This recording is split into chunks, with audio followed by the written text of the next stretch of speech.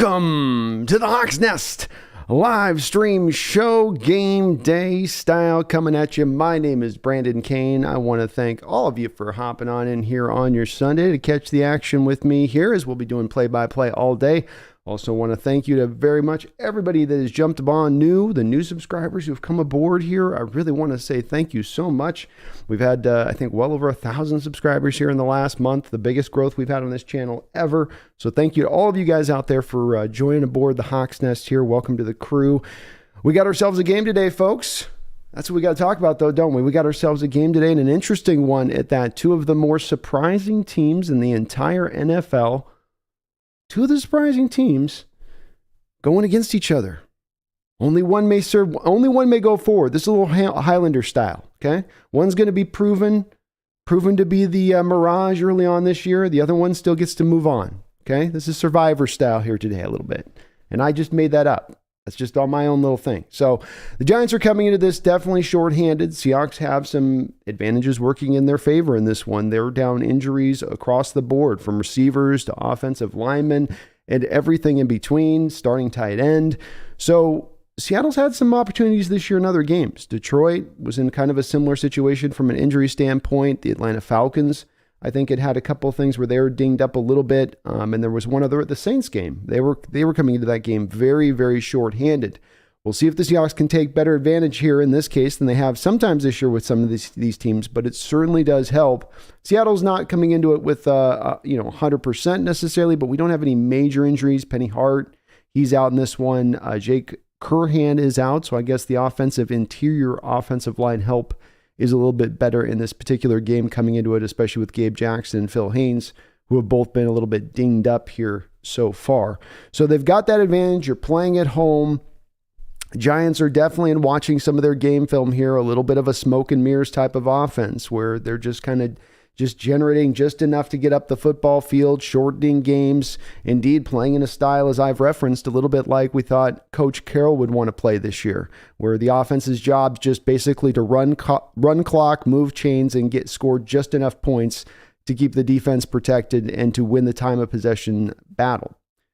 We'll see if it goes this way today with them and our defense. Of course, that has been a way to hit this defense in recent years. Seattle, the past couple of weeks with two different offenses who have both tried to implement the same attack, being that short style of attack. We're going to dink and dunk you a little bit.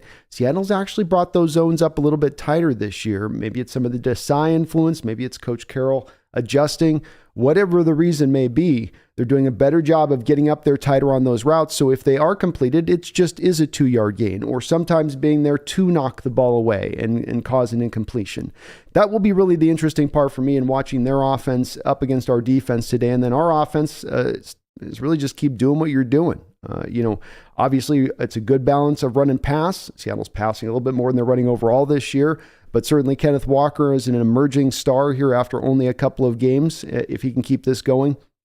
So I say stick more with what you do in the pocket of that. In watching the film, I will say the Giants the Giants really want to defensively, it feels like, stop you inside on the rushing attack. They're going to allow you to get lateral. They're going to allow you to get the pitch plays and stuff. And with Walker's speed, that will be interesting to see if the Seahawks try to, particularly attack in that manner today, and going a little bit more to the edges, working a little bit more in those zones of things. I hope they do. That would be, I think, beneficial. And again, this is right in along to what Walker does with his skill set. So it should help matters out if they do go that direction of things. And then Geno, just keep being Geno. Keep running this offense. Keep trusting your looks, trusting your reads, going with it. There is going to be a little bit of a chess match today between Geno, Waldron, and Wink Martindale, the defensive coordinator here for this Giants team, and that he is one of the more freewheeling defensive coordinators you're going to face. He's a guy that's going to run a lot of exotic things at you. He's going to throw a lot of blitzes at you. How Geno counters that, how much he has control at the line of scrimmage, you can almost say today it's as much about what Geno does with his control at the line of scrimmage today as it is what he's doing passing the ball down the football field, because of how blitz heavy this Giants team is. And not just blitz heavy in that they're going to show you the same blitz over. You're going to see every style of blitz from every different direction. Hell, you might see an outside corner blitz. He's the kind of guy that would bring that to bear. So let me get some real quick hellos to you guys. We got 5 minutes before game time. I appreciate everybody jumping in. Do me one little favor as you do jump in. It does help me out a lot. It's part of what's helped us get 1,000 subs here in just the last month. And that's you hitting that like button. That's pushing it out into that YouTube algorithm. So if you are listening to this live recording, I don't care, whichever, please do hit that like button if you could for me. It does help me out. Nitro Hawk says, what's up? What's up, Nitro Hawk? How you doing? Mason, hello. Ryan, Charles, yo. Peter, go Hawks, let's go. Geno's on fire. DK in the lineup, and the D is starting to click. I'm a little worried with DK in the lineup on that leg. Maybe he's got some of that Wolverine blood. He had Russell Wilson ship him some Wolverine blood, and that's just, he injected it, and that's just what you got to do. It's the new Toradol. Stephen, Mad, we got this game. We got to chop them Giants down to size and get them to realize they haven't really played anybody worthy, just like the Eagles. NFC East is weak. It's definitely record-wise up there, Stephen. I do agree with you. I don't think it's anywhere near as strong as the record would seem to indicate from that division with where those teams are all kind of at in conjunction to each other. I'm not surprised. The Eagles are a legitimate team to me and what they're doing, but I do think a little bit with the Cowboys and Giants is a little something where you're going to see those things balance back out as the year goes along. But I think we can get it, Stephen. Stuff is set up in our favor right now at the moment, so we could definitely go get it. Seahawks 17, what's up? Megan Gok Roger, my lady from Danenda. How you doing, Megan? It's good to see you in the chat. Says, greetings, B, and my fellow 12s. My final day in Seattle as I fly out tomorrow, and the packing is done. Time to relax with my favorite people and get a Hawks win. Let's do it. And by the way, Megan, let me get you, you can see my screen here. I'll get you, Megan, today at some point here on the mod for that. For your deal. I keep forgetting to do that, so I'll get that going. Flag Sabbath, what's up, man? Thank you for the dono on the video, by the way. I saw your comment in there in dono for the last Geno video. I appreciate you on that one. King Bloom, go Hawks. Carl Nerney says, have to watch the Rams-Niners game, so thanks for this, Brandon. You know it's my pleasure, man. I got you. I'm here for you. Yeah, the Panthers, Scarecrow, the Panthers look like they might beat the Falcons. What a game this has been. Check says the Falcons falconed. They're good. That's just what they do, man. It's a bird with some broken wings. Alexander Matthews. Hello, Brandon, my level-headed friend. Oh, well, thank you, Alexander. That's the kindest thing you can say about me. Because I know sometimes I am not always level-headed, but appreciate you. Bash, let's effing go. You better believe it. William Leonard, how you doing, man? It's good to see you. Herbicide. Hello. Sam the Great, yo, this Falcons and Panthers game is ridiculous. I might have to come back and rewatch this one. I've been kind of prepping up for the stream, but it looks like one of those games you got to go back and check out. What about the Falcons, man? Now that, goodness, Falcons are just, not Falcons, but the Panthers. My God. Leland Kimball has been celebrating 9 months as a Hawks Nest Ring of Honor. Thank you, Leland. I really do appreciate you. You're very kind for that. Incredibly surprising season thus far. I'm glad the Seahawks have given you and Seahawks Brendan plenty of content to keep us excited. There's no doubt about it, Leland. This has been the most action-packed early on stuff going on with the team and items to discuss than ever. The emergence of the rookie drafts, the stardom of a Tariq Woolen, the dynamicism. I got to stop choosing words I can't actually say. I can think them, but I can't say them. Of Kenneth Walker, you know, the reemergence of Geno Smith. Just, you could kind of go down the board. There's just so many great storylines early on with this season and this team that just make them that much more interesting to watch beyond just the enjoyment of being able to, you know, take in a football game. Osama bin Diesel says it's not a Houston World Series without cheating. Yeah, I'm gonna be interested to hear your thoughts on this, Osama. I wasn't sure of what to think with that in the respect of, I remember us playing Framber and him going to his hand a lot and wondering about it and thinking, well, maybe it's just the sweat, and he's using the sweat to get a little extra on it. But when he's wiping his hands off like that before he goes to the umpire, you go, I don't know on that one. Leland Kimball with the $10 donation. Thank you, Leland. I appreciate you. Says, let's get this win today. Go Hawks. Hey, go Hawks, Leland. Thank you for the $10 donation. I appreciate you, brother. And let's get it. Let's go get this today. How about it? How about we just keep shocking the world? Just keep them surprised. Go Hawks 05. You got DJ Moore off waivers. That was a good pickup on your part. Chad Hart, Orange Cat. She's making an appearance early on. It's like the opposite of Groundhog Day. She gets on here when it starts to turn to winter. So it's officially turned to winter when the cat's in the cat tree. That's when you know it's gotten cold and time to get the blankets out, turn up the heat, get settled in for one hell of a football game. Consumer 114, DK came back from a broken neck in 3 months. A patella tendon ain't S to him. I guess not, man. I hear patella. I'd be a little tripped if I was a player on that. I'd be like, I'm going to give it a couple weeks, coach. Just a couple weeks on the patella. That one can get kind of gnarly, I hear. And yeah, let's go. Cade Johnson's right. John Vandermolen. We got Cade Johnson's going to be active in this game. I think he slides in as your kind of de facto backup guy, rotation guy in there, because just in case something goes wrong with DK, that's a little bit of, insurance there. Smart on the coaching staff. And we are going to have the game opening up here soon here, as we got the kickoff just underway with the Seahawks due to receive a short kick. DJ Dallas at the 3-yard line takes it up to the 20, past 25, slips past a few tacklers up to the 30-yard line. Robbie Red with the $2 donation says DK carted off and plays the next week. ACL of steel.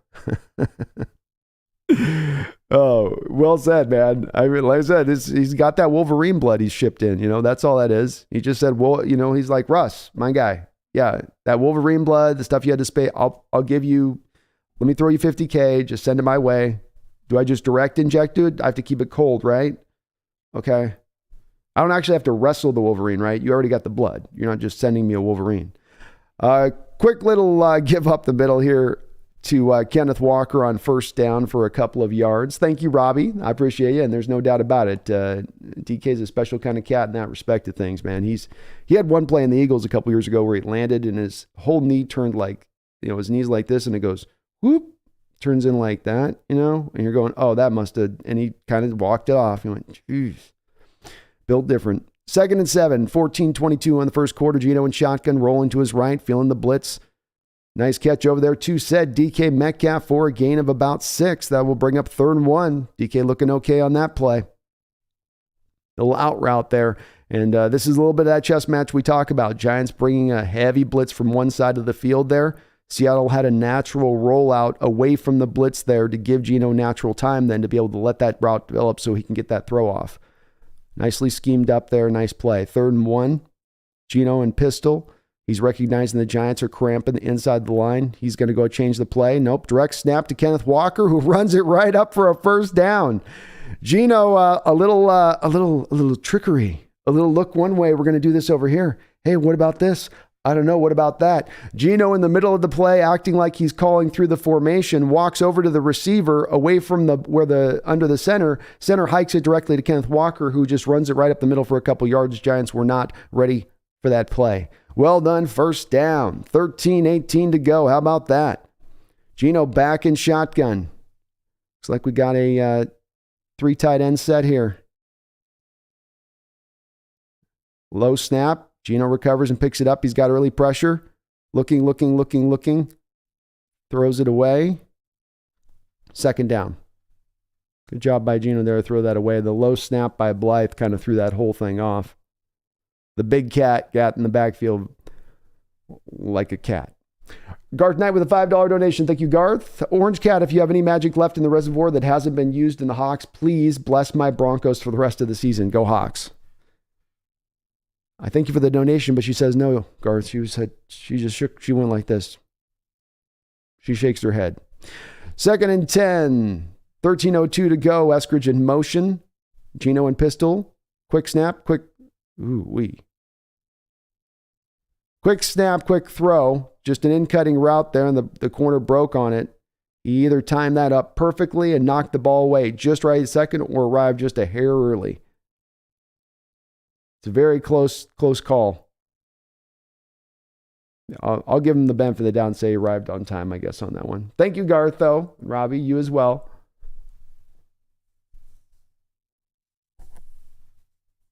Yeah, I'd probably like to see DK catch that kind of pass. Use his big body there and just...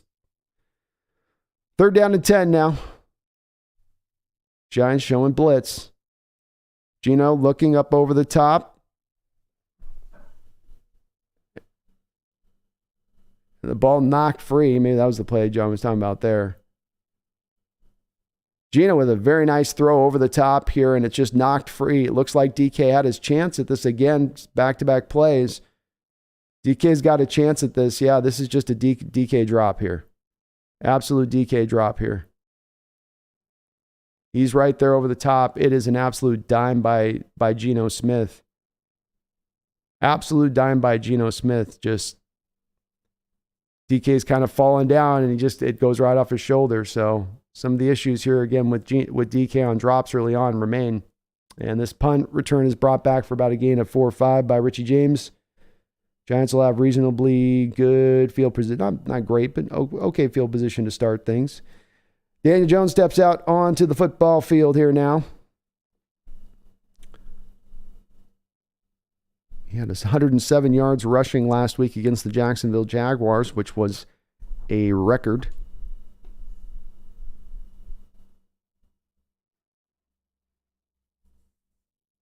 Cool Breeze, what's up, man? Good to see you. Joe Biden's Make-A-Wish. Hello. Barry Sotoro. Yo. First and 10. Daniel Lynch shotgun. Play action pass. A little out route throw that's easily completed against Jackson.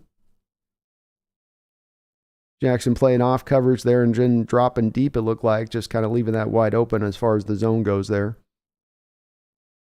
2nd and 4. It is hard to catch that pass, Barry. Yeah. My wonder is get that other hand in there. I know the other hand wasn't there, but why don't you have the other hand ready to kind of go? I don't know if he maybe didn't think Geno would put that in where he put it.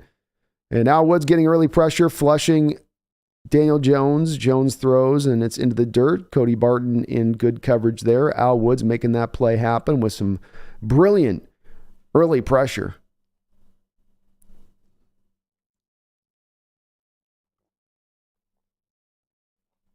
Al Woods just completely ran free like he was unblocked. They're not showing a replay, but it just about looked like that, or he completely whipped his man quick. 12-10 to go here. 3rd down and 4. 12's getting loud on the football field. Seattle running a 4-man front here. Jones dropping back to blitz. Very nice job there by Ryan Neal. He steps up on the play there. It is a quick completion, but he is right on top of it. Drags the receiver down to the ground, and that will bring up 4th down. Great play there. It's like 2-yard completion, and then he pulls him, hog ties him right down to the ground. That was cowboy steer style right there. He roped him up. You know where they do that move where they rope him up and then they go, whew, in the rodeo? That's what Ryan Neal just did to him. All right, we got 4th and 1. This will bring on the punt unit for the Giants. Very well done with a 3 and out by your Seahawks defense there. DJ Dallas will receive this back as a fair catch about the 14-yard line. Very nice punt there. But good job by the defense early on here. Okay.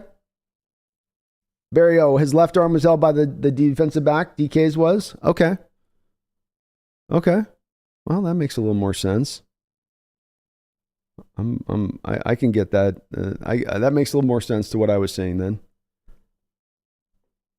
Sometimes they don't show but one replay, and so you get a little flash to see something, and then that's it. I'm like, wait, what happened? What? Gene D. Barton hyped up for nothing. Oh, he was there in coverage. Rodney Brandon, DK is by far no Megatron. It bothers me when people say that. He is Des Bryant at best. What do you think? Yeah, he's not reached the point yet you could say he's a Megatron. I think he is still a fairly young receiver, so the jury will be out on where he goes. But my comp is more of a Terrell Owens. I mean, Des Bryant's not bad either, I guess. If he can clean up his hands, he can reach a higher evolution in his game. But that is a little bit of the part where that's got to come along here. Or some of these throws that are, tough throws, guys. Jostling your body as you're about to try to catch it. It's gonna be tough sometimes in that respect. So, I'm behind my chats here. Barry with a $5 donation says, "Let's go." Wait, this is the only game with both teams over 500. That's why it's the Fox game of the week. Yep, this is the only one, man. I call it the Battle of the Titans, really, myself. Thank you, Barry. I appreciate you, though, man. R. Sanchez with the $2 donation says, let's go, Haas. Let's go. Let's go, man. Thank you for the donation, Sanchez. Nolan R. Vance has been a member for 14. Nolan R. Vance has been a member of this channel for 14 long months. Thank you, Nolan, for being a member that long. I really do appreciate it. And he says, don't forget to hit like on the stream. And as said before, and with that, please do if you could, guys. Just hit that, and girls out there, hit that like for me. I know it's me asking you to do something, but it does help me out. And if you're not subscribed, get subscribed. We're on the road to 10,000, folks. We've crossed well over 9,300 subscribers. We are quickly getting downhill here to 10,000 very, very soon. Sector 7 with the $2 donation says, let's get it. Took the day off to watch this. Hey, I hope this is going to be a game worthy of you taking that day off. I think it will be today, Sector 7, and I'd take a day off too if I had to during football season. I always hate when people, can you work Sundays? I can work Sundays every season but football season. How about that? That work? Can you work around that schedule? No, you go work Sunday. Okay, well, I'll go find another job. First and 10 here, 11-17. Geno back under center. Tariq Young in the game. Little pitch play out here to Kenneth Walker. Walker takes it out in space. Looked like he had some room there for a second. Managed to get 3 yards, but then quickly taken down. Nice tackle there. Was that the safety? I got to learn these Giants players' names. They got so many new ones. Like to see Seattle using a little bit of that outside game I was calling for there. If he gets past that tackler, that play could even have gone for more. Walker, of course, the second rookie in franchise history with 150 yards in back-to-back games. Going back to Kurt Warner, of course. Fake pitch play. Roll out. Hits Will Disley in the flat. Disley rounds around for a nice little 8-yard gain, and that'll be a first down Seahawks. Well-designed play.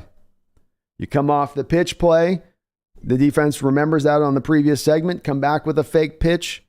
And then work off of the fake pitch back around. Some inventive stuff here early on from this offense in what we're seeing from a play call standpoint.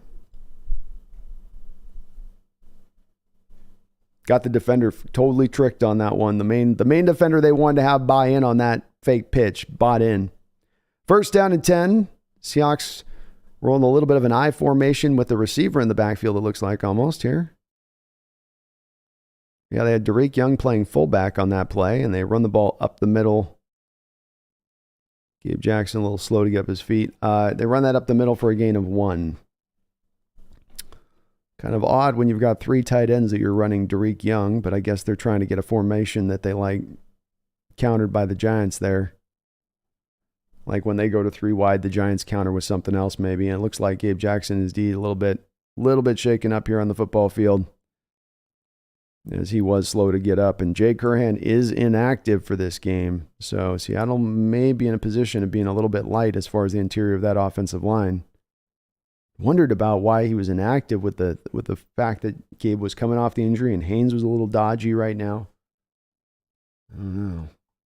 I'm a little worried on that one. Joe Biden says Pete's fired up for this game. You better believe he is.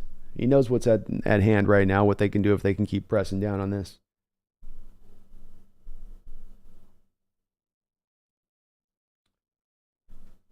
And folks in the chat too, I know I'm usually really responsive on the chat. Of course, when I'm doing the play-by-play, it's going to be a little bit dodgy with me, maybe missing comments and whatnot. I certainly will respond to all donations and whatnot. But if I do miss it, we do the post game. It's one of the reasons we go so long in the post game is I can't always catch everybody's questions or thoughts on during the actual game. It's just too many plays to somewhat kind of try to spin. So I'll do as I can definitely respond, but do please have patience for me on that one. I know we've got a lot of folks can't see this game because they're not local, so they're rely upon the play-by-play.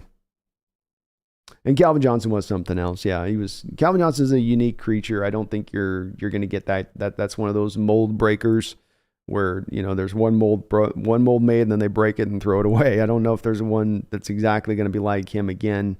Maybe close to that, but DK I think has the physical profile to meet that spot of things.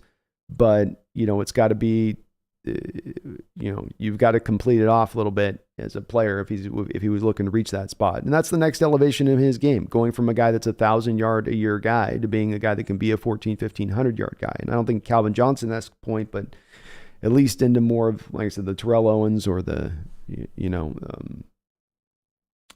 forget who else, somebody else said here, Des Bryant. I mean, that's, yeah. I think he'll have a lot longer career than Dez did. I think he's a little more of a polished route runner than Dez was. Andrews says, come on, Hawks, do this. Herbicide, Stone at tackle, Stone at center. I don't know, man. I don't know what they're going to, I guess they're going to have to do something there. And it's Austin Blythe, actually, who's off the field there. So it was Gabe Jackson who came up initially, and they've got him going back into the tent. He is walking around, but this does mean that we are now going to get the Fuller experience. That's right. Kyler Fuller is coming back on the field. And no, I did not think about that in advance. I just came with that with the top of my head. All right, so a little throw out into the flat here on 2nd and 9. It doesn't go for much of anything to Kenneth Walker. 9:28 to go here in the first quarter. Seahawks 0, Giants 0.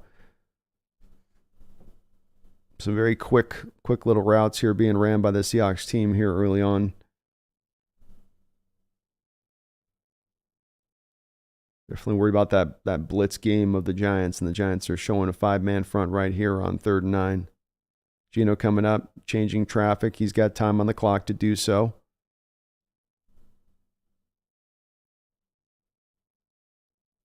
Drops back, shotgun, quickly pressure coming right into his face.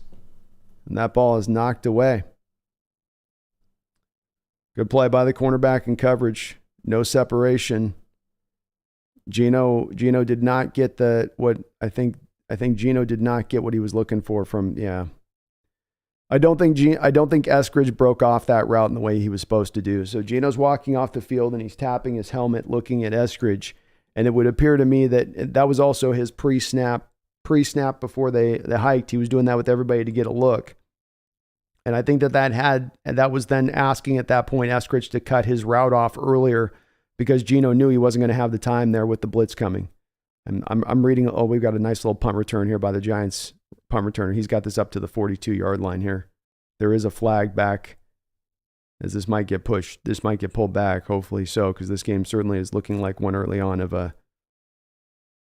one of those little just dirty boxing, low-scoring kind of football games here out the gate.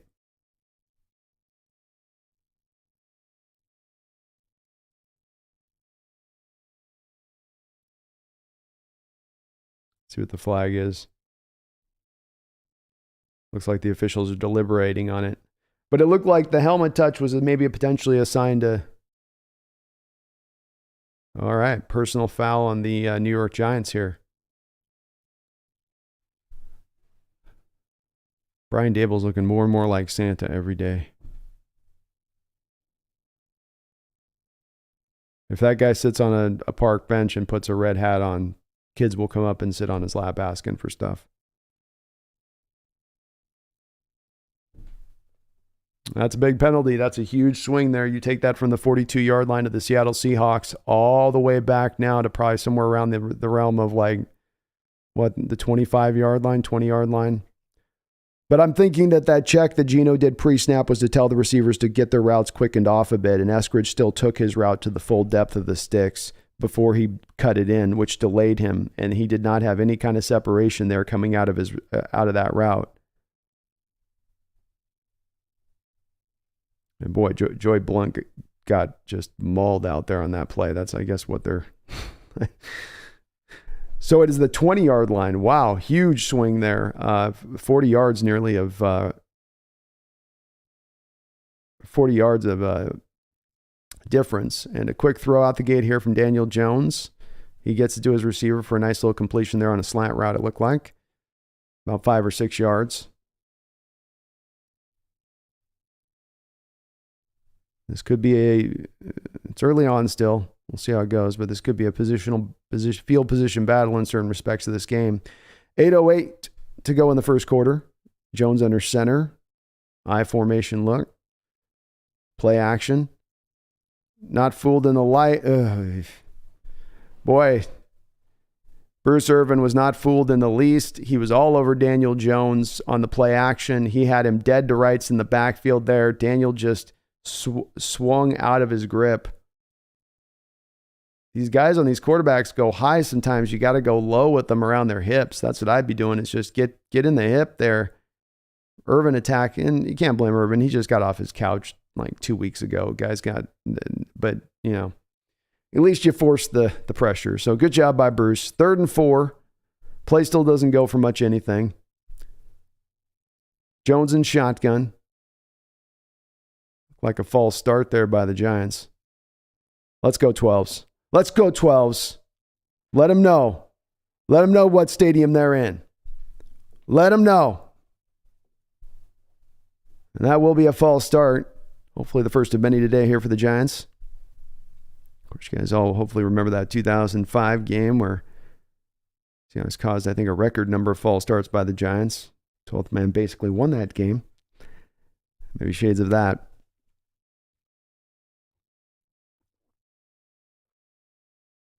All right, here we go. 7:08 to go. 3rd down and 9. Empty set here for the Giants. Daniel trying to change plays here at the line of scrimmage. He's seeing something in coverage he likes. He's looking to throw. It's a little screen play. Snuffed out right from the jump by Ryan Neal. Ryan Neal wasn't going to let that happen. Channeling a little bit of his inner KJ Wright on that play. Absolutely snuffed that out. And the Giants, maybe they're thinking the Seahawks were going to run a little bit of a blitz game. We don't do a lot of blitzing. So you can think it, but it's not going to happen. And trying to run a little delayed screen there, to Saquon Barkley, and Ryan Neal all over it right from the jump there on that play. Another 3 and out by your Seattle Seahawks defense here, who the last 2 weeks in football have been the number 1 defense from a DVOA standpoint in the entire league. This punt's going to drive back DJ Dallas to his 30. He's got some room to work. He's dancing around a little bit, kind of muddling his way through traffic a bit. Finds his way a little up the field and gets up to about the 41-yard line. Seahawks are going to have some field position to work with here early on. And we'll have a quick television timeout. Yeah, Blythe seems to be some kind of injury going on with him. Gene D says, Hawks Nest, touchdown time. I'm ready. I'm ready here. Let's go. I can feel it. Can you smell that too, Gene? I smell a touchdown coming. I can smell it. Yeah, the teams are feeling each other out. And Evan Neal is injured today. Giants are down, I think, a couple of offensive linemen in this game, if I'm not mistaken. And Neal is balling again. He was your top-rated Pro Football Focus player on that defense last week with a 93 grade. And to get a 93 grade Pro Football Focus is difficult indeed. That's not an easy get. So for him to pull that off has been pretty awesome to see. And then he's showing more of it today. He's on a 90 trajectory right now with what I'm seeing out of him. First two drives, he's made 2 plays, 2 big plays. Garth Knight with a $5 donation. Thank you, Garth. I really do appreciate the double no, man. And again, I hope you're doing well. Says this $5 donation is in appreciation of Brando streaming the game. So much better than dealing with commercials and announcer BS. That's why part of why I wanted to do it, Garth. I always watch that stuff and I went, I don't feel like these guys really talk about the stuff I wanted to talk about, and they get caught up on storylines and off the field. Like get into the game, you know. Talk about as much of the nuance as you can. You don't have much time playing and play out, but as much as you can. That's the stuff to me that I'm interested in. I think there's a lot of us out there that are that same way, that want to, you know, let's hear more about the game itself. We don't need the foo-foo stuff. You know, I don't need all the frills. I don't need all that. Just give me the leather. Thank you, Garth. I appreciate the $5. I do. I hope everyone's doing well today. Nolan Arvan says Phil Haynes is now in at right guard. So we're down now 2 offensive linemen. This could get a little scary. Austin Blythe was out, and it did look like Gabe Jackson on that very same play as Austin Blythe went down was getting up a little dodgy in his own right. So, Stephen Roy says, you are much more engaging than the NFL announcers. Thank you, Stephen. Appreciate that. Or Stephanie. I think it's Stephanie. Sorry. It took me a second with the E. I'm sure the E threw me off a little bit. So I think that's Stephanie. Thank you, though. Appreciate you. Geno under center, play action back to his left, comes back to Tyler Lockett. Nicely done there, coming with a play action back to the left side where they've been rolling to the right here.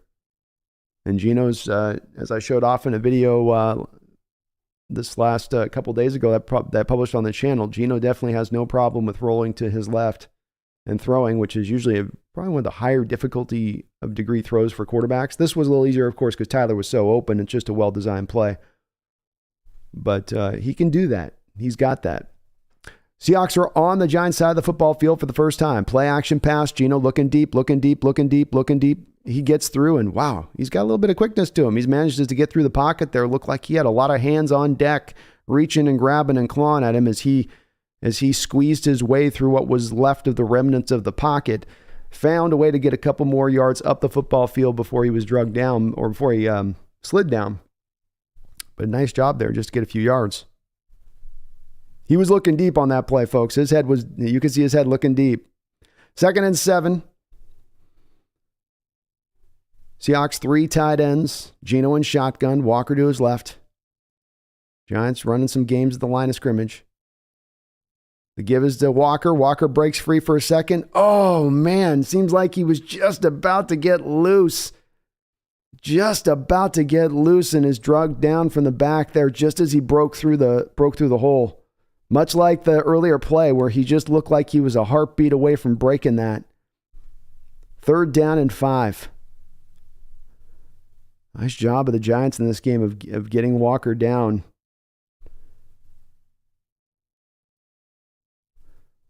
Third and 5. Seahawks running a tight end and a wide receiver on each side of the football field aligned with each other. Geno in shotgun looking. That ball's knocked down at the line of scrimmage. This will bring up 4th and 5. I don't know if he was even open if this ball gets through. This looked like danger territory. Yeah, that ball might have been intercepted if it wasn't knocked down. There was the linebacker's breaking. It's probably the safety there. Safety's breaking back from a zone position to that player, undercutting that route. Seahawks are going to have to, on these 3rd and shorts, the adjustment here is you get to 3rd and 4, 3rd and 5. Martindale's going to squeeze those zones right now. Oh, goodness. What about Dixon knocks the punt. It lands and almost is there for a moment for the defender to knock it back and keep it at the 1 yard line, but it just goes too high and far into the depths of the end zone, so that will get back to the 20 yard line.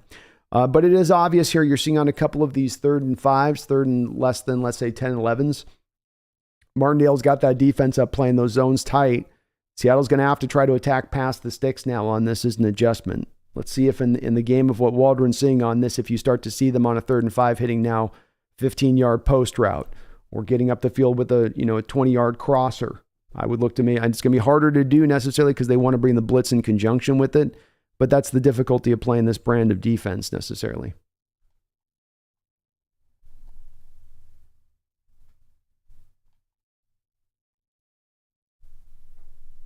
Definitely that we could stand to work the tight ends a little bit in here and a little bit more as well. But I don't mind the play calling early on. I can't complain about it too much. I know we're not scoring points, but overall maybe a little pass heavy. It looks to my eyes a little bit like they are bringing some fairly stacked fronts. So it is a little bit of the way you would naturally attack, I think, for what you're seeing off that. But it's just going to be an adjustment. It's good. They're playing it well right now, this defense. I do think we probably need to run the ball a little bit more, though, too. That tends to be the weakness of this Giants crew, so far this year at least. Guard Knight with the $5 don't know says, I was telling coworkers that the Hawks should win this one with relative ease, but I remember 2 years ago a less talented Giants team beat Seattle. It's true. I think this Giants team at its full strength is better than that Giants team a couple of years ago, but I don't know if they're far off their full strength today. They might be on equivalency to what they were a couple of years ago. Maybe. That was a good defense they had that year though too, I guess. So maybe not. It should be. This is like I said, you don't get a lot of times, Garth, where you get to enter into football games and you get advantages. and things working so much in your favor versus where you're sitting at. And this is when we've got a lot of advantages from playing at home to the injury situation with this Giants team. So this should be one that you should be able to grab. Now, it's going to be a dogfight. It's good. This is a Giants team that's showing you today right now. They're tough. They're not just going to lay over for you. So, all right, so 4 minutes to go here in the first quarter. 0-0. Giants are going to take over at the 20-yard line in their own side of the field. Yeah, no blowout today, Herbicide.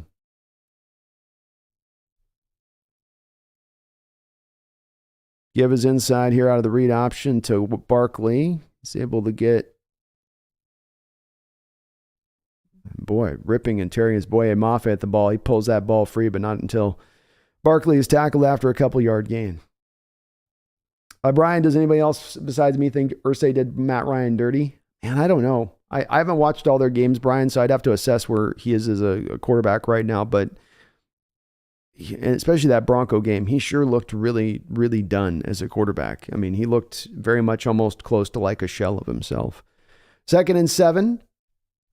Back in shotgun here is Jones. He drops back to throw. He's got a man open and overthrows him. He had Cager. I don't know any of these receivers for the Giants. They're so deep in their depth chart here. He had a guy running a little wheel route there, tight end, and he was wide open on the play. I think it looks like Boye Mafe trying to stay step for step with a tight end down the football field. That's a tough pickup for him. But Jones there just not able to put that ball accurately on the spot. It's a little bit of the maddeningness of what you get there with Jones. Clean in the pocket, got a moment to throw that and just not even close. 3rd and 7. Jones looking. Boy, beautiful play there by Michael Jackson Jr. Breaking in on the in-cutting route at the sticks and knocking it away.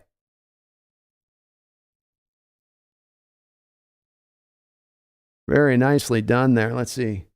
Yeah, well timed up. It's kind of like that DK route on the other side of it earlier on here where it's just timed up perfectly. He's right in there to make a play on the ball. I don't think he actually hit it, but no chance that was going to get caught with the way he played that. Very well done. We got a little bit of a Aussie-style kick here. And Dallas picks it up on a hop and goes forward about 5 or 6 yards here to the 32-yard line. So we got some puntages. Puntages. Cheese Taco with a $5 donation. Thank you, Cheese. Says, how about that D so far? How about that D? How about them D? How about that defense in Seattle? Yeah, how about it? Was that 3 straight 3-and-outs from your Seahawks defense? Giants coming at this with a little bit of that pass heavy. And like I said, the big part of this was going to be how do you stop, the short passing stuff? Do you commit to that? Do you stay into your soft zones and stay kind of deep? And they're not necessarily doing that today. So it's good to see. Go after what your opponent's trying to get done. Take that away from them. I like it. 3rd and 2.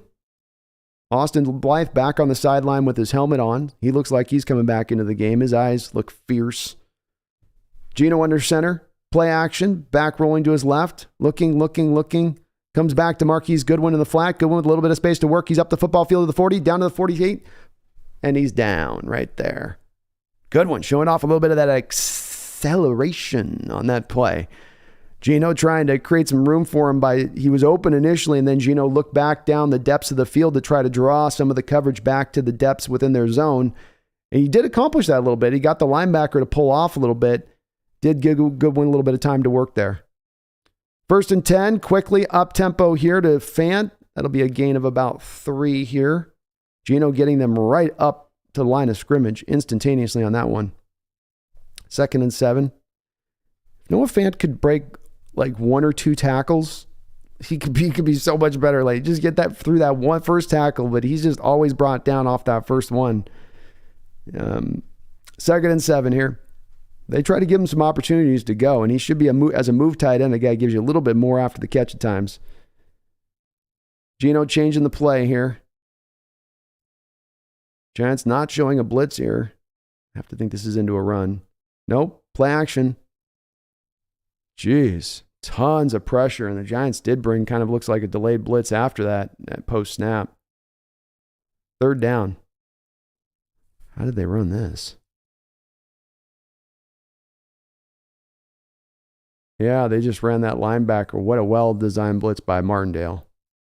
They didn't show it at the line of scrimmage. It was all post-snap. This will bring up 3rd and 13.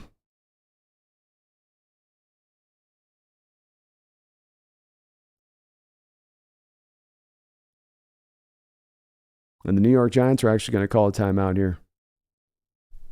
Whew, that was... Mumbles with a $3 donation. 3 for 3 in and outs for our defense. Indeed it is. Yeah, they've been right on it so far here early on. That play with the broken coverage could have gone for a pretty big... Could have gone for a lot of yards there on that particular play, but Jones just overthrew him. But that's the point, Jones. Take away the short stuff. Don't give him the throws he wants to make. Force him into the throws he doesn't want to make. And pushing the ball down the football field is not always something that he does consistently well. When he can make some throws where he puts it pinpoint down the field where he'll take your breath away kind of throws, Jones will. But it's the consistency of it that you don't always, get a chance to see with him on that. 3rd and 14 here. This will be an interesting call for the Seahawks.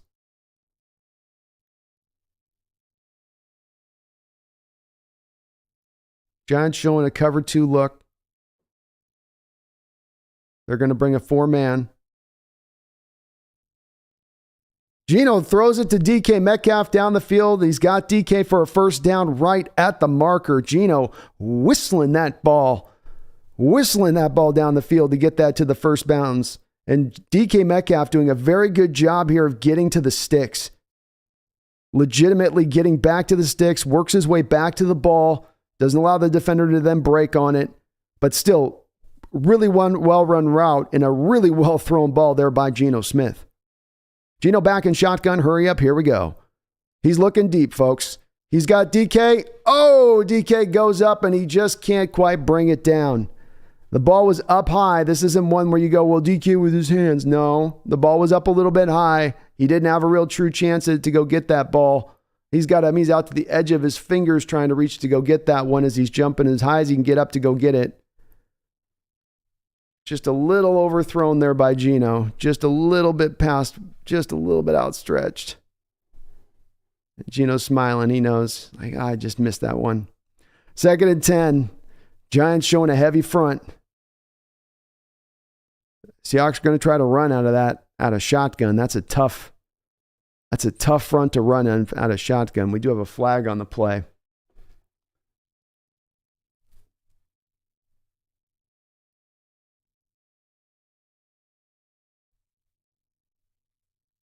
Not a lot of room here early on for Walker in the run game. 33 seconds here in the first quarter. Personal foul on the defense. Personal foul on the face mask. Is that how they got Walker down? Well, when this kid's this good, you got to employ certain ways. Didn't have to do it. He had 1, 2, 3, 4, 5 guys all around him would have gotten Walker down to the ground. The defender that pulled, he did indeed pull on the face mask. Didn't have to do it. You had your buddies were all around you, man. That guy was going nowhere. That's a big penalty. This will take this down to the 27-yard line of the Seahawks. Geno under center, 1st and 10. Give to Kenneth Walker there. Goes back up into the middle. Not a lot to be had there. Maybe a gain of 2. Walker showing off his feistiness there. Letting him know. He's letting him know. And this is going to most likely be the final play of the quarter now here for your Seattle Seahawks.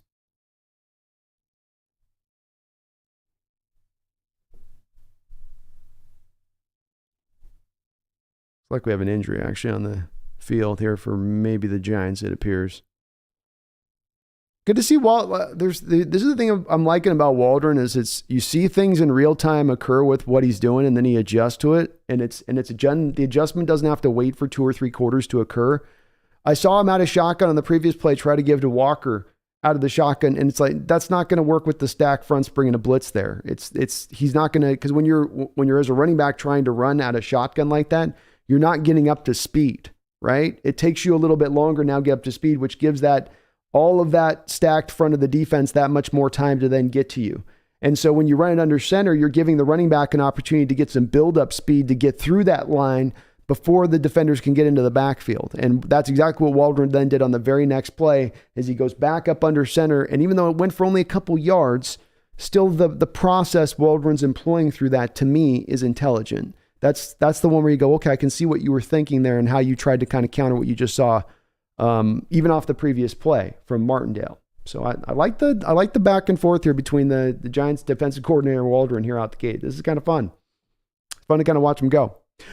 Randall McDaniel with a big fat $20 donation. Thank you, Randall. Hope you're doing well out there, man. And I saw you text me the other night. I'm so sorry I didn't respond. I did that video, and when I got done, I was like out for the last day and a half. Just, okay, I'm done. I need a day off for a day and a half. So I still do need to respond. But hope you're doing well, man. Thank you for the $20 dono. And let's go Hawks, man.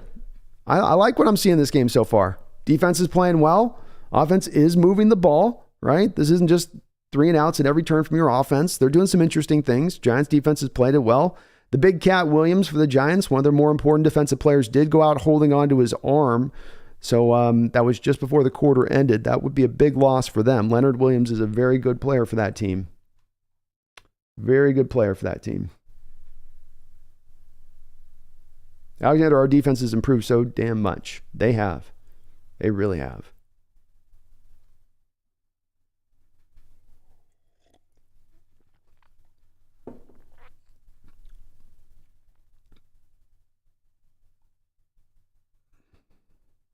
Yeah, we're having some good discussion about grass. I'm glad Pete Carroll broached that subject and said the NFL needs to just mandate this. They do. It's silly that they don't have the players playing on the most safest surface absolutely possible for them. It's ridiculous. It's super cheap by the league to do so. It's unnecessarily super cheap by the league to do so. And they just got to make their peace with the fact that they need to make that transition. The players are calling for it. I'm not surprised to see Carroll's watched how many guys over the years, their careers go to hell over playing over that on that surface. You gotta NFL just take care of your people with that. I mean, you know what I mean? Come on.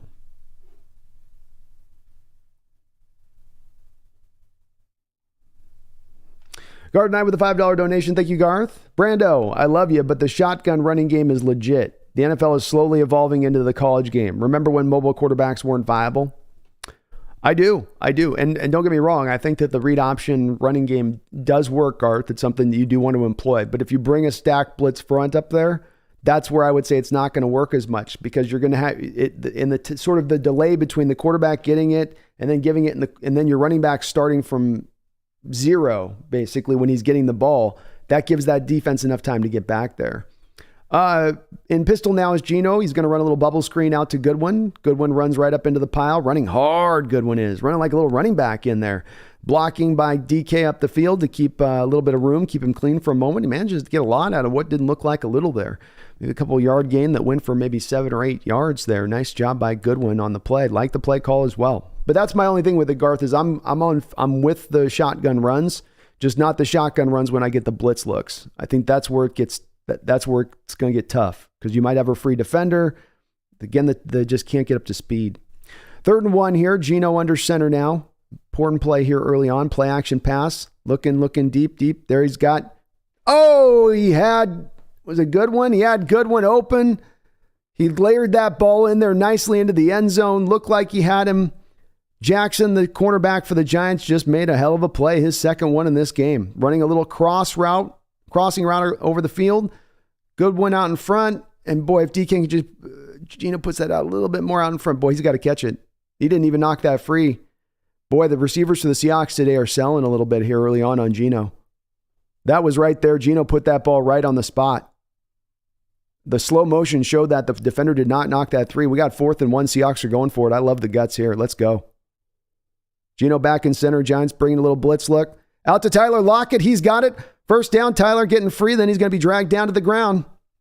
Very well put together play there by your Seattle Seahawks. Giants brought the full house blitz. And Geno just loops this ball up over the top. A little lollipop. He gave Tyler a little lollipop. and even took off all the packaging for him. 1st and 10 out of shotgun. That gives up the middle here to Walker. Walker bouncing around. Again, not a lot of room to be had. Kayvon Thibodeau able to kind of wreck that play from the initial moment there. Looks like Williams is back on the field there for the Giants. 2nd and 8. Walker's not getting stopped in the backfield, but definitely not able to get much past a couple yards here early on. 2nd and 8, hurry up, play action. Nobody open. Geno just throws it to the back of the end zone. Good job by Geno there just to kill that play. There was nothing happening there but bad on that particular play. Seattle got a little bit maybe too fast. A little too fast on that up tempo there. Just a titch. This will bring up 3rd and 8. 13:23 to go here in the second quarter. 0-0.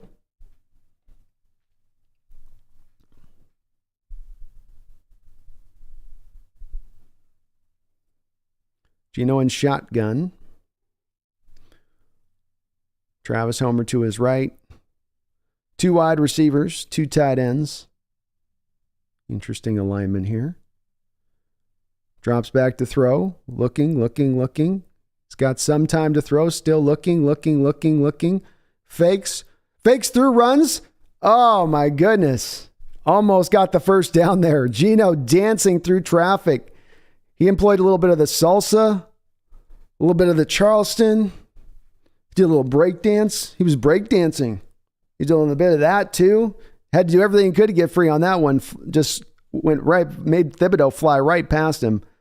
And then able to go and get himself another 3 or 4 yards and put the coaching staff in a tough position here. Well, if you went for it on 4th down before, will you not now?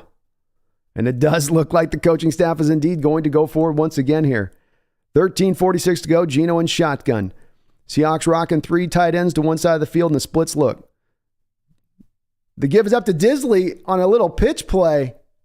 What a nicely designed little pitch play there to Disley. It's a play action first to Kenneth Walker and then a pitch back into Diz as he's running back inside as though he was coming to block, right? So he's coming back inside the formation to look like he's going to lay like a wham block, but instead he's just there to get the pitch by Geno. That's a 1st down. 1st and goal Seahawks. They're back up there and up tempo here once again.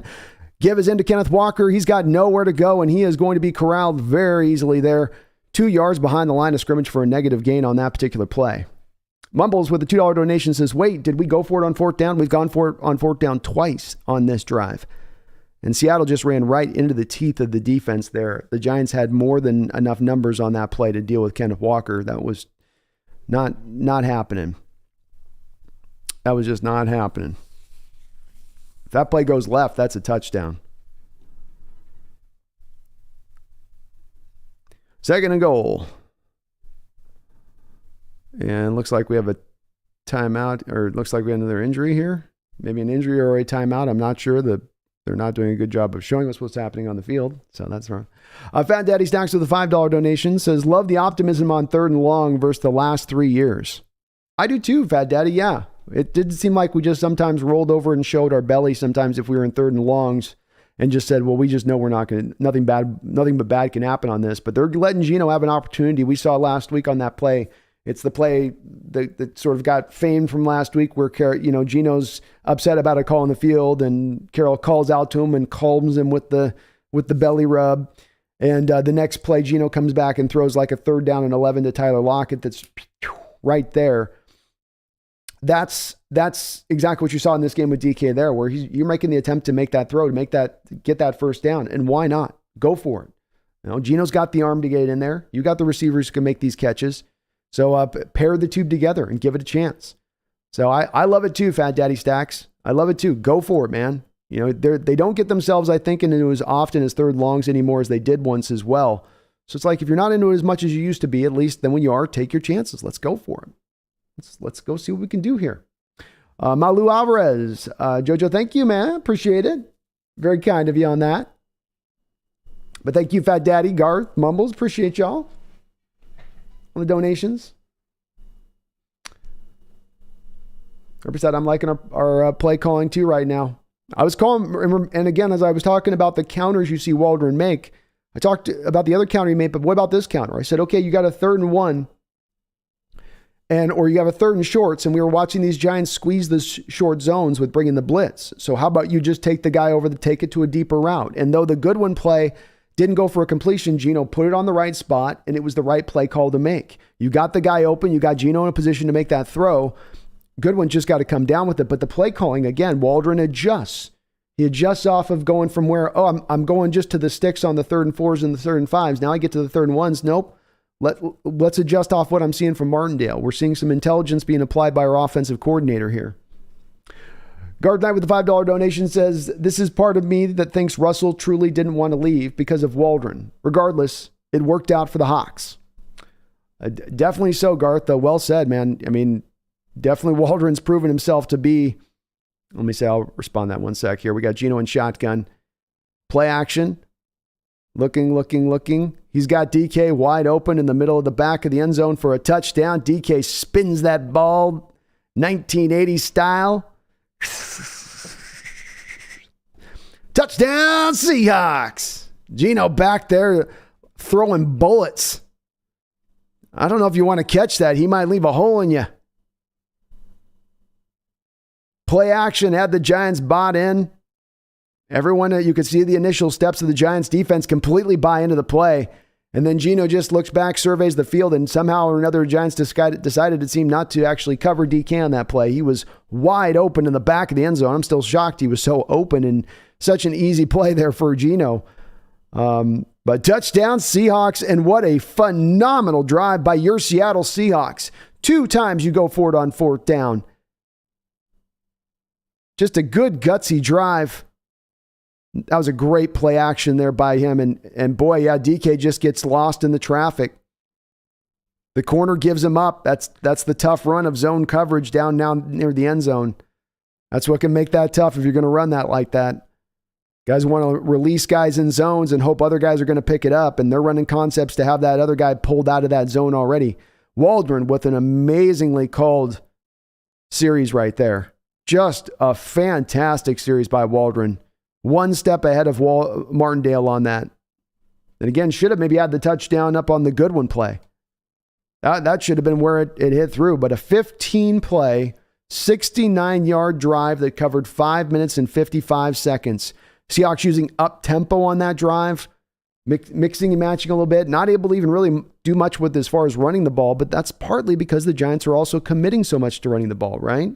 This isn't necessarily a Giants team that's bad at running the ball and you can't take advantage of that. This is a Giants team that's bad at running the football, that's dedicating resources to stopping you and running the ball. That they are aware of the fact you have a running back who has gone back-to-back weeks with 150 yards a pop. So that's what they're trying to stop first and foremost. And if they're going to convert this much as far as resources go, you got to come back and then hit them then when in the passing game. And again, lovely to see our offensive coordinator adjusting so and smartly. But it very well could have been Garth. Russ definitely, I think, was one of the ones who kind of picked Waldron, didn't he? A little bit in that. Wasn't he? That was his guy that he signed off from, I think, from the list that he was given. 1st and 10, pitch play out here to Saquon Barkley. He might have some space to work with, and he does. Whoa, that looked like that was going to go for more than it did. It did go for about 9 yards, but that looked like trouble. I think maybe Diggs came in there and made the tackle there, kind of saving that from getting worse. Giants had this blocked up. And yeah, Quandre Diggs coming in there and just enough on the ankles of Barkley to knock him down. If he doesn't make this tackle, Barkley might still be running.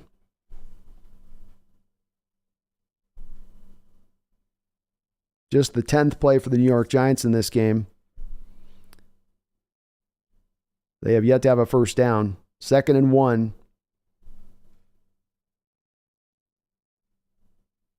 Gives into Barkley here. He dances through the line and is able to get himself a couple yards. Uchenna Nwosu is grabbing onto his wrist there after the play. That's not good. Mumbles with a $10 donation. Thank you, Mumbles. Says, oh, thank goodness. Running up the A gap on 1st down. Something I'm used to. In all seriousness, we went for it on 2 4th downs with 2 really creative play calls. Love the aggressiveness. Let's go, Hawks. Hey, let's go. I love it, Mumbles. I can feel your enthusiasm out there. Let's go. And yeah, what a great, the inventiveness, the creativeness. 3rd straight running play here to Saquon Barkley on 1st down goes nowhere.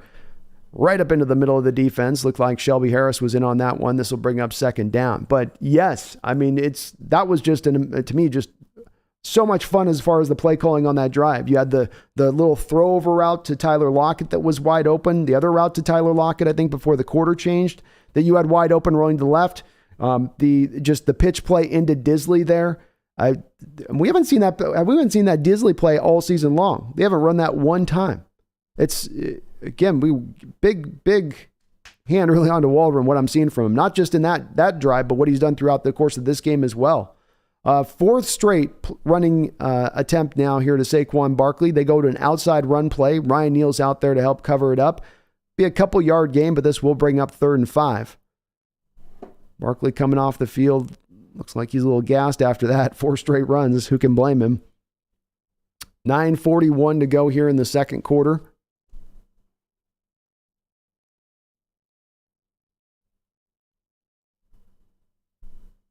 Giants 0 for 3 on third down conversions here so far.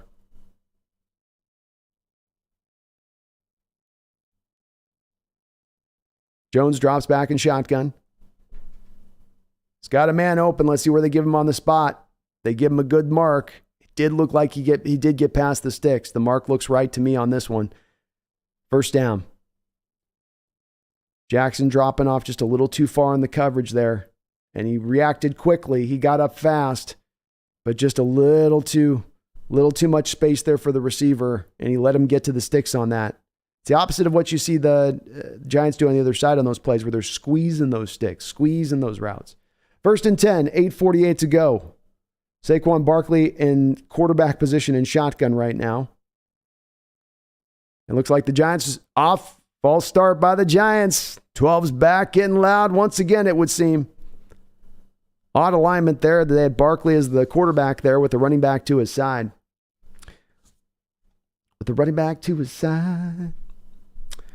Go Hawks, though, Mumbles, and thank you for the donation, man. I can this kind of play calling can get me excited for all. Every time I watch my Hawks, I'm gonna love watching this. They keep doing this. And Uchenna Nwosu got the lineman to jump off sides there he jumped inside in his alignment, which caused the lineman to jump. Nice job by Uchenna. 1st and 15. Play action. Jones looking deep. He's looking deep. He's going to roll. He's going to scramble here. No doubt about it. And he is. Out he goes here to the pocket. Goes for about a gain of 5 yards there. 2nd down. Garth Knight with a $5 donation. Thank you, Garth. Says, I heard Travis Kelce say last week he was trying out for quarterback prior to college, and he was thinking highly of himself until he saw Geno throw. Geno spins. Oh, I heard that too, Garth. Thank you for the donation. If you guys don't get a chance, do go check out that Kelce comment he made on his show he does with his brother, where he was talking about going out there to West Virginia as he was thinking they were going to recruit him and trying to be a quarterback, and how Geno was just so very impressive. Here's a give out into Saquon Barkley. Jordan Brooks wraps him on up. Jordan Brooks says, I've had enough of this noise. I've had about enough of this. He came out backfield and Barkley started to do his little dance. I'm going to jump around and dance all over the place. And Brooks danced all over him with the tackle. Great wrap-up tackle there by Brooks. Nice instincts as well. Brooks knocks a lineman out of the way just to get to him. Lineman wasn't even blocking him, just he was in his way. 3rd down and 9, 7:02 to go here in the second quarter. Jones back in shotgun. Seattle's showing a 4-man front. Jones drops back to throw. He's looking. Ooh, nice hit there by Michael Jackson on an in-cutting route of about 4 yards. That will bring up 4th and 9. Jackson continuing to play very well here. I mean, that receiver's going to feel that in his rib cage a little later. That was a rattling hit there.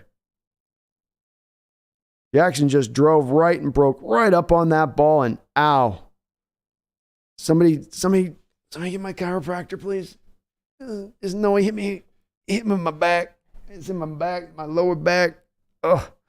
Punt here by the Giants will be right down at the 1.5 yard line. Goodness gracious, this Giants punter's having a day. I think Dixon's got to grow hair like that. If Dixon had that long, flowing mane, I think that would help him. It's Samson style, really.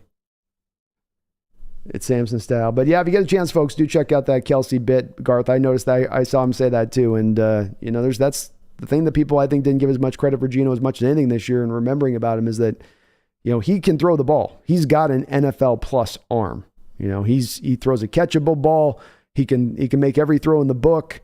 And that's something that's, I think, only probably gotten better with him with age, quite frankly. Watch Quest with a $2 donation. Thank you, Washington. Says, Waldron and his magic cauldron. The Waldron cauldron, baby. We're going to have to bring out the Waldron cauldron once again, man. I put it to bed when it wasn't as hot last year. We couldn't get the embers going, you know what I mean? I couldn't get some of that unicorn hair in the pot. But this year he's got the unicorn hair going. He's got the troll toenail. He's got the leprechaun ear hair. Thank you, Fish Quest. I appreciate you, though. Kyle Mulkey with the $5 dono. Thank you, Kyle. If we win this game, Ho active. If we win this game, how active do you think we'll be at the deadline? Imagine if we got Hunt with Walker or Roquan Smith from Chicago. Sheesh. The last word I've heard with Roquan is the Bears are still asking for way too much to get a deal done. In that case, I just don't think they're going to pull that one off if they're really asking for that much. We'll see.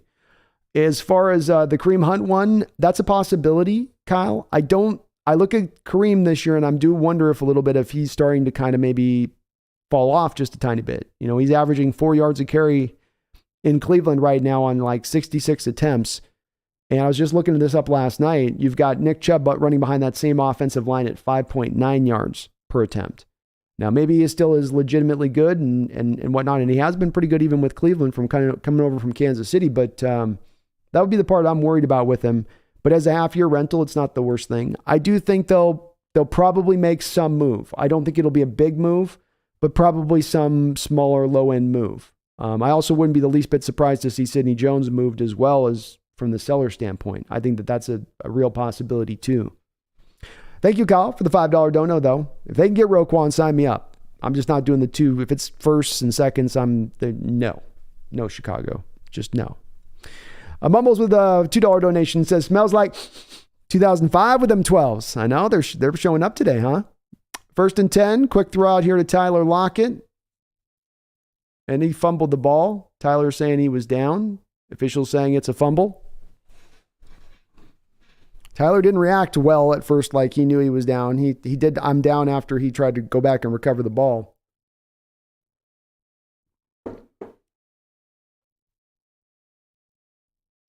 Ooh, looks like it's pulled out.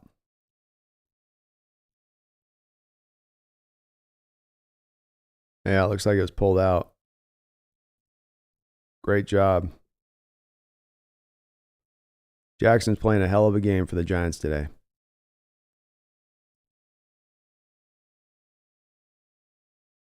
Yeah, that ball's out. Mario Baltzar is sending love from Pueblo, Mexico. Go Hawks. Thank you, Mario. Appreciate you. And that's a bummer, man. Hawks got some momentum going. That's what a good punter gets you when they're doing that, man. When they put it down to one. We saw it with the safety we had last week on Kenneth Walker. 2 straight weeks we've been pinned back at our own place. And, Tyler just got that ball yanked free. Couldn't hold on. Jackson just made a hell of a play in there. 1st and goal, and this is tough with how well your defense has played. You put him just in a tough position here today with this now. Goodness gracious, come on, All right, 1st and 10, give up to Saquon Barkley, and he will get down to about the half-yard line, it looks like. 2nd and 10. Sir Cheeseburger says, still confused how that's not a fumble, how that's a catch and not a fumble, and how that's a catch and fumble and not complete. I think he made a couple steps, and I didn't count exactly the number of steps, but it did look like he had caught the steps, made a football move. He's trying to hold on with 2 hands. The guy just must be strong as hell. He pulled that thing out with Tyler, like holding on to it, like with both. Not a lot else you can do than that. And this will be a touchdown now on 2nd down. Tough. Game is tied. Boy, oh boy. So these are the times here with the Seahawks team where they get just about ready to start pushing down on a team, and then they'll let them back in with just kind of a tough mistake. we got to find a way on some of these punts now. This is a couple weeks this has happened. I don't know if it's getting Tyler back in there instead of DJ Dallas, but I'm going to let the punt go at the 7-yard line and hope it doesn't fall back in the end zone thing. Like, used to be you don't catch the ball inside the 5. It didn't used to be you don't catch the ball inside the 10. And there seems to be more of that approach being applied here a little bit by the Seahawks early on, with especially Dallas back there, where he wants to more often not just let it just fall back there and roll. And you can't put your offense into the at the half-yard position if you can control it. 7-yard line's so much better, and that definitely informed that play calling in that moment to throw there to lock it like you had to on that particular route. You're just trying to get a play for a couple yards to get out of there. Seahawks Dub says love from Zacatecas. Thank you, Seahawks Dubs. Hope all is well down there. Appreciate you tuning in. As I always say, the Hawks Nest is worldwide, so appreciate all my international worldwide watchers. Sir Cheeseburger, I don't think he even caught it technically. He might not have. It's hard for me, Cheeseburger, because they give me like 2 replays, so I can see it in the moment, like quickly here and there, but I didn't get a chance to see it totally stopped through to see where it was. It did look to me on the first viewing like the ball was loose as he was going down to the ground.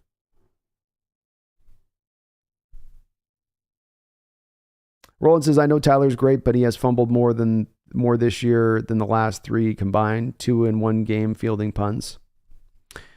We need it cleaned up. That's for sure. We got to be an offense that doesn't make mistakes, and Geno's doing such a good job of protecting and keeping the ball safe. The other players can't be bad about that. And last week we had Eskridge, weird fumble. That was just the odd play calling on that one. But yeah, we have we've got DK with his fumbles at times, and you just kind of shake your head and go, man, Geno's doing his job. Hold up, rest of the offense. Again, though, that's a tough one with Tyler because he's got both arms on the ball. What am I going to tell him to do? Like, get a leg on it, Tyler. You got your 2 hands on it, now get a leg on it too. Judy Sanchez says hello from Scandinavia, aka Ballar. Well, thank you, Judy. Welcome on in. Appreciate you tuning in from Scandinavia. Hope all is well out there as well. And I love the fact we are worldwide here. We got everybody tuning in from all over the place. Australia, Scandinavia, and we got some Brazil, South American. Mumbles with a $2 donation says thoughts on trading for a punt returner.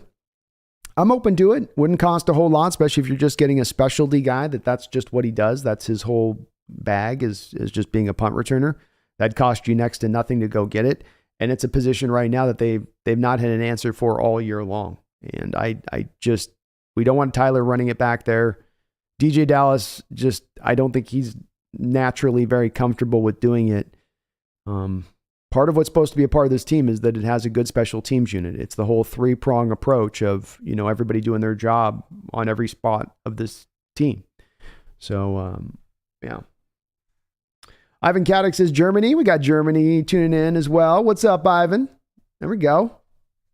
So I'm open to it, Mumbles. I'm with it.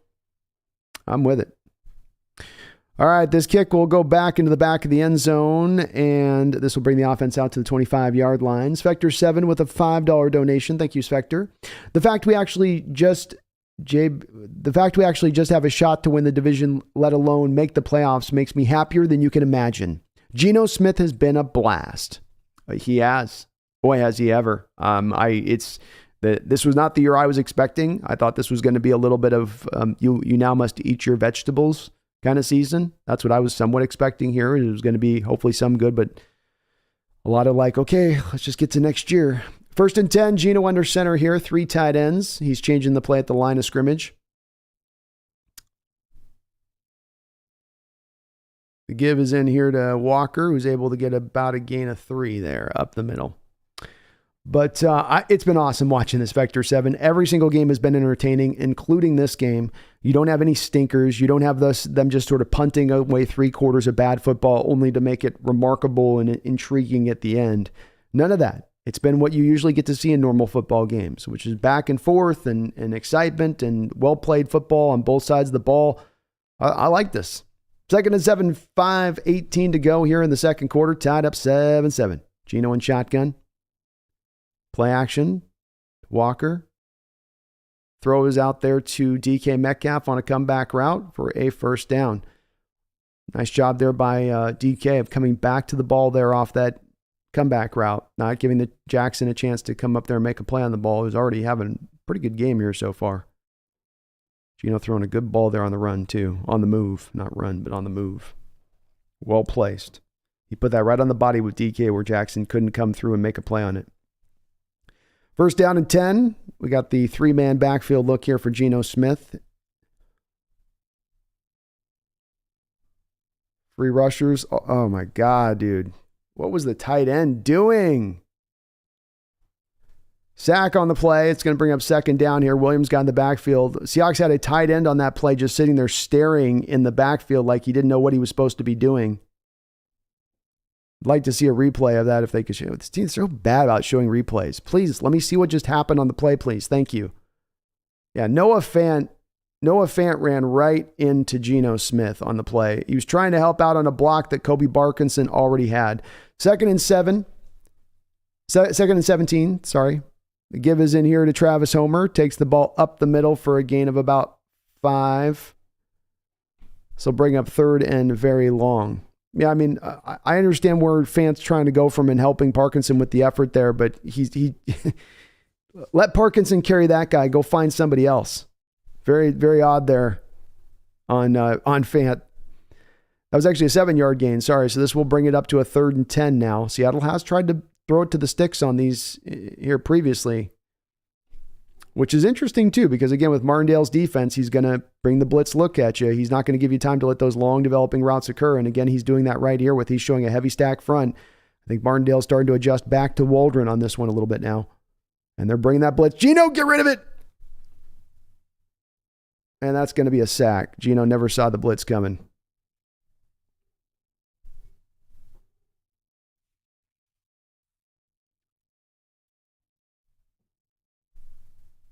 It was an all-out blitz. I don't know what Geno thought there. I guess Travis Homer. Pass protection just sold on Geno and just twice in this drive. Travis Homer went inside to go block nobody and then left the man free to come just absolutely just railed his quarterback. Then you have a couple plays prior where Noah Fant literally tackles the quarterback on his own. Come on, guys. We got a fumble! Fumble!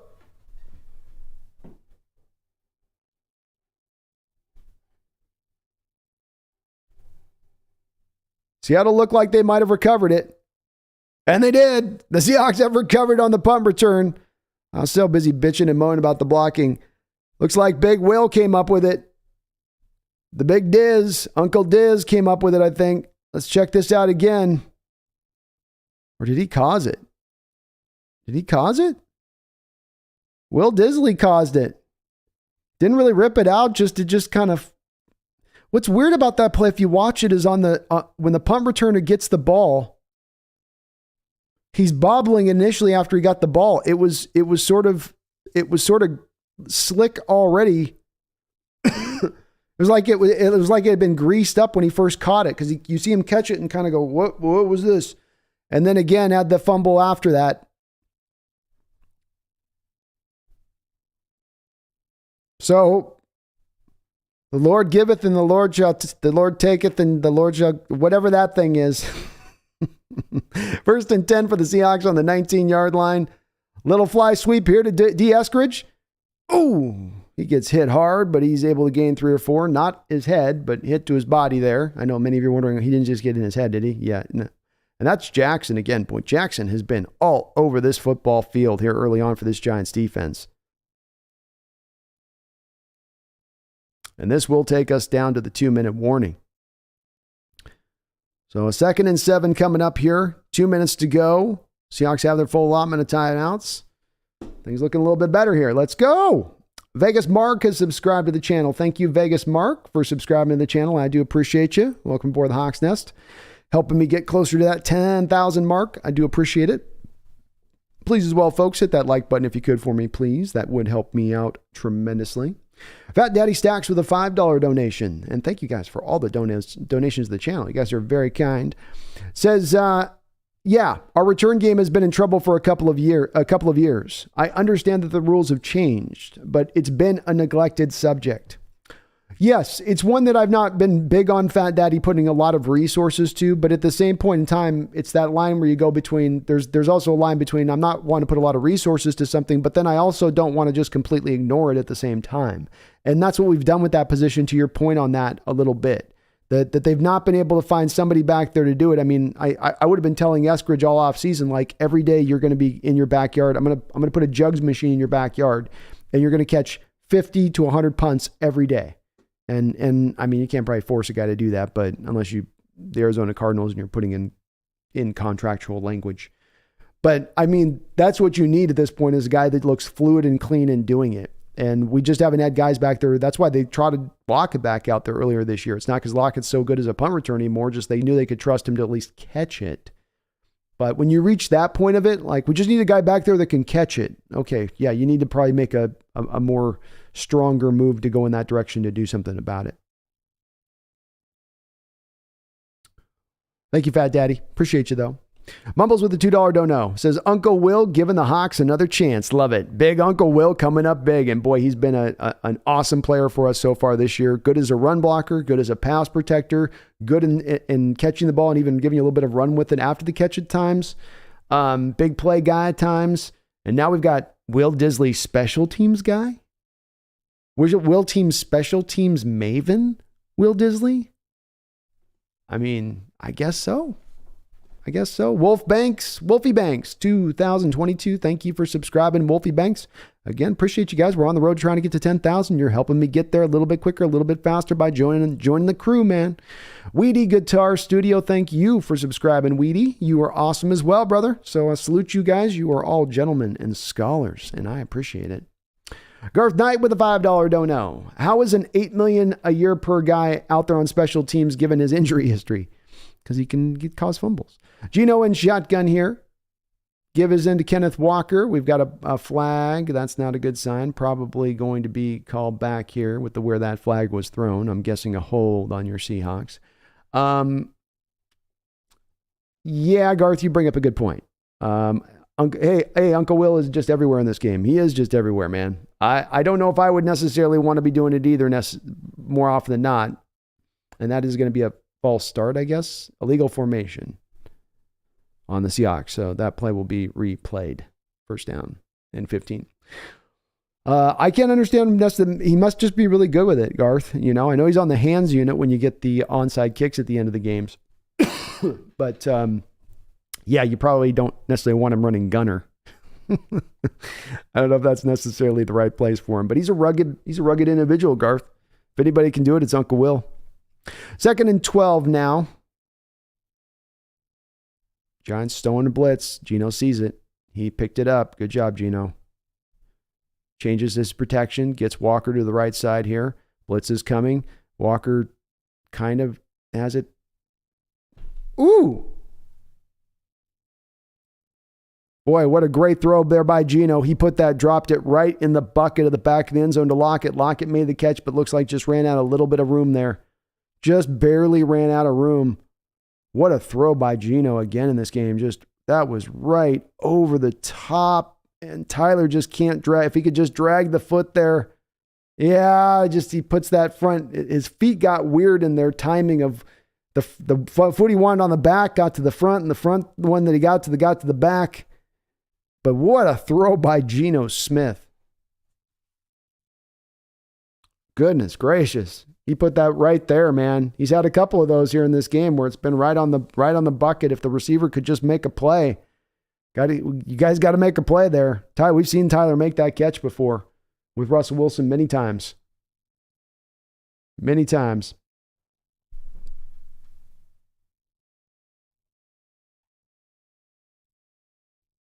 Riverside says, oh, we got Egypt in the house. That's right. George Samuel's in the house. What's up, George? It's good to see you, man. That's right. We got Egypt too. We got all the countries in here, man. We got all of them. It's a Dory Jackson. Yeah, that's what it is. I think I call him William Jackson. It's Dory Jackson. He's playing great.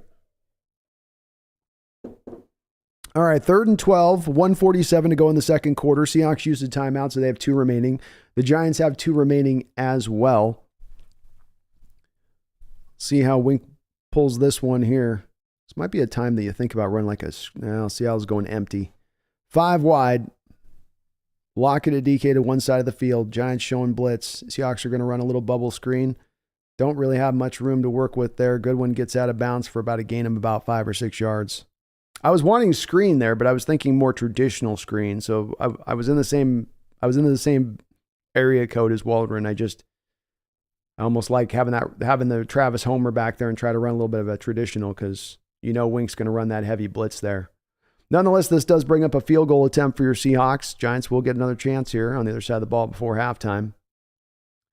Jason Myers comes out. He is 15 of 16 on field goals this year, with his long being 56. This is a 35-yard attempt. Ball is blocked, but it does get through the uprights. It looked like somebody got a hand on it, but just maybe a couple fingers. Or he kicked it really weird. One of the two. Yeah, somebody's big fat middle finger. And just enough to get it over the uprights as Myers, after he gets tipped, bonking off the back of the upright there. Whew, that was close. Special teams. There we go. Well, it counts for 3 points. Doesn't matter how far through the uprights you get it, I guess. SE Wolverines, has the fly sweep to Eskridge ever worked? It's worked every time, Wolverines.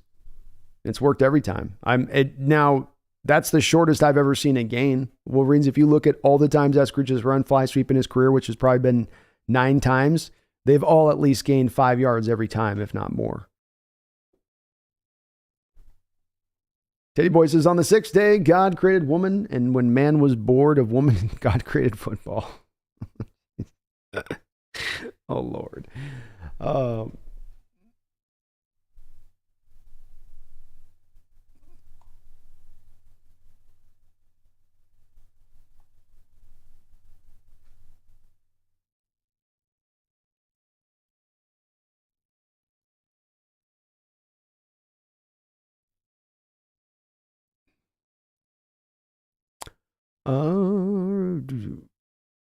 Mumbles with a $2 donation says, Uncle Will making that contact worth it. Let's go. Contract worth it. Yeah, that's right. He is worth every penny of that. 3 years, $24 million.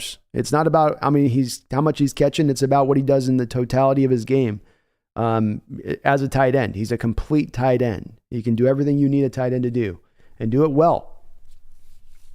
Well said.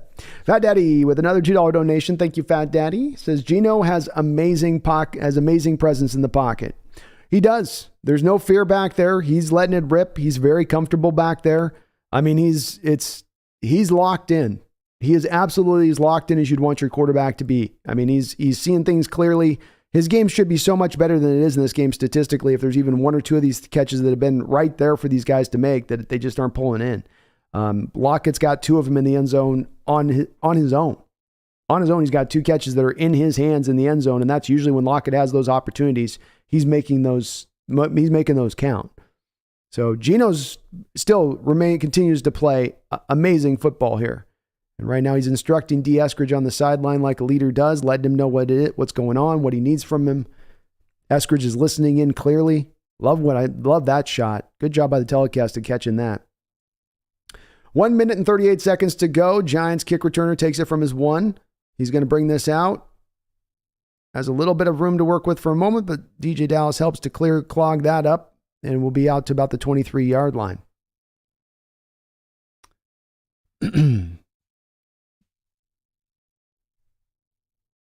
Jacob Kessinger with the $2 donation says, I'd still rather see Young out there at this point. Still rather see Young out there at this point. Derek Young?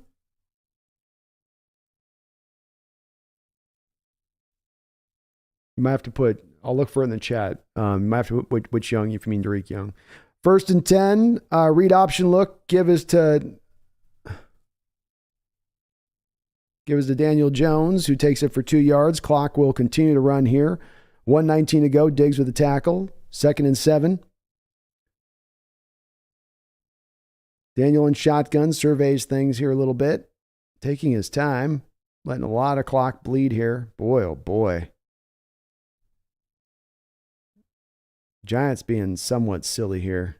unless they're just not looking to give the ball back to Seahawks here. 56-55. Daniel still has not snapped the ball. Going to let this play clock roll all the way down to 1 second. I guess the Giants are just going to say we're good with this half. Give is up the middle here to Saquon. He's quickly tackled and drugged down to the ground. Seattle probably just lets this clock wind at this point too. They're probably perfectly happy if that's what you want to do. 3rd down and 2. Interesting call here by the Giants. Now they're going to go into a hurry up. What are the Giants doing? 3rd and 2. And Boye Mafe off the edge is coming unblocked. And if you leave Boye Mafe unblocked, that's what's going to happen. He wrecks up underneath Daniel Jones for the sack. Don't know what was going down there, but that's obviously a blown blocking assignment there, and Mafe eats. Nice job by the young man to attack there. And boy, that'll bring Seattle. We'll call a timeout. That's her 2nd timeout now.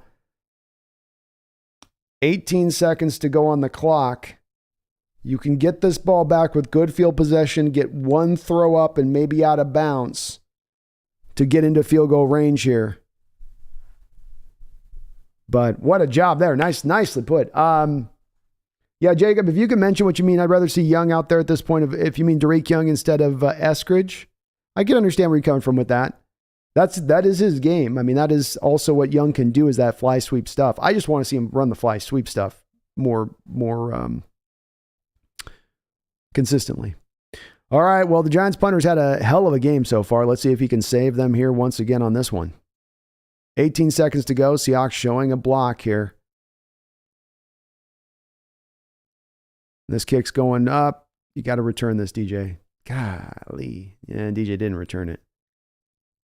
Maybe Carroll just told him to fair catch that one. Well, with 10 seconds to go, you got one timeout here. I think Seattle probably just comes out here and maybe takes a knee even, theoretically. It's going to be hard to get that. That was a really good punt. Boy, that Giants punter's the Giants MVP of the first half. I'll tell you that. They've got 46 total yards in this game. That punter's keeping them in this. Seahawks have 10 first downs. The Giants 3. Defense has held up their end of the bargain here. And yeah, they're going to take a knee. That's what I thought. It's hard. You're at the 25-yard line. You need, a 20, 25-yard play. Just the amount of time it's going to take for that play to develop down the field alone won't allow you to get even the first down, or timeout called if you get a play in. So odd by the Giants there a little bit in their way. They almost got caught strange there by taking the time they did and then trying to go for it a little bit. But first half comparison, Geno Smith 15 to 24, 95 yards, 1 touchdown. He really should have had better stats. There should have been a couple more catches in there that he put right on the button. He played fantastic football in that first half. Seahawks played great football overall, though. Absent the mistake of Tyler Lockett there, the offense was moving the ball. Waldron's being very creative in his play calling. You can't argue with anything the defense is doing. So far, they've kept Saquon Barkley held down fairly well, 9 carries, 28 yards. Daniel Jones has not been able to do anything against them as well. So you feel really good with what this team's doing here out the gate in this first half. And it would be nicer to be up by more points than this right now. You certainly feel like you play a little bit better than just being up by 3 points. But I still do feel good with where this defense is, with what this defense is doing. We got a rookie sack. That's right. Jacob Kessinger with the $2 donation says, yeah, it's Derek Young. Want to see what we got. Well, thank you for the double dono, Jacob. And yeah, I'm okay. Especially watching as you're seeing Geno talking to Eskridge on the sideline. I don't know. I can't help but think of some of that's a little bit to that play that was earlier on in this game where Geno recognized the blitz, did the signal to his head to try to get Eskridge to break in on his route, and Eskridge didn't do that. He didn't cut the route off, I think, like he wanted him to, because Geno looked right back at him post-play going like, what the hell, man? Where were you? So it may be time to do that. And Derek is a bigger cat out there. He also gives you that component. I was at the game a couple weeks ago, and you can't tell as much on TV with Derek, but he is a big, big receiver. Like, he's big. He's compared to the others, he does stand out. Sickerman says Mafe plays like a raw Aaron Donald. Well, I'll take that if he can be that. Oh, yeah.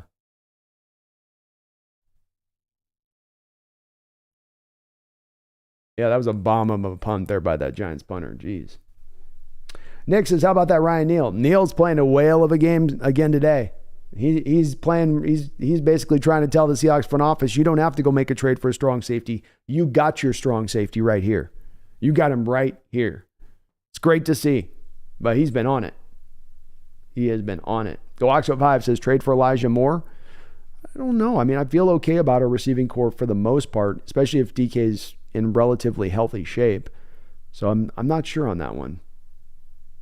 Snail, I agree. Quandary Diggs is playing better today as well. He's been an improvement as well. As Andrew says, the defense is everyone across the board stepped up here. They're showing out. You know, you're playing marvelous football right now in the last 3 weeks. Bear with me, folks. I will be right back. I saw Garth, your donation. I'll be right back. 1 second.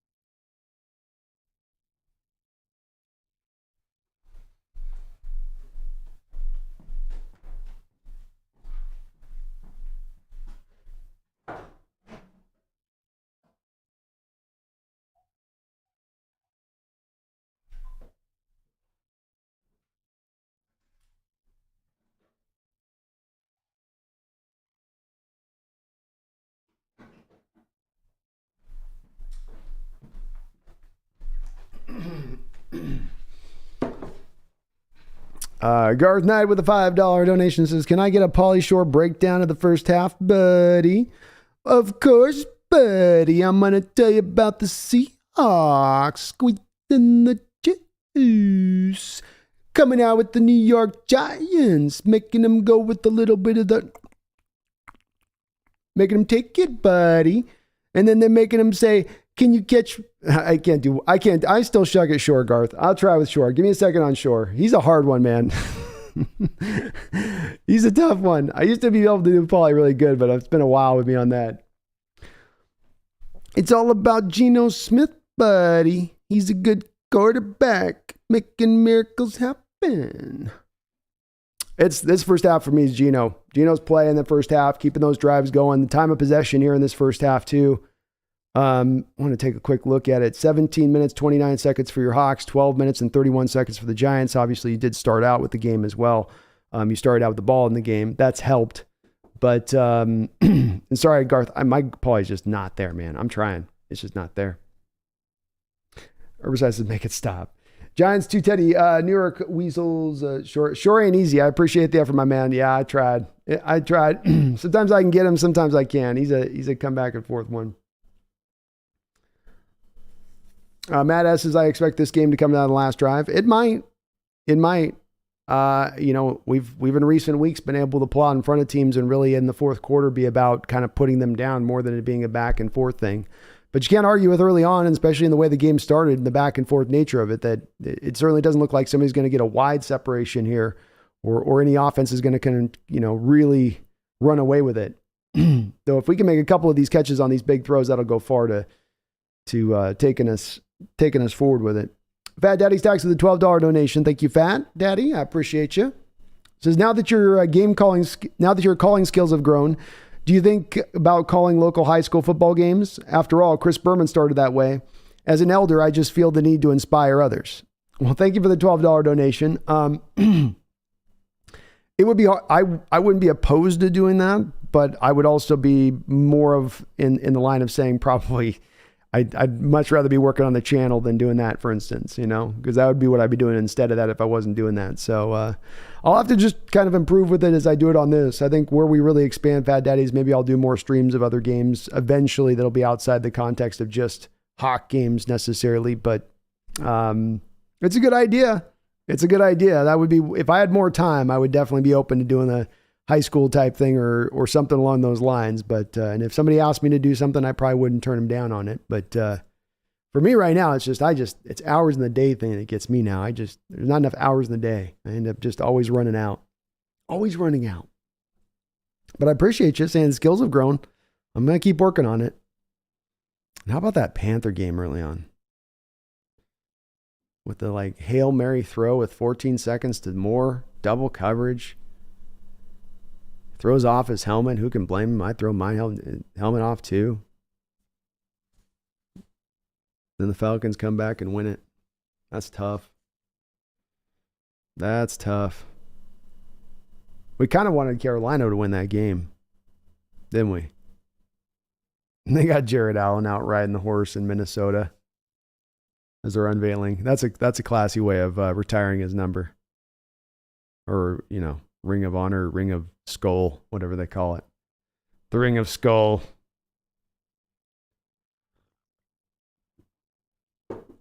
And Fat Daddy, that is inspiring. I'll think about it, man. Maybe I need to give that more thought. Doing something like that.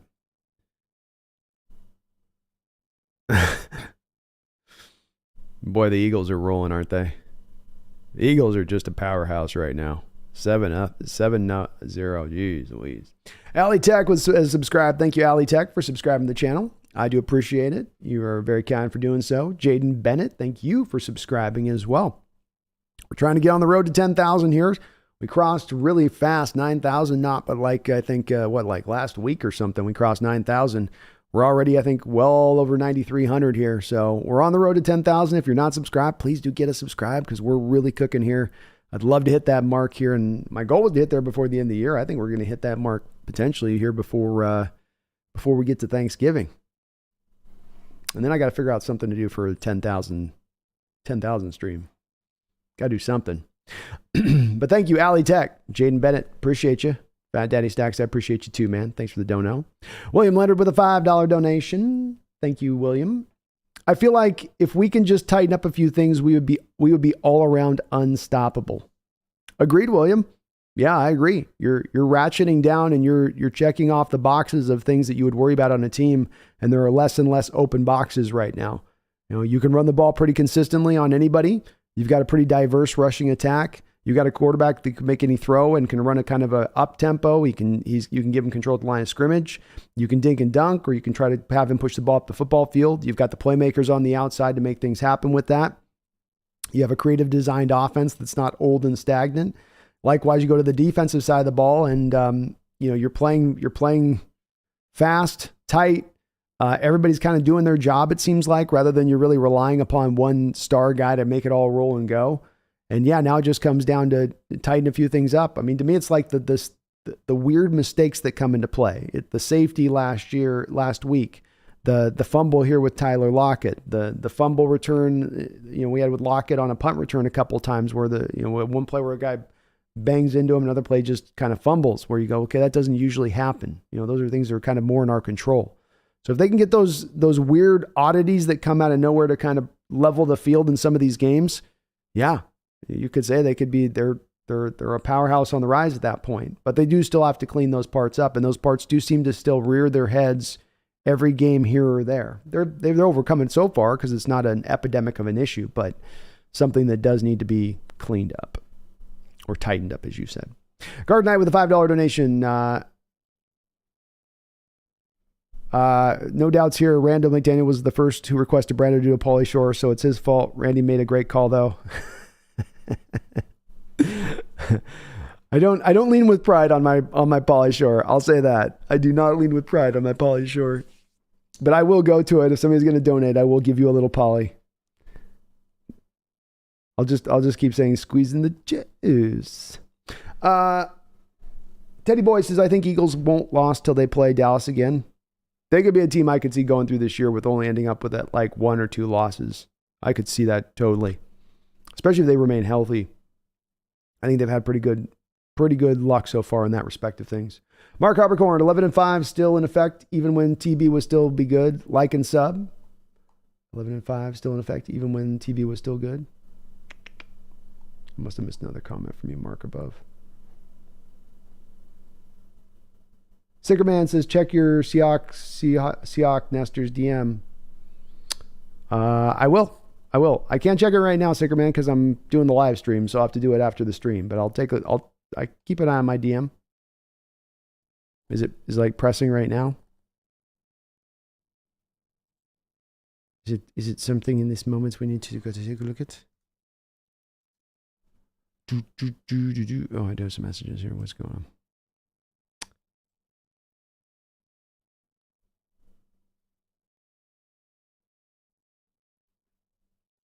Oh, well, thank you, Michael. Appreciate you, man. That's really kind of you to say that. Sorry, I just saw the message, so I'm sometimes bad about getting into my Twitter DMs. So appreciate that, though. Thank you.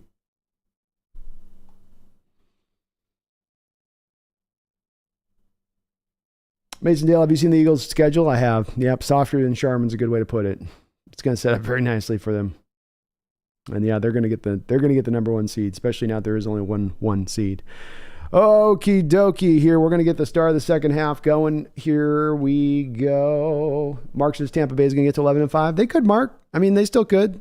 There's still some talent on that team. They got to pull it together, and you got to wonder where Brady's head's at with all the stuff he has kind of going on. All right, here we go. Start of the third quarter. Giants will receive the ball. Kickoff is a little short, about at the 3 or 4 yard line. Kicker will take it up. And boy, he gets... And yeah, Joey Blunt's got held bad there. But check that kick returner's ankles. That looked like... That hurt me watching that tackle. Guy goes full speed and just goes right into the ankle. It looked like Joey Hunt was blocking the back on Joey Hunt on the play. And Hunt was pretty demonstrative when he came up. So he up out of the pile. He's going, that's exactly what just happened.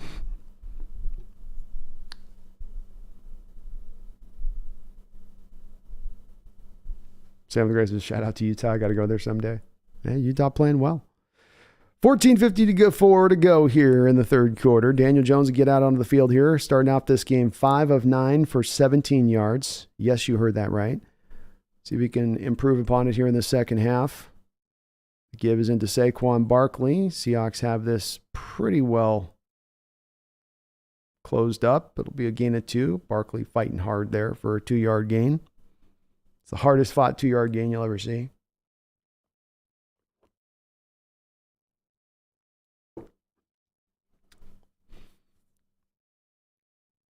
Props to Seattle staying in that 3-4 look, you know. That's where it's like the difference of that to the 4-man front on a rushing play like that is night and day. Remember that 4-man front they were running at the start of the season a lot more often. 2nd and 8. Daniel in the pistol formation here. Another give into Saquon Barkley. Tries to bounce this outside, and he might just do so. He's still running. Barkley with his best run of the day there for a first down. Breaking tackles, making men miss. Making something, there wasn't a whole lot there. It didn't look like off the snap.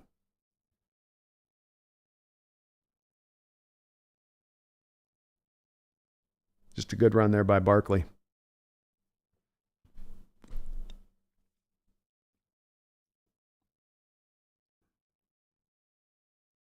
Kobe Bryant with a nice tackle in the open field to get him out of bounds. 1st and 10 from the 25-yard line. 13:36 to go. Tight end in motion. Pitch play out to backup running back here for the Giants. He's going to get it for about a couple-yard gain. Fat Daddy Stacks with a fat $30 Fat Daddy donation. Thank you, Fat Daddy, for the dono. My goodness, you are so kind. I appreciate you, brother. I salute you. Jeez, my goodness. Thank you. He says, bro, much love to you. Following one's passion is beyond the digital world. Yet I always have the choice to bring one's, but yet you always have the chance, always has the choice to bring one's happiness. The digital versus the physical is definitely a struggle. Just saying. You got it. Oh, man, you're very kind. That is very kind to say. Sorry, I couldn't quite get the words there at the top. And we got Daniel Jones under center here, 2nd and 8. Play action pass, looking deep, coming back short. Michael Jackson Jr. all over that play for only a gain of 3. Very, very kind of you to say Fat Daddy Stacks. And I love what I do in this. I've said it once, I'll say it a million times, is that this is my favorite thing to do in the world. I absolutely love it and adore it. It could go no farther than where we are right now. And that'd be fine by me. I get to hang out with my people and we get to enjoy this stuff. The fact that we've had this growth has been just even more, the big growth we've had lately has just been even more encouraging to just keep pushing. So I really appreciate you saying so. It's part of what keeps me going on. And you guys have been so encouraging throughout from the moment I started this channel. Everyone who's come in here has been so encouraging and saying, keep going forward. You got this, keep going. And it's your guys' kind of pressing forward on this that makes that happen as much as anything. 3rd and 3, it looks like Bruce Irvin might have jumped off sides there a little bit early, and there'll be a flag on him, giving the Giants probably a first down on this particular play. Bruce was trying to get his jump there, that little extra jump, and just caught leaning a little bit early there on that snap. He thought the guy was snapping the ball, and he wasn't quite doing it there. But Fat Daddy Stacks, man, very, very, very kind of you, brother, and I appreciate it. And you're right. One's happiness isn't always in the monetary me. It's finding the dream, right? It's that old saying that goes, you find something you love and you never have to work another day in your life. And I think it's very, very true. All right, so the Giants have themselves a little bit of a drive here now. 2 first downs back-to-back here from the 36-yard line. The give's going to be in a Saquon Barkley up the middle. Barkley dancing around, jumping, cutting, jumping around, just doing a very good job of staying very elusive there through the hole and able to get a hard-fought 4 yards. Very impressive run there by Saquon.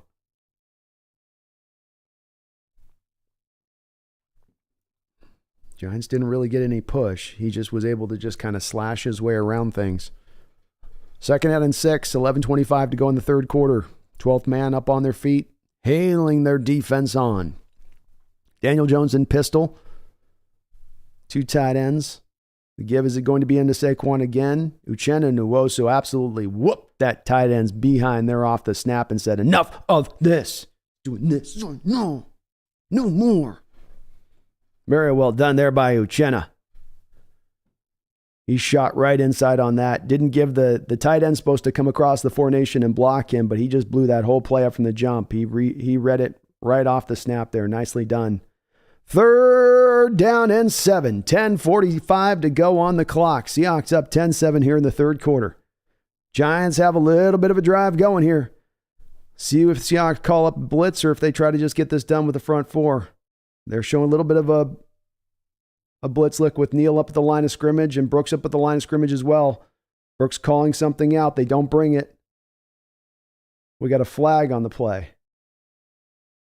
Daniel Jones tried to change that play way late in the play clock, and he was trying to get it into everybody, and this is now 3rd penalty you can give on the 12th man in this game where he's trying to change the play. You're not going to be able to do that in that stadium. That's not going to work that late in the play clock in that stadium. No one's going to be able to hear, and you can see him just trying to shout and tell people, and no one can hear, and he's slapping and saying hike it, and no one can hear anything. That's you got to that's part of the benefit of the 12th man in that stadium is that it's going to be, you got to stay with the original play call and just hope it works. 3rd down and 12. Seahawks sideline egging forth this Seattle crowd to get even louder. Jones back in shotgun. Play clock again winding down. Jones dropping back to throw. He's going to let it rip, and he's got him first down on Michael Jackson Jr. Wow.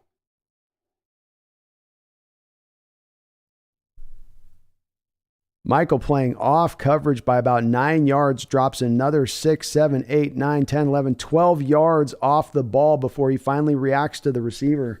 It's where you're staying too much in the pocket over the top, and you've got to be a little more aggressive than that on a 3rd down and know your situation there. First down at the 50-yard line. Big conversion by the Giants there, and this will go for about 4 or 5 yards. Heidi Heen, thank you for becoming a member, Heidi Heen. Welcome to the Hawks Nest, and do please take a look at your community posts on your YouTube channel. That's where I do my weekly, bi-weekly articles. I just did a trade deadline article last night there for my Hawks Nest members, so please do take a look at that over there. But thank you and welcome aboard. Welcome aboard. Danny Jones drops back to throw. Looking. He's got another man wide open again here on Kobe Bryant down the middle of the field, starting to find some big holes in this Seahawks zone. First down. Jones very clean back there. Hurts got to start thinking about dialing up some pressure one point or another here. He's been able to just get away with not doing so because they're getting some pressure here at times, but not on this drive. Probably going to see a blitz here pretty soon with how much time Jones got to throw in these last couple of attempts. Jones on this drive, 3 for 3 for 39 yards after starting the game, 5 of 9 for 17 yards. So whatever the coach told him at halftime has locked him in. 3 seconds here on the play clock. Play action pass, looking deep down the field. He's got all day to sit back in the pocket and go through 3, 4, 5 reads. And he'll flip this out to Saquon Barkley for a gain of 4 or 5 yards. Cody Bryant eventually makes the tackle. Hurts got to do something here to counter this right now. His guys are not getting any pressure here up front. And Jones is getting way too much time. That was a deep drop. That was a lot of time to kind of look through where he wanted to go with it. I guess they just decided nobody was going to cover Saquon Barkley. Boy, what a miserable drive here by the Seahawks defense. 1st and 10, 7:44 to go in the third quarter. 10-play, 76-yard drive here for the Giants. Play action. Daniel Jones looking. He tries to scramble a little bit, and he's able to gain about 3 or 4 yards. Uchenna Nwosu is able to come up and make the play. Uchenna coming up a little bit slow after that. Good job of keeping Jones contained on that play. They were trying to attack with a concept over the top on actually Neal there, I think. And it didn't work.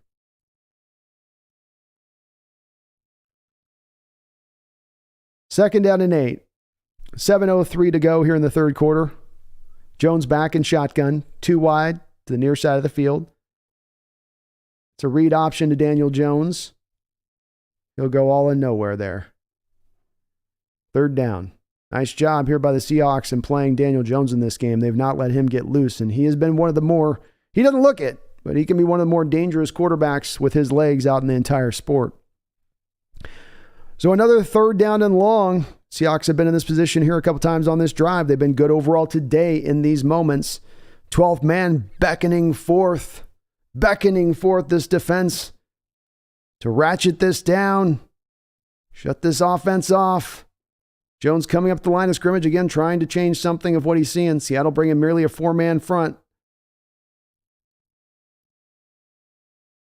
Pressure. Knocked away by Tariq Woolen on the play. 4th down. Nice job by Tariq Woolen. Broke on the ball. Very, very close to arriving a little bit early there. But it's bang, bang. It's right there. And the way the officials have called this game up into the point, there's been 2 other circumstances like that. That's just a good play by Tariq. You can't call that. So great play by Tariq Woolen. 4th and 7. Let's see if Tariq can get a block here. Cowboys were able to block this kicker a little while ago. Not on this one. Kick will go up and through on the 31-yard attempt. That'll make this a 10-10 game here. Nice drive there by the Giants. Their best one of the day, no doubt about it. No doubt about it. But Fat Daddy, again, want to thank you for that $30 donation. And just your points are also so salient ones, which is just, if I ever gave anybody advice out there, it's hard to do in this world. Everyone's trying to survive and do what you can, but do try to find the things you can love to do.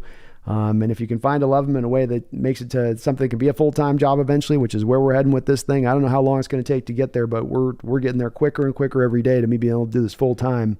And that's when I get to fully be on cloud 9. That's when I get to do just every single day, which will be awesome. Sanchez with a $2 donation says, how about a Bobcat Goldthwait impression? I don't know if I can do one. Why you gotta be so good? That's my... That's as good as I got.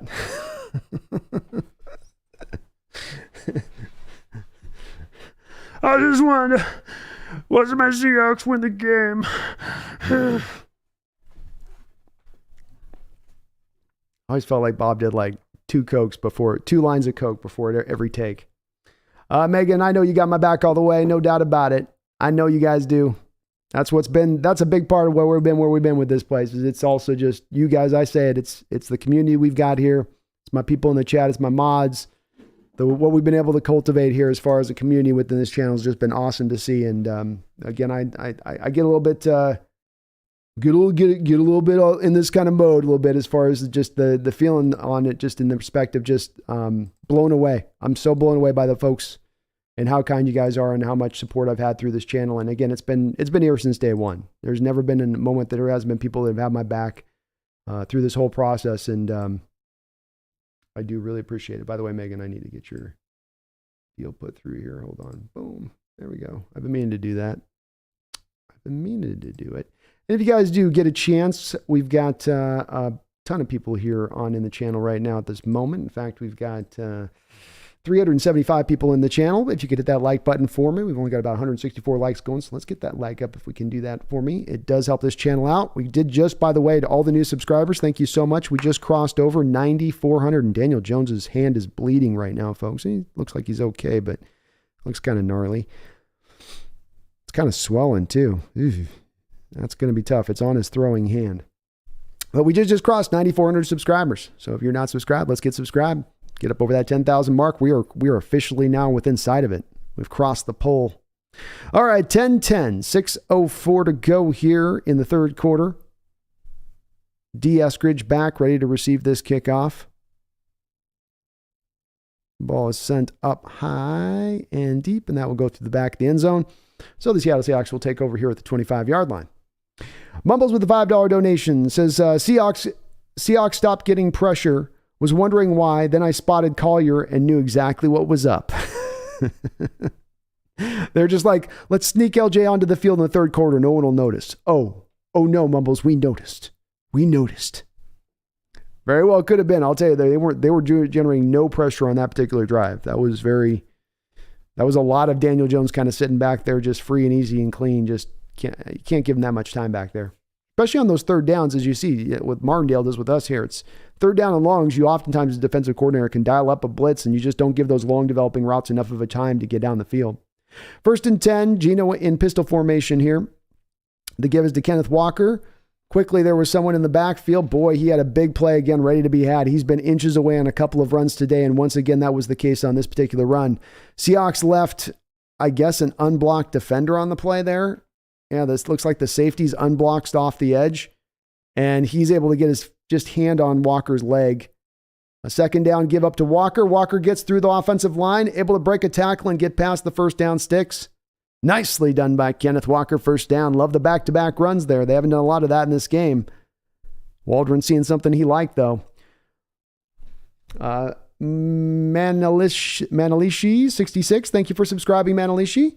Appreciate you. You answered the call. I placed the call and you answered it. So thank you for joining on up. You're helping us get again closer to that mark of 10,000. We were getting there. We're getting quick. We're getting there fast. All right, 1st and 10, 5:10 to go. Geno back in shotgun, two wide receivers. We got two running backs here going too. The give is going to play action pass to Travis Homer. Little flip back to Homer after he comes out, leaks out of the backfield. Homer's loose a little bit. He's got a little bit of room to work, and Homer's flying up the football field there. Up, down to inside the Giants' territory. Looks like he's down around the 30-yard line. Boy, a little flip route there. Just a little bit of nothing there. Just a little bit of a, here you go. Little Travis Homer, little 4-yard route. And he shows you those jets he's got. He's legitimately a little faster today. You saw it in preseason. He's been really getting up to a high-end top gear at times when you get him in the open field. Very impressive. Just what you want to see from a third down back on that 21-yard reception. It's actually, the 41, not the 30. My bad. So Seahawks are at the 41-yard line. Geno back in shotgun here. We got a Derek Young sighting on the field. Giants bringing pressure. Get rid of it, Geno. Get rid of it. Colby Parkinson with the catch. Colby fighting. Manages to fall forward. Gets about 4 or 5 yards on the play. It's a big man to try to bring down.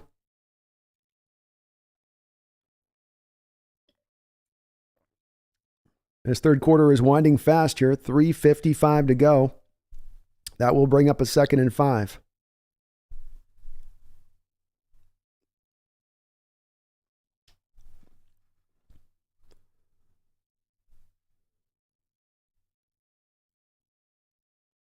Pick up that blitz, Geno. It's coming backside there. 2nd and 5. Give us to Travis Homer. Not a lot of room to work with. He manages to get a couple yard gain on the play, but Giants have done a very good job for a team that struggled with the run as much as they did coming into this game. They've done a very good job with cleaning it up. Very, very good job. And Christian McCaffrey just made a great play in that Rams game there. Put them up in that over the Rams. Put the 49ers up over the Rams in that game. 3rd down and 3 now. Homer looked like there's been a couple of these runs where we've been this close to getting free and we just can't get through that one guy, that last kind of guy. Geno changing up what he's seeing here. He's feeling the pressure. They get it blocked up. He's going for it. He's got Lockett loose. Lockett drops for boom.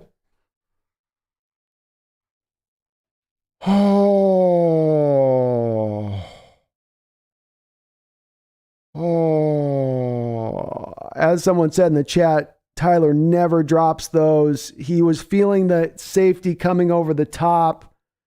He looked off the ball. He took his eyes away from the ball, feeling a safety coming that was nowhere near. I think he thought the safety was coming for a kill shot, and that was not what was going to happen. He had a free run into the end zone. Geno Smith, just receivers today. I don't know. Maybe everybody's a little bit tired or something, but the receivers today have sold on Geno like I've not seen at all this season. And these are not just little drops that are on 5-7 yard drops. These are plays where these are touchdown differences here. Touchdown differences. Geez Louise, what happened with Tyler here? Geno's putting it there on him. I mean,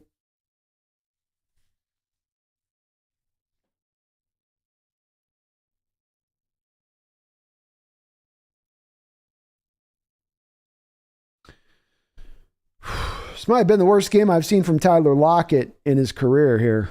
We might have to start talking about this in these terms. I don't think Tyler Lockett's played a worse game. The fumble, the multiple drops for touchdowns in the end zone. Then he had the other one where he caught it in the end zone, but he couldn't get his feet down.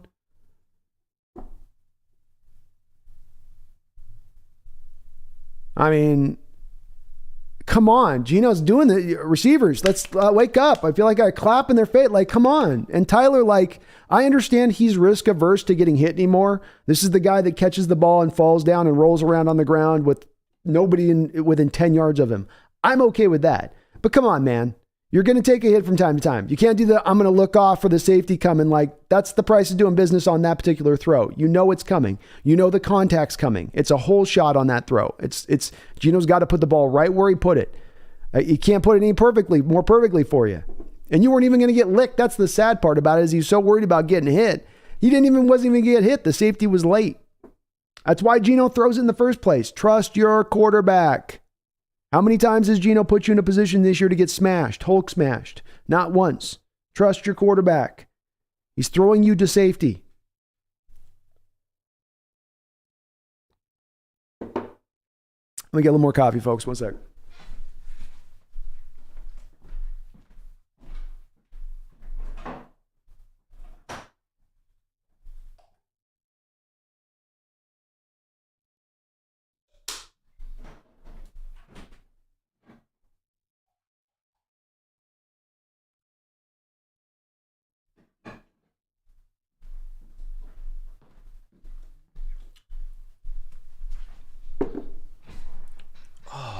Goodness gracious. And Carol going over to Lockett to let him know it's all right. We still love you, Ty. We still love you, Tyler. I'm just mad in the moment. It'll be okay. Lordy. Garth Knight with a $5 donation says, I'm pretty sure I'll be requesting Bobcat impressions from here on out, and I'll blame Sanchez like I blame Randy. I used to be able to do Bobcat. It's been a while. This kick returner's got a little bit of, DJ Dallas or was that Tariq Young just lit up the kick returner. He woke him up with that hit.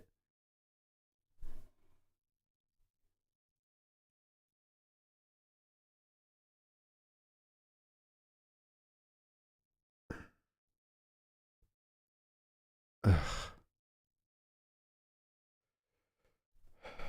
Melody G says Lockett's playing hurt. Is he not? He is. And maybe that's what's kind of affecting this a little bit, is when you're feeling maybe he's beat up as he is, that it's, and it's, I don't want to trade. Somebody saying trade. I don't want to trade him. I'm not that down. It's just tough in the moment. That's a brutal drop. All right. 1st and 10. Ryan Neal stepping up into the hole on 1st and 10. Really attacking in the hole in that play. Seattle bringing a little bit of a safety kind of run blitz there. And they were showing it to him off the snap. Giants just didn't adjust.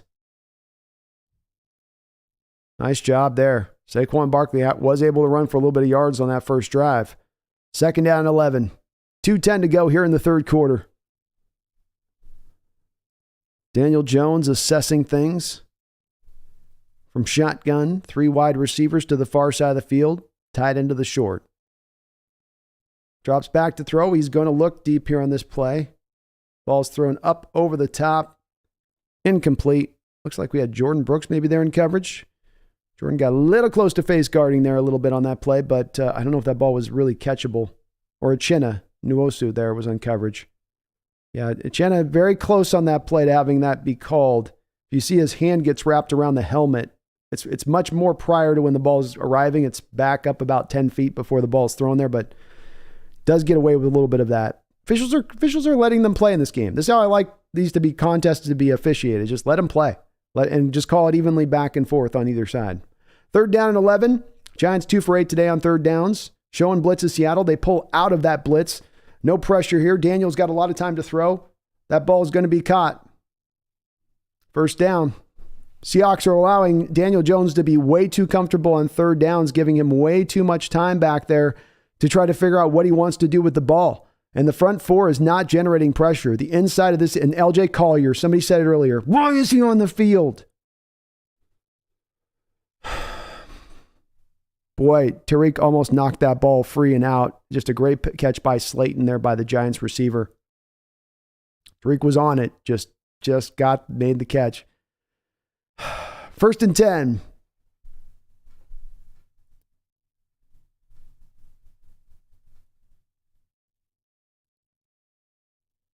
And boy, Saquon Barkley broke about 6 tackles to get a 1.5 yard gain there. Finally, Quandre Diggs coming up there and just wrapping him up and saying, the hell with this, I got this. Nice job by Quandre Diggs. That play just about looked like it could have gone for something big there. Saquon's been very impressive today. 2nd down and 8, 46 seconds to go in the third quarter. That has flew by like the blink of an eye.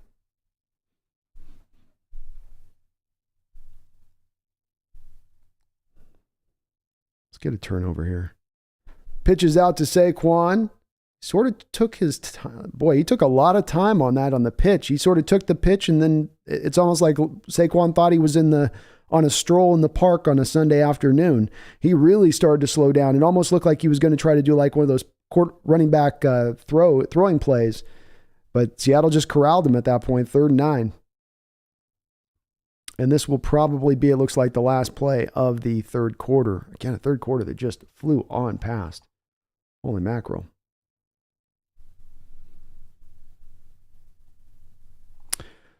All right, well, Seahawks maintain a 3-point lead here as the third quarter ends. A game, again, which you look at, as we said in the first half, boy, we should be up by so many points here. You are letting this Giants team sort of hang around here a little bit. Hang around here. It'd be nice if we could get if we can get a stop here and somehow get a drive to push this down like we've done in recent history here in the last couple of games. That would be good to see.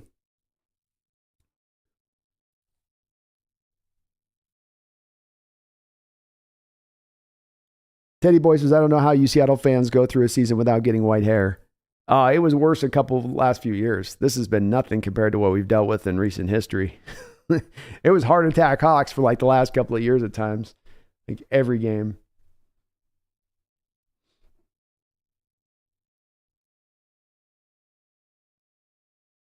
Roland says this is the kind of game that takes one big break in either direction to decide the outcome. Well said, man. Does look like it's gonna maybe come down to that. Mumble says Ryan Neal looks like he has a hamstring injury. That's a big loss. That's tough. He was balling there, and yeah, it did look like he was stretching something out there on the ground for a second that did look hamstring related. Joshua, I haven't seen Darrell Taylor all game either. It's been more of a Bruce Irvin out there, I guess. Or maybe there's something dodgy with Darrell and they're just trying to protect him a bit. Sports fans, once again, forever to show because we refuse to blitz. We do refuse to blitz. I don't know why they're scared of blitzing Jones in this game. I don't know why they've not employed it. Every time you've had a 3rd and long, you've stayed in soft coverage. One thing I would like to see in this fourth quarter is if you get Jones and company into a 3rd and long, bring a little bit of a pressure base up there now.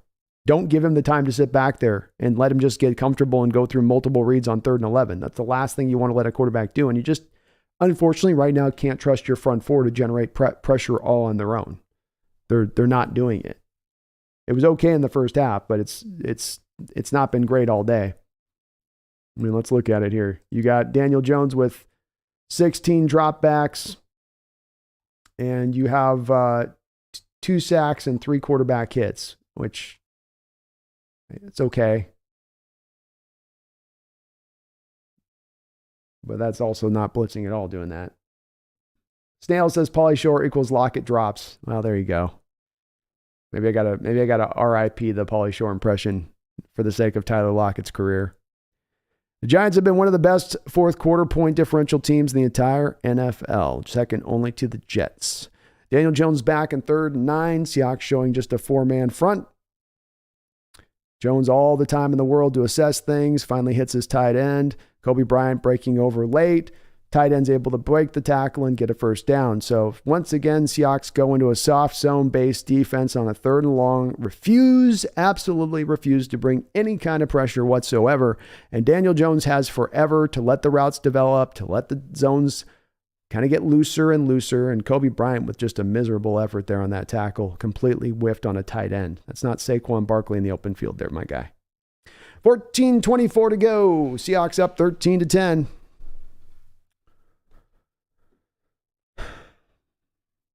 Giants at the 41-yard line of the Seahawks. Saquon Barkley in the backfield. Jones under center. The give is to Saquon Barkley. And Seahawks have got him wrapped up there for a gain of about 1 or 2.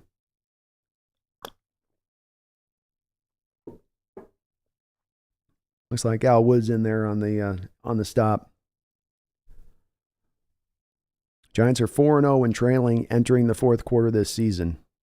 They're one of 2 undefeated teams, the Chiefs being the other one. 4-0 entering the fourth quarter of being down in games. Goodness.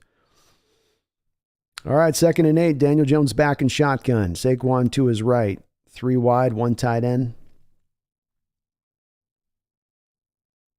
Early penetration there by Jefferson. Saquon ends up running right outside of his mitts for a first down. Another 7-8 yard gain there by Saquon. He's really having some effectiveness too, getting more to the edges here on the Seahawks defense rather than up the middle. They just stretch things out there. And Ryan Neal is back on the field, so he seems to be okay. 13:06 to go in the fourth quarter. Giants driving into Seahawks territory now. Saquon Barkley, 18 carries, 60 yards. It's been a hard-fought 60 yards.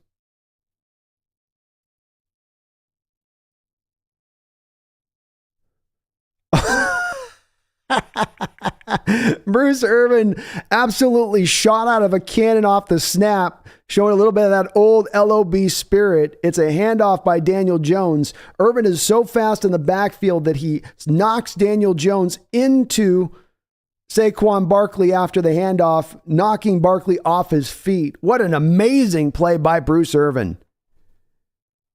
Showing off a little of that old man power is what they call that right there. That's old man strength. Right after the handoff, just upends Daniel Jones right into the kitchen of Saquon Barkley. 2nd and 18. Daniel all day to throw again. Looking.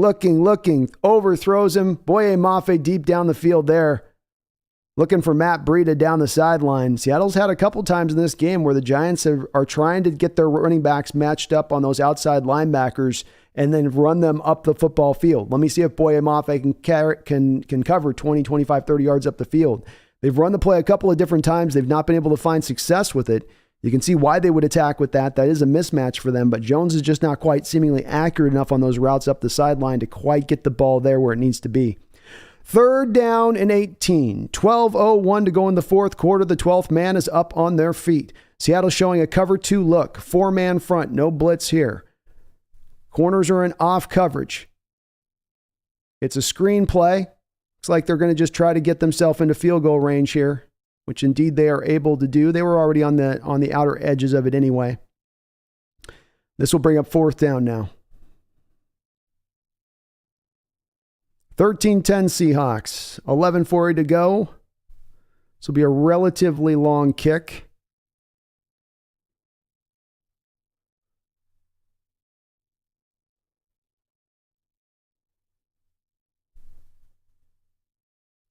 $45 yards. The kick is up, and the kick is good. So we have ourselves a tie game, 13-13. Let's see if Geno and company can come back here. And Poop Dog, yeah, this game is going by very fast. Yeah, this game's rolling by. Both teams are getting some drives and clocks churning.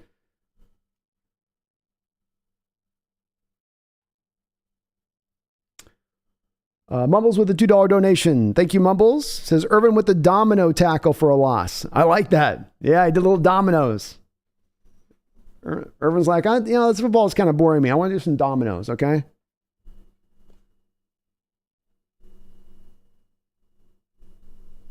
Poop Dog says Lockett's going to get a redemption with a catch. Touchdown catch. Let's go. Redemption is a sweet flavor of wine. Mindy V, go Hawks. Go Hawks, Mindy. A touchdown would be huge here. You do feel like defensively you're not going to allow a touchdown if you can get that on the other side of it. This Giants team can maybe get a little bit of a couple drives going and get themselves into field goal range, but if you can get yourself into that spot, then you can kind of shut this down a little bit. Bando Momo says, sometimes I hate to be a Seahawks fan. It's going to be nerve-wracking here, folks. Strap in. Hands are going to get nervous. The sweats are about to break out. You guys know what time it is. It's heart attack hawk time. That's right. That's right. Big dose of canine. I'm with it. That's one of the benefits here with how you've dealt with this field position game is that, or at least time of possession game, Giants have swung this back in their favor, actually. Wow. We were up after the first half, but we have lost the time of possession battle in the second half. They're at 27, almost 28 minutes to our 21 minutes, basically. Interesting. So maybe you don't have them worn down as I thought there. Season says 13-13 is a good Halloween score. It is. Kind of fitting, isn't it? Kind of fitting.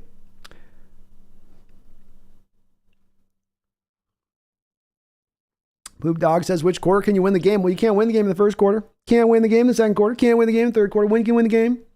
Fourth quarter. Fourth quarter. Says Pumpkin Cat rally time, I think. All right, let's give her a love. She's going to be disturbed, but can you help us? We need you for the rally. We need Rally Cat. She says yes. She's got us. She says it's already in the bag, she says. I know. Yeah. Are my team going to win? My team going to win? Maybe, maybe not. All right, Eskridge is back here to receive the kickoff with 11:17 to go here in the clock. All right, I'll let you sleep. I know. Here's the kick now. Eskridge will let this fly into the back of the end zone. Call it a day on that. Come on, Geno. Come on, crew. See, the receivers can pick him up here a little bit. Looks like the 49ers are about to go up on the Rams once again here. Wow. That game's going back and forth.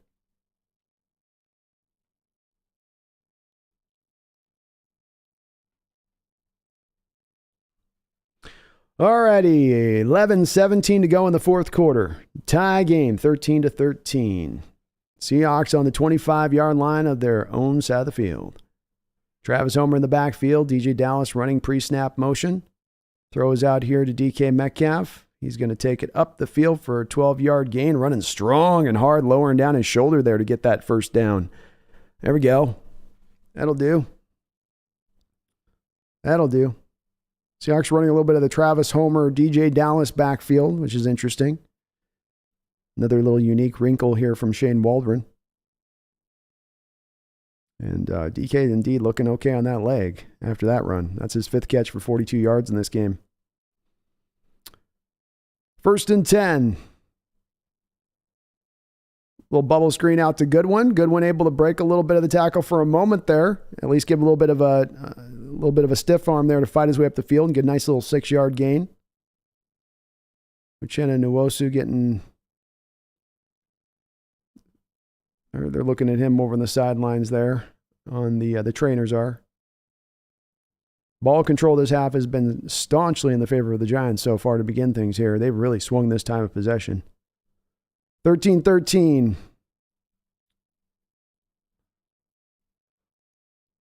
Tyler Lockett out in the flat, makes the catch. Spins out of the first tackle and able to get another 4 or 5 yards after that. Nice job there by Tyler.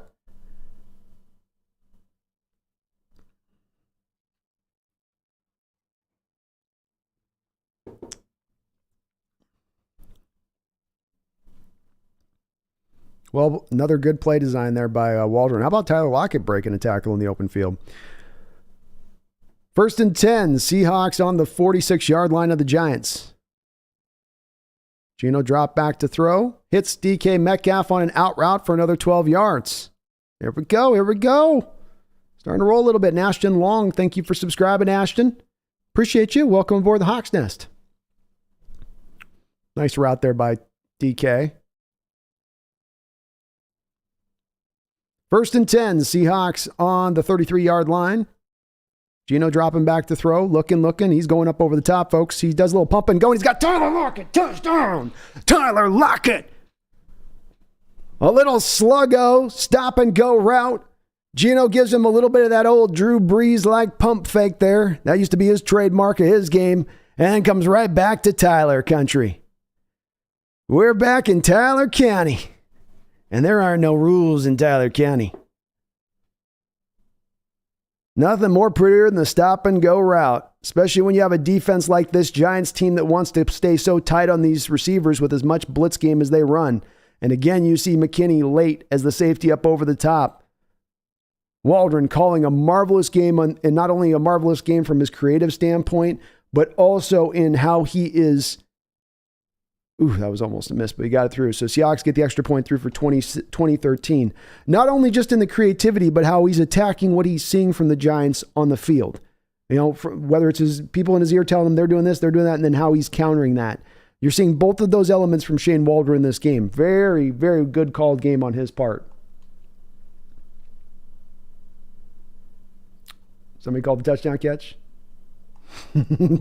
Everybody in the chat right now. I take everything I said about Tyler Lockett back.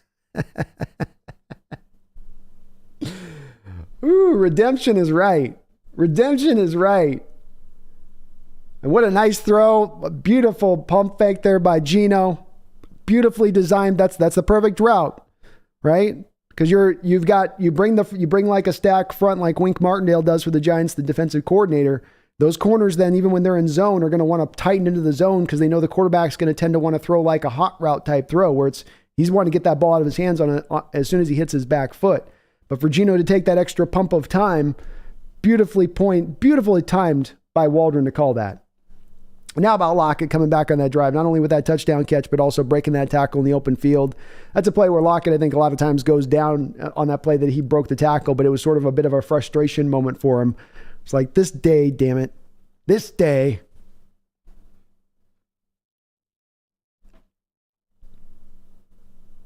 Let's go.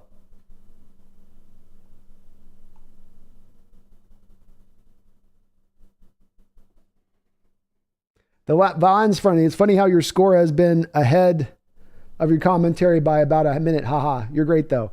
Yeah, I got to find a way to perfect it. It's hard to time that stuff up, and I've tried to do the delay thing on these things, but they don't work with my streaming things. So I figure at least leave it up so people know where around I'm at in the game. But yeah, I probably got to put like a delay thing or something at some point with it. It's hard too because different broadcast source, different timing, and all that stuff. I wonder if I have a filter on this.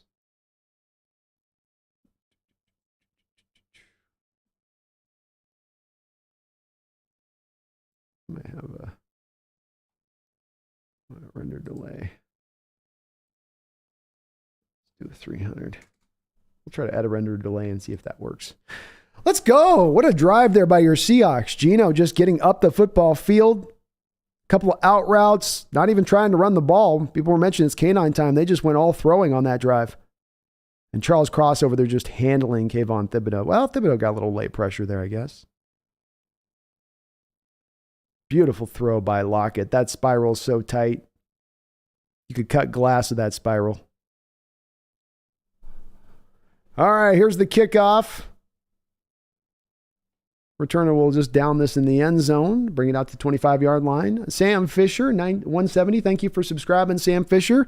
Again, having a lot of people joining up as far as subbing up today. Thank you so much for doing that. We just crossed 9,400. We're on our roll to 10,000. So any people that are not subscribed, please do get subscribed because we're trying to get there quick if we can. So the big goal of this channel this year, and we're going to get there fast, it looks like.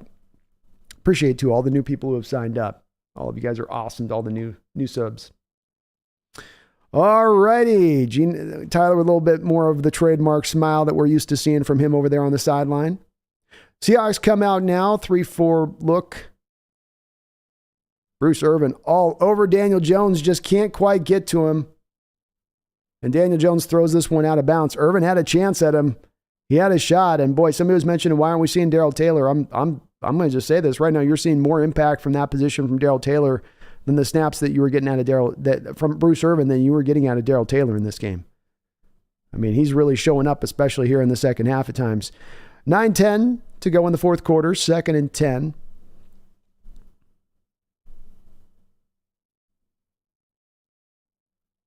Jones comes out in a read option look in shotgun. It's going to change the play at the line here. Seattle again showing just a 4-man front.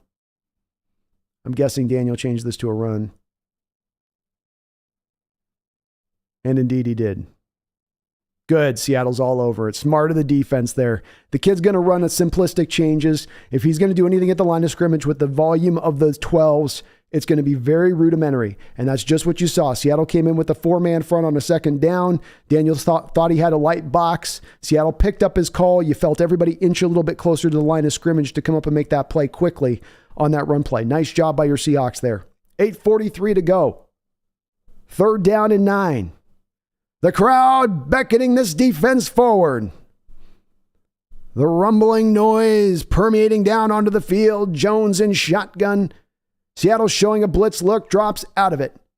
Jones looking. Irvin again all over him. Jones finding a way out of trouble with it. Great tackle there by Shelby Harris. Oh my goodness, the big man running step for step with Daniel Jones. He goes Superman style at his legs as Jones is seemingly just about to run outside of his grip. And he manages to get just a hand whisking past the back of his legs, knocking him down 3-4 yards just short of the 1st down marker when it looked like he was just about to easily get it. What a tremendous play by Shelby Harris. Big man showing off those legs. You guys didn't know I was that fast. You didn't know I could move like that. I can. Big man can go. Big stop by your Seattle Seahawks. 3 and out. Get this ball back to an offense which may be starting to heat up just a little bit. Here's the punt, and boy, this is a moonshot. An absolute moonshot. Oh, that was almost horror. That was almost just about one of the greatest punts I've ever seen in my life. My God. That punter's... can we get that punter tested after this game, please? I want him with a P test. I want DNA testing. He might be an alien. That guy just knocked that punt all the way almost to the 1-yard line on its own. Like almost stopped it at the 1, kicking it back from like his own 25-yard line. Holy hell. I was seeing flashes the last 2 weeks with Tyler's fumble and Walker with the safety last week and us having the one ball and the 1 there again. Whew. Infinite Zero, thank you for subscribing. You answered my call, brother. Appreciate you. You guys have all answered the call on that one, so thank you for joining up. Gayla Graves, thank you. We got a little subscriber train going. Let's go. We're getting up to 10,000. We're going to get there soon. We're going to get there real soon. We're going to be maybe 500 out by the time we finish off with October, and that's tremendous. So thank you to all of you guys. Welcome aboard the Hawks Nest. Good to have you aboard. Mumbles with a $5 donation. Thank you, Mumbles. Says Tyler has had his good, bad, and ugly moments. This Just not the correct order. Let's go defense. Getting that stop. You called it, Mumbles. You called it. They ratcheted up, man. They got that stop. And Bruce Irvin's playing with his hair on fire right now. Boy, what an addition he's been in this game and how he's showing up, especially when you're just not getting very much pressure from any of the other guys. I do think Uchenna's kind of fighting through a couple of little nicks and bruises in this game as well. So I don't think he's anywhere near 100% at the moment. But yeah, Tyler's found it all in this game. But I'd expect nothing less from him. The resiliency that he's showing. You know, he's not a guy that gives you a lot of bad moments. He's a guy who usually tends to be pretty clean. How many years did he have with Russell Wilson where he had a perfect quarterback rating when Russell targeted him? I think there was a couple year period where that was the case with him. And so, you know, everybody has their tough days. Everybody has those bad moments, but can you bounce back from it? Are you going to get stuck in your feelings? Or are you going to get unable to rise above that moment and be like, man, I played so bad today. This game's on me. And no. Find his way to turn around. And good to see the teammates on the sideline. Good to see Carroll coming over there and letting him know. You see Geno over there letting Tyler know before that drive. You're seeing Geno in this game at times. We've seen Tyler talking to Tyler and the moment over there with Eskridge and instructing him a little bit. He's showing you the leadership quality you want out of a quarterback. And not in the, let me show you on Instagram way. Not in the, hey, everybody look at me at what a leader I'm being kind of way, but in the true, real way you want your quarterback to be a leader. He's showing you off here, even just in this game, in these little moments like that. And then coming back to Tyler as he did, just shows you the confidence he has in him. Wu-Tang Financial with the $5 donation. Thank you, Wu-Tang. Says, let's hang another one on him. Good seeing Bruce back, dishing out the business. Oh, he's giving everybody the business today, isn't he? Isn't he, Wu-Tang? And yeah, let's do it. Let's finish this off now. 7:33 to go. Geno in shotgun. 3 tight ends. Goodwin goes in motion as your one wide receiver. The give is into Walker. Walker with not a lot of territory to go with here in this game. The Giants have done a good job as a team. I think coming into this game, they were 30th in the NFL against the rush. They have done a tremendous job today of really keeping things no holes, staying within their gaps, not over pursuing, not letting Walker have a cutback lane. This will bring up 2nd and 10. Geno's going to run a little bit of a up tempo here. Hurry up. He's looking. He's going to run now. And he's going to fall down at about it looks like 29-yard line. Let's bring about a 3rd and 6. 6:50 to go. Going to huddle this one up now. Let's get this though, Wu-Tang. Thank you for the donation, man. Let's get it. Let's get it. And boy, it is good to see Bruce back. I thought he would be a helpful benefit even at his age, and he is showing you that he is exactly that. Seattle again going with this weird alignment they've used a little bit here in this game at times with a tight end on either side of the field and a wide receiver right next to them. Actually, I guess it's just receivers at the bottom. Geno's looking deep down the field that was just a weird play all the way. Geno looked for DK down the football field. DK had hands all over him. Geno's wanting a hold here or a pass interference.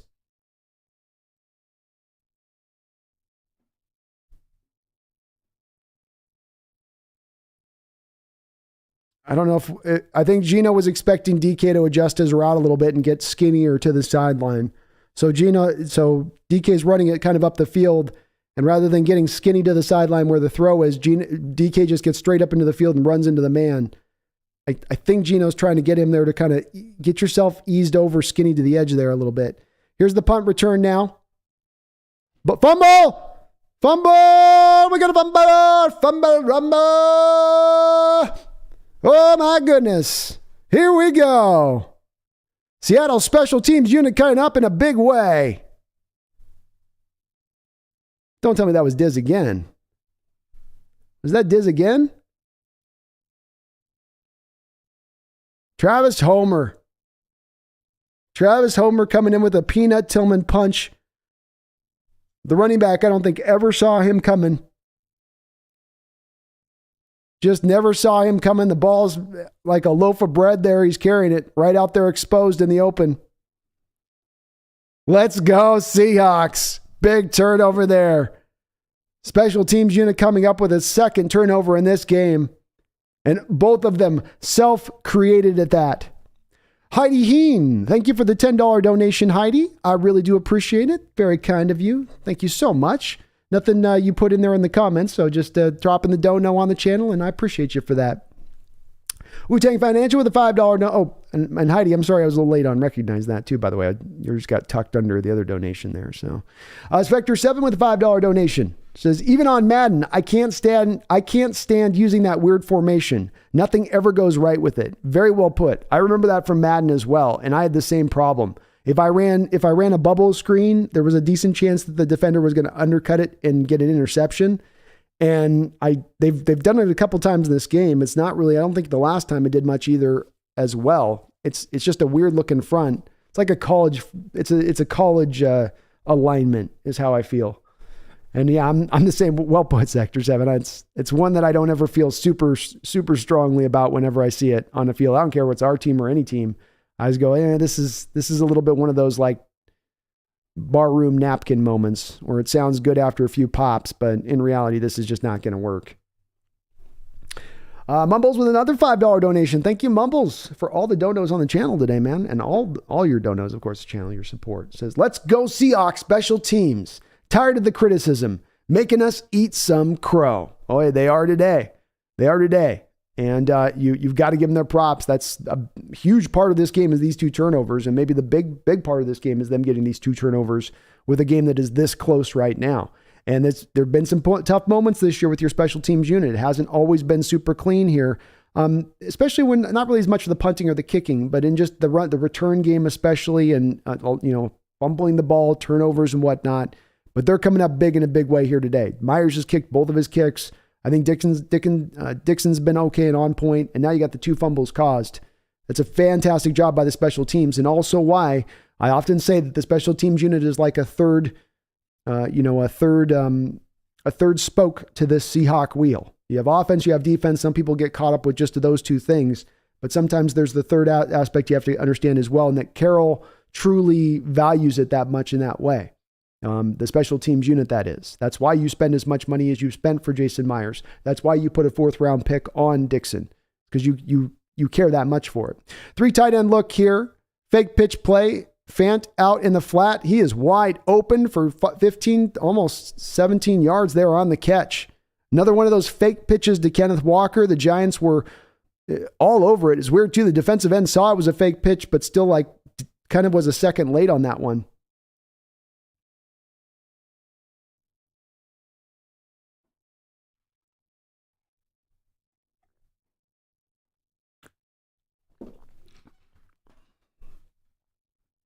All right, 1st and 10. Seahawks on the 16-yard line of the Giants. The give is into Kenneth Walker. Again, not really anywhere to go. He manages to break free a little bit. Somehow still breaking free, and he's going to get to the end zone. What a run by Kenneth Walker. He seemed to have nowhere to go. There was a couple times there where the defense appeared to just basically give up, thinking, well, he's definitely going to fall down now at this point. We've got him all corralled up. He's not going to be able to keep going. But indeed, he just kept moving his feet, kept sliding, kept moving, getting outside of the grasp, just keeping himself free for long enough before he could finally get up to speed. Fantastic run by Kenneth Walker on that play. I don't know if there's a lot of running backs, maybe the one on the other side of this football field and Saquon who could do that, but there was not a lot of running backs in this NFL who could pull that kind of run off. That was absolutely completely closed down in the backfield, and he just ran that for a touchdown. I mean, when I say closed down, it wasn't like one man had him dead to rights in his tracks. There was like a guys that had him corralled up like a grouping, and he somehow got around him. He somehow broke contain on that play when it was completely contained. Amazing run by Kenneth Walker. 1, 2. And then the last guy in pursuit just over pursues. He manages to slide him off with a stop, just a subtle stop move. But what a run. Has to reverse field from the second he gets the ball. There was nothing about this run from the moment Geno Smith handed it to him. Geno Smith was like, here, go welcome to hell. Go enjoy hell now, Kenneth. Here you go. It's okay. It's a little fiery. Yep. Don't worry about the flames. There you go. And he got out. He found his way to heaven. He found his way through all that to heaven. He bypassed right through purgatory and hit heaven. Let's go. Let's go, Kenneth Walker. Oh, yeah, baby. Woo! Woo! That gets 2 woos for me. That gets 2 Ric Flairs for me. Mumbles with another $5 donation. Thank you. Another $2 donation. Thank you, Mumbles. And it says, now we got K9 with his big run for a touchdown. We just had to seal the deal, Mumbles, Had to seal the deal. We need the cherry. Got to get that cherry on top. And there is still a little bit of football left to play, so I'm going to count my chickens before they're hatched. But what a run. That was impressive. That was impressive by K9. Oh, my God. We got ourselves a running back, folks. And when I say a running back, we might have ourselves one of the best running backs in the league here right now. Just one more thing to add to the stack this year. Just one more. All right, Daniel Jones coming back out onto the football field. And thank you, Mumbles, for all the don't-knows. He's in shotgun here. Giants in 3 wide. They're recognizing they're going to have to throw this a little bit. He's going to try to scramble this, takes this for 3 or 4 yards, and then slides. I think Seattle will let him do that all day long.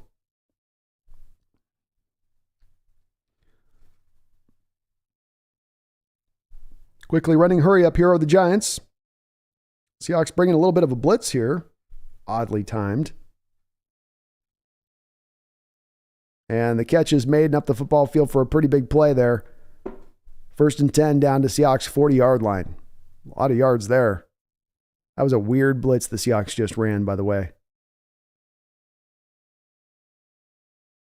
1st and 10, 4:39 to go here in the fourth quarter. Come on, defense. Don't make this easy.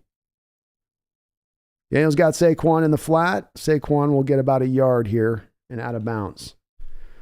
He-Bomb, thank you for subscribing, He-Bomb. Appreciate you. Welcome aboard to the Hawks Nest. Thank you for helping us get up over to this mark of 10,000. We are well on our way, and we are motoring fast. Barry Satoro, thank you for the $5 donation. Says, that's just the dog and canine. That's just that German Shepherd he's got in him, They don't die easy. They're going to let you take him out easy. There's going to be a fight. You're going to get a bite chewed out of your ass when you try to tackle him. And he took a couple big bites on that run. 4:30 to go here, 2nd and 10. Jones back in shotgun. He's looking, a lot of time, very little pressure here by your Seahawks. And Saquon Barkley just can't quite catch that pass. A little bit of a low throw there by Daniel Jones. You'd like to see him put that on the player more than at his ankles where he kind of, it wasn't at the ankle. It was there. Saquon's got to catch that. He was just looking to run with it before he caught it. So 3rd and 10 now. 4:24 to go here in the fourth quarter. Giants do have all 3 of their timeouts, as do the Seattle Seahawks. Seahawks fans beckoning their team to get louder, come on. 3 wide receivers to the far side of the field for Daniel Jones as he drops back. He's looking again. Man, wide open tight end here on Ryan Neal in coverage, but just buck naked open here a little bit. Seattle making this drive kind of easy for this Giants team here with some of this defense they're running out here. Giants are definitely being a little more aggressive and trying to push the ball up the field because they know the time and all that. And Ryan Neal's still on the field here.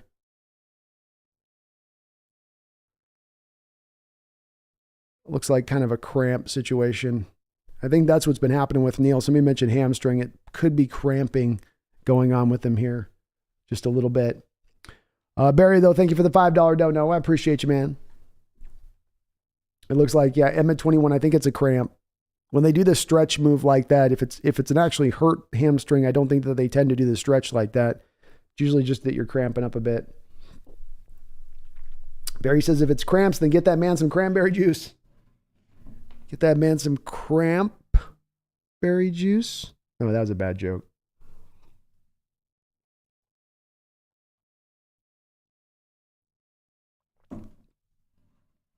Yeah, I'm sure he'll be okay. It's just, it happens from those guys from time to time. Finely tuned athletic bodies, stuff happens like that. Sometimes the oil gets a little low. Gayla Graves, thank you for subscribing, and thank you for the $2 donation as well. Very kind of you to do so. I appreciate you. Logan B, I like that joke. It's definitely a dad joke. No, I can't help a good dad joke, though. All right, here we go. 1st and 10, 4:05 to go. The Giants are working with something here and still a lot of time on this clock for them. We do not have this yet totally, in hand. Jones has played a lot better in this second half. He's 10 to 15 for 132 yards. He's come alive a little bit. From the 32 of the Seahawks, 1st and 10, Daniel in shotgun. Receiver goes in motion. Seahawks showing a 4-man front. Cody looks like he's going to blitz. Drops out of it. Daniel looking back across the field here to Jordan Brooks. Robinson will make the catch for the Giants. That'll be a gain of 9. Clock does continue to roll. 3:37 to go here. Jones directing traffic. Come on, clock, roll. Can we fast forward the clock? 3:28.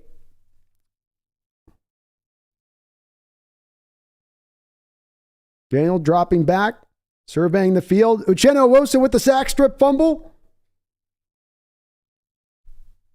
And it looks like Daniel Jones was able to recover it. 3rd down. Nice job by Uchenna there.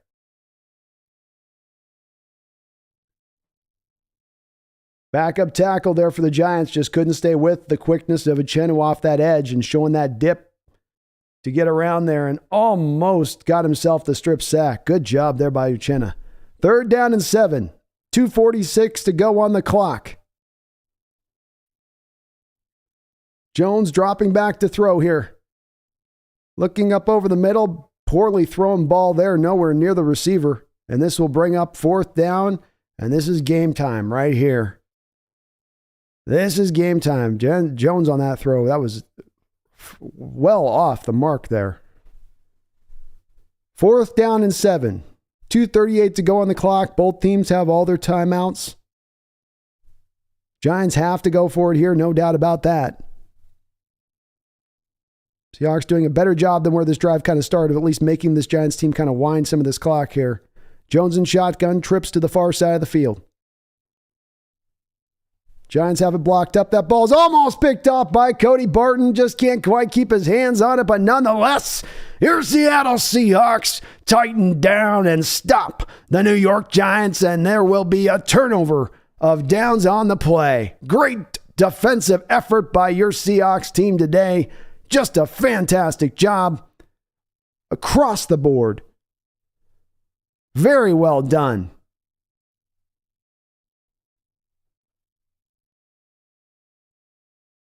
And good job. Let's give two guys props on that particular last play. Both Jordan Brooks and Cody Barton were on it on that coverage and on it with what the Giants were attempting to do there. They had a very clear understanding of where Jones was trying to attack over the middle of the field there, and they took well advantage. Very, very nicely done there by the two linebackers. And Cody couldn't come down with the interception, but still a very good job by him there. All right, a run here to Kenneth Walker here on first down. He'll get it for about 3 or 4 yards. Rec Room Randy, thank you for subscribing, Rec Room Randy. I appreciate you jumping aboard the Hawks Nest. As I said, we're on the road to 10,000, man. Thank you for helping me get a little bit closer there. Thank you for all the new subscribers for hopping aboard here. Really do appreciate you.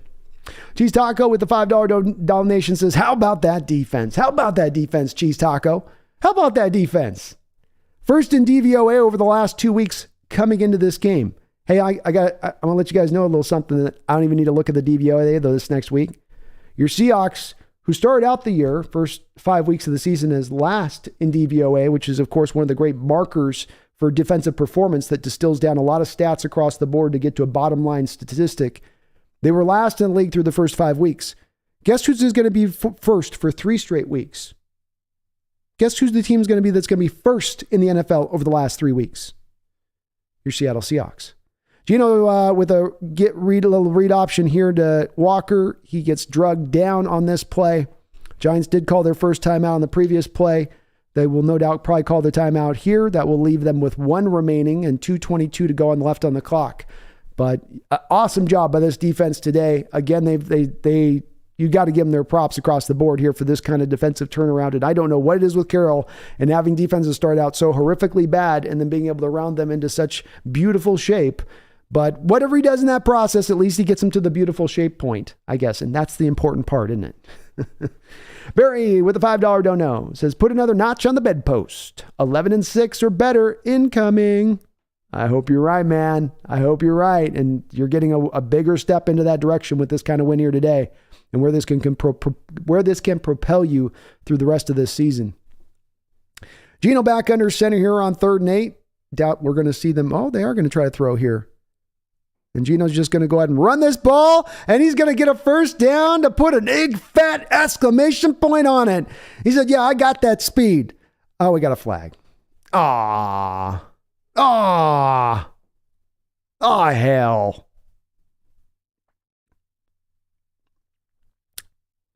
Geno's got a little gear there that he can open up on when he wants to.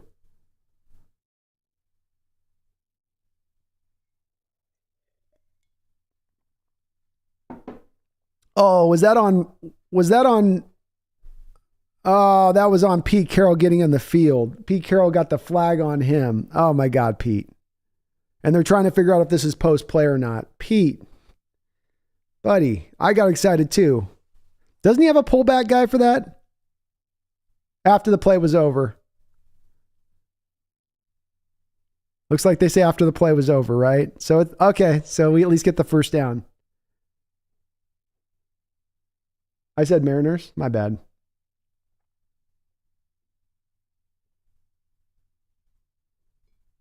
He said Seattle Mariners, the official did.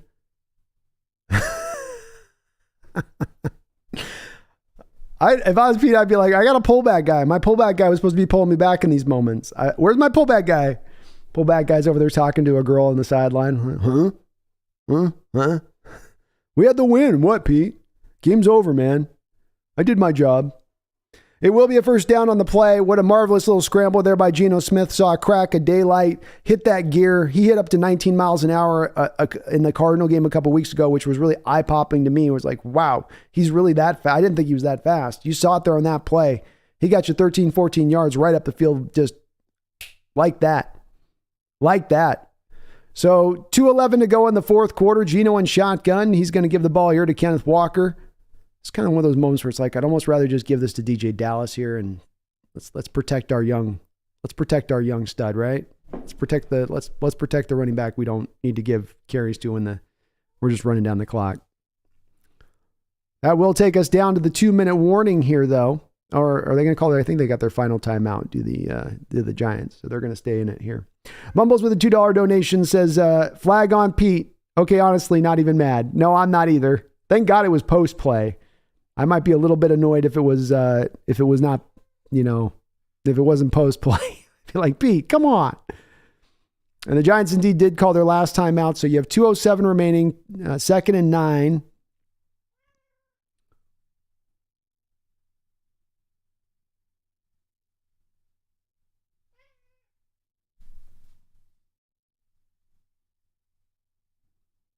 Second and 9. Let's see what Seattle does here a little bit. And Geno on the day, 23 of 34, 212 yards, 2 touchdowns. It doesn't even begin to really tell the whole tale of his day, though. He had so much of a better day than even that. All right, the give's going to be into Kenneth Walker once again here on 2nd and 9, and this will take us down to the 2-minute warning.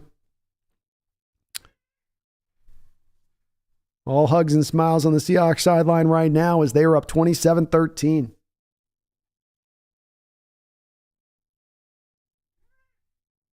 Alexander says, that's okay. Steve Sable called it Sean Alexander, Matthew Alexander. It gets the best of us, man. There's so many names to remember.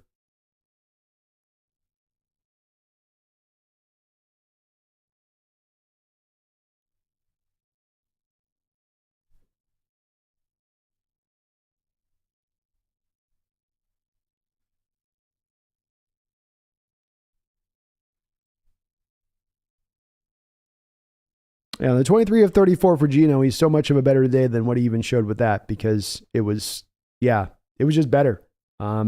He should be probably something like 28 of 34, really. He's had a couple of things here that have been dropped like, Herbert says we have a tough schedule left. We do. I mean, there's not a lot of, simple, easy wins on there. It's definitely the early part of the schedule was going to be the easier part of the schedule. But you have put yourself into a good position at this point with 5-3. You've not put yourself behind an 8 ball. You've not made to where we've got to overcome all this ground that we've lost. That you're not in that situation, and that's going to be helpful into getting us to where we're trying to go with this. Adam Fish, Thank you for subscribing, Adam. I really appreciate it. Welcome aboard the Hawks Nest. You answered the call, and I appreciate you, brother, for doing so. Garth Knight with a $5 dono. Thank you for all the donations tonight, Garth, on the channel and all of your support. He says, Brando, I followed Russell Wilson to Denver. I don't regret it because he's a special being. Nevertheless, them Hawks are playing with Geno who can spin it. I ain't mad at you following Russell to Denver. And yeah, Geno is showing you again, we are beyond sample size at this point, Garth. We're at a point now with him where it's undeniable that he is playing the position as well as he is playing it. And he is deserving this praise. And that this is also the key point of this with Geno Smith right now, as it will start to impact maybe the future of we looking at him in this position. This performance and the way he's playing is sustainable. This is not Geno is in the zone right now, and once he falls out of the zone, he's going to fall back to what he was before in his Jets days. This is a sustainable level of play with where he is. And again, as I've said, the more of these performances that he puts on over and over on the back of each other, one after another, the more that we're going to have more serious discussions about Geno Smith being the future of the Seahawks at the quarterback position. And I think it's a little bit of something we'll get into here in the post game a little bit more on, because I'm having some developing opinions here on some of these college quarterbacks a little bit, which is starting to drive me a little bit more in the direction of feeling like maybe Geno's the best track to take here. 3rd and 7, Geno in shotgun. The give is going to be into Kenneth Walker, and he is quickly tackled in the backfield, just nowhere to go. Giants are all over that. They weren't surprised in the least. Seattle will be able to run this clock down to about a minute and 10 seconds when the Giants will take back over, but Giants are now without any timeouts. It's going to be an uphill battle for them to get there if they're going to. Jacob Kessinger with a $5 dono. Thank you, Jacob. I do appreciate it. Says Geno should be like 28 for 34 with 3 touchdowns. Too many drops. Yes, it's going to be leading off some of my post-game thoughts on this is really how much better he should have been in this game, statistically speaking. It's a little bit like last week where you look at him statistically and go, it's a good solid day, but it could have been worse with some of the interception-worthy plays.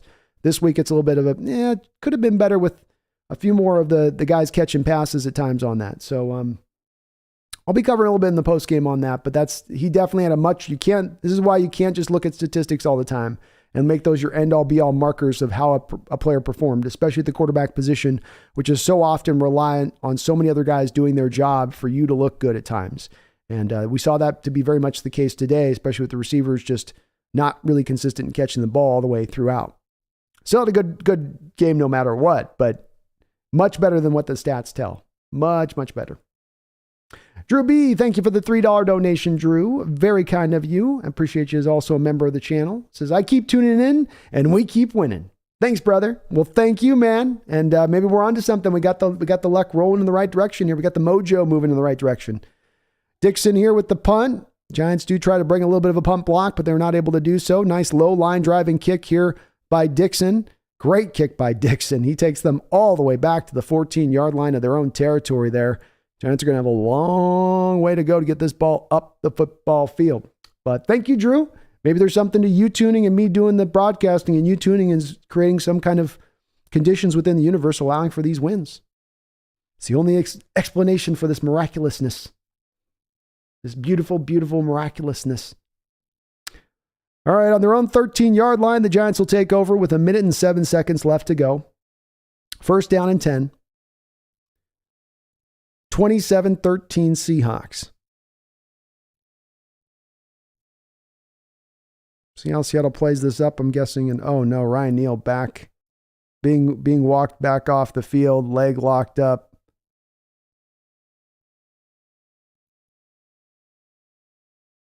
I wonder if that's the cramp thing again too. He's got that cramp. He's just cramping bad. Neal's smiling. I think he's cramping. Yeah. Boy, that's a bad pain too. If you ever had that, you've been in your bed at night and you're woken up by a cramp and you just can't do anything but just sit there, and it's horrible. Bruce Irvin just threw the running back to the ground. I love Bruce Irvin, the game he's having right now. That was so funny. Bruce comes off and the Giants bring a running back to help out the right tackle on Bruce, and Bruce just takes the running back by the head and throws him to the ground. That's that LOB spirit, man. That LOB spirit never dies. It never dies. That edge, you know what I mean? That edge. And yeah, Wu-Tang, Bruce is about that life. He just gave up on his rush and like, I'm just going to throw this guy to the ground. Oh, 2nd and 10. Bruce getting around the side again here. A little bit of pressure. LJ Collier with the batted down ball. You do your little celebration, LJ. LJ going for a second hand slap. Puna's like, that was good for one hand slap. You don't get the double hand slap for a knockdown ball. You get the double hand slap for a sack. Good active hands there by LJ. Active hands. Good active hands. Barry Sator with a $5 donation says the next 5 games were at Cards, at Bucks in Germany, at Raiders, at Rams, and Panthers. Time to get that good bread and a sop of that gravy. Let's go. Let's fill our bellies up, right? Let's stuff ourselves. 3rd down and 10 now. Daniel Jones under heat. He finds a man out of the backfield here. Ooh-wee. Michael Jackson with a couple hits in this game. He just put Hudson up on his butt there. Nice job. It's a good gain, 1st down. But Jackson made him pay the price. Says, don't you think I'm not bringing this strong? 50 seconds to go. 1st down and 10. And thank you, Eddie Jones. Thank you for subscribing, Eddie Jones. I do appreciate you.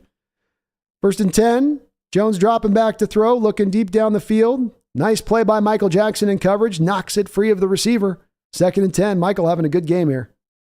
What a good game by Michael Jackson. He is solidifying himself over on that side of the football field. Eddie Jones, welcome aboard though, Eddie. Appreciate you.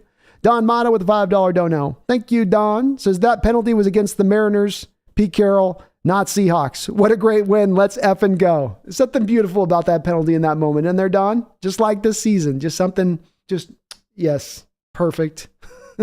Perfect. 2nd and 10 now. Jones back, empty. Uchenna coming up to... Uchenna rips him down to the ground, coming through on a stunt. Uchenna decided to do a little stunting on Daniel Jones there. And Uchenna with his 2nd sack of the game. Love the call there by the Seahawks. Running a little bit of games there. Guard just couldn't get to him. Too quick, too fast, and finishes the deal. 3rd down, 17. 17 seconds to go. Clock ticking. Drugged down to the ground once again. Puna Ford there now this time. And that will bring 4th down, and I think the Giants just want to go home. Give them their blankie and a bottle and put that baby to bed. The Seattle Seahawks have just beaten the New York Giants 27-13. Let's go Seahawks. How about that? What a win today. Another win on a beautiful season that will see your Seattle Seahawks now go to 5-3. Hell yes, let's go. What a win. And yeah, Nwosu's been a steal from the Chargers. Coming to this game, Amazon had him rated as having the most pressures in the entire league. And you went, well, he's only got 3 sacks, though. Shouldn't he have more sacks with all those pressures? Well, sacks can kind of come and go. Today, got 2 of them to add to what he's got so far. So it's sometimes why you want to value those pressures at times, even a little bit more than sacks, because those tend to be a true indicator of the success of a given pass rusher. What a phenomenal win by your Seahawks, though, in this season that no one saw coming. And again, I know this Giants team is not necessarily by some people's measure a good team, but they had 1 loss on their board coming into this game. They had games where they were down 4 times in the 4th quarter and came back to win those games. You answered this call. Great job on the part of your Seahawks. Randall McDaniel with a $5 donation says, how about them Seahawks? How about them, Randall? How about them? It feels pretty good, doesn't it? Feel good.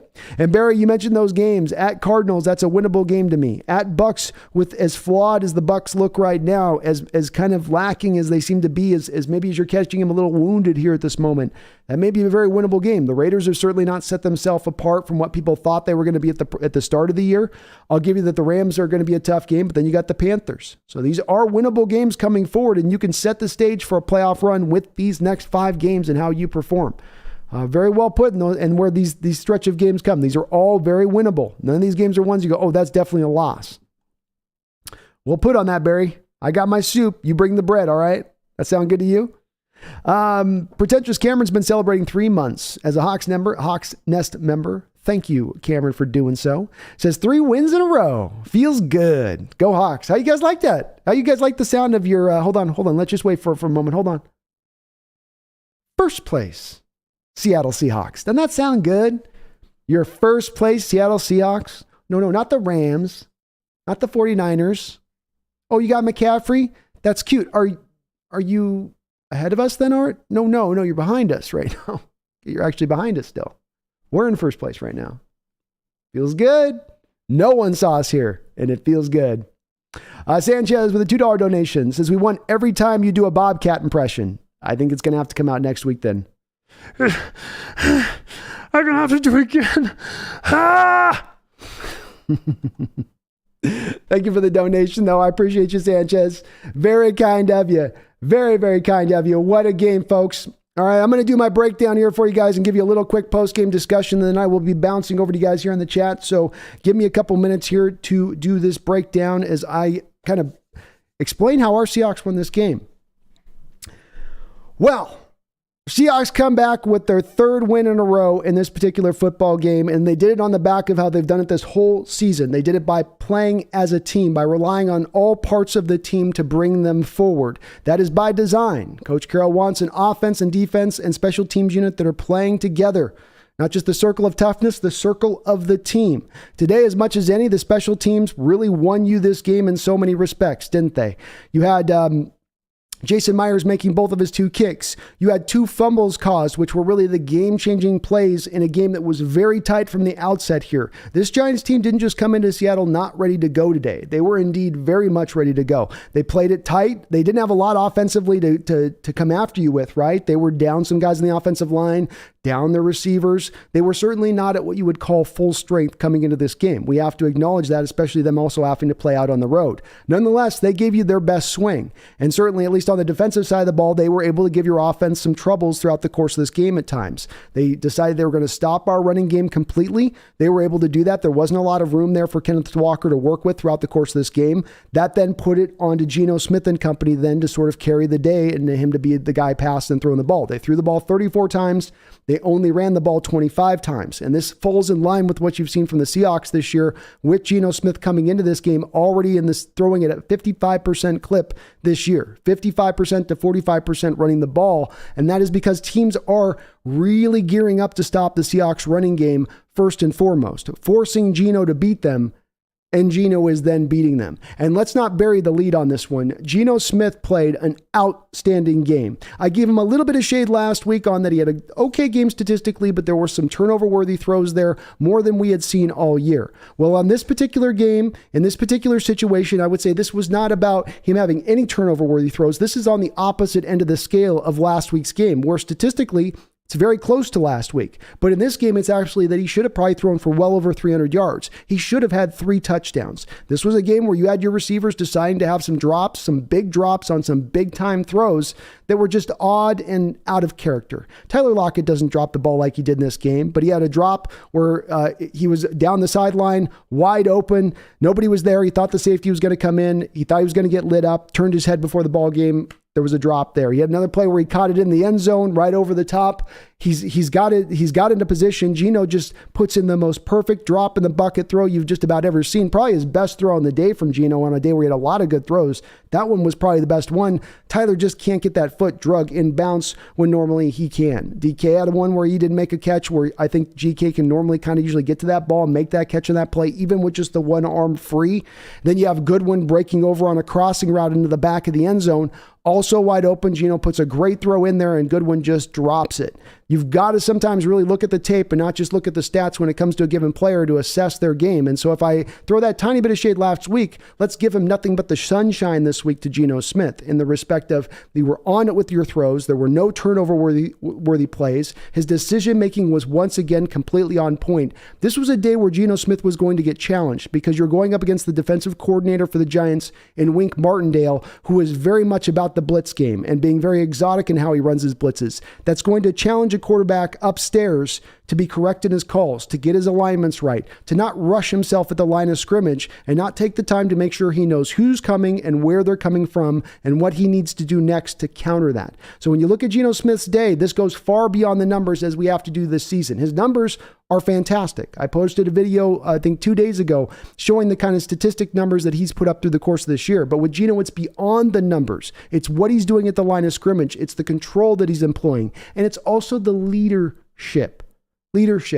There was a play early in this game where D. Eskridge ran an in-cutting route, and it looked to me like Geno Smith made a signal with his helmet pre-snap where those receivers needed to cut off those routes a little bit shorter, not go to the sticks. Well, Eskridge ended up running the play to the sticks, didn't get separation on the play, and you saw post-snap, Geno point at him and say, this was the call. Right here, this was the call. A little later in the game, they showed a sideline shot of Geno talking to Eskridge over the sideline and saying, hey, this is what we're trying to do here. This is what you need to do. And letting him know, coaching him up, teaching him what he needs to do.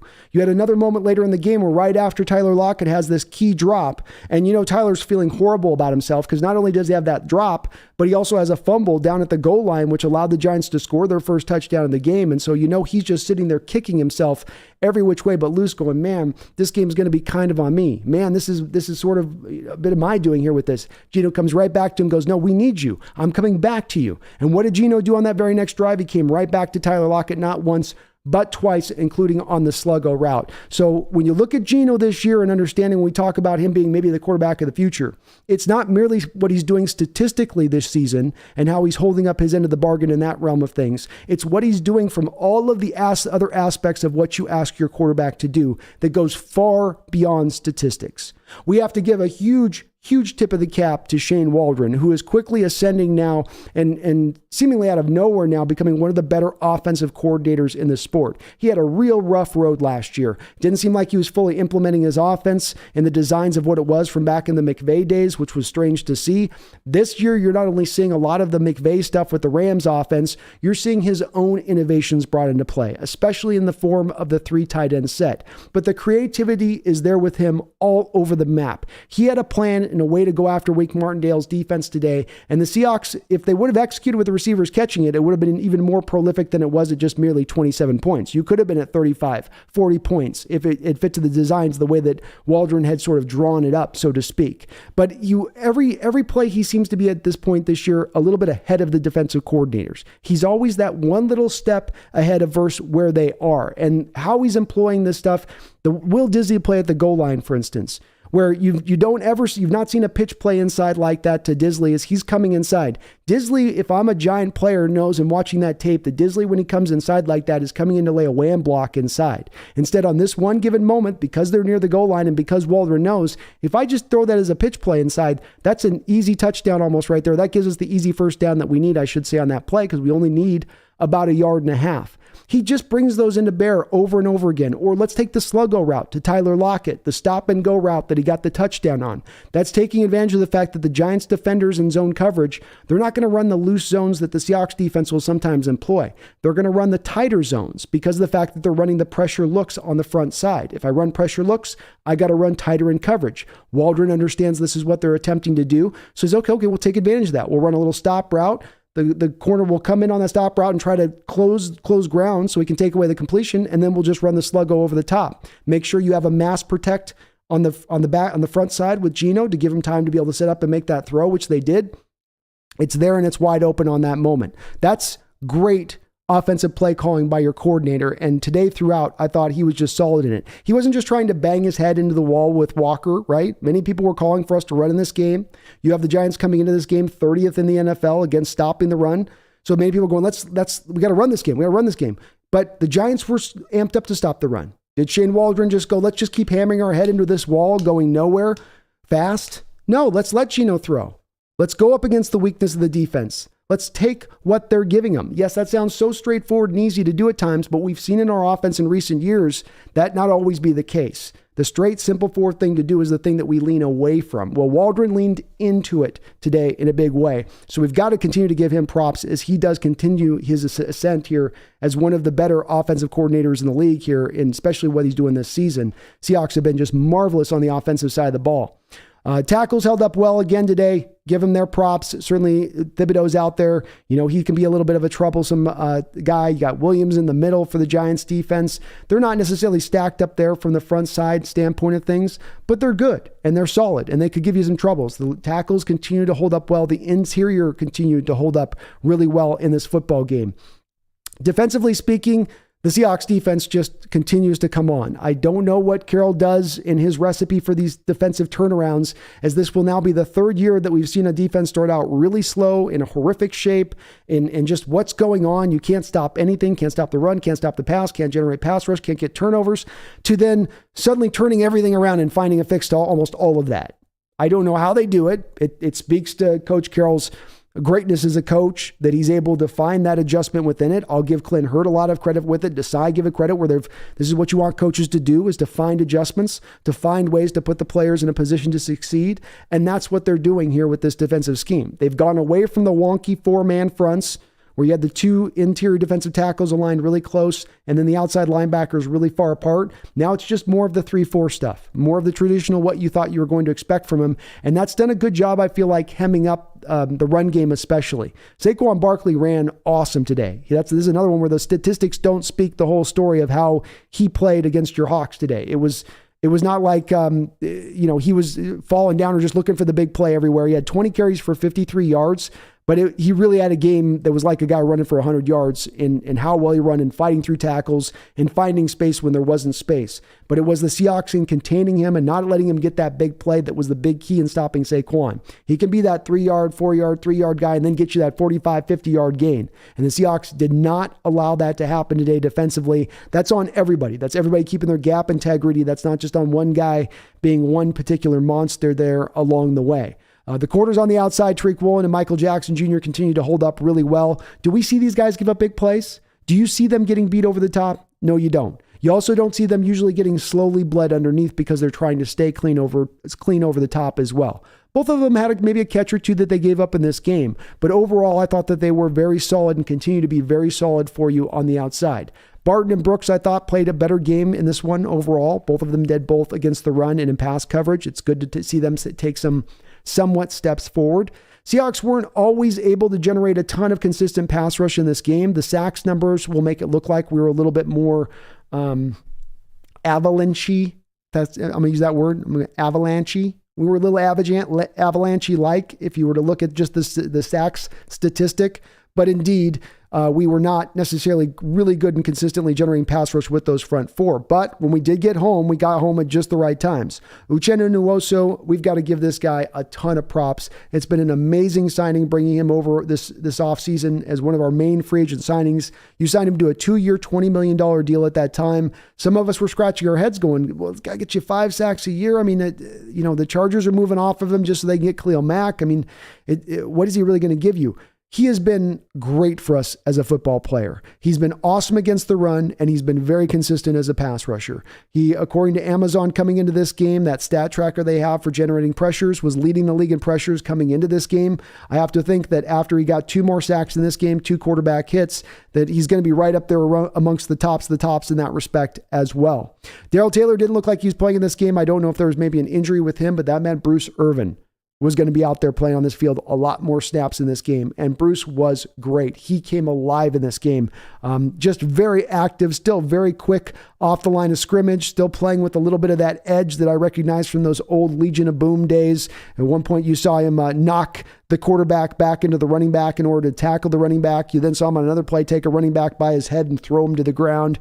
Just playing with a little bit of nasty stylings that I think is welcome on this defense right now. I think we could use a little bit more of that kind of play on this defense. But overall, you did a great job stopping the run. You did just enough as far as generating pass to make Daniel Jones uncomfortable. They were phenomenal in the first half. Giants were able to find a little bit of holes in the middle of that defense moving on towards the end of that game and through the third quarter and fourth quarter. But overall, the defense continues to play marvelous. And this is a defense through the first 5 weeks were last in DVOA in the entire NFL. DVOA being that stat that tracks basically defenses on a bottom line statistical basis where you take all these stats like yards and points allowed and everything else all put together and you distill it all down to this bottom line stat.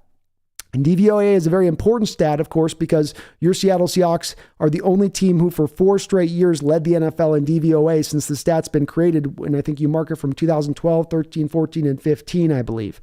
So what's interesting about this stat is your Hawks were last defensively through the first 5 weeks of the season in DVOA. Through the last 3 weeks, they're going to now be number 1. They were number 1 through the last 2 weeks, but on the back of this defensive performance today, they'll be now number 1 for the last 3 weeks in a row. That is a phenomenal turnaround. That's like a Geno Smith career-like turnaround to pull that off in merely 3 weeks and be at that kind of level, going from literally worst to first. I don't know how they've done it outside of just tossing away those 4-man fronts, getting Darrell Taylor a little bit more off the football field on early rundowns so teams can't attack him. But whatever they're doing, it's a phenomenal turn on the Seahawks defensive coach's standpoint, and we've got to give them a ton of props. Really, now the discussion's got to be going forward here of two items. Do we have to start to really think about Geno Smith here in the long term? And that's going to be a debate to be had, I think, throughout the course of the whole rest of the season. But it's one that has to go from being, this is a 1 year off kind of guy, to now we've really got to start looking at this in real serious terms, whether or not this is maybe the smarter approach, because he is playing the position so well. He's giving you everything you could want and more from the quarterback position. He's even got the mobility aspect that he provides that we saw at the end when he got that key first down to finish things off. And I think it's going to be a fun debate that I'm going to get to see within my chat out there in the Seahawks fan base. But it is one that I'm going to be more and more open to if he can continue to play like this. And I was a guy very much against it, saying, no, stick to the blueprint, stick to the model, stick to the 2012 blueprint where you get the super team built and then you go get that rookie quarterback on that cheap deal. But Geno's making it very, very hard to stay on that stance. The other thing that we've got to talk about going through for the rest of this next couple of days, especially and how it impacts this team, is the trade deadline. The deadline is going to come this Tuesday. The Seattle Seahawks are sitting on a plethora of draft picks for this upcoming draft. They could be in a pole position here to go make a move, or two even, to help round out this team in certain positions if they wanted to do so. The only tough part about this is that there's not going to be a lot of teams that are going to actually be willing to move guys. I did an article on my channel looking at and doing some research of those teams that are going to be in sell mode, and then those teams that have players they're looking to basically offload, who are then players that would fit to what Seahawks are looking for and their needs on their team. And those things just don't quite fit together right. So there's not a lot of deals out there to be made that stand out, that are straightforward and easy, no-brainer deals. Let's go make that deal right now. Nonetheless, you are in a position right now, if you're John Schneider, where you can go make that under-the-radar move. It doesn't have to be a splashy move like the Niners did with Christian McCaffrey. It can be a move along the lines of what you've done over the past couple of years.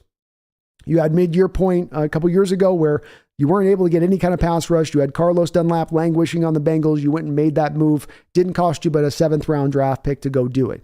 You had a time where you weren't really feeling happy about your safety position. I think 2 years prior to that, you went out and took a 5th-round pick and flipped it out there for Quandre Diggs. So rather than looking for the big splashy move, we'd all love to see Roquan Smith.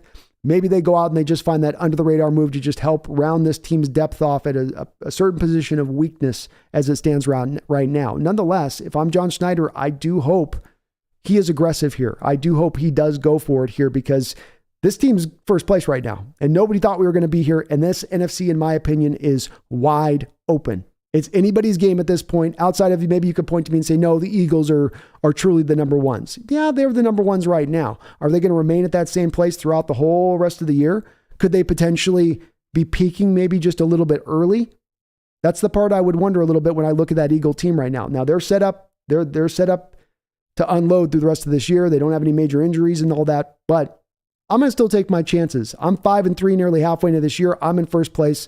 Let's go make a move. Let's go round this team off and see if we can't get even just a little bit better, and then just see what happens, right? It's a free season as it is. We all thought we were going to be rebuilding, so why not? Nothing to lose. And I'm not advocating necessarily giving up big, huge draft capital like 1st or 2nd round picks. I'm talking a little bit later in the draft, and you can sometimes at the trade deadline get one hell of a player for not very much as far as draft capital goes. But beyond all this, Seahawks played a fantastic day today. This is a great position for our team to be in.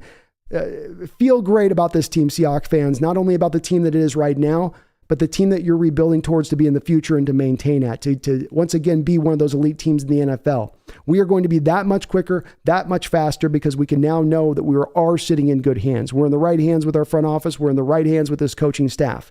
And once you know that that's on point, and that's the part we don't have to worry about, that means we're not going to go back to square one and work ourselves back from that point. We're far ahead of the game now. We're much more quicker to getting back to that elite status. Revel in that, celebrate in that, because that's the reality of the situation and where we're going into this future. Thank you guys for putting up with my little post-game thing. We got people that request for me to do these little quick breakdown bits on the channel so that I can, because some folks have a hard time doing the full 5-hour 5-hour full meal deal on the channel. But what a wonderful game, guys. That was, woo. And again, one other thing I want to say about this. We get told that all NFL is about coming down to the last possession. There's a big cliche that's put out there. The NFL, it comes down to the last possession. It doesn't really matter what you have for a team, really. It comes down to the last possession and who your quarterback is on the last possession.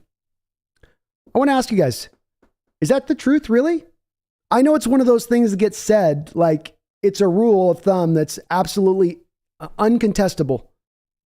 That there's no doubt about it. Yeah, everything comes down to last play. Usually it's who your quarterback is last drive. Last three weeks, that's not been the case, actually. Last 3 weeks, you've been running away with these games a little bit. There are games in the NFL, and there's a lot of games in the NFL that do come down to a last possession, and it does help having the quarterback who can take you down that last drive to get you those last few points. But I'm not so sure that the NFL game is all about that everything becomes negated throughout the course of a whole entire game down to this, do you have a quarterback under center at the end who can drive you down the field and get you the score? That's, again, where we come back to, in my opinion, a little bit of the overvaluing of the quarterback position. Where if you've taken care of business on the other parts of your football team and not just made yourself so quarterback specific, that is not how the game will go. That indeed you can get up on teams in football games. You can get them held down under the water, just trying to pull their head back up over, get one little breath and then back under, back up over the water and then back down. You can play it like that too. There's multiple ways to slay this kind of beast. It's not merely it always has to come down to the game as a nail biter where everything's close and we're all about to have a heart attack. In the last 3 weeks, that has not been the case. You've gotten out ahead of teams. You've held your foot on their throat and you kept it on their throat. I like the killer instinct I'm seeing from this football team too, by the way. I'm liking the way they're putting these teams down. I like how they're banging that final nail through the coffin. Winning with ease over the last 3 weeks. And I know I'm dreaming big here. But if I've got a defense that can get even close to being number one DVOA, as they have for the last 3 weeks, they can stay even somewhat close to that area of things with the offense performing where it's performing. Why do I got to cap that team out? Why do I got to say there's a ceiling on that football club? I got a top 10 offense, one of the better special teams units in football, and maybe a defense now rounding into more of a top 15 type shape of things. That's a type of team that can be dangerous against anybody. That's the type of team that can play with anybody. All right, I'm behind on my donations, so let me catch up here on that. Sorry about that. Randall McDaniel says 5-3 first place. John better go make a move or two. Well said, man. Thank you for the $2 donation, Randall, and that's what I want to see. Let's go make a move. I understand the Roquan Smith will be probably too costly, but there's got to be somebody else out there that you can help to get this going. There's got to be somebody else out there that can help this team out just a little bit somewhere. Just top off the tank. That's all I'm saying. Okay. We had the thing on the automatic clicker. The clicker went off. Just give me a little bit more, just give me a little bit of that. That's all I'm asking for. A little bit extra on top of the tank. Spectre 7 with a $5 donation. Thank you, Spectre. This season is perfect. Now let's get a better record than the Jets to shut up those annoying fans bragging about the Adams trade. Boy, they still come out from the woodwork, don't they, Spectre 7?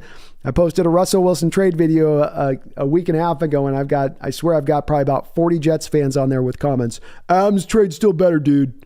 Adams trade's still better. Okay. Yeah, all right. You guys did good on that one. But Adams is still way more of a fleecing. I'm like, all right. If you say so. But thank you for the $5 donation, Spectre 7. And yeah, let's get a better record than Jets. I'm going to like us in that game. We got to play them here in a few weeks. Garth Knight with a $5 dono. Says Michael Jacksons are all underrated. F the Beatles. Michael is the king of pop, and he owns the Beatles catalog. Take that, UK. That's right. It was one of the funniest stories ever of McCartney talking to Michael Jackson, giving him advice and telling Michael's like, Paul, what should I do, Paul, about getting money? How do I get money, Paul? What you should do there, Michael? What you should do there, Michael, is get yourself into publishing. Got to buy your songs, Michael, and then you own your songs. I'm gonna buy your Beatles songs, Paul. That's funny. That's funny, Michael. You're a funny man. And then he went and did it. Michael, a little cold-bloodedness to him. Went and bought the whole Beatles catalog. And that one still, I think, burns McCarthy to this day. I thought we were friends. We are friends, Paul. This is business. Michael, why? Because, Paul. I'm going to do a whole stream of McCarthy and Jackson having an argument about him buying his catalog. Oh, thank you, Garth. Appreciate you, man. Gemini Brett, thank you for subscribing to the channel. Gemini Brett, welcome aboard here, man. We are on the road to 10,000 subscribers here. So if you are not aboard, you're not a subscriber, please do get subscribed because I'm getting close. I can smell it. I can touch it. I can taste it. I just can't stand on it quite yet. So please do jump aboard like Gemini Brett has. Thank you. Garth with the $5 dono. Thank you, Garth. Says, if a Geno movie happens, who's going to be the actor who breaks his jaw because he didn't want to pay a gambling bet as a New York Jet? Well, you got to get somebody who looks intimidating. Who would it be? Who's an intimidating looking dude you'd get like, I mean, yeah, Terry Crews probably wouldn't work as that. He's too lighthearted and stuff now. He doesn't have enough of that. Probably Ray Willis. It'd be a cameo, so you just have Ray Willis do it, Garth. That'd be funny having Ray cameo as a jet, just so he could break Geno's jaw. It's part of the movie. It's part of the movie. Garth with another $5 donation says, Orange Cat, you are the best. Here's $5 for salmon treats. If you can reward my Broncos in return, I appreciate it. If not, no biggie. Fries. Are you going to reward the Broncos? No. You heard her, man. Garth, she said it. She's very anti-Bronco despite her orange coloring. So, yeah, she's just... What do you think, hon? What do you think? No? She's quiet now. She's quiet the second I put the mic in front of her. She gets shy. Thank you for the treats. And she will be getting some big-time salmon tuna action here after this stream. You can bet it. She's getting some celebratory salmon is what we call that in this household. Austin WK with the $2 donation. Thank you, Austin WK. It says, what second half adjustment unlocked us scoring?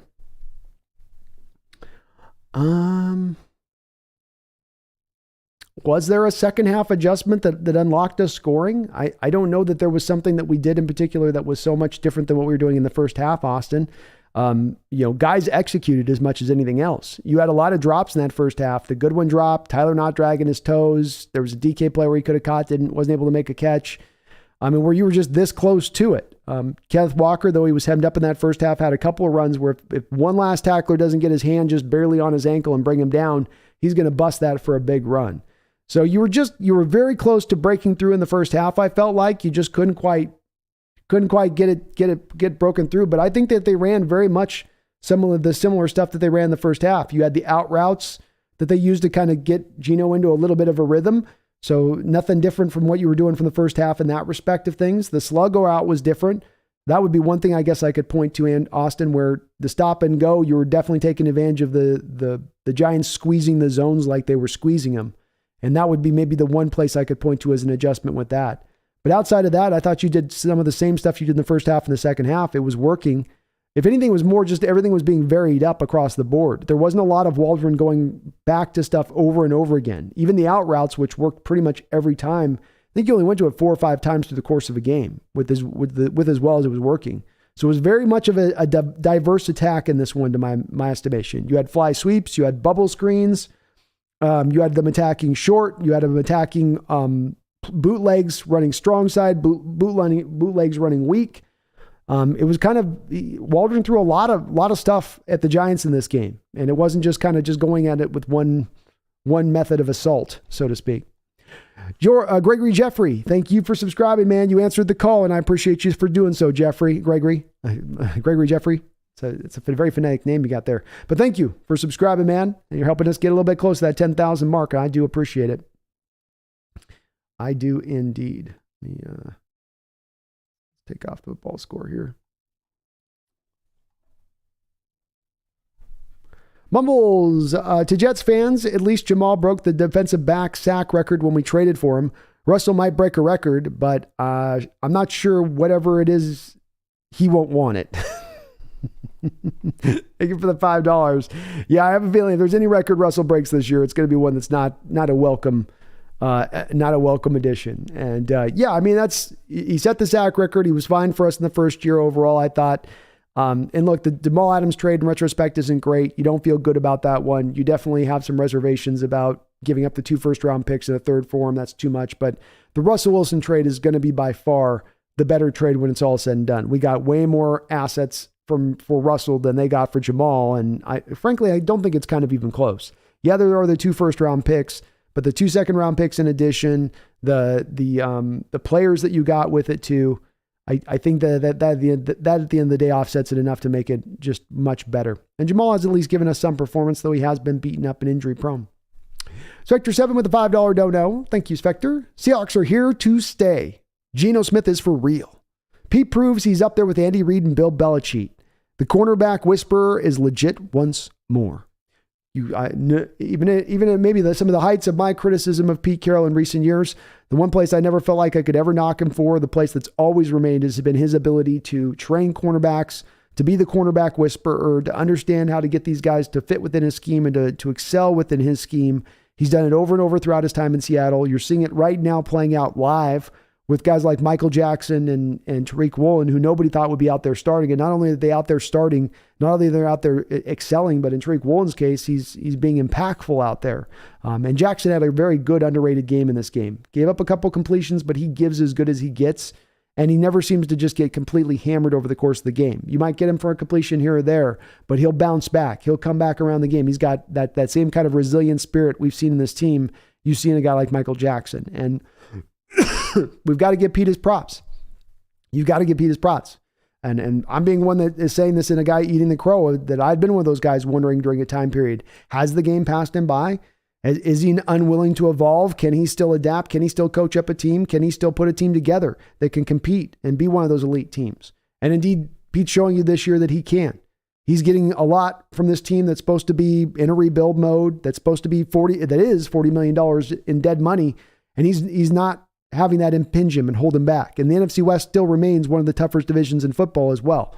So it's not like that's gotten to be any easier of a path for him.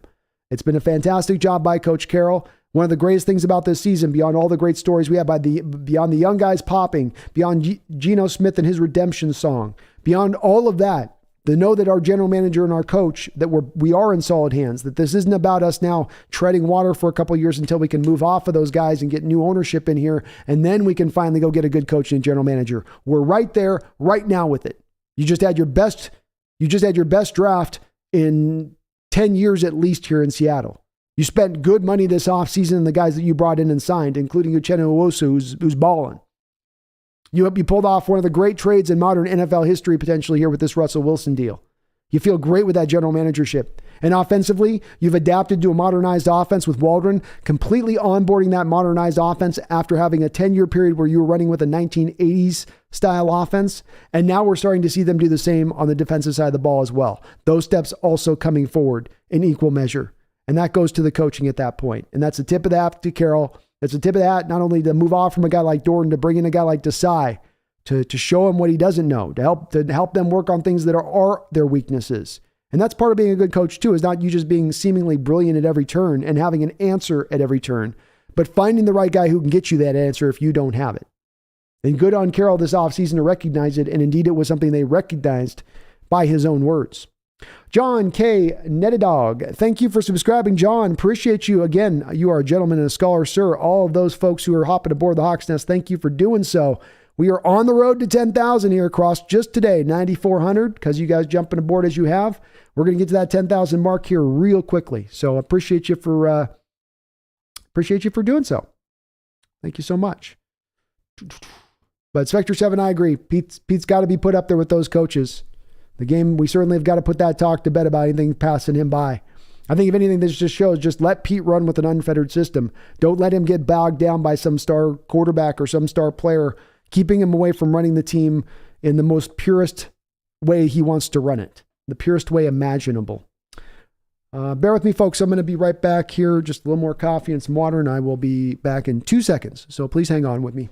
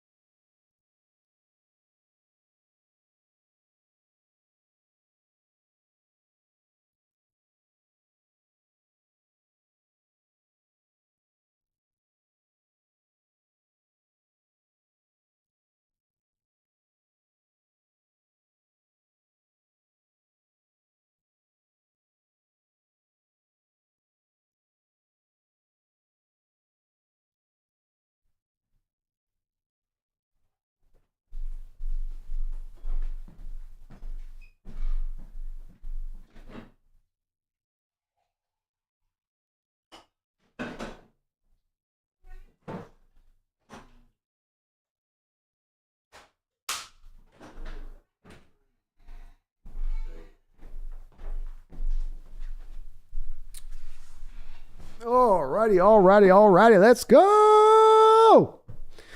Oh, Randall McDaniel with a $5 donation. Thank you, Randall. It says, 2 positions of need we can reasonably upgrade at the deadline? Question.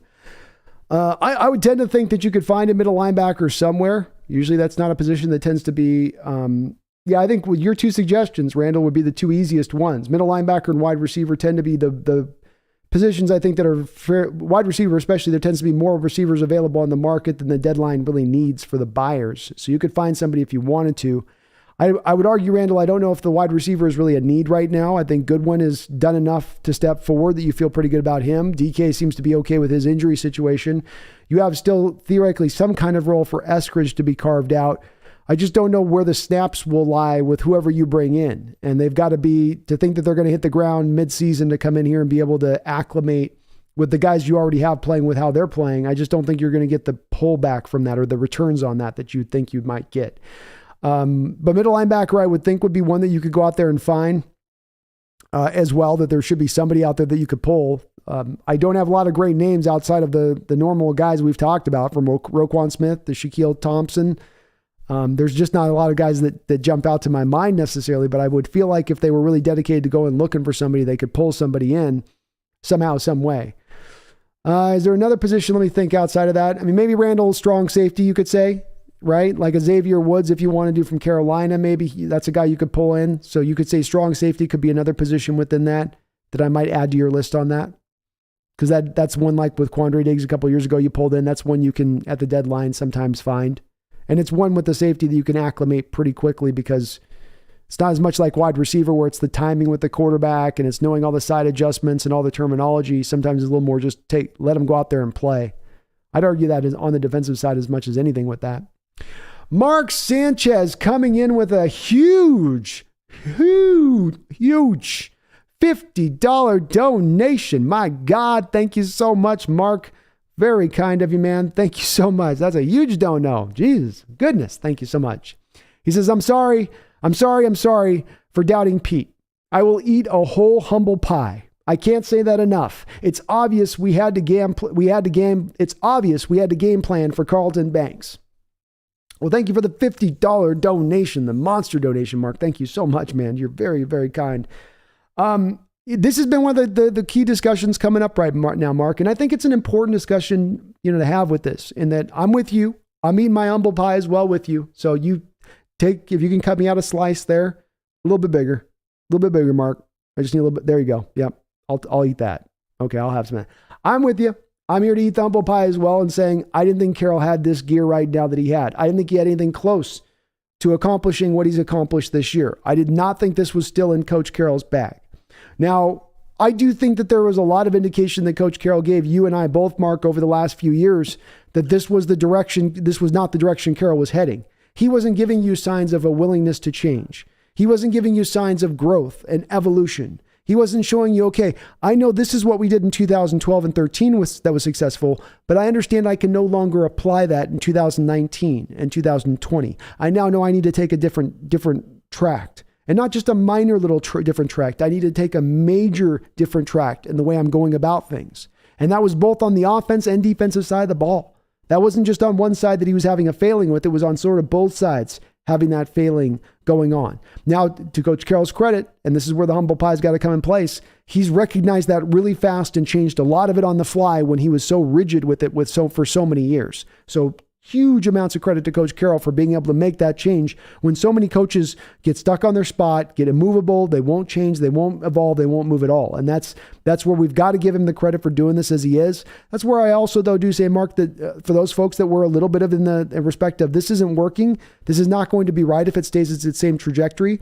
If we had the same coach of Coach Carroll and his designs and the way that he wanted to run a game of 2019 applied to this particular year right now with this team, that would be a team failing right now. That would be a team with maybe 1-2 wins on the season at the very most. But he changed his ways. He updated. He went and got the new model.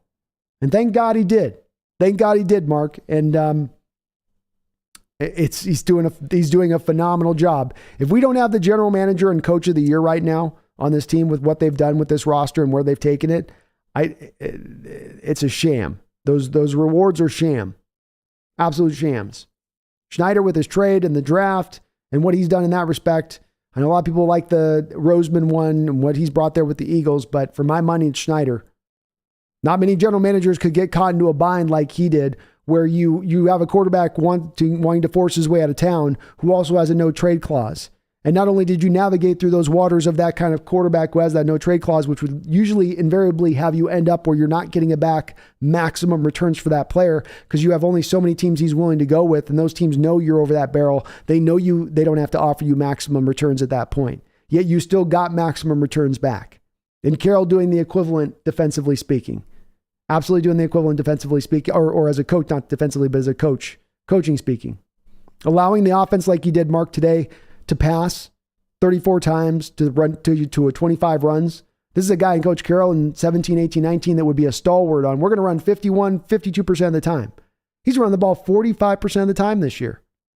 Again, just at every turn with Carroll this season, you're seeing growth, adaptation, evolution. And I will give him props for it, and I'm going to happily eat this humble pie, and I hope we get another serving of it next week. I hope I get it every single week.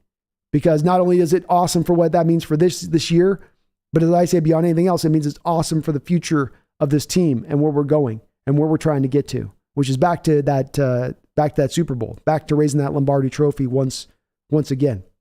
Thank you though, Mark. You are awesome for your donation, brother. All your donations to the channel. I really do appreciate you. I salute you, sir. Very kind of you. Joshua Carl, thank you for answering the call. I put it out there. If you are not a subscriber to this channel, please like Joshua Carl. Get subscribed. We're on the road to 10,000 here. We're moving fast. We're hustling. I want to see if I can round this mark early into November. I'm going to be aggressive about it. So you be aggressive too and come on aboard. I promise no clickbait videos, only generally awesome and entertaining content all the way. Thank you though, Josh. Welcome aboard. Vank88 with a $5 donation. Says, I am for what Thuran said. Best idea yet. Go Hawks. What did Thuran say? Let's see what Thuran said. Thuran says, oh my God, could you imagine if we draft Bijan Robinson and have a double attack at running back next year? Double attack at running back. It's got a nice little phonetic rhyme to it. I like it too, Vank. I'm okay with it. You're seeing right now with a guy like Kenneth Walker, what happens when you have running backs get so devalued that they drop so far into the draft to where you're getting one of the best two running backs in the draft, fairly deep into the draft considering. And with Bijan Robinson, as talented as he is, our team's going to go outside of their first round mantra of we cannot take a running back in the first round anymore. It's just not smart to do. It's just not worthwhile. It could be. Both with Bijan Robinson and Zach Charbonnet of UCLA. That's going to be a bit of the question with both of those two guys. But you could even take those two guys off the run. I mean, you could even sign me up for a potential Mayan Sanders or something, the kid out of Ohio State. I like the way he runs. You could get him in the second round, and I'd be okay with that. But I think to your point on that, Thuran, and I'm going to say Mumble's point, or not Mumble, but to what Vank88 says on this, what you're building into that, I think intelligently, Thuran, and why I'm in favor of it is that we got to stop looking through the lens of simply bell cow back for this football team. With as many running backs that have been injured over the last couple of years here, it's better to build up that stable of backs where you've got an adequate guy who can go back there and really not just be a guy that you can hand the rock to, just a dude, but an actual guy who can kind of provide you a little bit of juice, like you get from Travis Homer. We had that little catch he made there right in the middle of the field for 4 yards in this game. Suddenly turns it into a 22-yard gain there with his speed. We've seen DJ Dallas do some similar things at times with what he's brought. So I'm okay with it, them going that route with it. I am. When you've had talented running backs and multiple ones in a backfield on given NFL teams, that's had some measure of success in NFL history, taking that route with it. And again, it gives you some insurance for Walker if he should go down. Mumbles with a $2 donation. How much would I re-sign Ryan Neal for? A 2023 free agent.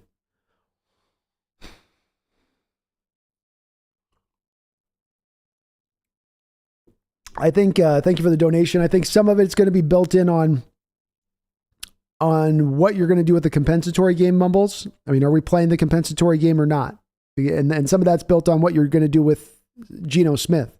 Because if you don't sign Geno Smith and he goes into free agency, and you got Geno going into free agency, you've got a Travis Homer going into free agency, you got a Ryan Neal going into free agency, hell, maybe even Rashad Penny, who could get a $3 or $4 million deal somewhere. you could be walking out of this with 4 compensatory picks if you want to play that game. And if that's the case at that point, I don't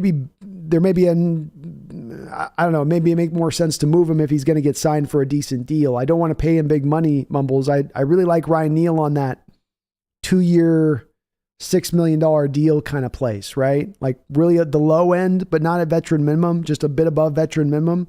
I feel like that's the spot where I'd be willing to go. We can't forget on this. We're currently right now spending more money on the safety position than any other team in the sport by far. I don't think we can afford at this point to go further past that.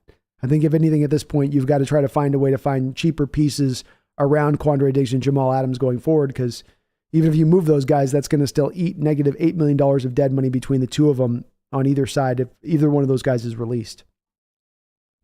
So 2 for 6, Mumbles. I'll go 2-6 for him. Sector 7 with a $5 donation. Thank you, Sector 7. It says, yo, man, I'm living back in Seattle. Let's get some burgers and watch a game at a bar sometime. I will happily buy. Well, thank you for the donation, Sector 7. I'm actually in Spokane, my man. So I'm over on the east side of the state at the moment, or I would maybe be down for that. So, yeah, I get over the west side here and there, and we'll try to maybe next time I get to the west side, do maybe a meetup once I'm back over there, because I'll get back over the west side here this winter. I want to get over there for some other stuff. So once I get over there next time, we'll maybe try to see if we can do maybe just a meetup, if that is possible. But yeah, I'm over in Spokane at the moment. So appreciate the $5, and I will let you know if I do happen to make my way over there, as I do want to do at some point here. Caesar Garcia, you also have answered the call, Caesar, and thank you for doing so, man. Welcome aboard the Hawks Nest. One more person jumping aboard, helping us to get a little bit further here as we clop along here to 10,000. So thank you to all the new folks that have jumped aboard here. Like I said, we've had just tremendous growth here on the channel. Unbelievable growth. Like we crossed 9,000 at the start of the show. We're already, or 9,400 at the start of the show. We've already gained 46 new subscribers. So great job to all those new folks jumping aboard here as we're getting to that 10,000 mark. I'm getting stoked. Thank you for all the donations too as well. And if I missed you at the top on the chat, just repost back if you have a question I happen to miss, because I'm going to try to stay kind of as currently as I can on the chat here so I don't get too far behind. Saijin, are we beating the Cardinals? Yeah, we're going to beat the Cardinals. That Cardinal team we played a couple weeks ago that I saw in person, they're going to be a little bit better with DeAndre Hopkins there. There's no doubt about that. But I'm not scared of it. I'm not frightened. Not me.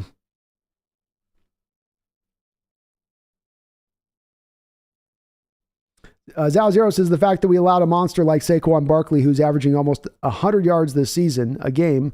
I'm impressed with our defense in getting 5+ sacks in this game. Nwosu had 2 sacks and Mafe also had a sack. He did. Mafe was kind of unblocked on a kind of broken play that got his sack there, where the Giants just they ran a weird pass protection there, but he took advantage. And Nwosu had an outstanding game all the way around. He was showing out throughout the whole course of this game, not just with those 2 sacks. He also had 6 tackles, 2 tackles for loss from Uchenna Nwosu. That's a guy who's already been a defensive player of the week once. And this might be the guy that I do a video on this week in regards to kind of highlighting how well he's playing. But he might be defensive player of the week for the second time in the NFL this year after the course of this game. 6 tackles, 2 sacks, 2 tackle for losses, 2 quarterback hits. That's a hell of a game from an outside linebacker. You know, that'll do. That'll definitely do. And boy, money just well spent with that guy as far as the impact he's given you. He's been amazing. Just amazing.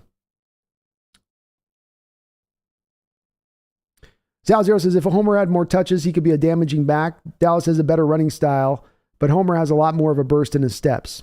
Indeed, he does. Homer's definitely a quicker and faster guy, I think, than Dallas. Dallas a little bit more of the meat grinder back, where he'll grind you out a couple extra yards, where he's just a hard fighting runner in that respect. So they both kind of give you 2 things where Homer doesn't have that. If Homer gets a guy who's going to get an arm on him, they can kind of bring him to the ground with just an arm tackle. So they're two very different skill sets, even though they're very kind of third down back types.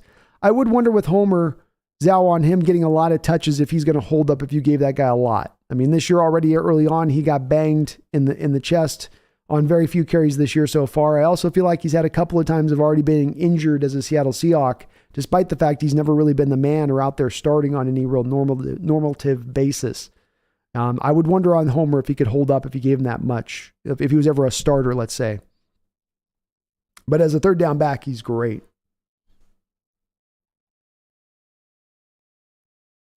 Cora says, maybe it's just me being a homer, no pun intended, but Travis Homer is the most underrated back in the league.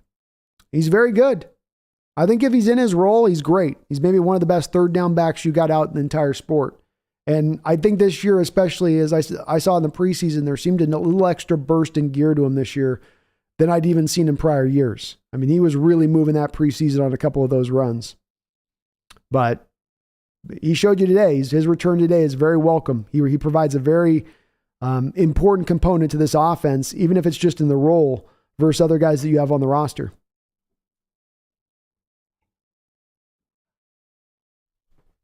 Paul says, Christmas draft, I'm thinking Denver gives us a top 10 pick, maybe 9.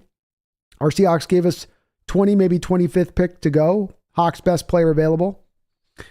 I would think that'd be where they would go with it. Maybe even trade out of the first round of that pick if they can pick up extra picks in the draft. I think the Denver pick's going to be a top 10 pick. I know they got the win today against the Jaguars, but I think Denver's also gotten to kind of play the last couple of really weaker teams that they're going to have left to play on their schedule. It gets really tough for Denver moving on out, and they really struggled even today still against that Jacksonville Jaguar team. Watching a little bit of that game, that's not a good Jaguar team at this point. They're still a long ways away. But Denver barely kind of hung in there with them and was just able to kind of edge them out there at the end. But I think when it all said and done, it's going to definitely be a top 10 pick, Paul, and there still is an outside chance it could end up a top 5 pick when it's all said and done. I don't think it's a guarantee that they're going to just get to 7 or 8 wins this year. So, yeah, that's how I see it too. Megan says, okay, 12s need to head out as I'm flying home, so need to get a few things done. Sounds good, Megan. Hope you have a great night. Thank you again for taking me out to that game a couple weeks ago. That was awesome. That was awesome.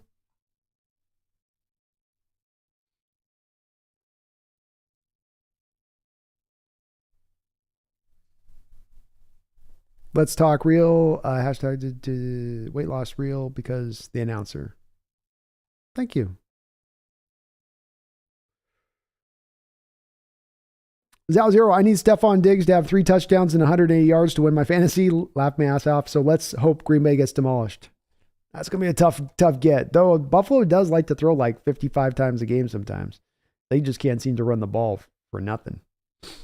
Thuran says, F the Beatles. How dare you, sir?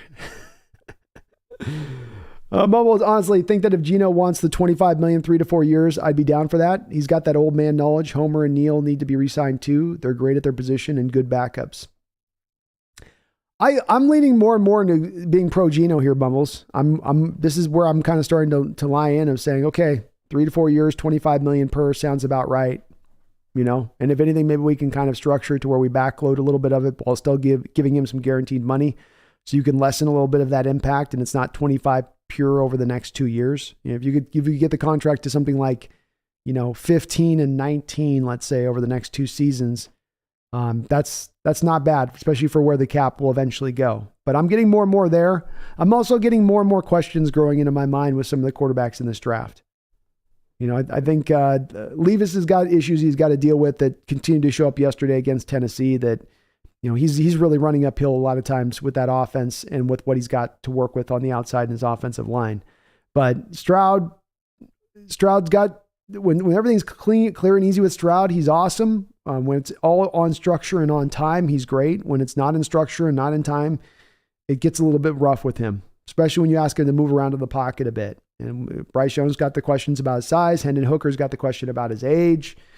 There's some questions with some of these quarterbacks coming out where it's not just as easy and straightforward. There's definitely the ones that you want to go draft there. And this makes it a little bit more of an opening, I think, to then looking at Geno instead.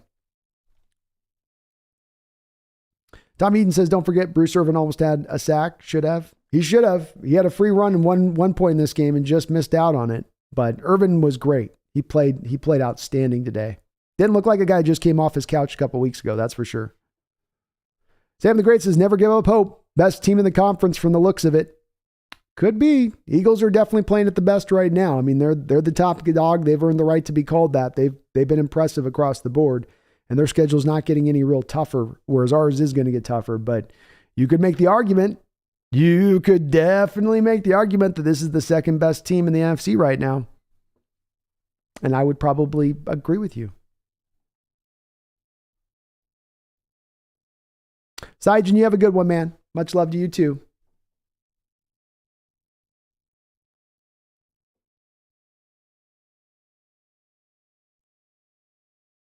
JP Hinks says, I wonder how much wisdom Bruce is giving the young guys on D.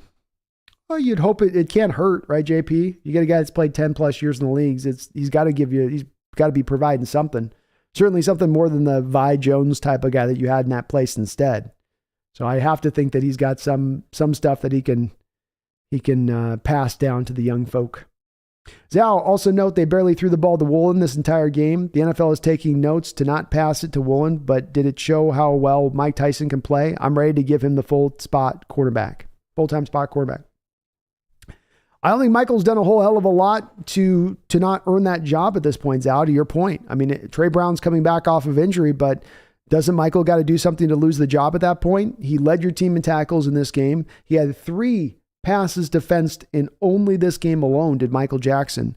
And while he gave up a completion here or there, overall, he was solid. Overall, he was on it. Almost had his first interception last week. I come back to it time and time again with Michael going, yeah, I think at this point you got to look at Michael Jackson and go, he's earned the right to be the starter out there until he loses that opportunity. If competition truly is king on this team right now, and Trey Brown's not just being given the spot to start. So I think it's a good problem to have. Why not give Brown just a little bit more time to get a little bit back for that injury? Can't hurt.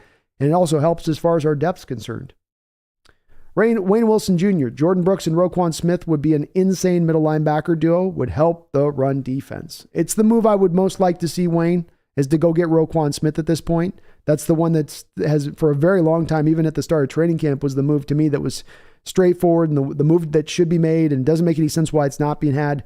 I'm hearing rumors that the Bears are still asking for 2 first-round picks for Roquan, which is dumb. Like, I don't know if they're going to get a second-round pick for Roquan right now. So them still asking for that price is kind of insane. And I don't know what they're planning on doing with him, if they're planning on franchise tagging him, or what truly their approach is there with him after this year, because he is a free agent. They're certainly not kind of doing right by him, in my opinion, at this point. And they should just move him to an organization that wants him and that's going to pay him.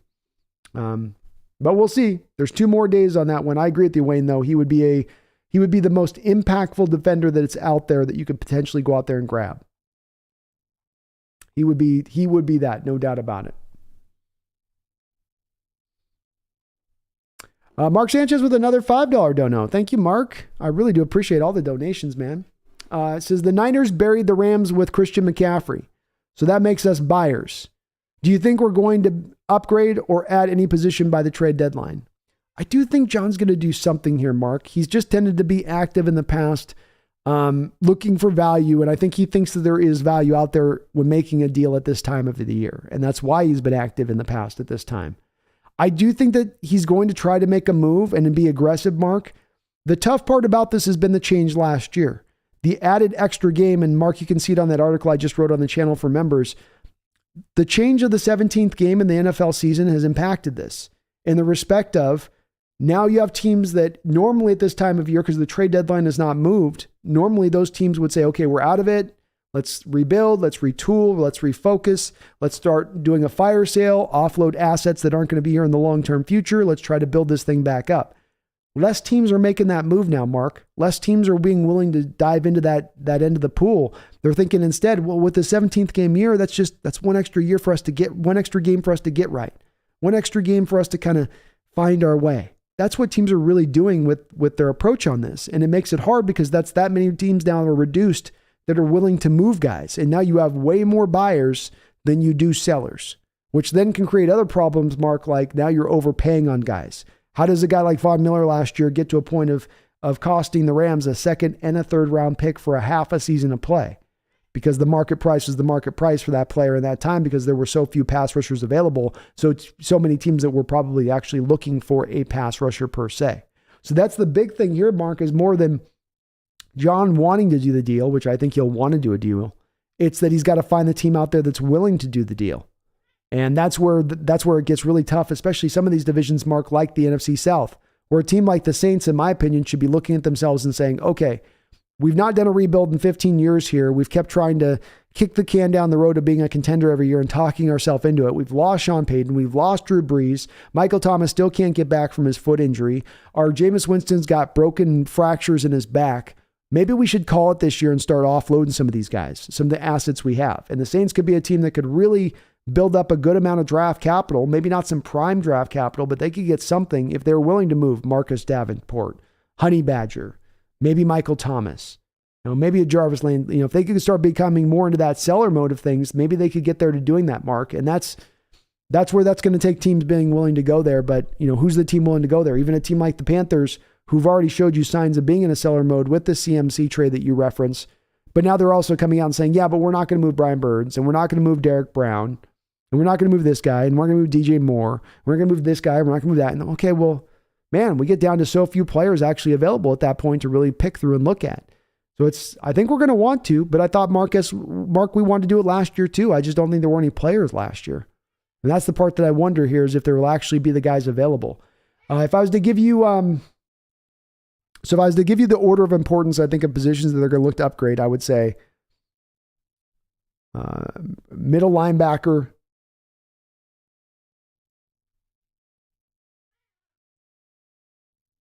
I'm thinking on this one, by the way, Mark, so give me a second. I would go middle linebacker, safety,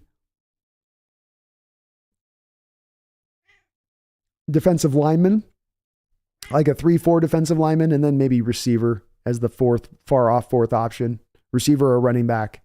That would be the order of priority, Mark. But I don't know that there's going to be a guy available. Schneider wants to, but I just don't. My gut on this is, Mark, there won't be a guy available. He'll be making calls. He'll be burning up the phone lines. But every Joe Maz would come back and go, no, we think we're still in this. We're still going for it. So we'll see if we start hearing more of a rumors. And if there is a deal, Mark, I will go live instantly if we do get a deal over the next 24 hours. I promise you. Thank you for the donation, though. Adrian X with the $2 donation. Thank you, Adrian X. Says that Thursday night game versus the Niners looking sexier. Boy, is it ever, huh? That's a game that's going to carry maybe potentially some weight down the road. And how nice to know we're going to at least to get them at home and on prime time at that point. So yeah, it's looking like maybe this is the way this division is going to met out at the end of the day. I'm not going to go ahead and bury the Rams yet. They've still got a lot of time here to find their way a little bit. But what they lost at home today to the 49ers, a 49ers team that's had their number over the last couple of years, more often than not, I think Niners are looking like that second place team there. Thank you, Adrian X, though. Appreciate you. And that's going to be a fun game, man. No doubt about it. Cora Pennington. Thank you, Cora. Appreciate the $2 donation. Very kind of you. Says, we haven't lost since Megan took you to that game. No, Cora, we haven't. Megan is good luck. There's no doubt about that. Aussies are known for being good luck. It's a little known fact that the Brits used to grab an Aussie when they were sailing around the southern tip of Africa. They'd pick an Aussie up onto the ship to help them out through that dangerous, treacherous waters right at the tip of Africa. It's a little known fact, but you would do that, and that's she's been the good luck charm on that respect things, Cora. Well said. Different team since that Cardinals game, huh? Way different team. Thank you for the donation. Garth Knight with a $5 dono says, Brando, I want the Bills to destroy the Packers tonight. A-Raj is a total cunt. I think they're going to end up destroying them tonight when it's all said and done. It's 0-0 right now, 9:29. But that Packer team, and it's showing signs already of things potentially kind of starting to run off the rails with that one a little bit, with Rodgers starting to call guys out, and maybe that's just him being a leader. Maybe that's just him being a big quarterback leader at that point, I guess, Narth, right? But yeah, already calling out some of the young guys and whatnot. And you knew this was going to come down this track for this Packer team, in my opinion. Like this is one of those weird organizational places that teams will go to where they make a decision, but they don't go all the way there. If you're going to choose to bring back Rodgers again at that point, you're going to sign up for the Rod show one more time. Then give him his receivers, and don't just make it all on Devontae Adams. Go get him some other receivers if Devontae leaves town. Instead, they decided that it's almost like sabotaging themselves a little bit. Like they just wanted to ensure that this was going to be Rodgers' last year there, and the guys that they gave him on the outside. And you watch, Garth, they're not going to make any trade deadline deals for anybody. They're not going to go find him else anybody. And I just have to feel like maybe that front office got a little bit to a point with Rodgers where they're tired of him. A little bit like they did with the Favre situation, where they just ended up kind of forcing Favre out and going, okay, we're moving on. And I think that that's what they're kind of softly doing here, because that receiver position and leaving it in the shape that they left it coming into this year, you could see that being the issue it was going to become for the Packer team. So I want to see the Bills destroy the Packers too tonight, Garth. We are aligned on that one. Mumbles with a $2 donation says, the cat requires your attention. It is not a request. No, she goes, you've been at this 4 hours. Come on. I want scritches on the head. I want mouth. I want jaw rubs. Little back, not too much back. Little back. Back to the face. Then a little bit more back. Then back to the face. And she'll be directing me the whole time as I'm doing that. Thank you for the donation. Garth Knight with a $10 donation. Jesus, thank you, Garth. Says, by the way, Brando, Sector 7 offered to sit down for some suds on his dime. I didn't take him up on it because I'm an agoraphobe, but it was a great gesture. You have some decent people in this chat. Well, Sector 7 is an awesome guy in this chat. One of our key members in this chat. And I definitely want to get back to the West Side at some point and do some meet and greet stuff and do some, hanging out in person kind of stuff. I was going to maybe do it this last trip, but I ended up going Mariners and Hawks and just didn't work out to kind of pull it off. But that would be my long-term goal to get there, because it'd be cool to get everybody, all the Hawks Nest family, in kind of one location for a fun night. So he has good people. It's good of you to notice on that, Garth. Very good of you to notice. Ryan Hodson, that Bruce Irvin tackle for loss was so nostalgic. Loved it. Yeah, me too, Ryan. I was very much in that. It was reminding me of the Legion of Boom yesteryears. Can't forget that Legion of Boom team. We do now, because the sport's definitely become more and more so, I'm not going to say softer, but just less violent. Let's put it a little more kinder than that. That was a Legion of Boom team that was violent. That was a Legion of Boom team that had bad intentions. And it permeated all of them. And it still shows Irvin still carrying that spirit forward even to this day. It's, I'm sure, gone nowhere in any of them. You still get all of that. And it was great to see, Ryan. I was the same way, though. I was looking at it nodding, going, the olden days. 16-bit blocker, let's go. Ravaki, it was a big having Geno and Pete rally around Lockett after that rough start and design plays for him. Goes a long way for player confidence. Very well of you to notice, Ravaki. Yeah, it's great to see them come right back to him. You need Tyler Lockett this year. You need what he's brought you this year so far. You don't need that guy going, downward. I don't think Tyler would off of one game, but good of the coaching staff to come right back to him. Absolutely. And you weren't going to keep a good man down like Tyler for long. He's going to bounce back.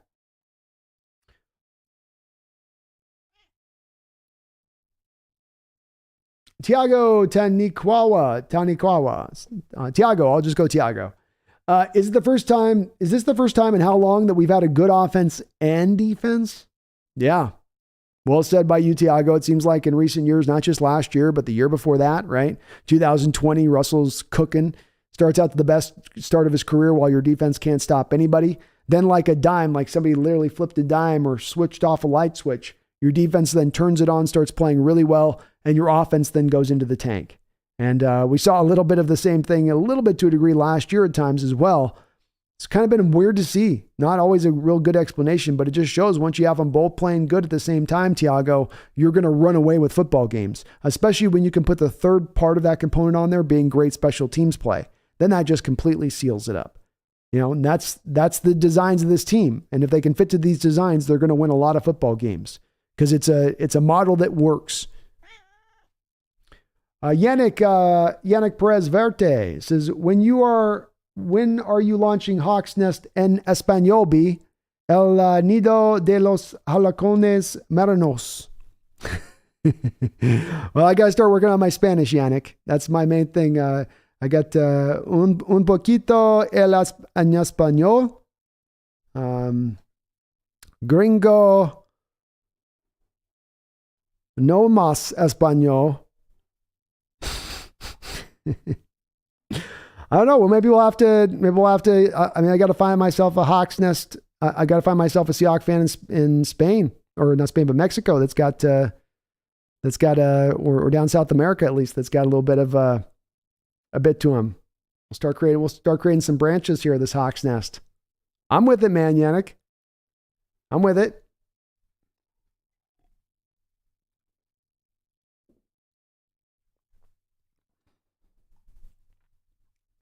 JB Hinks says the remaining schedule for the Eagles is easy. Yeah, it is. They're going to get the number 1 seed rolling away with it, right? There's no way you look at that Eagle team and go, they're going to be taking it. I'm looking at the Eagles schedule right now. So the Eagles are going to play the Commanders. That's a win. Colts, that's a win. Packers, okay, that might be tough. Titans, that might be tough. At Giants, that should be a win. At the Bears, that should be a win. Cowboys, that'll be a tough one. Saints, who knows where they're at. And then the Giants. So, really only on the remaining schedule for the Eagles, I really only see real 2 tough games there. 3 tough games. You have the Cowboys, the Titans, and the Packers. They should not end the season with more than 3 losses under any circumstances. Good team. Our Thursday night games against the Rams? Okay, was he mentioned in this week? Is there a Thursday night game this week with the... I thought we were playing on Thursday. Maybe I was off on that. Let's see here. Oh, I don't know which one he was mentioning then.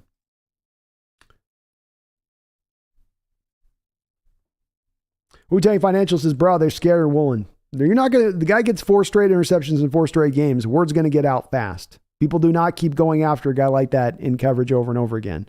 And you don't have long that you're going to be tested like that, where you'll go from, it's very weird because you go from being a rookie, oh, we can attack that kid. We can get him. Let's go after him. Let's go after him. Let's go after him. 4 straight interceptions. Okay, let's not go after him anymore. It quickly goes from one to the other, where they're trying to pepper you to, okay, that's dangerous. Maybe we should avoid doing that. That might take us to a bad place.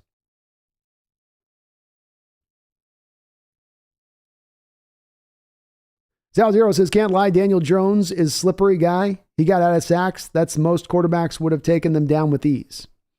He did. He shows you why mobility with him is a big part of his game. In fact, one of maybe the biggest parts of his game and what he's doing at the quarterback position. And Brian Daboll and the Giants are leaning into it, no doubt. But he's good. He's very mobile. He's very, as you said, I think slippery is a good way of putting it, in the pocket. He can keep his feet. He's not easily drugged down to the ground. Daniel Jones is an interesting guy in that respect. I'll tell you though, it's his inability to push the ball up the field and especially to the sidelines with any accuracy is going to be Daniel Jones's death knell as a starting quarterback in the NFL. There's so many things I think that he actually can do. Good accuracies, a little bit like Garoppolo, where it's like in between the numbers, he's really good and he probably throws with more velocity than Garoppolo does. But he's like Garoppolo on those throws out by the sidelines or past the hash marks. It's the accuracy really does wane with Daniel. 16 says Deron Evers says, you're responding to him, my bad. Daniel says Broncos still end up with a top 6, but I'm so disappointed. My number 1 hopes are gone. Their franchise is so happy to scrape by with a win versus a team who drafted number 1 2 years in a row. Broncos still really bad. Yeah. I mean, you expected it, Daniel, if they were going to win this game, that Bronco fans were going to start cheering and jumping. And just because it's been probably as rough a time a fan base can have, the Broncos fans have had over the last couple of weeks. The national media is just, they're giving it to them. So, when you're getting it like that, you're being starved out. Somebody throws you a Ritz cracker. It's going to be the best Ritz cracker you ever had in your life. Still a Ritz, still just one. Got to go into the next week's game, and that one's not going to be a cracker. TJ says, I went to that game and we were loud. Seahawks. That's good to hear, man. It did seem like we were louder as you were seeing more false start penalties, the delay of game call that was on Daniel Jones.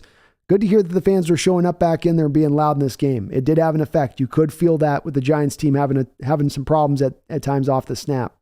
Maybe a little bit of also why we were able to get the 5 sacks. So guys able to get that little extra jump. DJ Jimenez says, reason for Michael Jackson's success is them damn magical King of Pop cleats. Yeah, if you guys get a chance, go check out on Twitter Michael Jackson's cleats in this game. He had Michael Jackson's face actually on the cleats itself, and it was done really well. Like it was like, dang, they're getting good at some of those images they can put on shoes and how clean they look. Wu-Tang says they're on Scante if they think they're getting... Wu-Tang says they're on the skank if they think they're getting 2 firsts for Woquan, as much as I'd love to get him.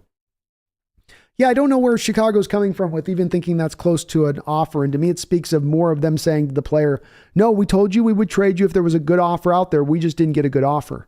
But this is part of my problem with Roquan. And there's certain times with certain players where I will be very pro player and very anti-organization when I feel like an organization is doing a player wrong.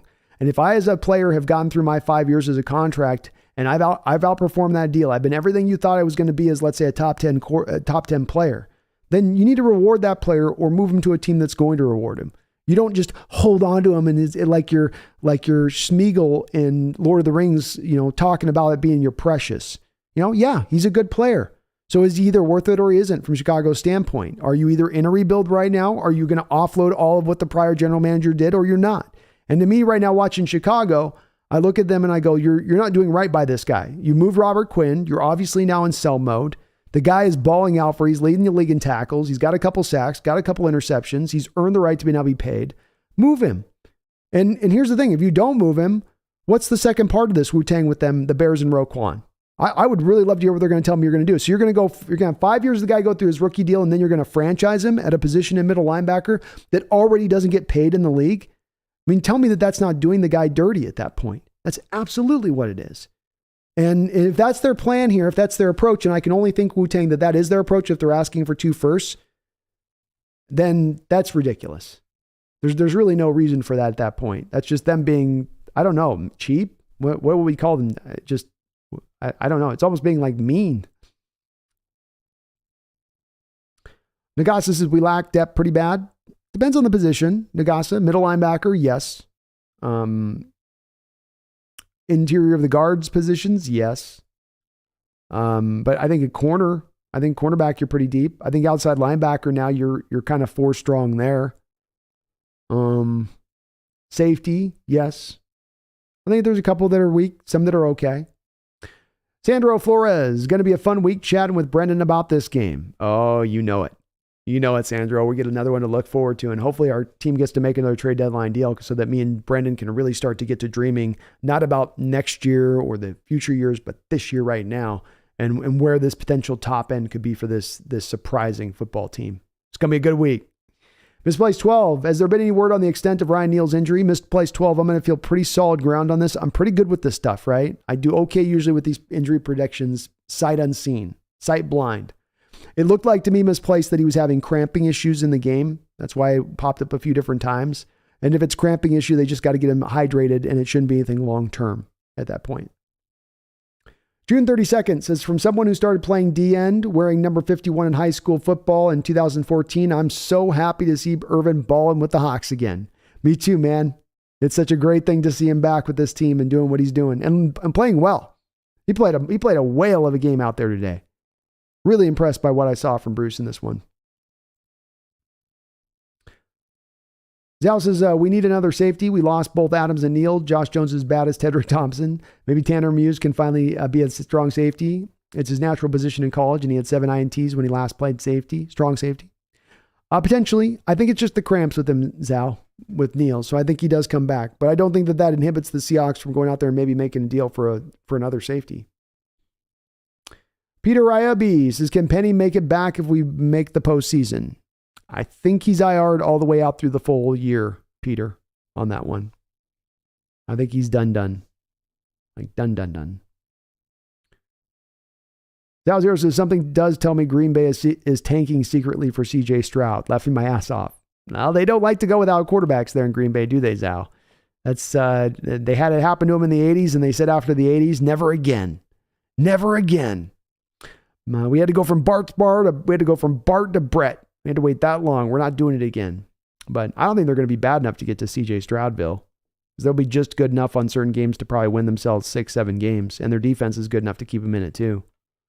Gar says Aaron Rodgers calls them out by saying, why aren't you Devontae Adams? I'm tired of Aaron as well. Yeah, with me, Garth, my big thing with this is, and it goes beyond just Aaron. It's as much as it's kind of any of these quarterbacks that are leaning into the diva era of the quarterback, I'm going to be done with. It's a team sport. I think it's reached a point where it's gotten to the point it's tiring and it's too much. And I don't know what Aaron Rodgers, expected this year or the Packers expected. What were you thought rookies are going to come in and play like veterans? You can't speed that process up. Only them playing games and having that maturation process and going through it will get them there. But I'm not surprised he doesn't have any patience for it. And it's a strange situation. Something's going on there. I'll tell you that. Tony Tones going to pass out, but stop by to say, let's go Seahawks. Hey, let's go Seahawks, Tony Tones. Appreciate you jumping in. Barry, thank you for reminding me. If you do like what you're listening to here today, do me a favor, please, and hit that like button. It does help out considerably. C Pimpin' DVOA. I love it. It's one of my favorite defensive stats. Number 1 through 3 weeks. Seahawks Jose Rodriguez says, great game, great defense. Boy, were they ever today, Jose. What a fun game. Just another entertaining game, wasn't it? Another just fun game to watch of our Seahawks. Good to see you in the chat, buddy.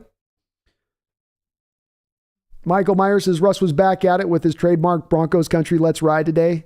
Man, the Jaguars suck. Does that mean that he dumps it, Michael, if they lose next week? He only says it now when they win. Jet Power Vids. Trade Geno while he's hot. First and a second. Oh, Jet Power Vids bringing in some interesting discussion here.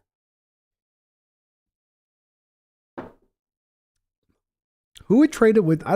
It's an interesting question, Jet Power, is if there would be a team out there that would trade you anything for Geno right now if you made a deadline move.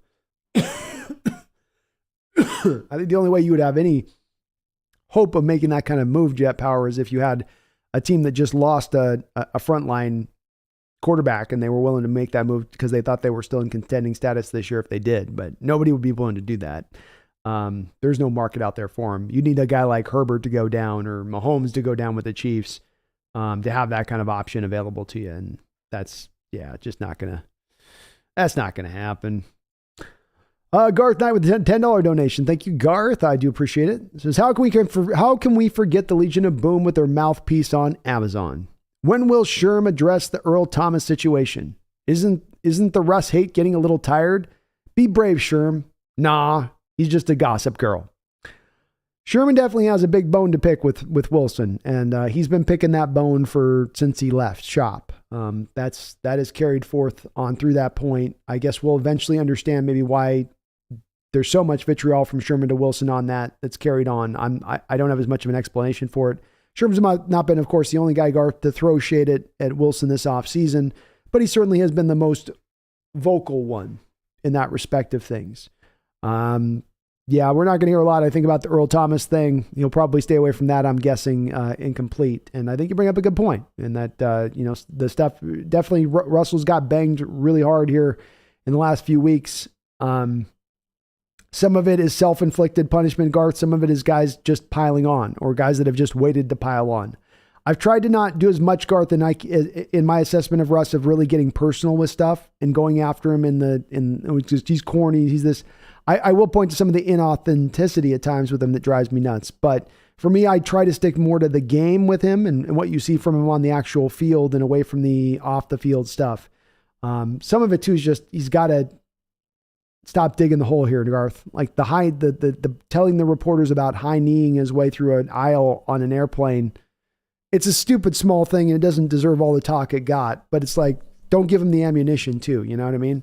I'm not going to give him a hard time for it, but just, you don't give him the ammunition to let him run wild with that either, especially when they're trying to dogpile on you a little bit.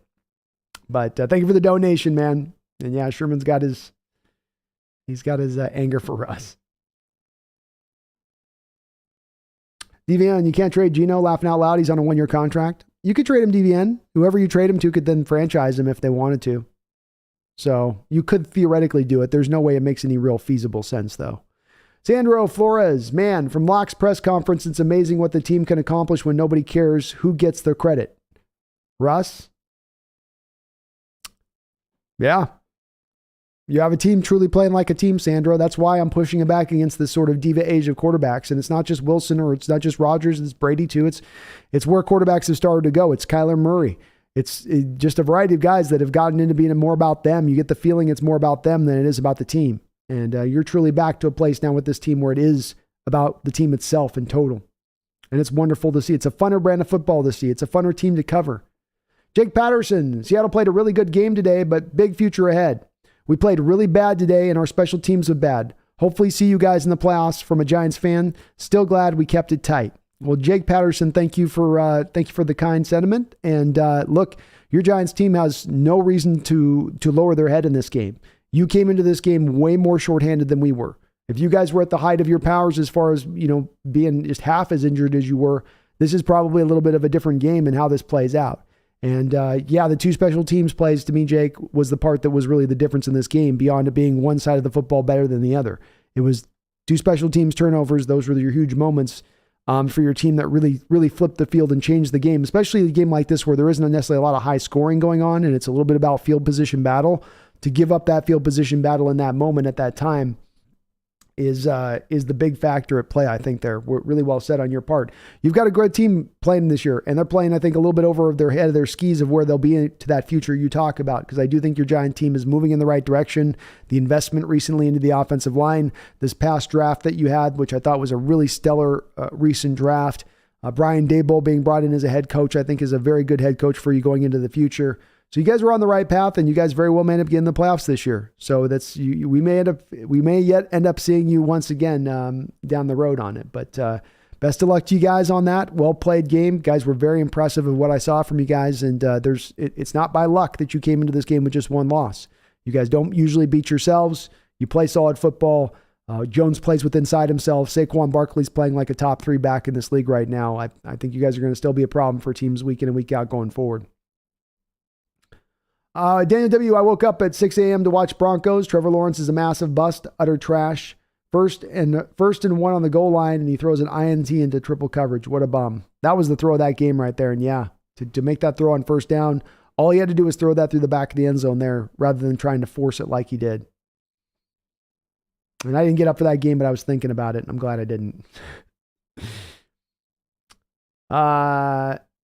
Cora Pennington says that last drive, the Jags ran cover 1 robber and allowed Russ to drop a deep ball to Hamler, and they had a 3-point lead at the time. Cora, I noticed that as well, that I was watching the Jag game and looking at some of the highlights in the game. They ran a lot of the cover 1 on top or cover 3. They didn't stick to the cover 2 stuff, which is to prevent Russ from going to that deep stuff.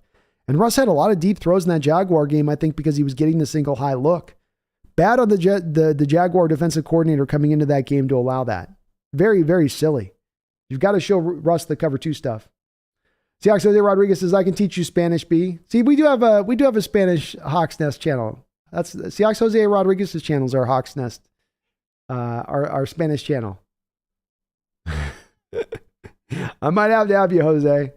I took it a couple times in high school, and I didn't do too. I was a D both years I took it. Was not my strong suit. I did not know where the La Biblioteca was. Zal Zero, Bears are just trying their best to get a first round pick so they can get Fields' replacement. They know he's not the future quarterback for them. Yeah, I can't begrudge them, Zal, if they're talking start of the year, we want 2 firsts for Roquan. Like, you go into training camp, you're in the off season, hey, we'll trade him, but it'll cost you this. My problem comes into play when you get to the trade deadline. He's on the final year of a deal. He's going to walk for nothing, or you're going to harshly franchise tag him as your options if you don't move him at the trade deadline. You can get the 3rd round pick that you'd get as far as compensatory if you were looking to see him walk. Like, if you're just going to let him go in free agency and say, well, we'll recoup with a compensatory pick. Well, 3rd round is the best you can get for that. You get that right now, today from us here, or from another team, if not us. That to me is the straightforward path here from the Bears, but to still be thinking they can get a first now when there's not going to be that market. Who's the team aside from us that's even really looking aggressively at the middle linebacker position right now? I can't think of any team that jumps out to me as like, well, this is where we've got to fill this in. Wu-Tang says, laugh my ass off, Smeagol. My precious. Jesus are precious.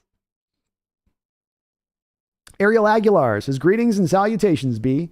Good Lord, did you see CMC? Not good for us. Niners are deep. Yeah, he went up and made a hell of a catch. Showed you why he's really at times can be a wide receiver playing running back when you ask him to go out there and run routes on that one catch he made down by the end zone. And he's going to be a factor for the Niners if he can stay healthy. That is an upgrade for them at the running back position. Make no mistake about it. So it's going to make them tougher. It's going to make them harder to deal with. And hopefully, just one of the reasons why, Ariel, I say let's go make some trade deadline deal to as well ourselves, help make ourselves a little better if we can somewhere. Nagasa says we need a right guard before the trade deadline, maybe a left. I would take either of those two to Nagasa. You can find somebody that can be a significant upgrade there. I'm with that too. I didn't mention it, but that's a good point on your part. That's certainly one that I'd be open to.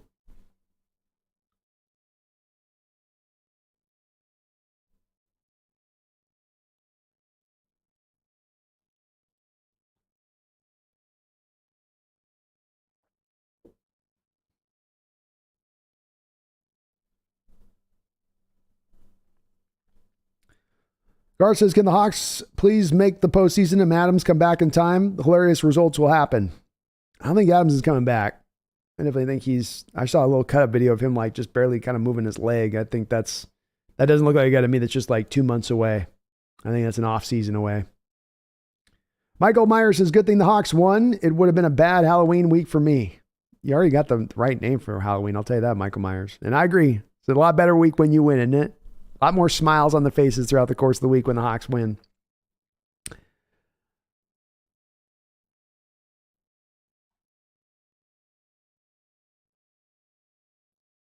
I don't think it's a hot thing. I think he's just good. Tiago says, would the Saints or Colts take him? Saints or Colts take? Which one on that one, Tiago? Sal Zero, it's nice to see Lockett also get a great game, having played through a few injuries currently. He showed even injuries couldn't stop him. Same with DK and a key touchdown in the first half. Yeah, both guys, props to these two receivers. These guys have been a big part of why we've been able to carry the game in the way that we have with the passing attack, where Geno can throw 55% of the time because he does have guys on the outside, and DK and Tyler, that are difference makers out there versus what you get with other wide receivers on other teams. The drops were there a little bit today, but at the end of the day, they do more than well enough to help us go out there and win football games. And both those guys did so today once again. It's been marvelous being able to have those guys and count on them the last couple of years to go out there every single game and know we can count on them no matter where they're at, no matter where their health situation is at. Props to those guys in that respect. OD Death Metal, this offense is so much more fun to watch with Geno playing quarterback. They're not trading Geno. He's not leaving the building. No, I agree. I don't think he is as well. So I just like the concept of, I like thinking about all the varying concepts. It was a thought I had never even thought of being a potential option here. But no, he's not going anywhere. And I agree, man. It's been so much more fun watching this offense this year and how they play and the way they go about their business than recent years. So much more of moving the chains and more consistency and less just brutalness to have to watch. Cyberpunk says, Richard Sherman? Vocal? Nagasa says, Jags will have a top 5 pick in 10 consecutive years. I bet it will be some kind of record. I could see it.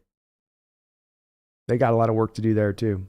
Tommy says, I think Sherm hates Russ because number 1, the Super Bowl loss. Number 2, he had to go to San Francisco. IMO because of Russ's contract. And I don't think Sherman thought he had earned it. I think those are all very fair points, Tommy. Very fair. All those high knees paid off. It's spicy. OD Death Metal, Denver better enjoy the win. They have a tough schedule to come in the last 7 to 8 games. That's why I say Death Metal. I think that it's definitely a top 10 pick from Denver you're getting, because I don't think Denver's going to settle out at a 7 to 8 win record when this is all finished out this year. I think they're going to be below that. And I think even in top 5 is still very much in range at this point. Misplaced 12. It is a glorious day when the most penalized Seahawk is Pete Carroll. Yeah. We got a little excited out there, Misplaced. Like I said on the live stream, where was this comeback man? You got to have the pullback guy. There's supposed to be a pullback guy that pulls you off the sideline when you get too far, when you stray too far. Jeffrey says the Giants defense was incredible. Respect. Yeah, respect that Giants defense. They played a really good game. Especially stopping the run. Coming in there, and that's a 30th ranked team stopping the run coming in this game, and they found a way to really hem you up for the most part. Outside of that, just tremendous Kenneth Walker touchdown run. Nagasa says Giants will have max 9 wins this season. Kind of fluke team. Yeah, I agree. F4 fake. Seahawks can hang with any team. I'm convinced. With the brand of football they play, they can. Yeah. With this brand of football team, you can play with anybody. You may not be favored in every game you go into, but you can play with anybody. Jerry Thistle says the Bills are going to crush the Packers. No need to watch. I got to feel that's got to go that way, right? Buffalo's already up 14-0 here. So, yep. That seems about right.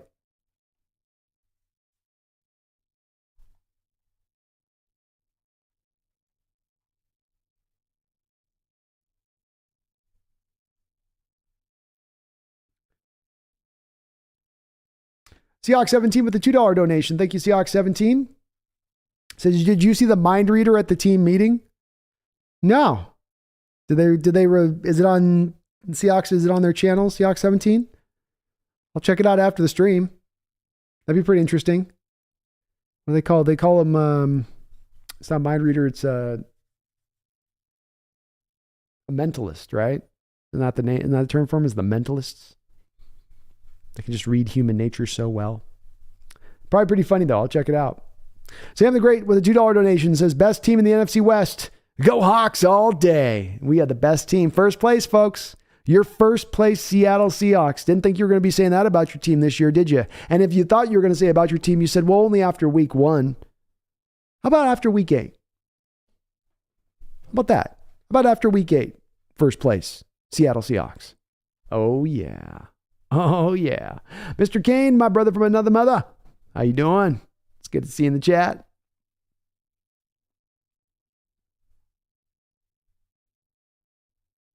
Or R says, hey, Brandon, Kenneth Murray is good if the Bears don't trade Roquan. He's pretty good, or R. He's got some holes in his game, but I don't think that the Chargers are going to be moving him because they're trying to win right now. So I don't see them willing to move him.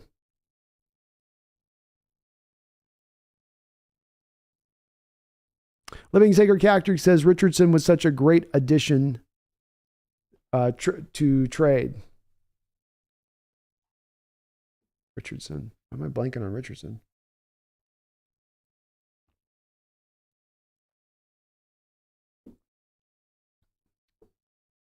I'm totally blanking right now. Living Cacti on the Richardson. You mean? Jeff Donhauser at the Hawks Nest. Do you think Ryan Neal is going to be out a while? No, Jeff, I don't. It looked like cramping was going on with him because it was happening multiple times in the game, and they were doing very much the same moves you do to a player. It was in the stretches they were having him do. That was with a guy that's got some cramps going on. Cramping's just dehydration. Get him hydrated. He should be bouncing back next week, no problem. At that point. Scooby Snacks, Houston would be the only team that would give them 2 first-rounders for Smith. Even that, I don't think they would do. They just drafted. I can't see even that, Scooby Snacks. Houston's going to be picking top 5. Do they want to trade for Smith, give up a top 5 pick, and then pay him on top of it? I just don't. There's no market out there for him for that. I don't see it. I really don't see it. I think they're smoking crack a little bit. Orlando Roca, could you see the Panthers giving up Shaq Thompson for a mid-round pick? I could, Orlando, yes. The Panthers have a little bit of a low-key situation not many people are talking about where they've got a bad cap management situation that they're heading to next year, and they're going to need to start to unwind some of that. Shaq Thompson, I've always felt with this situation, would be a good consolation prize instead of Roquan Smith. I'd be okay with going with that pick. I think that he's been a good player. He's been solid, continues to be solid this year. He would be an improvement over Cody Barton. He has only 1 year left on his deal, so he's not going to be tremendously expensive on into the future, and you do have club control of him beyond this year. So then that precludes you from necessarily having to go take a linebacker in the first 2 rounds, as I think they're kind of set up to have to do so as we stand right now. So yeah, I'm open to Orlando. Probably a 4th, 5th round pick is what it would take, I would estimate. Would get it done. Geno says, if we can stop Barkley, I think we can stop McCaffrey. Today was a statement. Agreed, man. Yeah, agreed. 2 teams came into this game having a hard time stopping the run, but both of them showed a strong commitment to getting that run stop today and cleaning some of that up. Seahawks Jose Rodriguez says, Sherm and I are both petty. I'm going to join you, Jose Rodriguez. I've got some Tom Petty in my blood as well. Free falling. Yeah. I got a little of that Tom Petty. Zero. Well, CMC is only 26. He's not 30. He had 6 years in the league, but he's not washed. He was just tired of being the entire offense for the Panthers, literally carrying them to victories at some points. Oh, yeah, the Panthers completely overused him, Zhao. I agree with you there. And he's still a very good player. There's a reason they did trade for him the picks they did. The injury situation will be something to continue to monitor with McCaffrey. But he's definitely still a difference maker at that position when he is healthy. Living Sacred Cacti says, Fant and Richardson make huge impacts. We stole that trade. Oh, Shelby Harris. I think you mean Shelby Harris. Is that who you mean? Living Cacti? I think you mean Shelby Harris. The Richardson one's throwing me off. Mr. Isaac 560. Yo, Brandon. Good to see you. Good to see you, Mr. Isaac. Hope you're doing well, man. It's good to see you in the chat. Tiago, would the Saints or Colts take Geno? No. And Tiago, remember, the Saints don't have a first-round pick next year. They already traded that away. So I don't think that they would go more into that by making that move. Colts have just had 3 straight seasons of trying to trade for veteran quarterbacks in their 30s that aren't getting it done. As good as Geno's playing, I just don't think the Colts are going to go back down this track once again now. I think the Colts will understand that they just need to go draft a guy, and they got to stop taking on other people's quarterbacks. So I can't see that being a realistic possibility on either side of that. You just don't see Tiago, too, quarterbacks traded for mid-year. That's a very, very, very, very, especially one playing as well as Geno's playing. Mumbles, let's see if I can list all the things we could reasonably look to upgrade. Middle linebacker, kick returner, left guard, right guard, center, maybe a safety. Anything else I'm missing?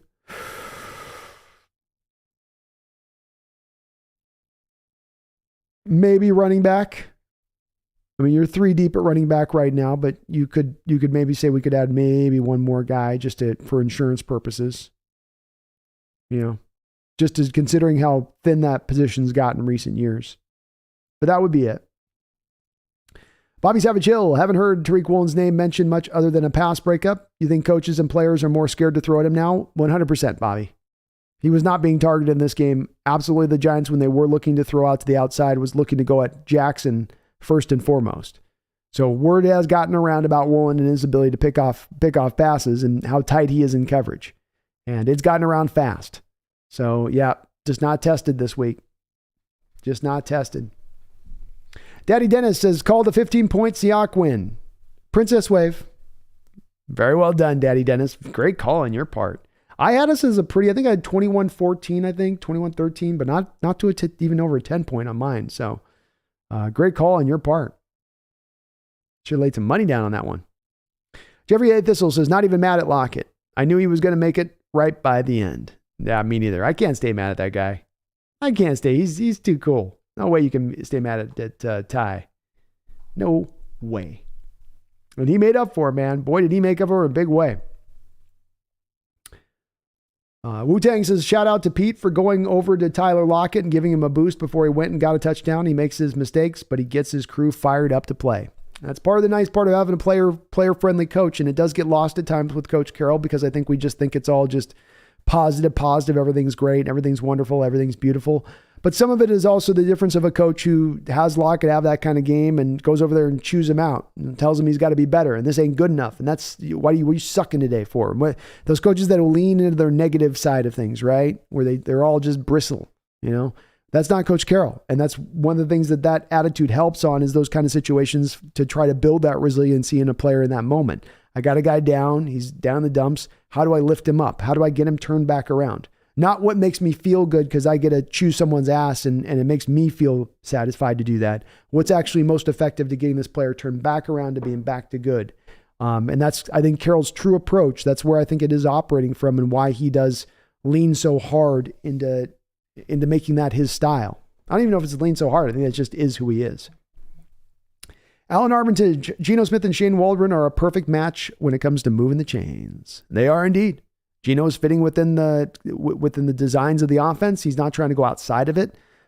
He's playing so well within himself in this offense. It's been wonderful to see, and Shane Waldron's putting him in positions to succeed. I really do like as well, Alan, how many throws Shane gets for him a game that are easy, schemed up throws, especially what he's done with him early on and getting those easy schemed up throws to get him into that rhythm. And then he gets in the rhythm and he's going now.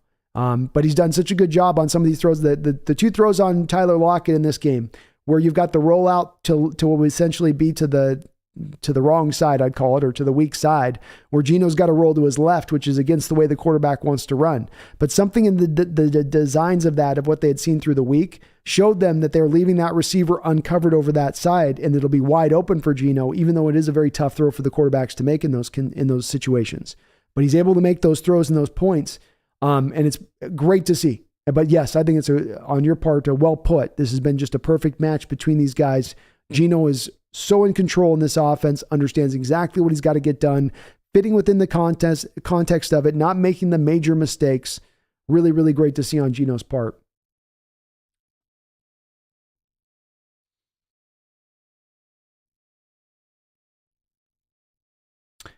Sam the Great, $2 donation says, I read that, Sam. Thank you for the donation, Sam. No, appreciate you. Garth Knight with the $5 dono. Thank you for all the donos, Garth. Says, I'd like to see Aaron Rodgers cry in this game. I don't know that he's capable, but the Bills need to test his tier threshold. I want to see him cry, but I don't want to see full on bawling, Garth. I want to see him just having to like dot the tears out of his eyes, and he's trying to clear them away so the camera can't catch him. And he's like, got to put his hand over the camera after the camera's already caught him wiping the eyes away. And he's like putting his hand over the camera. Stop filming.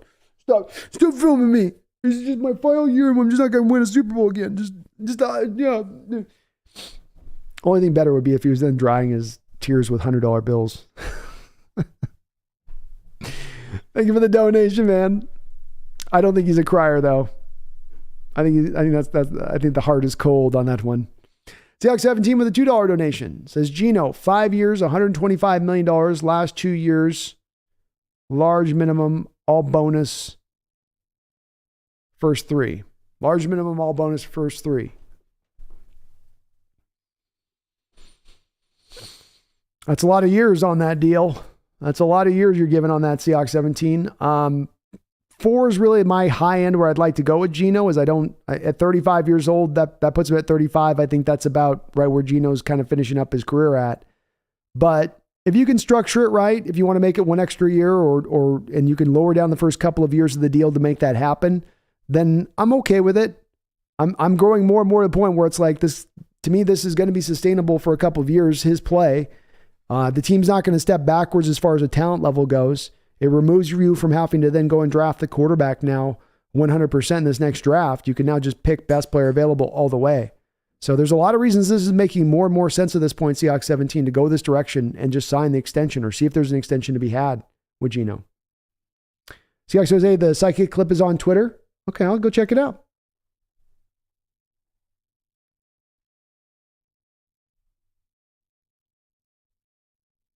Cora Pennington says, I'm getting a lot of notifications for a comment thread where a Giants fan said that Saquon would have his best game of the season.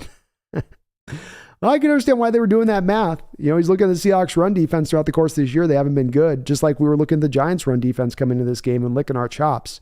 But you got to give both defenses props, man. It's hard to take something that's a big weakness that teams attack and really keep it clean over the course of a game against one of the more tougher teams offensively to go after that weakness that you have, which the Giants do in the running game, not only with what they have with Saquon, but with what Daniel Jones is able to do well. And not only did you hem up Saquon in this game, but you kept Daniel Jones under control as well. So yeah, that's I can see where they made that prediction, but this was a game that definitely did not necessarily fit to type in that respect. Standard Champion says, I see an energy and chemistry in this team on the sidelines that has been missing in years past. I feel the same thing, man. It feels like a team over there on the sidelines. You know, you're seeing with the way you're seeing Geno talking to the guys after a play. We see Carroll going over talking to people. It's more of a team-like spirit that you're feeling rather than a disjointed, clicky-like feeling that we would get at times, I think, over the last couple of years. Tommy says, I bet Christian McCaffrey is hurt by the time we play 49ers again. I would be shocked if he isn't. He's had a hard time staying healthy recently, Tommy, and somebody was talking about how much he had to carry the Carolina Panthers in recent years, and it's the truth. And, you know, when you ask a running back to take 400 touches in a year, 450 touches in a year, you're going to wear that guy down prematurely despite whatever his age might still be from a youth standpoint. And that's what the Panthers did, I think, for this first 3 straight years. They get 100 catches and 300 touches running the ball, like too much. They way overused him. And I would be shocked if he's able to stay healthy throughout the whole course of this year as well, Tommy. Gino says, you think the Hawks might pick up a safety if Neal goes down long? I don't think he's going to go down long, Geno. I think it's just a cramp. But I do think safety is a position they could target here at the trade deadline. It's one that shouldn't cost a whole lot if you want to target it. And you could potentially really help yourself out, at least from this depth standpoint. King Bomber, what's up, man? Another statement win by our Hawks? You better believe it was. People are going to have to stand up and take notice here if they weren't already. Rajo, I don't have the injury report on Neal quite yet, but I do believe it's just a cramp injury. It looked like cramps on the field to me. King Bomber says our schedule looks a lot easier than expected. It's definitely getting easier in certain respects, yes. I mean, you look at it right now and you go, okay, Cardinals win a bowl game. Buccaneers was a game you thought a month ago was no way that'd be even close to a winnable game. Now that looks winnable. The Raiders don't look as good as we thought they were going to be this offseason. That's winnable. The Rams have maybe not been as good as this year as they've been in recent years. You're still playing them twice. You got the Panthers, which should be a winnable game. Niners, that's going to be a tough one. Chiefs going to be a tough one, but then you have the Jets as well. So you, to me, do have a schedule set up here to go to the playoffs. You know, if you don't have to win every game, you've got yourself a little bit of wiggle room here. The NFC is going to be a parity NFC this year, right? I wouldn't be surprised if 9-8 gets you into the playoffs this year. So they've got the stage set for them here right now to get themselves through. It's not hellacious. Jeffrey, I want Roquan Smith bad. I want Roquan Smith bad, the linebacker. Me too, man. I'm chomping at the bit, Jeffrey. And hopefully the Bears are sellers, to your point. Hopefully they are. If they're not, I'm going to say they're doing Roquan dirty if they just try to hold on to him, unless they're signing him to a true contract extension, which I don't think they are. King Bomber says, is it weird to say we go 8-1 to finish the season? Bomber says, as of now, only 3 teams on a remaining schedule do not have losing records. Of those 3 are the Niners, the Jets, and the Chiefs. 2 of those are winnable games. That's true. I don't know if I buy in King Bomber that the Rams are going to stay at the place they've been at this year so far. I think they've struggled at the gate, but I think that they'll get better as the year goes along a little bit. So I think they will I think they will prove to be a tough fight for us by the time we get around to have to play them near the end of the year. 8-1 would be pretty aggressive for me to think that we can get there. Is it possible we can get there with the way this team's playing right now? Yeah.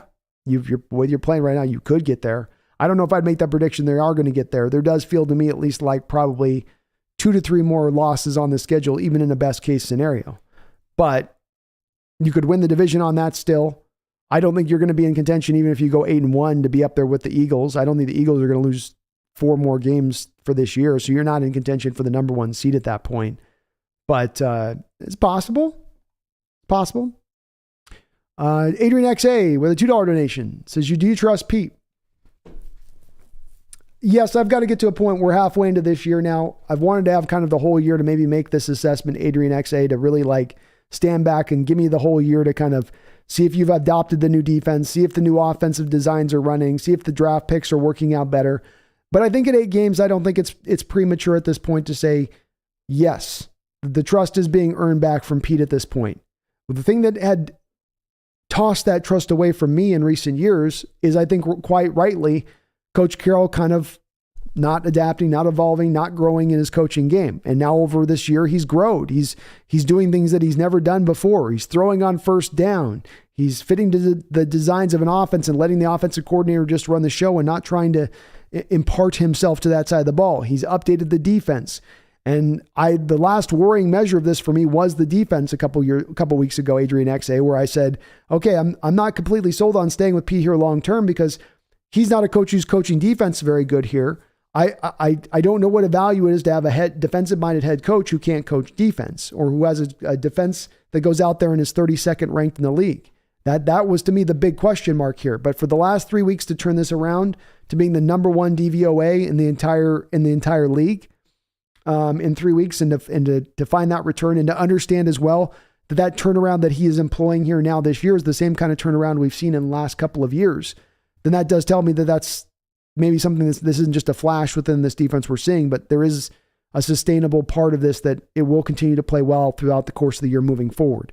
And then that is the final thing to me that seals up to make me go, okay, I can truly trust Pete. And also can't lie to look at Russell Wilson and how he's playing and to wonder, I don't think Russ held us back, but in the wonderment as well of it maybe just wasn't at its best having that partnership between Wilson and Carroll with the two different ways that they want to run football games and how they want to go out there and win. And you're getting to watch maybe Carroll run a little more unfettered this year, a little more purified Pete, if you will. And purified Pete is the best version of Pete. So yes. Brian Watson, thank you for subscribing. I really appreciate it. Welcome to the Hawks Nest. Thank you for helping us get up over the mark. We're on our way here to 10,000 subscribers. And you're helping us get there, Brian. So thank you so much for doing so. Osama bin Diesel has been celebrating 2 months as a Hawks Nest member. Thank you for doing so, Osama. Says Geno has beaten 2 of his former teams in the last 2 weeks, the Chargers and the Giants. Think he can run the gambit? Think he can run the gambit with the Jets in week 17? I do, Osama bin Diesel. Yes. I'm not, I think that Jets team is going to be a tougher matchup to face than you thought maybe this offseason they were going to be. That's for sure. I do think you can beat them though. I think it's going to be a winnable game for us. And I certainly could, see him completing his revenge. Let's call it the revenge tour of Geno Smith. I certainly could see him completing his revenge tour in week 17. I've got that as a win. And how about that, man? You get to come back for Geno. This has certainly been a storybook year for him. First true second chance he's gotten in 10 years, playing at a top 5, if not top 3 rate at the quarterback position in the sport this year. And then you get to go back and beat all those teams that you served as backup on who didn't give you that starting opportunity, right? Like if this was written in a storybook, we'd go, gosh, that's so fake. That's so like real life never plays out like that. It's gone a little bit beyond that, you know. It's so great to see. I feel so good for Geno in that respect of things. Mumbles with the $5 donation. Thank you, Mumbles. Says Pete went for it on fourth down 2 times in the red zone. The old Pete would have never done that and would have just taken the field goal. Great point on your part, Mumbles. Just another part where we can see a little bit of an evolution maybe from Pete here in this respect of not always just making about field goals. Like, go for it. And those were such good times to go for it. The offense was driving. You could feel them getting up the football field. It was let's go. You know, let's try this out. And I'm glad Pete's doing that. I am. I didn't like when we'd fit into just going for field goals all the time. So yeah, that was a huge drive in that game. Great on him to show the confidence in this offense. This has been a top 10 offense this year for you. This is an offense that get 2 yards when it needs it. So trust him. Trust him to go get that fourth down, especially fourth and short like it was, short and makeable. Let him have the opportunity. Trust that they can get it done. Good on Pete. Very creative play calling too, Mumbles, by Waldron on both of those 2 calls as well. Dialing up a really nice play there at that moment when you needed it, when you need those couple yards. So yeah, that was just another spot well put by you. Just another place, just another addition you can add of Pete growing in his coaching game in his 70 years of plus of age now. Mumbles with another $2 donation. Thank you, Mumbles. Also to King Palmer's point above 2. Also to at King Bomber's point above 2. Well, thank you for the donation. I'll get to King Bomber's point. Or about the 8-1. I'll have to see what he said. Kitty, Cora. Yeah, Kitty's won some love here. Cora says, Seattle fans in general are the best at being petty. We are. It's something we do. It's part of our passive aggressive nature. We can't help ourselves.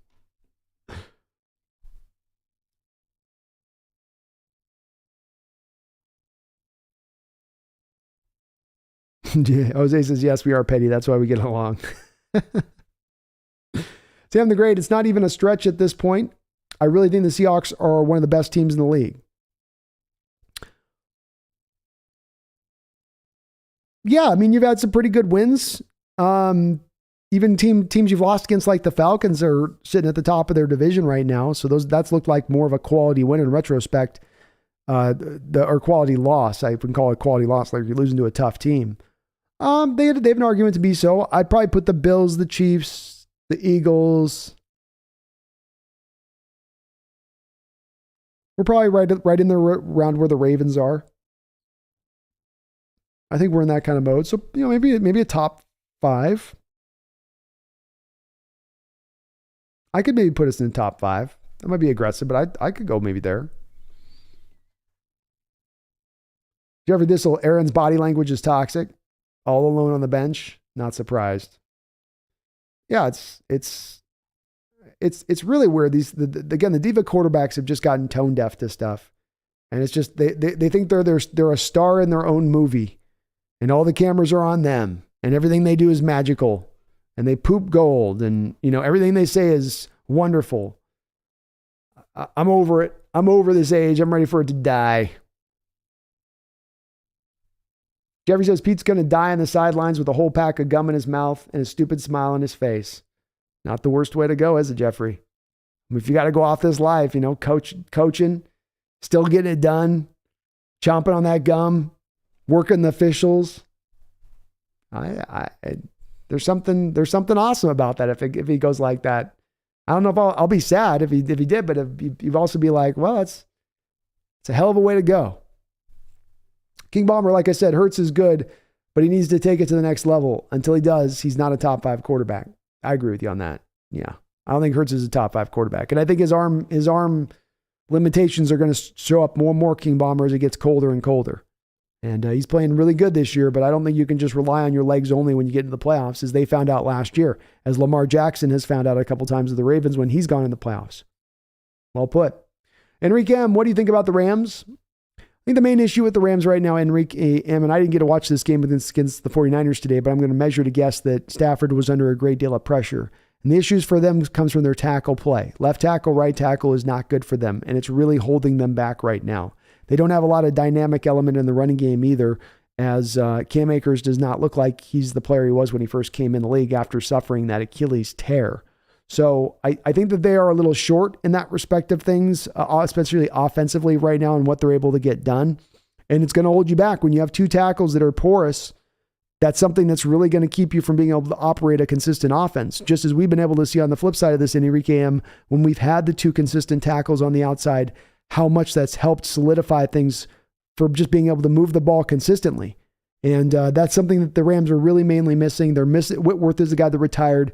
But remember with this Enrique M, it wasn't just Whitworth, their left tackle, retiring. It was that they took their very fine right tackle, Rob Havenstein, and then tried to move him to left tackle. And so what they've done is they've basically hindered 2 positions for one. And I think that that's the main thing really, really holding them back. They're also missing a little bit of the skill position players. Allen Robinson has not been quite the player they thought they were getting. He's been actually a dip down from what they were getting out of Odell Beckham last year. They've been without Van Jefferson for a large part of the year as well, too. So injuries coming off a Super Bowl win, that's the thing that you're going to have to factor into, is there's always going to be some injuries. Guys are going to be a little bit beaten up, having gone so late in the year last year without the recovery time. So I still think that they're a team that's going to be tough to play this year. I don't know if they're going to end up a playoff team at this point. Having 2 bad tackles, having two tackle positions playing poorly can be one of the single inhibiting factors to that. And then their defense isn't quite playing as good as 2, right? So it's all kind of working against them a little bit. There's not this just one flaw or one fatal flaw they have. It's kind of a lot of different things kind of banging up against them a little bit and how they're standing right now. Snail with a $2 donation. Thank you, Snail. Says, Jags suck. Think you could get Allen for a third, that being Josh Allen, their pass rusher. I was looking at a little bit of his play recently, Snail, and I do think that's probably about the draft capital you could hope to expect to get for Allen at the most, if you're the Jaguars, if not even a little bit less than that. He's never been a great player for them. He's been good. He's had some up and down play to him a little bit, but that would be about the best you could hope to pull from for them as a 3rd round pick. And yeah, I would think that would probably get it done for them. And yes, I do believe he as well is going to be on the trade market here at this deadline. It makes a lot of sense for the Jaguars to do that. Much like with Roquan Smith, if you're not going to sign him to a contract extension and he's due to be paid or you got to move him, then you probably move him at that point. So I would expect there's a good chance that could happen here, Snail. And I like where your head's at with it. I'm completely open to doing so too.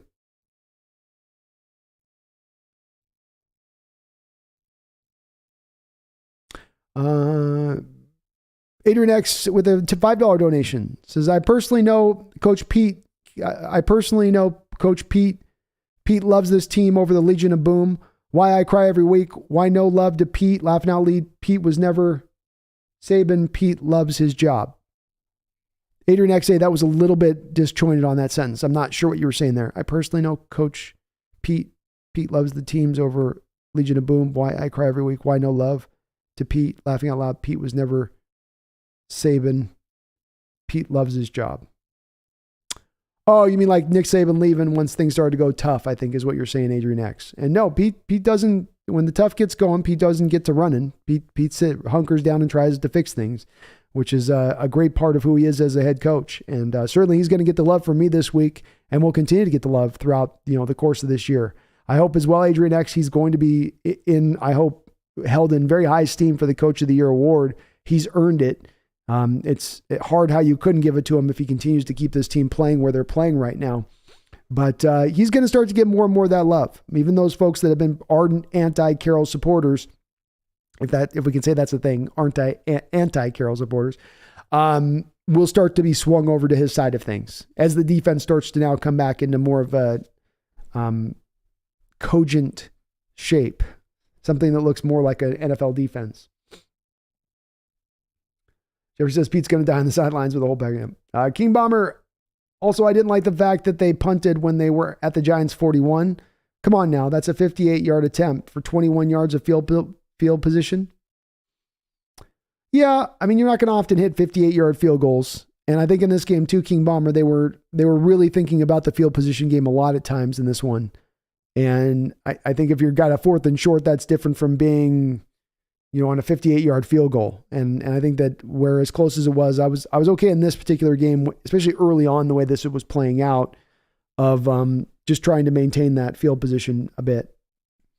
Cora Pennington says, I think it helps not having the Russ offense where if we ran a pass play, it was either a 50-yard bomb or a sack incompletion. Agreed, Cora. Yeah, especially on those 3rd and longs that Russ could sometimes struggle with. I think that's why you're getting a little more consistency from those as well. And that's why we were going for more on 4th down is what you're saying too. Yeah, that would make sense as well. You have a lot more if you know that you have a quarterback executing more of the short and intermediate game, and you've got a 4th and short and intermediate, you're going to have a little bit more of confidence of then going for it in those situations. Garth Knight says the acid droppers down 21-7. It's the ayahuasca, man. He's talking to the Clockwork Elves, man. Talking to the Clockwork Elves, bro.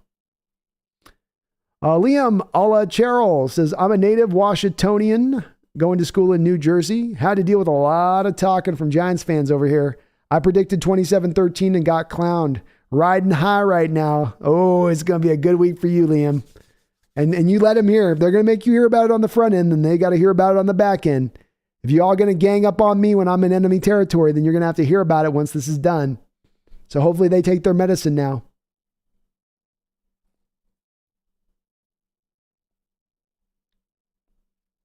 Henry M says 21 points. Kraken Hawk, if Geno brings Seattle a Super Bowl, who would be looked upon more favorably, Geno or Russ? Russ left and wanted out, but the Geno story is fantastic. I think Geno probably would be looked at in a little bit more favorable light because there will be questions with Russ in retrospect, especially if he doesn't get back to more, more of what the Russ is of what we've seen in recent years. More of a guy that can carry the day for the Broncos. And if he can't reattain that, if he's never going to get back to that spot, then that very well could happen. Unfortunately, or fortunately, wherever you stand on this, the last thing that sort of people will remember out with Russ is him forcing his way out of town at that point. That will be the thing that ends up kind of carrying the day a little bit. He'll eventually get his flowers and people will eventually praise him and I think he will get potentially his name, retired. But yes, I think Geno would be at that point favored. That would be just, I think he'd be favored at that point. I do. As weird as that is to say. Scooby Snacks, Rodgers is such a douchebag. He is. Douchey face, douchebag, all the way. Abel Grima, what do you think are the Seahawks Super Bowl chances?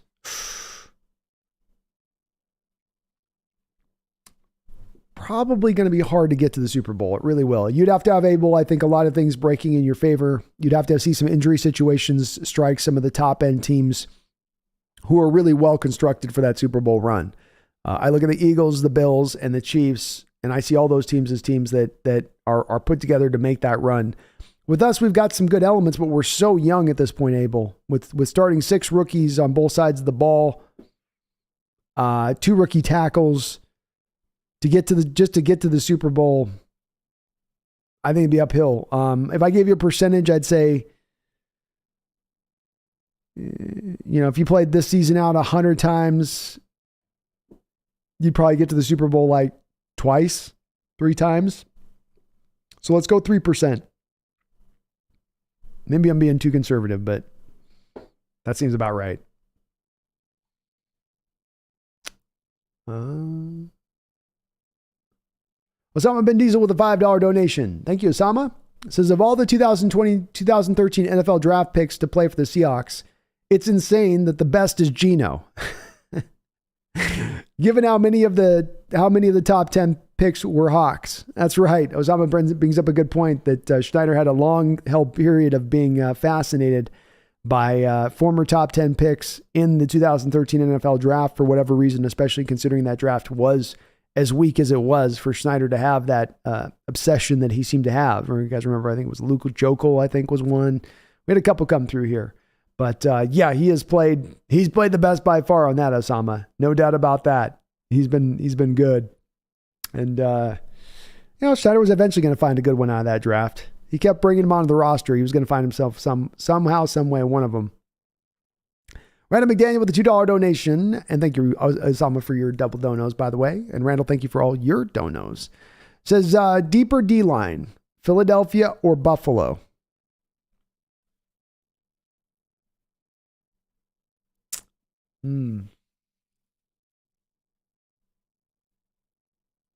I guess I'll go with Buffalo,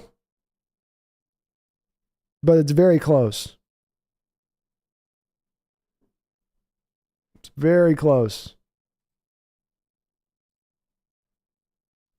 Let me look at the... I'm going to double check on the Eagles really quickly to make sure I'm right on this one.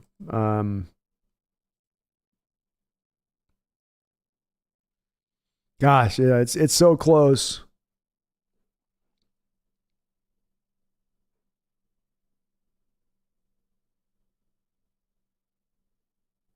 I don't know.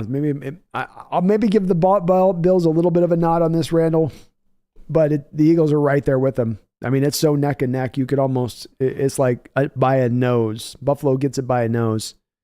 They get it by an epinesa. That's how they win that one. Too close to call on that one, Randall. They're two of the better ones, especially from the depth standpoint. Adrian XA with $2 donation. What is your season prediction this year? Well, my season prediction, of course, was 7 wins at the start of the year. I've got to change that at this point. I think you got 3 more losses on your schedule, so that's going to put us at 6 losses for the season.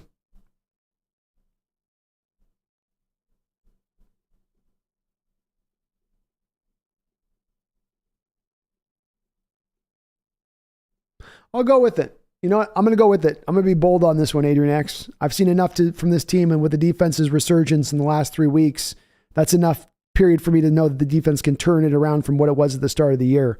So I'm going to go with 11-6. 11-6 will be my final record as it stands right now for your Seahawks. I feel pretty good about that.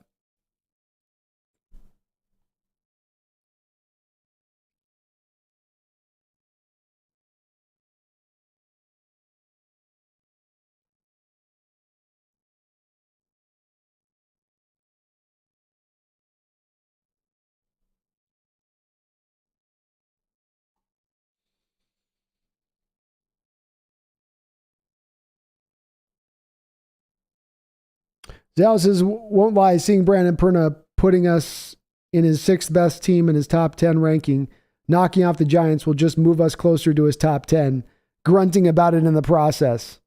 Yeah, he actually had a really good line talking about what was going on, and it was pretty funny with the Russ situation. I forget. I'll cut up the brutal. It was something like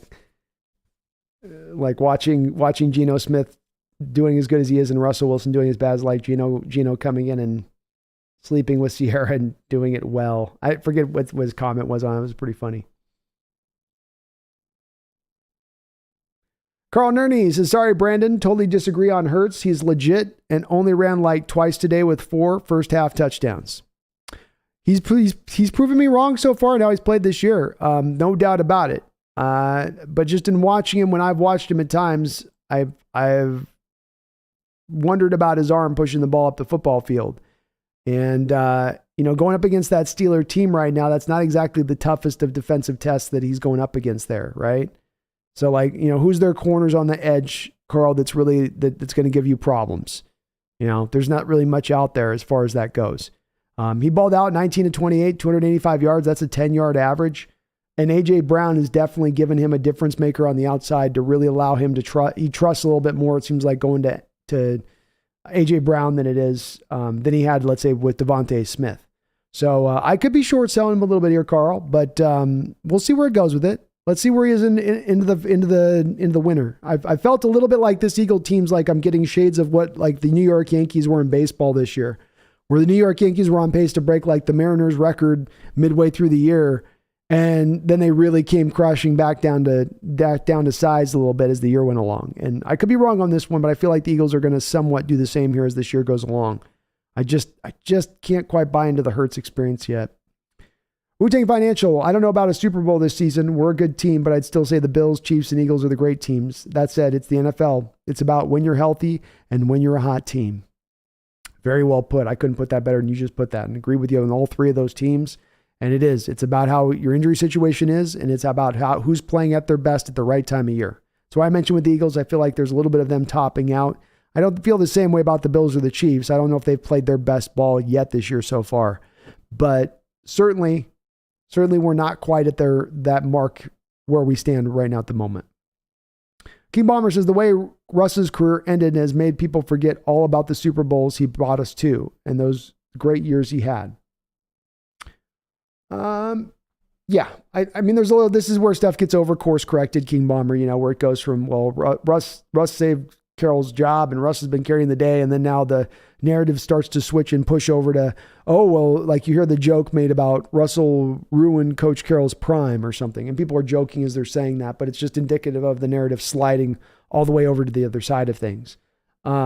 Yes, Russ was part of those teams that helped us to get to Super Bowls. He was an impactful player. He was a top 3 quarterback for 3 years period there, I think from 17 to 19 maybe in the sport. 17 to 2020 and a half, if you want, maybe 3.5 years. But yes, I think the way that the career ends is going to color a lot of the way people view him when it's all said and done, fortunately or unfortunately. JP says Brandon Perner is very good. Does his homework? He does. Does a good job. Kraken Hawk, far from a new fan, but Russ wanted out, so it soured the fan base. It did. Russ did kind of create this on his own with how this has gone. Osama Ben Diesel with the $2 donation says Hawks have an edge over Buffalo and Philadelphia. Super Bowl winning head coach. There you go. There you go.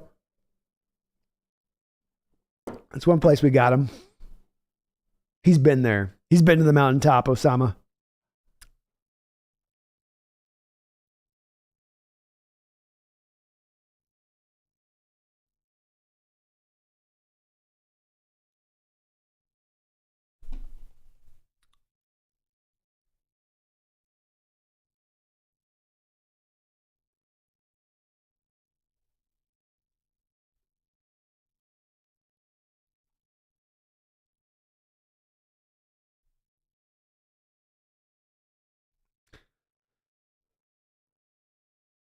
Cora says Pete just loves being a coach. I don't think it'd matter what level he coaches at. He would love it all the same if it was Pee Wee or here in the NFL.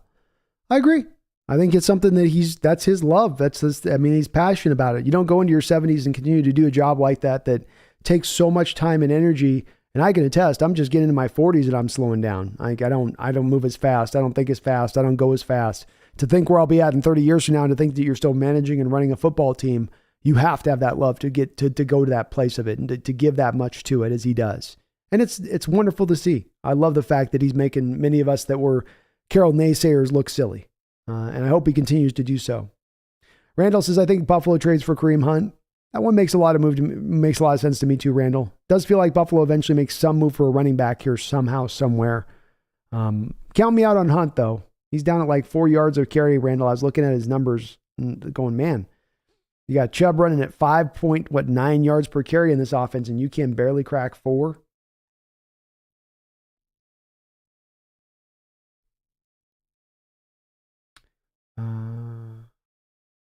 Cracking Hawk, bro. I'm a longtime Hawks fan, and to be honest, this defense and run game to us, led us to those 2 Super Bowls, not Russ.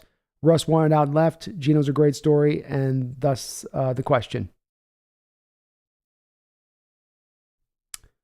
Yeah, I think those Super Bowl teams, I'm going to line up myself on those Super Bowl teams the way I view them is I'm going to view them like you have a Legion of Boom, you have a Marshawn Lynch running game, and you have a Russell Wilson playing the quarterback position like he was playing. I think all 3 of those things came together to help you get to back-to-back Super Bowls.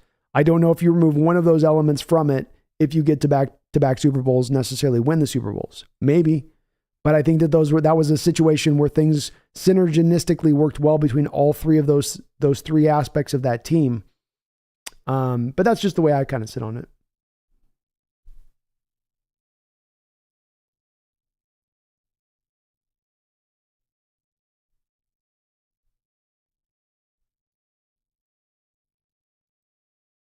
King says they're going to remember him for the drama he caused and left in the Legion of Boom defense. Geno, on the other hand, is going to be remembered for the year he never wrote back. Could be. Could be the way this goes. Mac Pacific Northwest, how much are the Broncos going to give up to trade back for Locke? I think they're just going to ride it out at this point. I don't think the Broncos are going to be in sell mode after this game against the Jaguars. I think they're going to still try to turn this year around. And I think they're going to try to do that with Russell Wilson. I also think Mac Pacific Northwest, if you think that general manager George Patton, if he gets a call from Schneider, is not just picking up the phone and dog cussing Schneider out at that point, you sold me a false bill of goods. How dare you sell me a lemon? You know how bad you made me look. So do you want maybe a 4th for Locke? Maybe a 4th. Shut up. Oh, you're okay at quarterback? No, we'll take him. Just stop calling me. King Bomber says, taking the lead at that point, and with your kicker, Jason Myers, who has been excellent this year, along with the fact he rarely misses those 40, 50-plus yarders. Yeah, but 58. King Bomber says, yeah, you're right. But I felt like Pete should have trusted that defense. It's not like you pin him back at the 1 versus being almost at the midfield. They started at the 20 versus 41. Well, I think some of it you're trusting also Dixon to be able to kick that in the 20 there, King Bomber, from where they are. And you're hoping the field position is going to be that much more significant. 58-yard field goals, I don't have the data on hand in front of me right now, but I imagine that across NFL history, that's been a very low percentage kick. And I don't know how many times Myers has even kicked that how many times, King Bomber, do you think Myers has kicked a 58-yarder in his career? Maybe twice? Maybe? I think to me, it's more aligned to you just go with the punt there, to me. But I wouldn't have been cussing if they would have gone for the kick either. Randall says it's an even year. Myers is money. Mac Pacific Northwest says if Geno wins us a Super Bowl, he's getting a damn statue. King Myers has been good at the distance, probably for his lack of attempts, but I get where you're coming from. I can understand it.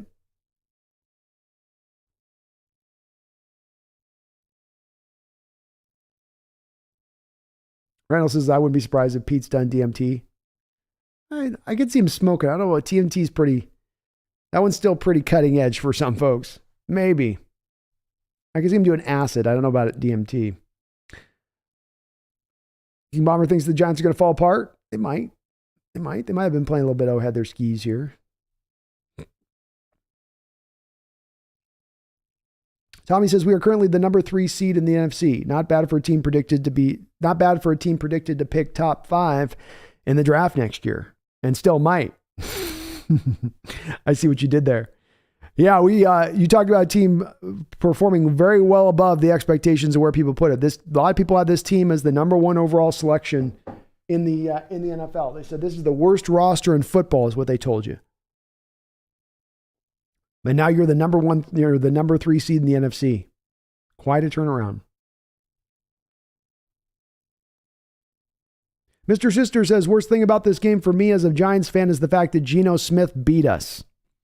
You had your chance at him, Mr. Sister. McAdoo tried, man. He tried to start him out there for Eli Manning, and you guys flamed him for it. He tried to show you what Geno Smith could be, and you guys said, how dare you put Eli in the corner? Nobody puts a Manning in the corner. But McAdoo with that silly-ass mustache was trying to show you the way. He was trying. Adrian X with a $2 donation. Thank you, Adrian X. Says, if you're Pete and John, what do we do this trade, L? If you're Pete and Johnny, what do we do this trade? I think you mean trade deadline. Definitely go out there and try to find a deal, Adrian X. I think you're somewhat aggressive. I don't think you go past a 3rd round pick as far as your aggressiveness. You hold on to your first 2 picks. You hold on to your first 2 second round picks, but you are definitely willing to offer a 3rd round and onward for an upgrade on this team. And if there's the move out there to be made, then you can go out there and make it. I don't know if I'm as sure as there is going to be a move out there to be had at that point in time. I think there's going to be very few teams out there willing to actually be sellers at the trade deadline. And then I think that there's even fewer teams that are sellers who also have players that you're going to want that they're willing to give up at a reasonable cost. I think that's where we're really going to run into our wall here on this one. Alan says, I think we'll beat the Cardinals by 3 next game with them having DeAndre Hopkins back. They'll be a tougher matchup this next time, Alan, no doubt about it. And you are playing them on the road, at their home.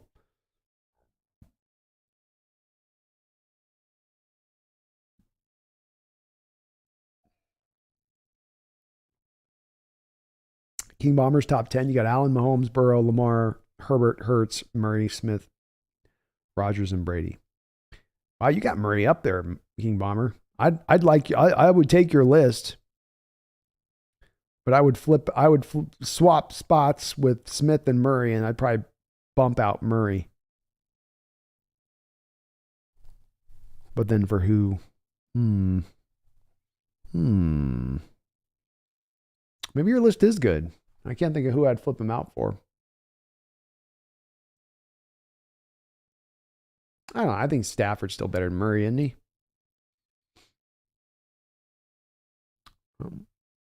11-6 should definitely get Pete the coach of the year, Snail. You're right about that. Thank you for the donation, Adrian X. I think I answered your question. It got cut off there a little bit. So if I didn't answer it, just post in the comments there. TJ Kurzman says of the 2013 first rounders we're speaking about, Schneider's brought in Luke Jokel, Deion Jordan, Ezekiel Ansah, Barkevius Mingo, Chance Warmack, DJ Fluker, Sheldon Richardson, all top 13 in 2013 draft, all spent time with the Hawks.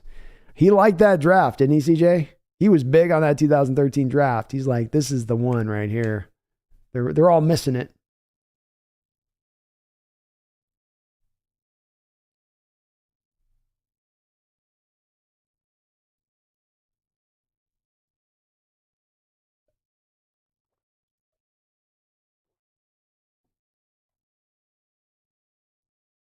Family dude laughs, says Eagles are not going.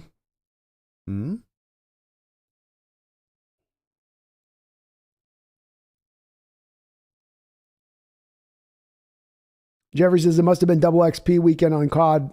Murray was bad today. The game just came out this last week, Jeffrey. So we just had a new Call of Duty drop this last week. Hopefully he's still knee deep in it by next week. Hopefully.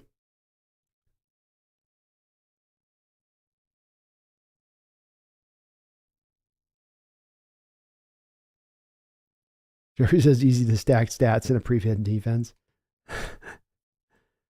I didn't check and see. Cardinals lose today? Let me take a look.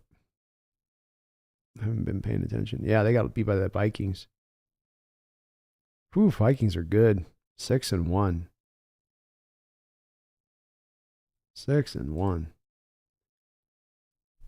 Holy mackerel.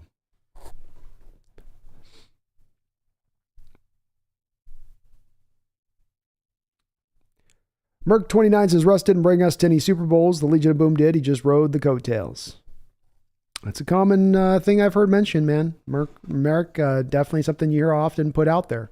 I think the Legion of Boom carried a lot of the day. I think Marshawn carried a lot of the day, and I think Russell carried a lot of the day. If I was making a pie, I might split it fairly evenly and down around the edges. Certainly Russ wasn't taking more than the combination of the Legion of Boom and Marshawn. But I can see where people are coming from with that in retrospect and looking at it. Lions Mania, what's up, man? It's good to see you in the chat. Hope you're doing well.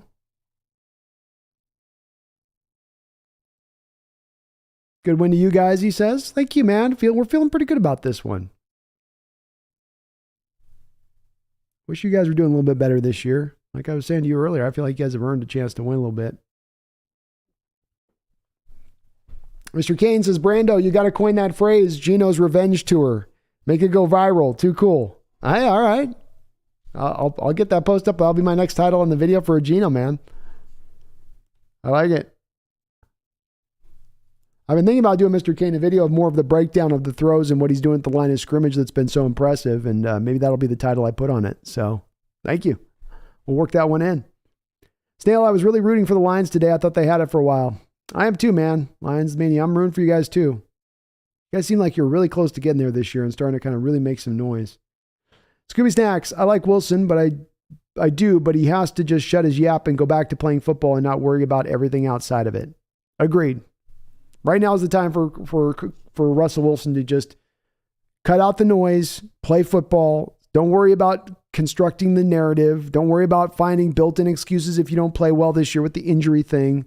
I don't want to hear about high knees anymore. I don't want to see any more sandwich commercials.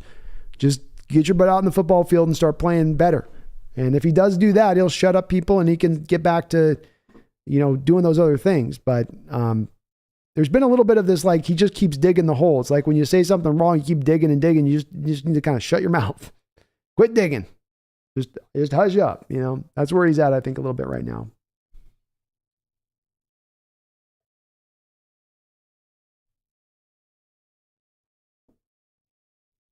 Jeffrey says, I did not like seeing Walker the third in on the last drive in the game. Literally just to waste time, risking his health for what?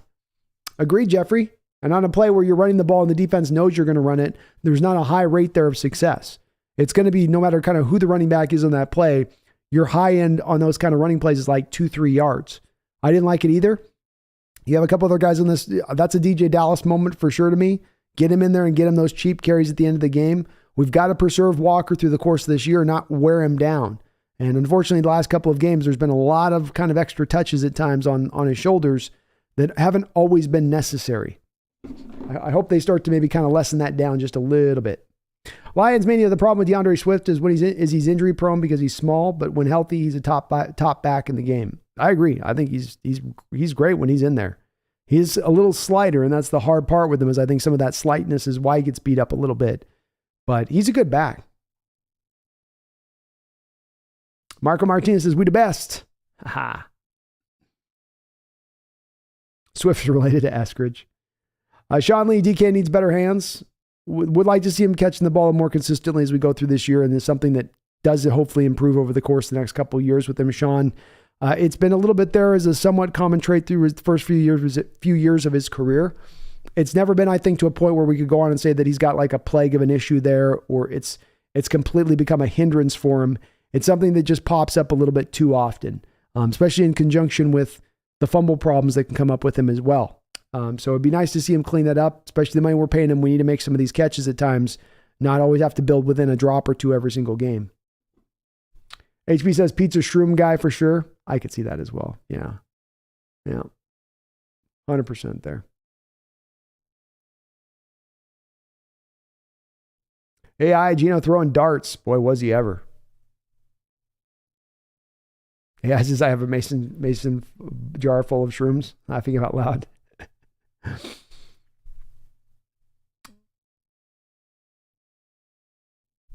Alan says the third seed in the NFC right now. That's cool. That is cool. Scooby Snacks just goes to show you that you don't count your chickens before they hatch. You never know what the year will bring. That's why they play the games. It's part of what I was saying a little bit this offseason, Scooby Snacks, when everybody was so certain of what we were going to be. This is the NFL. Certainty is not something anybody should be leaning into. Nobody knows how things are going to play out exactly. And that just kind of requires you to sort of lock it and let it go. There was a lot of talent on this team coming into it. You were certainly going to be relying on the young guys ascending quicker than a lot of people were forecasting, but that ascent has happened. And you're seeing the benefits of that play out. But yeah, it's why can't be assured in the offseason we know exactly what we're going to see. And it's on both ends of the marker. I said 2 years back, I thought in the last year of Russell Wilson here, we had potentially a Super Bowl contending team. They weren't anywhere close to that, were they? At the start of the year, I said that.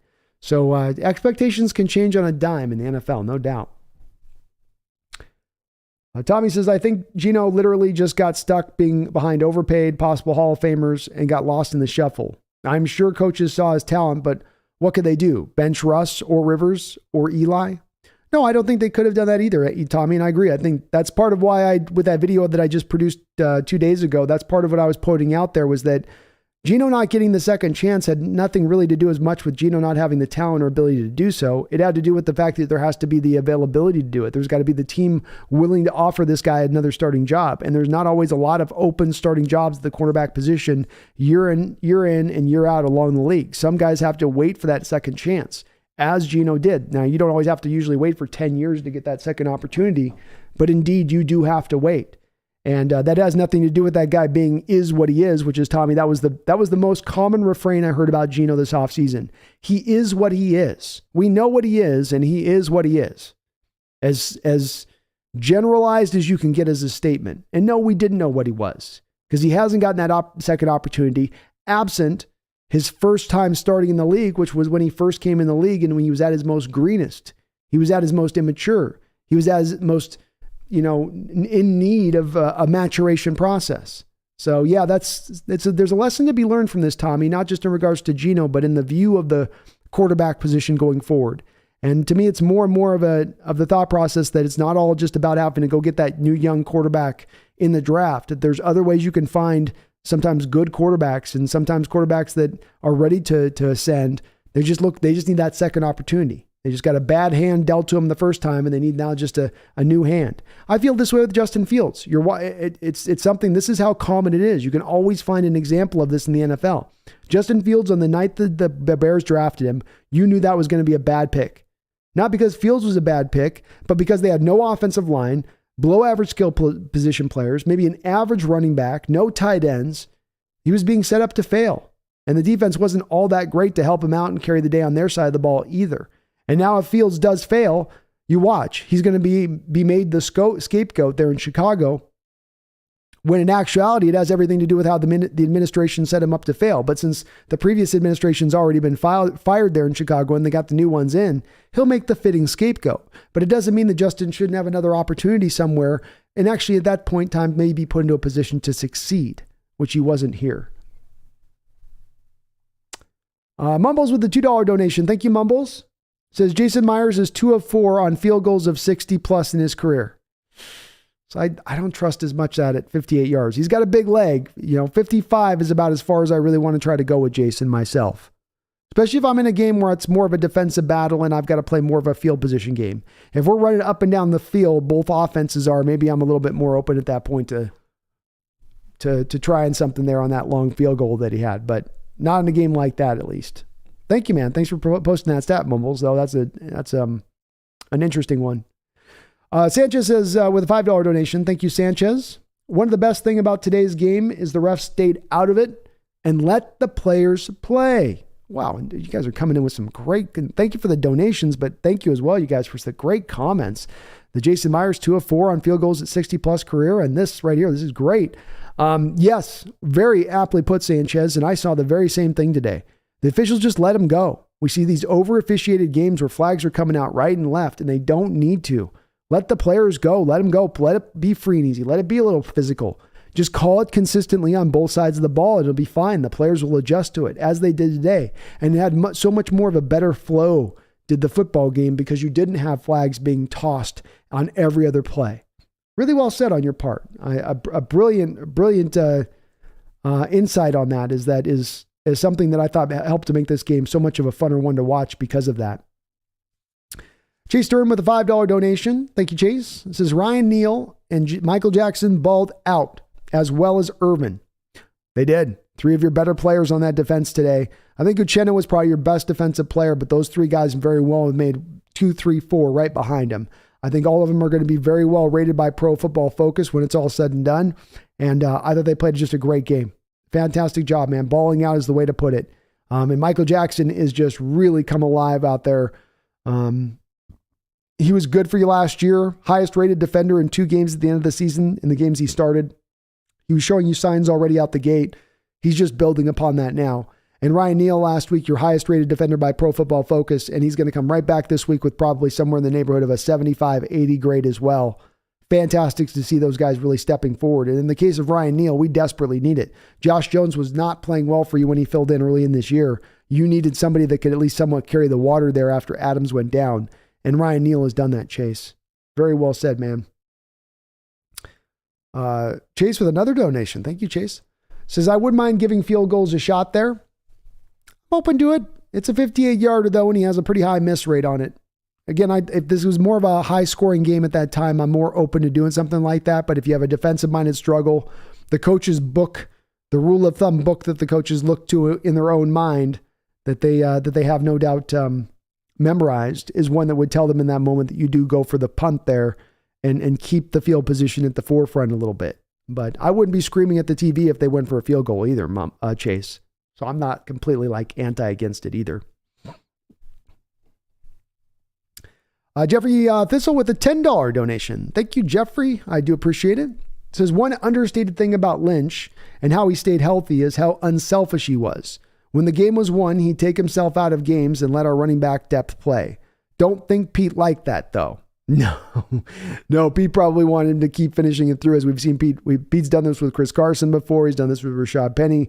We're seeing him now do it with Kenneth Walker, where a game can be out of line, far out of way, and he'll still be wanting to run his frontline guys in the games. But Pete does have a little bit of a thing that I'd like to see him kind of understand a little bit is my running backs have been beat down a lot over the recent years. I need to kind of adjust that a little bit. I need to start just wearing a guy out to the nth degree and then go to the next guy. Let's try to maybe preserve this guy a little bit over the course of the season a little bit more, especially a guy like Walker, who is a rookie, who is a young guy just getting going here. So, I don't think you like that, but that is an underappreciated thing about Lynch that he did do a good job of. If you were up by a lot of points, he wasn't going to go out there for a whole bunch of useless carries, even if it was to give him statistically a really top-notch game at that point. He knew the work was done, the hay was in the barn, and now he's going to go sit and get himself some Skittles and chill out, you know? He's just going to hang and dial it back a little bit. Thank you for the donation, Jeffrey. And Chase, thank you for the double dono. Appreciate you guys.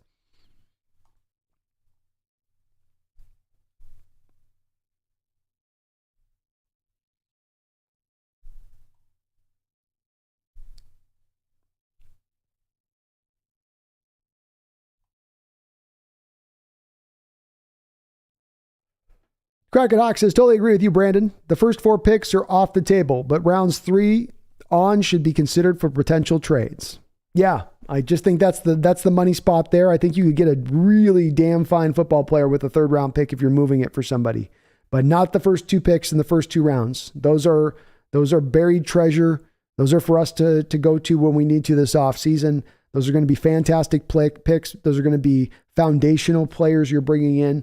I don't want to move that for something for this year. So glad we're in agreement, though. CJ Kursman says the cherry to the top of this victory had to be the flag on Pete at the end. Cherry on the top. Yes, it did. And thank God, CJ, he got the flag after the play was completed. And the officials didn't call them for that during the play, which would have been brutal because that would have given the Giants a little bit of a hair chance at that point. But yeah, Pete, again, a little excited there. A very good cherry, though. Very nice cherry it was, especially on the Geno scramble to get the first down on that play. Daniel W. says, thoughts on Will Levis after his weekend? 90 passing yards, 3 INTs.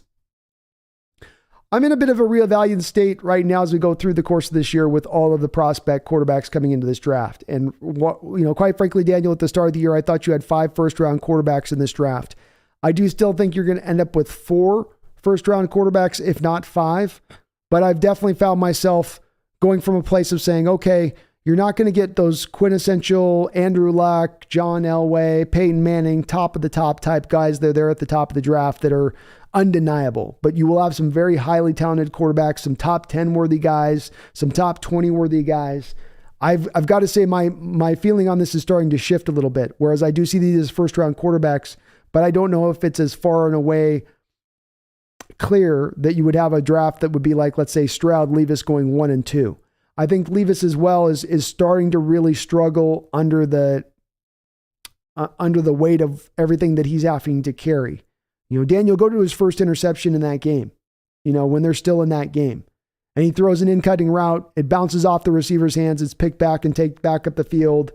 And then from there, the Titans or the Tennessee team just runs with it at that point. They just basically are lapping him over and over again. And there were some bad interceptions too within it. Daniel, he had the go route in that game where he didn't throw it far enough out at front. He was a little late with it. But he is still continuing to be under so much duress. And I still, every single game, got to see his receivers dropping a ball, and a lot of those drops then going for interceptions where they'll drop it and tip it up into the air and guys will run it back. I don't want to make it sound like I'm not, that I'm excusing Will Levis's game against Tennessee. It was a bad game. It was his worst of the year. And I do have reservations at this point about making that guy a top 10 pick with how wild he does play the position.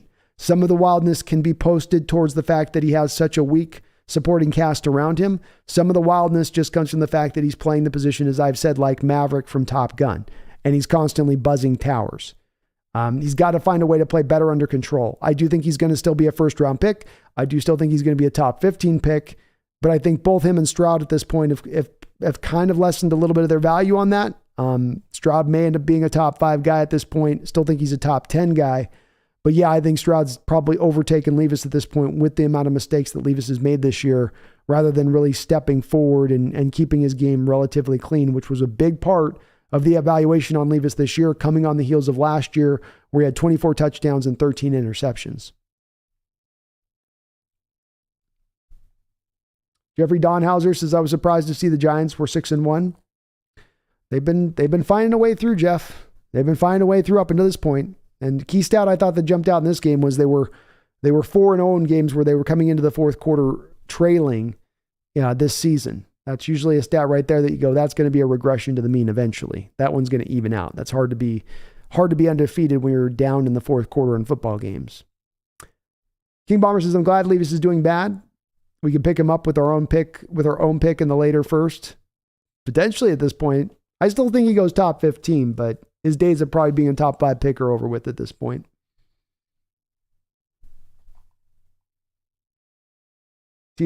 Tommy says Geno's jaw-dropping revenge tour. I see what you did there. And yeah, Scooby Snacks, the Lions are way overdue for a good season. Their fan base deserves it.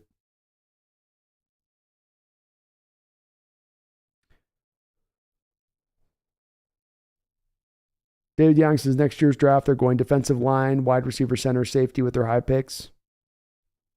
I could see it, David. I could see that being their course of action for sure. Wide receiver, I'm not sure on, but defensive line, center, safety, maybe guard on that too, maybe. Orlando Roca says, seems like a key player goes down every time Seattle plays in Arizona. Is it something about their field or is it just bad luck? I ascribe this to being just bad luck, Orlando. The Arizona field is actually grass. If this was a turf thing, I would say they've got some sort of weird Arizona turf down there. They have to deal with that heat, and it's that Arizona turf, and it's sticky. It's a sticky turf. But I can't do that. They do run a natural grass out there. Grass does usually tend to be a safer condition of field. I think we've just had some bad luck, as well as Orlando, because they are a division team, of course. Every single season you do play in there. So there's a lot more of an opportunity at that point for those injuries. But yes, there has been so many. You had the Rashad Penny torn ACL. You had the Richard Sherman Achilles tear. Cam Chancellor had his neck injury, of course, that retired him early on a tackle of Adrian Peterson at the goal line. Yeah, it's been a bad place. It's been a bit of a house of horrors for us injury-wise, and hopefully we can stay a little more cleaner here into this upcoming year. Pretentious Cameron says, pay Geno and draft Van Dyke in round 3. Sorry, I can't quit Van Dyke. I think he's in a bad system. Thank you for the... Well, look, Cameron, I get where you're coming from on that. We can't deny it. Mario Cristobal's got a history of this. He's a good coach in college, it would seem. But when it comes to, developing quarterbacks for the next level or making guys look at their brightest and best display in his college program, that doesn't seem to always be the case. Certainly wasn't the case with Justin Herbert. So he is playing in a little bit of a wonky scheme for him this year that's different than what he was doing last year. He has taken a step back. My big worry with him, as much as anything, Cameron, is just the athleticism and mobility standpoint kind of worries me, along with the inaccuracy, the accuracy which goes up and down and all over the place. Those are my big concerns with him. And I'm not against Van Dyke later on, Cameron, but not first or second round. And maybe not third round at this point either. Sal Zero says, well, Levis is on a bad team. He's carrying Kentucky even with a god-awful O-line. If he was on a better team like Penn State or Florida State even, he'd be running the game. I do agree with that. And you know with me, as anybody that's heard me talk about Levis, is that this is one of the biggest factors for me in my evaluation of Levis and giving him a lot of the benefit of the doubt. And I've done so throughout the course of this year on a lot of different occasions in games where he's played even not at his best. I do think this was a little bit outside that against this Tennessee team. I do think it's pushed a little bit past the mark here, but he will still be a first round pick, even if he's not put up prolific stats, because teams are going to take that evaluation into their process, being that the Kentucky team is not a good one. And not only does he doesn't have a good team around him, he's playing in a tough conference. So not a lot of supporting cast. And every single week it's Florida, Tennessee, Georgia, right? So there's nowhere to run. There's nowhere to hide. It's every week or what was Ole Miss a couple weeks ago. I mean, that's the difficult part about playing in such a tremendously tough conference like that. Sal Zero says Van Dyke is Ryan Tannehill. No. Maybe throwing the ball, Zal. Maybe throwing the ball, but not from a mobility standpoint. That's a night and day difference from a mobility standpoint. Sales says TVD won't be good at the next level unless he's completely changes his mechanics. Well, he's got to get the sidearm stuff out of his stuff. And yeah, that's a big part of the accuracy problem with him, is the delivery doesn't come out consistently the same way every single time. And I do still say best player available is your point, King Bomber. The big factor for me about what we do in next year's draft will be built upon best player available. It carried the day for your Hawks this year in this year's draft. I hope it carries the day into next year's draft too. Lions Mania says, I think Geno's your guy. I think he is as well, man. I think he's getting to that point, Lions Mania, where you start to go, okay, I mean, we got to talk about him here as the future, not just a one-year guy. We got to stop talking about quarterbacks in this upcoming draft and just concentrating on him because he is playing that well. And I think we're getting there. I think we are certainly getting there now. David Yang says, I'm liking Disley, Parkinson, and Fant as our tight ends, but I think Fant is underperforming. Curious if they draft a tight end next year. I think, David, that they would hold off from drafting a tight end next year. You can put on the restricted tag on Parkinson, and so you can basically ensure in bringing all three of these guys back. Remember with this, David, that you enacted the fifth-year option on Noah Fant after the trade. So the money next year is guaranteed for Noah Fant. Guaranteed. So he can't go anywhere unless you're able to move him in a trade. And because, to your point, the way he's performing and he's not necessarily being a difference maker at the position right now, that wouldn't open the door to you getting good value for him via a trade. So he probably does end up remaining here, though I do agree with you in that he's not done a whole hell of a lot here to excite you like you thought you would be, knowing he's a former first-round pick, a top 20 pick, and a guy that's not necessarily been a bust with the Broncos over his first couple of years. He's been actually a very productive tight end for them. Maybe not prolific, maybe not one of the best in the league, but certainly better, I think, David, than what we're seeing from him this year so far. The big thing that I've been unimpressed with him, David, so far for me is just he gives you nothing after the catch. He gets tackled so easily. There's no fight in him in that respect. Daniel W. says the Broncos GM should trade Chubb and Judy. They need draft picks. No way they compete versus the Bills in Kansas City. As the great Logan Nine Fingers once said, you have to be realistic about these things. You do indeed, man. I think I share your thoughts on this, Daniel. If I'm the general manager right now, understanding I'm down a first and second round pick, you just barely beat the Jaguars, just barely beat them. That's maybe the easiest game you have left on your schedule. If I'm being realistic and looking at this Bronco team, I say offload the assets I can offload right now to get what I can get to offset the loss of the draft picks that we're staring at, because I've got to find a way to upgrade this offensive line moving into the future. I've got to find a way to help this quarterback that I spent $250 million on. I've got to make things easier on him, around him. I can't expect him to be Superman. And I don't think you're going to get there by just sitting on your third round pick this year and going, oh, we're good. This is the place that you can gain some of those picks back. It will be interesting to see if the Broncos land there, Daniel. I tend to think they won't. You have guys that are desperate to keep their jobs, both general managers and head coaches, and you have a new ownership group there that already has got some heads on the chopping block, I would estimate, right? Like both Patton and that coach have their head in the guillotine, and you've got both all the Walmart family have their hand on the drawstring, and it just takes one simple pull at this point. So that could lead them to not do it, but it doesn't mean that's not what they should do, Daniel. Kyle Swanson, thank you for subscribing, Kyle. I do appreciate you coming aboard the Hawks Nest, and welcome aboard. You're a gentleman and a scholar, sir. And I think I love our tight ends, though. They're playing great. That 3 tight end set has been money all season long. Zal Zero, when Geno did the pitch to Disley on the 4th down, red zone was money. I loved it. What a great call, huh, Zal? We've never seen Waldron call that up either, and he did there, but it was a tremendous call on his part. Squeezaks, and I mean, Geno had Rex Ryan as a coach. I mean, enough said, right? And he's the one who drafted Geno, so there you go.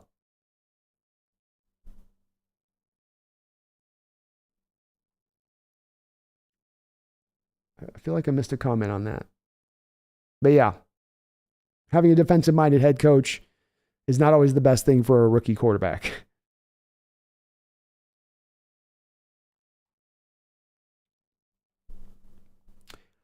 Jay Stern with the $2 donation says, I wouldn't mind giving Justin Fields a shot here. I wouldn't either.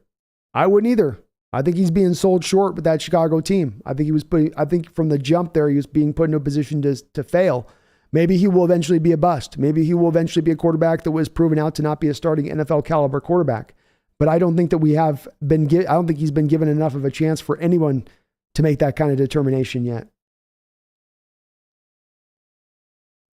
Marco Martinez says, did anyone think we'd be good at this point? Not that I heard of. I didn't know a lot of people out there that were saying that this team was going to be a team that could be playoff contention, much less Marco, number 1 in this division, 8 weeks into the season. I think literally everyone has been godsmacked by this, and it's amazing to see. It's a great, beautiful, beautiful thing to see.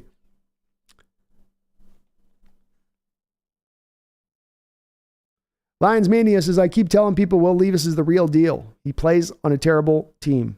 You got to watch Levis play. You've got to watch the team around him to get an understanding of it. I've not seen a quarterback in recent years that is working with as tough a supporting cast as Levis is. He's got a good running back who's only been there for about 3 games this year, by the way, in Rodriguez, a guy that looks kind of like, by the way, a little bit of Marshawn vibes from that Rodriguez kid.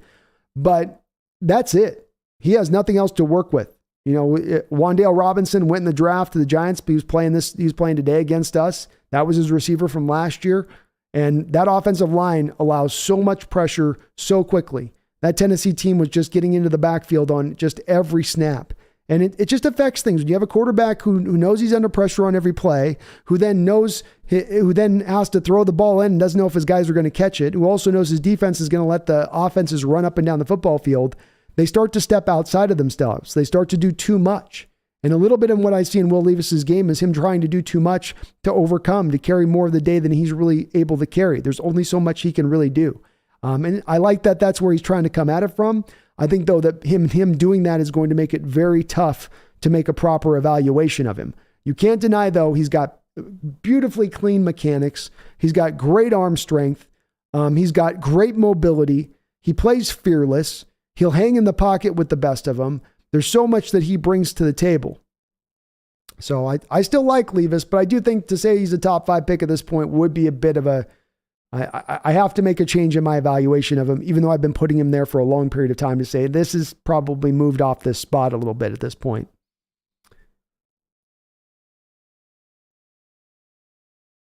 Lions Mania says Josh Allen played for Wyoming and his team sucked. True. And the NFL did give him that benefit of the doubt, didn't they, Lions Mania? Made the 7th overall pick at that point, which is right about the spot where I think between 7 and 13-ish is where I could see Levis going right now. David Yang says, I just looked up internet mock draft. They say Brian Brees from Clemson, inside defensive lineman. I've scouted him. Let me see what my thought. I have some thoughts on him. I looked at him last week, actually. Let me see where we're at. I like both of those defensive linemen for Clemson. All right, so Brian Brees, 6'5", 300 pounds from Clemson. His patented move is he's very slippery off blocks. I call him a big 1-tech defensive tackle in a 4-3 defense. He can play some 0-tech as well. Heavy hands. He quickly generates speed to power out of his stance, giving a little bit of extra oomph with the combination of those two things he brings. Gives him a little extra power with his quickness. He has the ability to sidestep, dip his shoulders, and avoid blocks completely. That's the thing with Brian Birds is at 300 pounds, he gets so many times where the linemen just completely whiff on even getting their hands on him.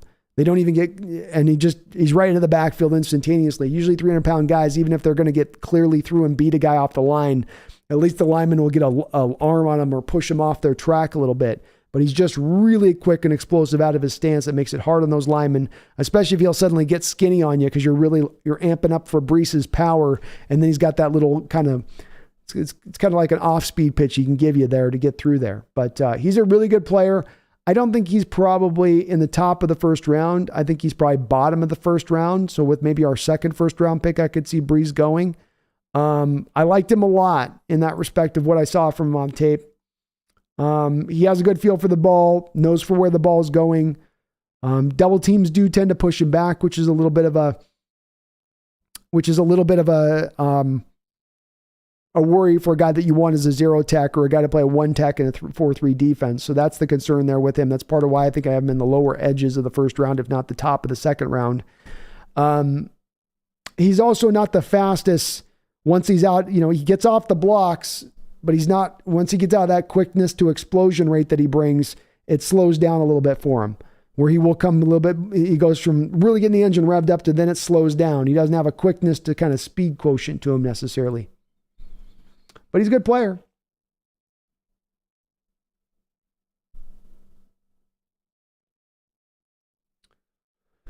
David Yang says Jordan Battle, SAF, Alabama. Our second and first round was our other pick. I haven't looked at Jordan Battle, so I'll have to take a look at him, David. Hawkso, where do you rank the Seahawks in the NFC? I think the Eagles have to be 1 with the 49ers 2 and then the Cowboys 3 maybe.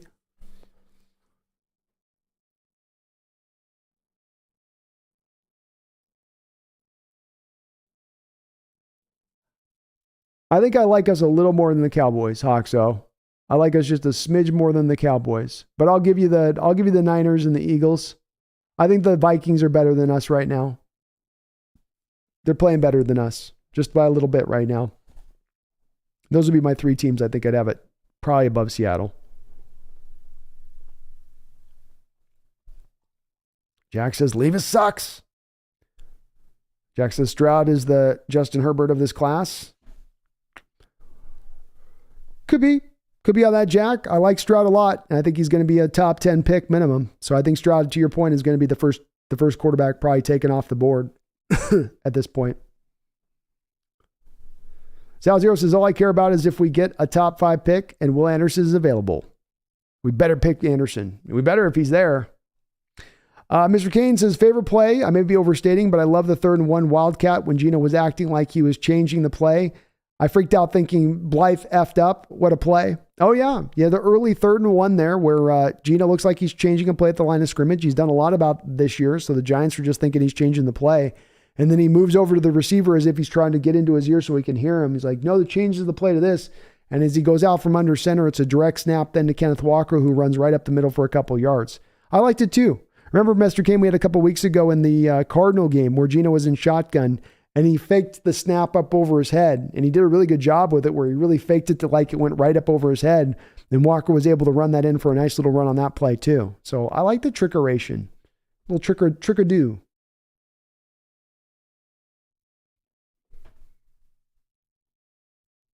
Sal says, I ain't going to lie, CJ Stroud is great, but I'm worried he's from Ohio State. He's got the quarterback curse in it. Most quarterbacks from Ohio State from the last 20 years haven't made it in the NFL at all. This part is true. My worries with CJ come from 2 different things. And Jack, it's actually pretty on point to mention this about CJ Stroud, because what you had with your comparison, Jack, of Stroud to Herbert, I would say that they don't have a comparison as far as their mobility goes, really. But with Herbert, he was good when he was on script and on time and everything was easy for him up front. Things got wonky when things started to get wonky, where it wasn't easy and he had to go through multiple reads, and it wasn't just something that was simple in the way things were set up for him. Stroud's a little bit of the same way. When the play's on time, when it goes as it was drawn up, so to speak, he can run it as purely as anyone out there in college football. When the play breaks down, when he's got to use his legs, when he's got to scramble around in the pocket a little bit, gets a little bit rougher with him in that respect of things. And if you have a quarterback with some challenges to his mobility game in this modern age of the NFL and where it's going and what the requirement is for quarterbacks as far as mobility, could that maybe then hamper him at the pro level a little bit? I'm not certain. And he is a very young guy at 21 years old as well. So there's got to be a little bit of a built-in time here for him to develop when it's all said and done. But he is my number one quarterback right now, Jack, as it currently stands. I think he has overtaken Levis for me. Big Country, I'm starting to lean towards picking Hooker, especially with how Geno's playing. Me too. Jack says Hooker is day 2 pick, still better than Levis. I probably disagree with you on that, Jack. Keep in mind, Jack, there's different supporting cast between the two of those players. Hooker's got a lot more to work with than Will Levis does. Hooker's also running a far more simplified offense than what Will Levis is being asked to run. Hooker's running a half the field, one read look kind of offense there with Tennessee. Levis is running a pro-style system. In fact, he's running our exact same offense there with Kentucky, which is a little bit harder to execute. And I do agree, Jack, the 25 years old with Hooker is going to hurt him. He may be having a good enough year to just push himself just barely into the first round territory of things, but with his age, you would think that would push him down to more of a early second round at the end of the day. Jeff Donahauser, is Geno going to want a lot after playing this well? I mean, I guess, Jeff, it depends on what your, what's the word I'm looking for? What your definition of a lot is. Is he going to want 30 to 35 million a year and command that? I don't think he's going to command that, Jeff. 20, 25 million a year is probably going to be right around the cost average per year. And you're going to probably have to come with a minimum 3 to 4 year deal to get that done. But he's probably worth it at that point. He's playing enough to earn that. And I'm with you, Big Country, on the Hooker approach that you wanted to apply. I'm open to that. Going Hooker second round, riding with Geno would be okay with me. Seattle says, honestly, I do see us getting AR-15 Richardson over Levis, but if Levis drops to the second round, we'll pick him with Denver's second pick. I could definitely see that happening. I don't think Levis lasts till the second round, though. CJ Lockett dropping that touchdown was the most confusing thing I've seen in a while, just because we have taken it for granted for so long that him catching the ball is automatic. Glad he got it back. Me too, CJ. Glad that that's not the pall that hangs over this game for Lockett as we move through, and that he was able to kind of redeem himself. And Jack, I do agree with you on this. AR-15 needs to stay in school. He is nowhere near ready to come out. Just not. Bobby Savage Hill, Seattle should Seahawks still prioritize drafting a quarterback in the first round like Levis with Geno playing so well? I'm starting to move with this one, Bobby. I'm finding myself starting to evolve in my position on this one. And that is to say that I feel like I'm leaning towards more of a going for Geno and signing him and then just taking the best picks available at this point. I think he's moved far enough outside of sample size on this one that it makes more sense if you can especially get him on a relatively team-friendly deal here to just hold on to Geno and ride with him going forward. I think he's playing too well. Tom Eaton says Stroud's getting a lot of help from Marvin Harrison Jr., who is an absolute stud at receiver. To date, Ohio State is very risky quarterback college program for whatever reason, IMO. Well, I think it's for the reasons you say. You've got a lot of help there at Ohio State, and you've had a lot of help there for quarterbacks over the last 20 years. That's been the common denominator, no matter who the head coach was, no matter who the quarterback was. And if I have as I'm trying to talk about with Levis, where I'm saying you've got to give him some benefit of the doubt, and that he's got so much he's got working against him to try to go be successful, we've got to also apply that on the flip side. When I have a quarterback that's being provided so much to be successful, I've also got to take that into account. Now, maybe he's just greatness beyond the good parts that he has working around him, but also there is a little bit of the worry there that, wait a second, is it that he's throwing to guys that are 4 and 5 yards open after he just had 3 and 4 and 5, 6 seconds in the clock in the pocket to throw the ball? Does he have a bunch of guys open every time that he drops back to throw because he's just that good at those positions? And that's the part that's the harder part to make that evaluation. Something that I do think has got to factor in a little bit with CJ Stroud. Look what he had last year with the 2 receivers, and now they're just Harrison Jr. in there, and they've got the Epica guy in there working. And so, yeah, he's got some running backs that are good, offensive line straight. I think that's got to factor a little bit in the evaluation of things with Stroud too.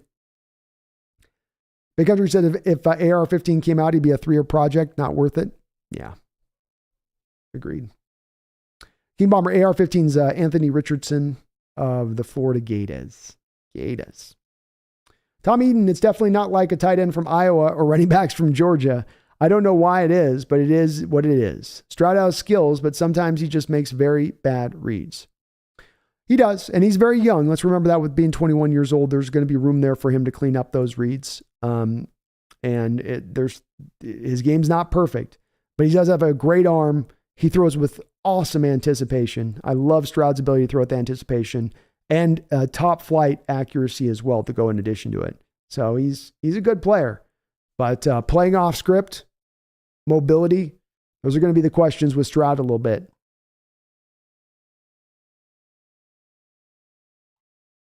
Sanchez, thank you for the $2 donation. Says everyone hating on my UW pokes. People are hating on UW?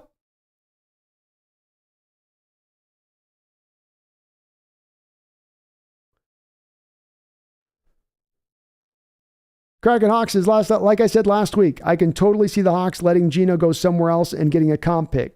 And Pete saying Drew is our guy. He's done a great job in the offseason. Ha ha ha. Well, remember with that Kraken Hawk, they do have to sign Drew Lock because he is a free agent at the end of the year. So you aren't just holding on to him and he just remains here no matter what. But it's a possibility in that they go that route. If you let Geno walk and go to another team and you do, in fact, play the compensatory game, you have other guys that could pick you additional picks beyond that. You could let a Travis Homer go and he signs a Nyheim Hines-like deal with some other team to become a third down specialist. Bam, that gets you back a 6th round pick, let's say. Geno goes out and signs a big deal for a 3 or 4 year deal at $80 million, $100 million. Bam, that gets you back a 3rd round compensatory pick. So you could play that route if you wanted to go down that trek of things, but it would be a commitment to it, and it would mean you couldn't sign the free agents on the other side of it to offset it. So it would mean that'd be about more now making trades to bring guys in as opposed to looking into free agency, which I'm okay with as well. But that would have to be the trek that you would have to take at that point.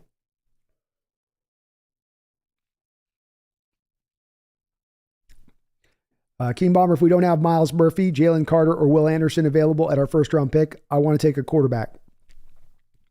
That's fair enough. I don't know. There might be some other picks there that could be enticing at that point. I mean, what about linebacker, King Bomber? What about a Trenton Simpson?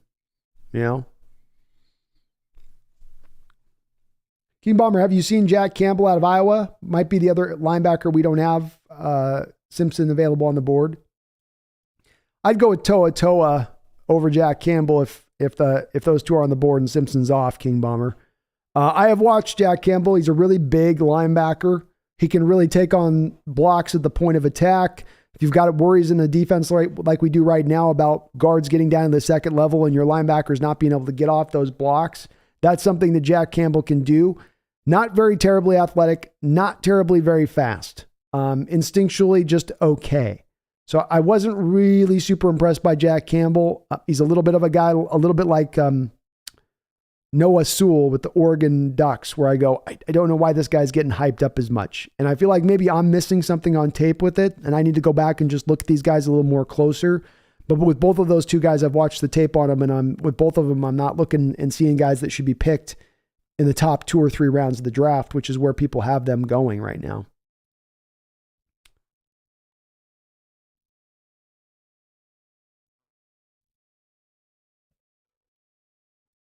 Random McDaniel with a $2 donation says, damn, bro, 9,450 subscribers. You're going to be 10K by next week at this rate. I know, man. We just passed 9,000 a day. We've had 50 subs in a 4 or 5 hour span. So it's kicked in, man. The algorithm bumps get in there. I've got my people signing up, joining up. It's been amazing. We got over, for the first time in this channel's history, we got over 1,000 subscribers. And they give you on YouTube a little, every 28 days, how many new subscribers you get.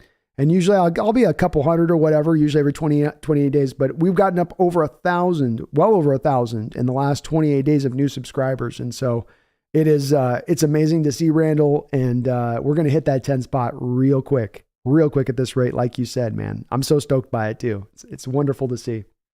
Just wonderful.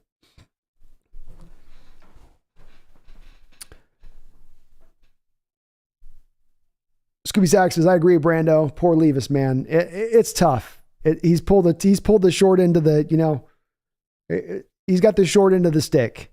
All the other top quarterbacks in this draft, for most part, most of them are all having situations where they're being built and set up to kind of thrive. And he's just not as much there where he's at. And it's not really his fault. And it might be for his better at the end of the day. He might be taking his lumps right now, Levis is at Kentucky, running a pro-style system, which is going to then theoretically help him hit the ground running that much faster at the NFL level, make him that much more ready to then be a starter at the NFL level. But he's taken a mighty, mighty big amount of lumps here to get through on that. Daniel says, how does our defense look this much better? We should see Trey Brown next week against the Cardinals spread offense. Maybe he's in as your dime, to your point, dime corner at that point, Daniel. I don't think you're going to move Michael Jackson off the field in favor of him at this point. How does our defense look this much better? There's a couple things you've done, Daniel. First, you got rid of the wonky 4-man fronts, or as Brandon Nelson calls it, the 2-man fronts, right? 2 defensive tackles and then 2 standing outside linebackers way on the outside edges between them and the defensive line. That was creating these huge gaping holes that was not only making it very easy to run up the middle on you, but then you'd have your defensive ends or your outside linebackers try to crash inside, which would then have them lose their leverage to the outside contain. And that was allowing those big runs on the outside like we saw from Cordell Patterson. So you stopped with the 4-man fronts on early downs in situations where you might deal with them trying to run the ball on you. You've gone to more of your 3-4 base defense at that point. The other thing you've done is you've taken off Darrell Taylor off the football field and moved in Boye Mafe for early rundown situations. Mafe's a much better run defender. He's held up much better over on that side of things. That's also been a big part of the improvement. They've tackled better, which has helped. They found ways at times to get Cody Barton off the field in favor of maybe an extra defensive back at times. That has helped. But it's really been, I think, just going away from those 4-man fronts as much as anything else. As well as, let me give you one more last thing on it too, Daniel. Tightening down the zones. 3 straight weeks you've played against 3 offenses that want to dunk the ball all over the field on you. Dink here, dunk there, dink here, dunk there. And what you've done in the past is stayed in those deep zones at times and just let them just eat you up between the 20s all day long and then tried to stiffen up inside the 20s, right, in the red zone. With the last 3 weeks, what you've done is you've kept those zones a little bit tighter, a little bit more with having those guys really press those routes a little bit more. And I think that's helped to keep these offenses down just a little bit. D-Nugget, thank you for reminding me of this. Please do hit that like button if you could for me, please. Even if you're listening to this either on record or live, either way, just hit that like button if you could. It does help us grow substantially, or be like Kyle Swanson and subscribe. Join on up here to the channel as we are on our rise here. We're just about to be getting to 10,000 soon, so you can help me get to that 10,000 mark by subscribing. King Bomber, thoughts on LJ Collier? Had the pass break up late and looked kind of good if I say so myself. Might be because the Giants' offensive line sucks, but he looked all right. I didn't get a chance to really lock in on him very closely, King Bomber, so I probably got to go back and watch some of his snaps. There was one particular play in the midst of a spot there, I think it was in the third quarter, where we weren't generating any kind of pass rush, and we had a front 4 that we were trying to ride up on the Giants and trying to get that pass rush with those front 4 guys. He was one of those guys that I watched a couple times in there that wasn't getting kind of any pressure. So maybe he had some other good snaps in between what I saw from that, but it was pretty frustrating to see him on the field. And as I'm referencing the fact that we're not getting a pass rush, seeing one of those guys is LJ Collier and going, oh Lord, maybe this is partly why here. But I'll take a look at him, a little closer at him on the review of the film.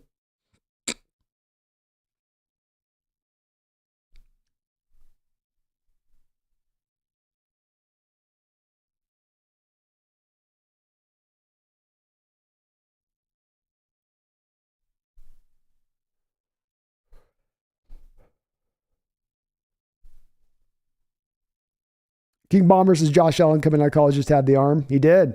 He was a raw prospect coming out. A lot to clean up with him. I think it's a good, and I think Will Levis has said he's modeled his game in a lot of ways off of Josh Allen. So I think it's a good comparison between the two of them. He doesn't quite have Josh Allen's absolute howitzer for an arm, but they're very close in a lot of the ways that they go about their business, quarterback in the position. Pretentious Cameron, if you were the general manager of the Seahawks, what would you do with Jamal Adams?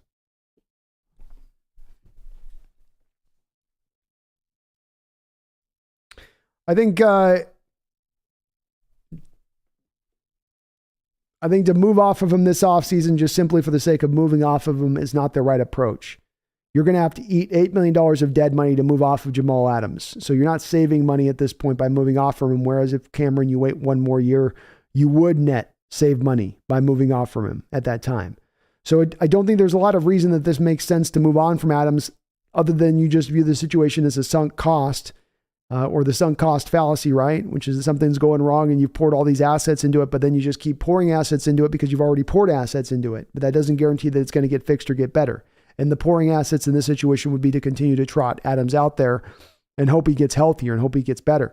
I just don't think it costs you a whole lot to take that approach to it. You don't lose anything by saying, let's go that route with it, in the respect of you're not saving the money on the front end. So I think you ride back with Adams next year, hope it can hold together a little bit better than it has, but you don't have really an alternative to have him go anywhere else outside of a team being willing to trade for him, and who would at this point? There's just no value to him. Zal Zero says, just remember, Josh Allen in Wyoming wasn't impressive either. Barely an 8-win team, and he became prolific. It's a great point, guys. And King Bomber, I see you making the same point up there. It's awesome. It's an awesome point. So, makes sense. Daddy Dennis, Malik Willis, 55 yards passing and a pick. Is that in his start today?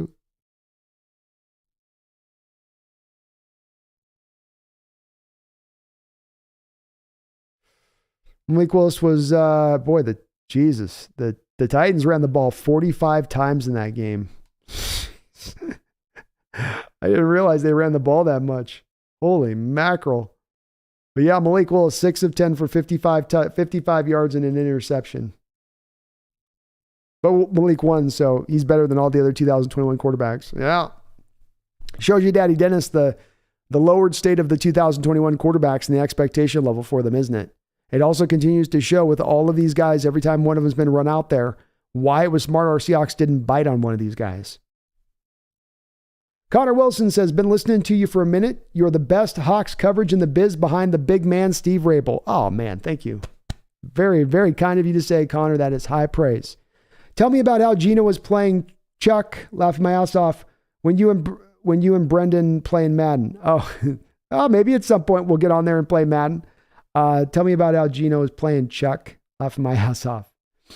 Well, he's been, no doubt about it, Geno has been a godsend this year, Connor. The biggest surprise on a year that, I mean, there's no more, there's so many surprises across the board from the rookies, just to what you're seeing from Waldron and how he's coordinated this team. But Geno is the biggest above the bunch. And it has been one of the true big surprises I've gotten to see in watching the Seahawks team throughout my life of watching him. I've never seen a surprise like this from a player coming out like he's come out that no one saw coming. I mean, literally nobody was predicting this kind of Geno performance. And I was relatively high on the guy.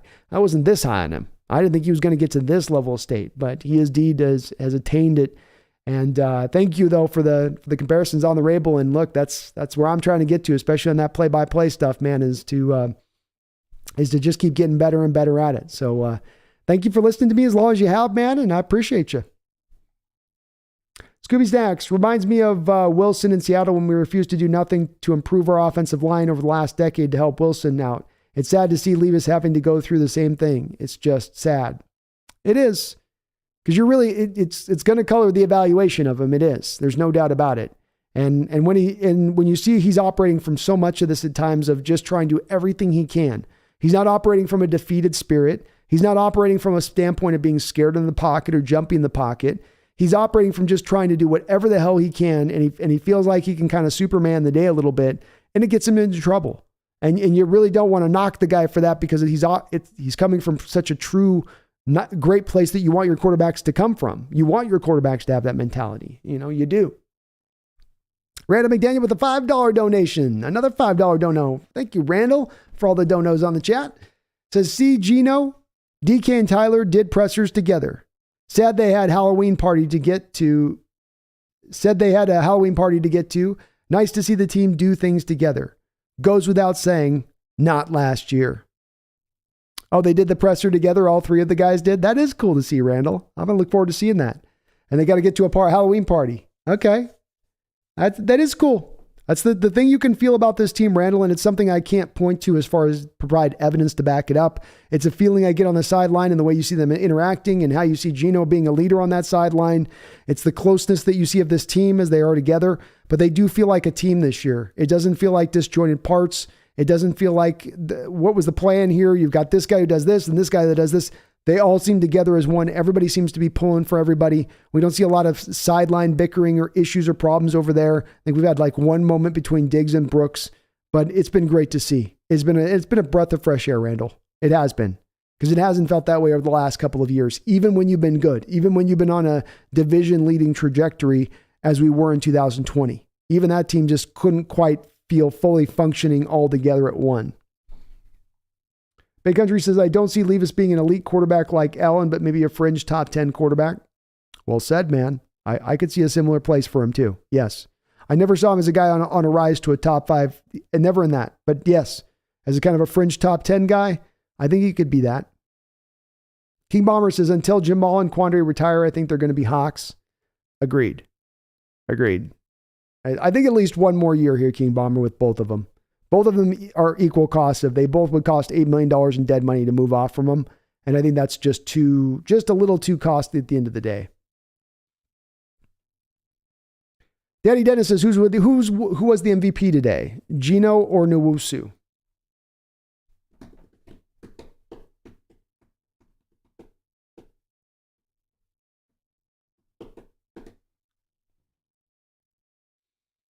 I'm going to go ahead and give it, Daddy Dennis, to Geno Smith. You needed to throw the ball today. The Giants were not going to let you run the ball. That put it on Geno's shoulders to carry the day.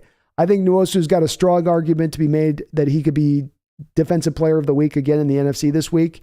So I don't want to undercut his performance as well.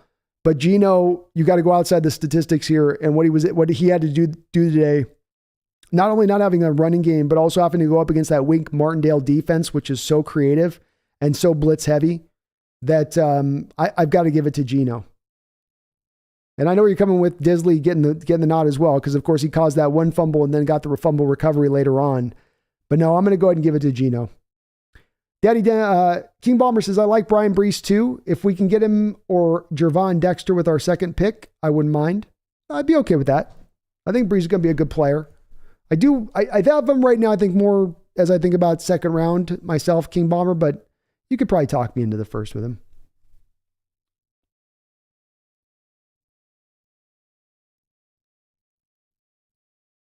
Delbert Diners is late first. D-Nugget says, what's the kitty's name? That's Pumpkin, D-Nugget. Pumpkin. Bomber says, I think Stroud's the number 1 overall pick. I agree. I concur with you on that one. I think that's the straight away where this is going. Tommy says, so hard to say. Homer had a good game. Irvin did too. Even Mafe got a sack. For me, though, Nwosu, not to mention, he ran toe for toe with the wide receiver on a deep ball. It's true. He was up the field carrying a guy. The Giants weren't able to take advantage of that today. They came very close on a couple of occasions we had an outside linebacker run 30, 35 yards up the field. Mafe got caught in that same situation a couple times. But he was running step for step for him. And if somebody said Nwosu was the player of the game, you could talk me into it. King Bomber says Austin Blythe is out about 6 weeks. He's got a knee sprain. Not sure the extremity. That sounds like an MCL, King Bomber. Tommy says, sorry, it was Barkley he ran with, but still a fast dude. Still a fast dude, man. Still hella fast. That is tough news on Austin Blythe. 6 weeks is a good amount of time. That is a good amount of time at that point. That's tough. And yeah, he has been Daddy Dennis. It's Blythe's Daddy Dennis puts it well. It's Blythe's direction on the offensive line, recognizing pass protections, being a good pass protector himself from the center position. Hopefully Fuller can come out there now and play a little bit better here as we go forward. And yeah, we might need a center free agent. We do have Joey Hunt on the practice squad right now. I don't think that's going to give any of you any confidence, but addicted to Hawks. Yeah, Hooker has only 1 interception this year, I think. I believe that's the case. And of course, I don't think he had any interceptions last year when he was starting for Tennessee. He's very careful with the football, that's for sure. Zalzero says we should have had Creed Humphrey. Too soon, Zal. Too soon. King Bomber says he may be back in 6 weeks, give or take. Not sure the extremity, but if it's a knee strain, it's safe to say it's around 4 games minimum. Yeah, that sounds right. Connor Wilson has super chatted $2. It says, tell me about this game as Charles Barkley laughing out loud. Well, I'll tell you, this was a beautiful game by your Seattle Seahawks. They just came out in the hand business right from the start. And I'm going to tell you, that's not a terrible New York Giants team. The main problem with the New York Giants is they didn't know that we had such a good churro market up here in Seattle. So the Giants were just busy eating that 2 churros last night. They got themselves all fat. I like myself some churros. I like myself some Krispy Kreme. I'm a Krispy Kreme man myself, but that was not a terrible game either. That was an awesome game. That's just 2 teams playing the best football at the best time of year. That's a great game. That's why Fox got that at the NFC of the week. Now I'm going to go get myself a taco and maybe give myself a burrito and maybe a couple churros as well. But that's a damn good Seahawks team. You can't tell me they're not. That's a good team. They're going to go real far. Not terrible at all. It's good. I'm 7 hours in, Connor, so it's tough on the impressions, but I hope that was all right. It's tough. It's tough, Colin. When you get to 7 hours, you just can't talk no more. And you try to do these impressions and they sound bad. But that's a good football team right there. That's the team going playoffs this year. That's the Seahawks.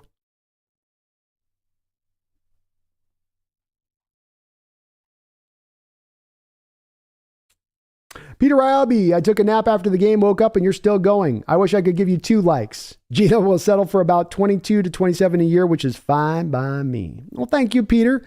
I love doing this, man, and I always get super stoked a little bit extra after a game. I can't deny it. Extra win gets me just a little bit more juiced up. I can't deny it. I really can't. But thank you, man. I appreciate it. Hope it was a good nap. AI says, we already have our quarterback for the next 5 years. Geno is still moving like a 25-year-old. Did you see that last run? Geno won't be anywhere unless he wants stupid money. He is going to get $30 million. He could push himself up into that mark of things, AI. No doubt about it. It could get up to that mark. I think at minimum right now is a $25 million a year. And you could definitely, I can understand if it could push up to that mark. That's for sure. That is for sure. Kevin Klein says, use a later pick on a developmental quarterback. I'm okay with it, Kevin. And this will be a draft where there'll be some guys in that 4th, 5th, 6th round area who might in other drafts have been guys in the 2nd or 3rd round area. So there might be some really great value to your point on that in picking at that spot in the draft. Addicted to Hawks, Brandon, glad to hear you are moving to signing Geno for next year. Love to see us go with defensive picks in the 1st and 2nd round. He. Yeah. I'm, as I always say, addicted to Hawks. I have a given thought process on applying something, but I'll never be held to a given spot because I'm like married to it. Once I get to a given point or a given thought process, I could be moved off to the spot with more data and more information. And as I get to halfway through this season to see Geno playing at this level and this mark, I think it does get to a point of being undeniable at that point. And, why go take yourself the risk on the quarterback in the 1st round that already we know only has a 30% hit rate when I've got my guy already sitting here right now? I think a bird in the hand, that's where this comes into phrase, right? Bird in the hand, we're 2 in the bush. And I think that this is our bird in the hand. We got a Geno bird in the hand. D-Nugget says, how many more years is Pete Carroll going to be here? Keep Geno, try for the ring one last time with Carroll? Yeah. I think Pete's here. I think Pete, you're going to have to rip him off that football field to get him to stop coaching. He very well might be the first coach who literally passes on the field due to old age. So I don't know. I don't know if I'm going to put a stop date on Carroll at this point. You got to feel like to D-Nugget right now, he's reinvigorated with the situation, with the win that he's had over the top of Wilson in this situation and where he stands now. I feel like he's got to feel like I'm riding high, and why would I want to go anywhere else but right here? I wouldn't want to either if I was him. Daddy Dennis says, cards are so terrible. Can't wait for the next game. I think we got a good chance in this game, man. Watching him in person, Daddy Dennis, I was not impressed with him a couple weeks ago. Daddy says, Cards had 3 8-play drives today that went for 7, 7, and 3 yards.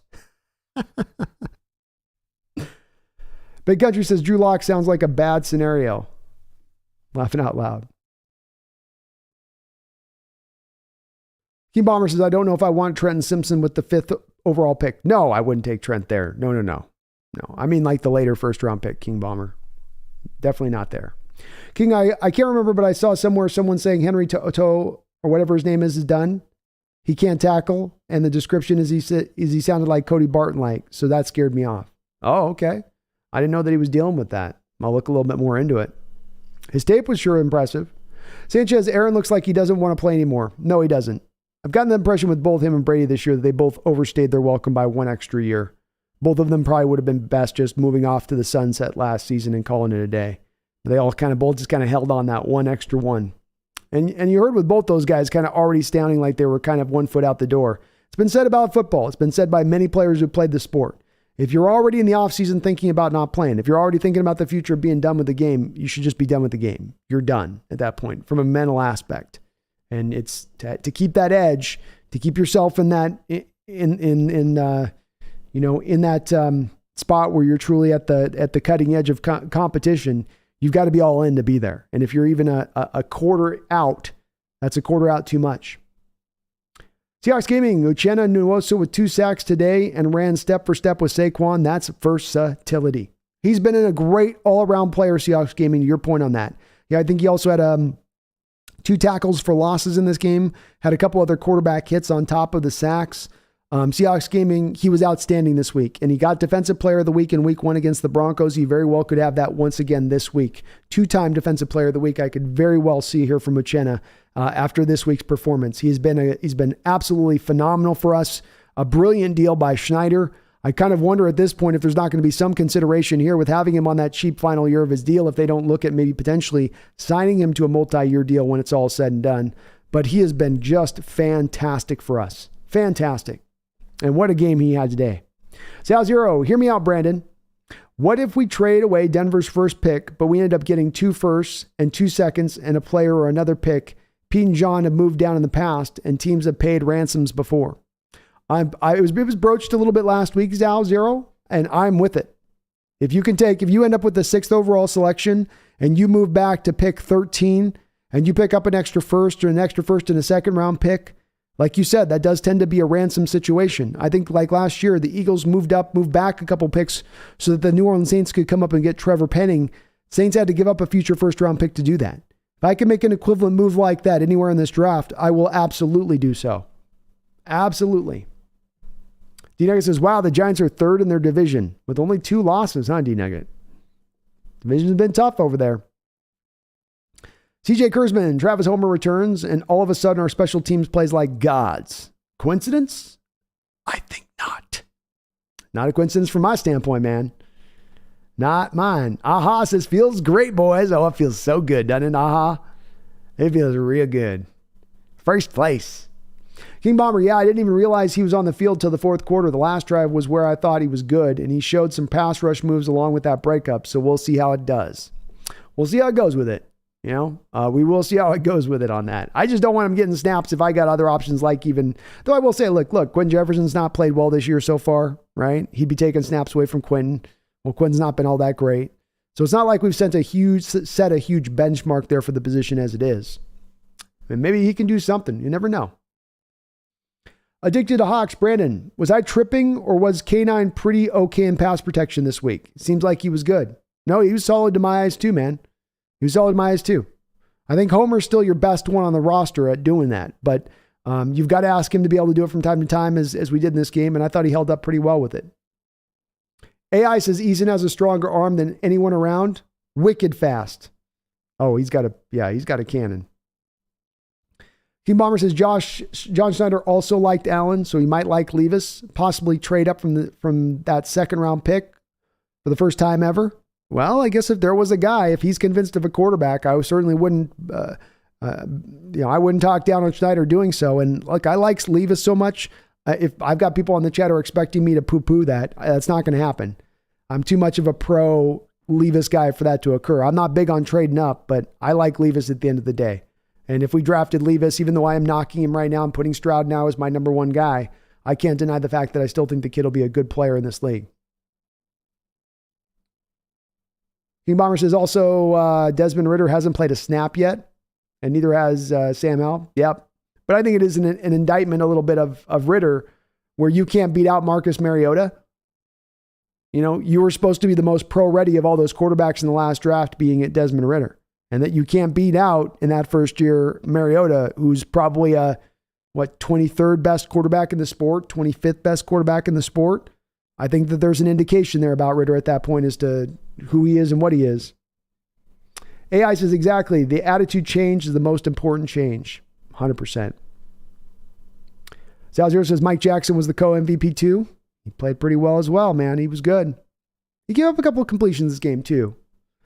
Addicted to Hawks. Why do I always chuckle when someone says Wink Martindale? Sigh. Because it's one of the most ridiculous names out there.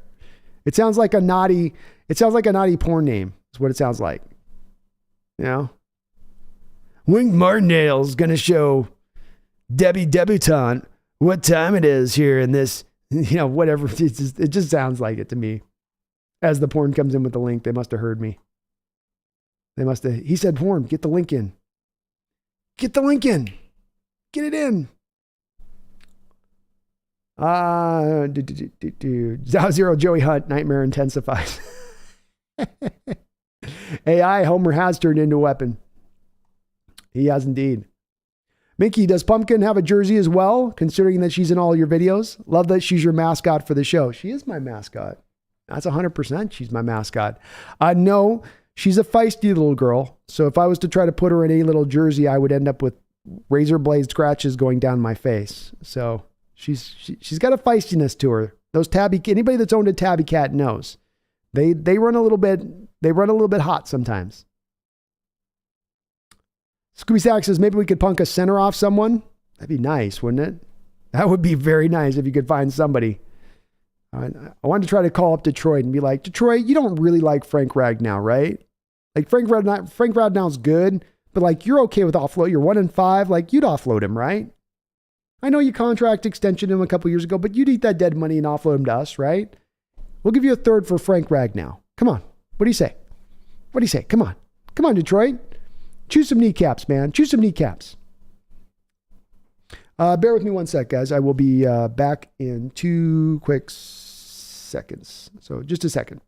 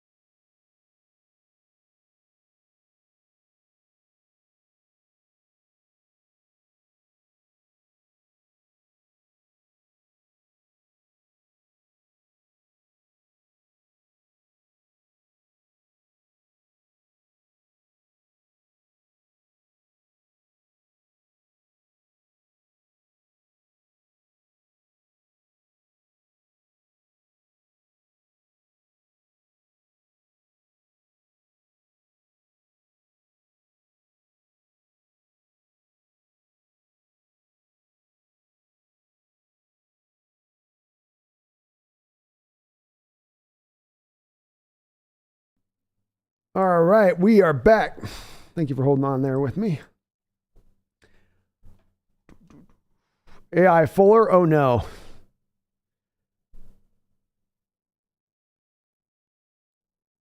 Connor Wilson, haha, your Barkley impression always kills me. I'm working on it. He's coming along. I just gotta work on his Barkley, his impression. It's gonna come along. He just got that soft southern vibe that comes over the top, but his voice is also really low. So it gets hard to do it. You gotta come in right at that right spot. Little slide and little slight effeminate to it, just a little bit. Well, that's a great Seahawks team. Thank you, Connor. Appreciate you, man.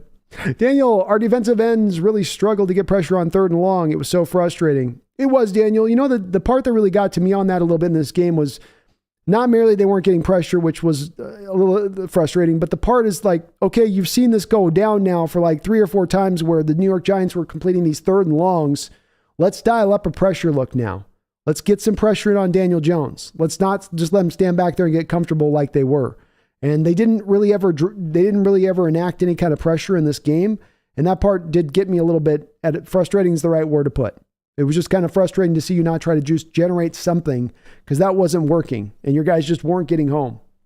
Jack, Brandon, I'm out. Go Hawks. Go Hawks, Jack. You have yourself a great night, man. David Chamberlain says Joey would be okay. He would have support from the better line than he had in the last stint. He has the smarts. He just has that trouble with taking on a bull rush alone. Yeah, Dave, just don't let him get bull rushed. That's the only thing you got to prevent with him. You got to just get him some help. If you get somebody aligned, get a zero tackle lined over him. That's we've got danger, Will Robinson. Art Sanchez, D. Eskridge just cut him. He's wasting a roster spot. Didn't do a lot today, did he? Art says Sanchez. Best player available. You know what? That's the way I am, Scooby. Daniel, what would we do if Shane Waldron got a head coaching job? Cry. I guess hire Shanahan McVay's next apprentice.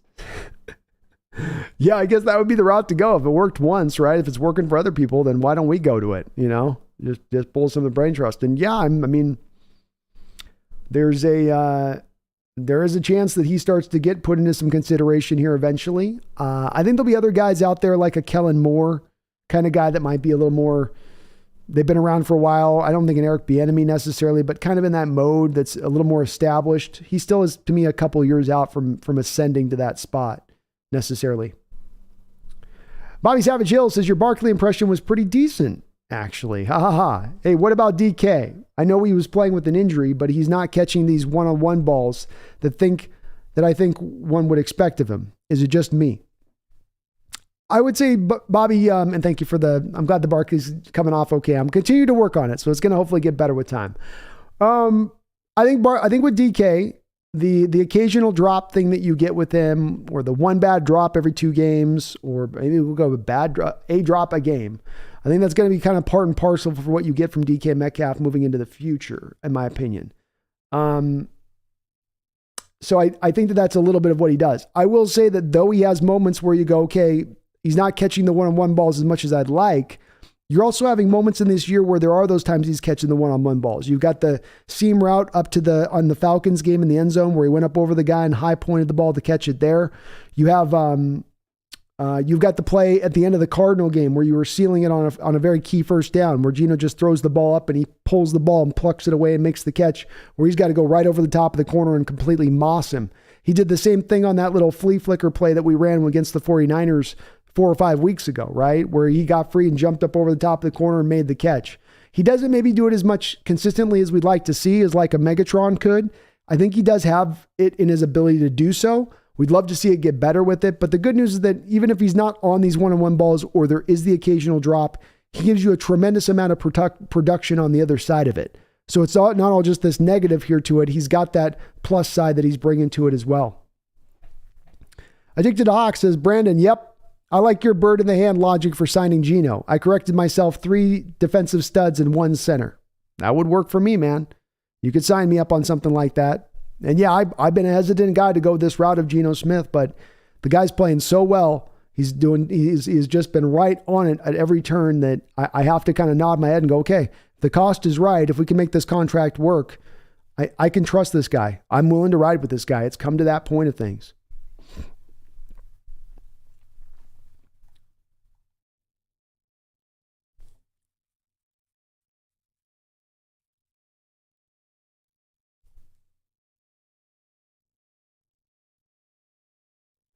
King Bomber, yeah, I get the impression Stroud doesn't like to be tackled or get physical. He's also pretty small, but he can grow on the weight a little bit more. Yeah. Being that he's 21, you do build that in a little bit. And it's not I wouldn't go finished product on he can't get better at some of that stuff with the off-script stuff. You know, that can improve. We've seen it improve with Justin Herbert at the pro level from where it was with Oregon.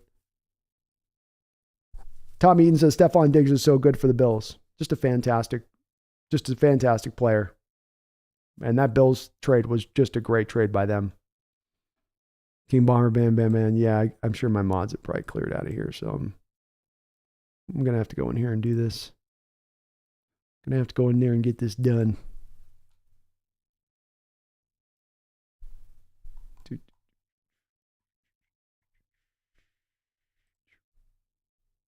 Hide user. Good news, I am seeing the porn stuff go on all other people's channels, so it's not just me. It's not just me.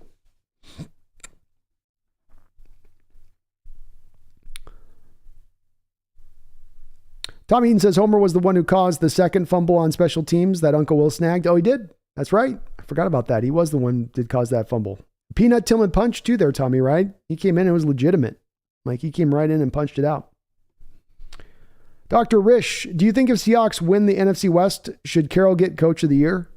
My opinion on this, Dr. Rish, is this. If Coach Carroll gets this team into the playoffs, with where people had their expectation level for this team and what people thought they were, coming off being in the bottom of the division last year, that alone to me, you've got to give him the Coach of the Year award. That job you got done, and let's not forget about it, Dr. Rish, wherever the talent level is on this team. This team is in first place right now with about $44 million of dead money on a $208 salary cap, on $208 million salary cap. So you as a team right now are in first place, punting away 21% of your salary cap right now. That's got to be reflective on the coach and the job he's doing to be able to overcome that. Absolutely. Go Hawks 2022 says go Hawks, and he agrees with me on Levis. He is ready. I think he is too, man. Dr. Rish says Seahawks 7-3 after the Munich game. I like it, Dr. Rish. I like it. A lot of confidence in the chat, and I love to see it. Let's go. Let's go, chat. Dr. Rish says Geno gets an MVP vote. Bet $100 he does. I bet he does too. I does too, Dr. Rish. Yeah. It's how can he not? Statistically, what he's doing, and also what he's doing, just general quarterbacking and watching him play beyond the statistics.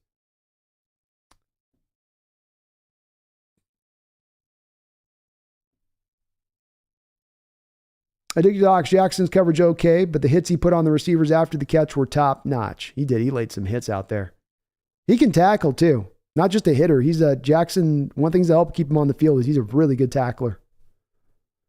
Scooby Zach says, haha, Brandon, the Lions might trade center. Laughing out loud. You never know. They just might do it. Laughing out loud. I like Frank Ragnow. I don't know if he fits from a mobility standpoint at the center position, but he's just a good center. I know what you meant though, Scooby. I speak finagled chat well. So I need a couple of the words in the right order and I can pick out what you're saying. Addicted to Ox, Brandon, was this another great game for Ryan Neal? 100%. He played fantastic football. If he was rated 93 by PFF yet last week, he's probably in the mid 70s this week minimum. Seems like he's really playing well. Wish we would have blitzed him more often. Me too, Addicted to Hawks. It's part of what I was kind of calling for, where the front four wasn't getting pressure. So let's dial up some blitzes. Let's make this a little easier on the defense to make this happen, especially on those 3rd and 11s, where it's those long developing routes that need the quarterback to have time to let the routes to develop to get to the sticks. Well, if you can get the pressure before the receivers can get to the sticks, quarterback can't even make the throw to the spot. And we never really tried to do that at any point. I do think Ryan Neal is a pretty good blitzer when he's been asked to do it. Didn't he have like a sack last week, in fact, doing that? Alexander says, I took a nap and Brandon didn't. Laughing out loud. Daddy Dennis says, Neal is good, just cramps. There we go. Makes sense. That's what it looked like to me, so that makes sense. That's what it is. Zhao says, D. Eskridge, I swear, needs to leave. If Goodwin is beating you up in this if Goodwin is beating you in this lineup, you might need a reevaluation on his talent. Well, unfortunately, Zhao, my first 3 draft evaluations on this channel, LJ Collier, Jordan Brooks, and D. Eskridge. If you go and you watch my draft evaluation night, the moment they are selected and you listen to my opinion of those players, I think that exact evaluation of those players has been proven out to be 100% true, including Eskridge. Older player, injury issues coming out, problems with catching, not the most natural route runner. The big issue today was not cutting off that route on 3rd down to the point that Geno Smith had to talk to him about it on the sideline later on in the game. And it's, again, just what you don't really see. I mean, if you notice on that play, on that 3rd down play where The ball's just easily knocked away. He also gets no separation in that route run. So not only did you not run the right route, you also didn't get open on the route. And his route running, despite being as fast as he is, does not get him separation. And that's why I've called him more of a gadget receiver, more of a guy you have to manufacture touches for, rather than just having him go out there and run the position more purely, which is what part of why I didn't like the pick at the time. I don't want to put a second round pick on a gadget receiver. That doesn't seem to be a smart, appropriate way to expend resources. Corona says, no problem. It's always scary when players can't finish a game. It is. It is. Luckily, it's cramps, though. That's best case scenario on that. Addicted to Hawks. Brandon, does Shane Waldron have the alpha personality to be a head coach? Love the job he's doing this year. Give him a money and bump and sign him for another 4 years. I've always thought about trying to do that with a great assistant coaches. If you could talk them into going, look, you're a better assistant than you'll be a head coach. Let us just pay you a lot of money to just be that and specialize in that. Nobody's been able to really pull that off as of yet, per se. I don't know if you need as much the alpha personality to be a head coach. Addicted to Hawks, I think that was the truth in the 80s and before that and maybe the 90s. I think more of this day and age of head coaches is more of the pro player kind of guy. I just don't think you get as far by being fire and brimstone in your approach of things. So I don't think that would preclude him from eventually being a head coaching candidate. Daniel says we might look back on this year and the death of the quarterback, might look back on this year as the death of the quarterback year. Quarterbacks who got paid aren't worth it. Rodgers, Wilson, Kyler Murray, honorable mention Tom Brady. Football is a team sport. That's where I've been thinking too, Daniel, is that this is where this is heading, where we're seeing the evolution of the sport go away from this. Quarterbacks have to run everything. They run the whole show. All of your success as a team is built around what you're doing from the quarterback position. And now to it being brought more towards the team-centric aspect of things. So you got a team in the Falcons that are in first place. Are they in first place at this point because of Marcus Mariota playing so amazingly? No, it's because they've done other things to their team that is good. Jalen Hurts. Is he the most amazingly talented quarterback out in the sport? No. It's that they took a second round pick on a guy. They're not paying big money at the position so they can afford to build out the rest of the team around him. I think that this is where this is starting to evolve to in football, and I very much welcome it. I'm over the diva age of quarterbacks. I'm over one guy holding a team over the barrel. I don't care what team it might be. It's gotten lame. It's gotten old, and we need to get back to more of the team-centric nature of this sport because that's when it's at its best. Zero says Waldron is doing wonders to Geno and the offense he has constructed. Took him 2 years and Russell not overriding his coaching. But if it's not Desai, Waldron might be a great head coach. Very well could be. Could be if he's starting to get on that track of things with how he's doing it. And his play calling today was phenomenal. Phenomenal. I think Zox, love the way Geno went and talked to Lockett on the bench after he missed that one catch. Me too. I referenced it a little bit on the live stream of that's leadership. That's not leadership of, hey, get your camera out. Get me hooked up to Instagram while I'm talking to this guy so you can see me talking to him. Watch me talk to him so people can see how good a leader I am. Hey, everybody, look how good a leader I am. Look how much I leadership. I'm this. Look at me leadering. No, this is the guy just doing it. And he doesn't know the camera's on him in that moment. He's going over there because he knows he needs Lockett over the course of this year. He knows he can see Lockett down on himself, head dropped, shoulders slouched. Says, I got to get this guy back up. I need to bring him back into this. Come on. Come back with me here, Tyler. Come back with me. That's great leadership by Geno in that moment. He's also doing the same addicted to Hawks with Eskridge, talking him through that route adjustment that he didn't make early in the game. Ryan Ostison says, how long did we sign Uchenna Nwosu for? Ryan, we signed him to a 2-year, $20 million deal. So he has 1 year remaining left on this deal currently. D-Nugget, I just booked tickets to 3 games. Also got the $75 ticket specials. Hell yeah, man. Hell yeah. Daniel, Jimmy G got $25 million a year after having 4 okay games with the Patriots. Geno will get paid somewhere. It's a great point, man. It's a great point. It's a little different circumstances to a degree on that, Daniel, just a tiny bit. In the respect of, the Niners were essentially trying to get out ahead of the Jimmy G situation. That was right around the time that you had the Carson Wentz deals and the Jared Goff deals being handed out. And so teams were really paying the quarterback position prematurely because they were worried about the long-term costs if they did ball out. What the Niners were trying to do there was get Jimmy G on something cheaper and try to get into that market. While it was still fairly expensive, it was cheap versus the top of the market deals out there being handed out. But your point still stands. on a very small amount of starts, he got paid a big amount of money. And if Geno's playing this well over the course of a whole year, shouldn't he be given something to equivalency in the modern day dollar versus what that was, 5 years ago, 4 years ago? Daddy Dennis says 2 years for Ryan. Ryan Neal, I'm with it. Oh, you're talking to Ryan Austinson. Sorry about Chenna. My bad. Sanchez says Geno gets suspended for DUI next year. Probably. He'll miss probably a game. I would guess on that. Daddy says lost his highest paid defensive player, lost his number one running back.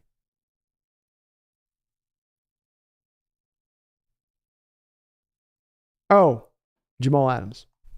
I was trying to remember on that one, Daddy. You're right. This is a coaching clinic. Yeah, so your daddy's talking about the job Coach Carroll's doing. You lose your number one running back, lost your highest paid defensive player that you built a whole scheme around in the offseason, but not missing a beat. Team Bomber 3-game win streak, though. Feels good. Kronos, honestly, I can see us almost win out other than the Chiefs game. You're not, Kronos, I'm loving to see the confidence in the chat. I've heard this mentioned by a few different folks here, saying they feel like this is a team right now with where we're at, where the rest of these games are all in a winnable state versus maybe where we saw them at the start of the year. The Chiefs game, of course, will be a tough one as you are on the road in Arrowhead in the winter. Doesn't get tougher than that as far as places to play, maybe outside of Lambeau in January. But they're winnable games. And I look at the next 5 games coming up, especially Kronos, going, look, this is where you can really make some hay. You could really get yourself into a front-running position here of really having the bull by the horns as you go to the back half of your schedule if you can knock these games out, especially if we can stay on this run. Stay hot. I would love to see it. Love to see it. Scooby Sack says, would love to see Levis in Seahawks green. That would be so sweet. I would too, man. I've had a fondness for the guy going back into this offseason. I've watched as much tape on these college quarterbacks already as any college's quarterbacks in recent years, and how many games I've watched of these guys. And there's some very impressive guys, and they're impressive for different reasons. But at the end of the day, for my money, the guy that if I've got to take any quarterback in this next draft for next year and to get us to being good really fast, if it's not a Geno Smith, that guy for me still would remain Levis. I still would give him the benefit of the doubt. I can't deny at this point that Stroud's going to be rated higher and he's going to be more sought after. But the component of what Will Levis would give to this team and how I think he would flourish now being given so much in his favor after having so much worked against him, right? It's like it's like when they have those, you see those NFL players that put I'm getting late here. Like the parachutes, right? Remember the old parachutes where the guys would run with the parachutes to kind of hold them back from running? And then you take the parachute off and you run, and it's like you're running super fast now. I feel like that's going to be Levis as he gets away from Kentucky, and off comes the parachute that's been slowing him down a little bit. Now he gets to open it up and run free. I feel like that's where it's heading for him in this. Mumbles with a $5 donation. Thank you, Mumbles. Appreciate it. It says all of our defensive backs are great tacklers. Weird that Woolen whiffed today on a couple of tackles. Reminds me of the Legion of Boom, and I'm loving it. Hope we keep our offensive coordinator. Well, thank you for the $5 donation. Thank you for all your donations on the channel today and at all time here, Mumbles. Thank you so much. Yeah, Woolen might have missed one or two out there. I think Bryant missed himself one or two. But everybody else was pretty darn solid. Jordan Brooks came up and made some really good tackles. Defensive linemen were on it when they needed to. Some big hits out there from Mike Jackson. He laid a couple of hits. I think Diggs got himself a hit in this game at one point. So good to see a couple more, not full on decleaters, cleat looseners. Let's call that. Not a decleater, but a cleat loosener out there today. But it was good to see. It was good to see. And I do as well hope we can hold on to Waldron past this year. We finally get an offensive coordinator that's good. And somebody's gonna pilfer him off us for a head coaching job the second it happens. That would suck. That would really suck. I think we got him at least one more year minimum, even if he has a great year this year. But it's something to monitor.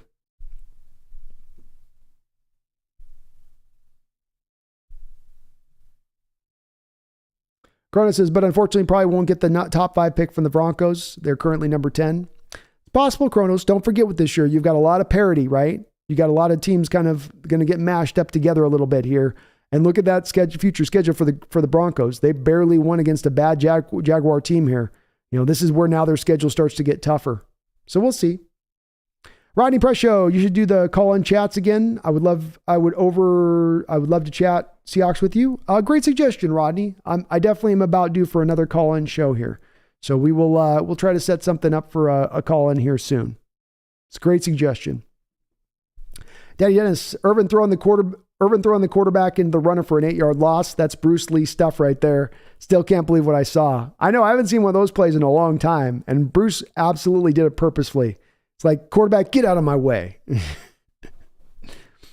Pretentious Cameron says, bring Justin Britt out of retirement. Cameron Britt's playing for the Texans and playing well for the Texans.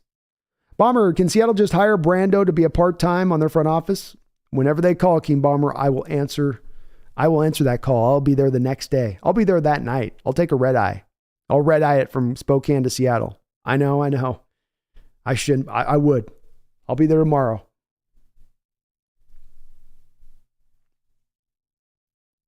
Kronos, yep. Brett was a free agent. And he ended up signing with the Texans. It wasn't even a really well sought after free agent. The Texans ended up signing him, and he's slid in and played really well for them.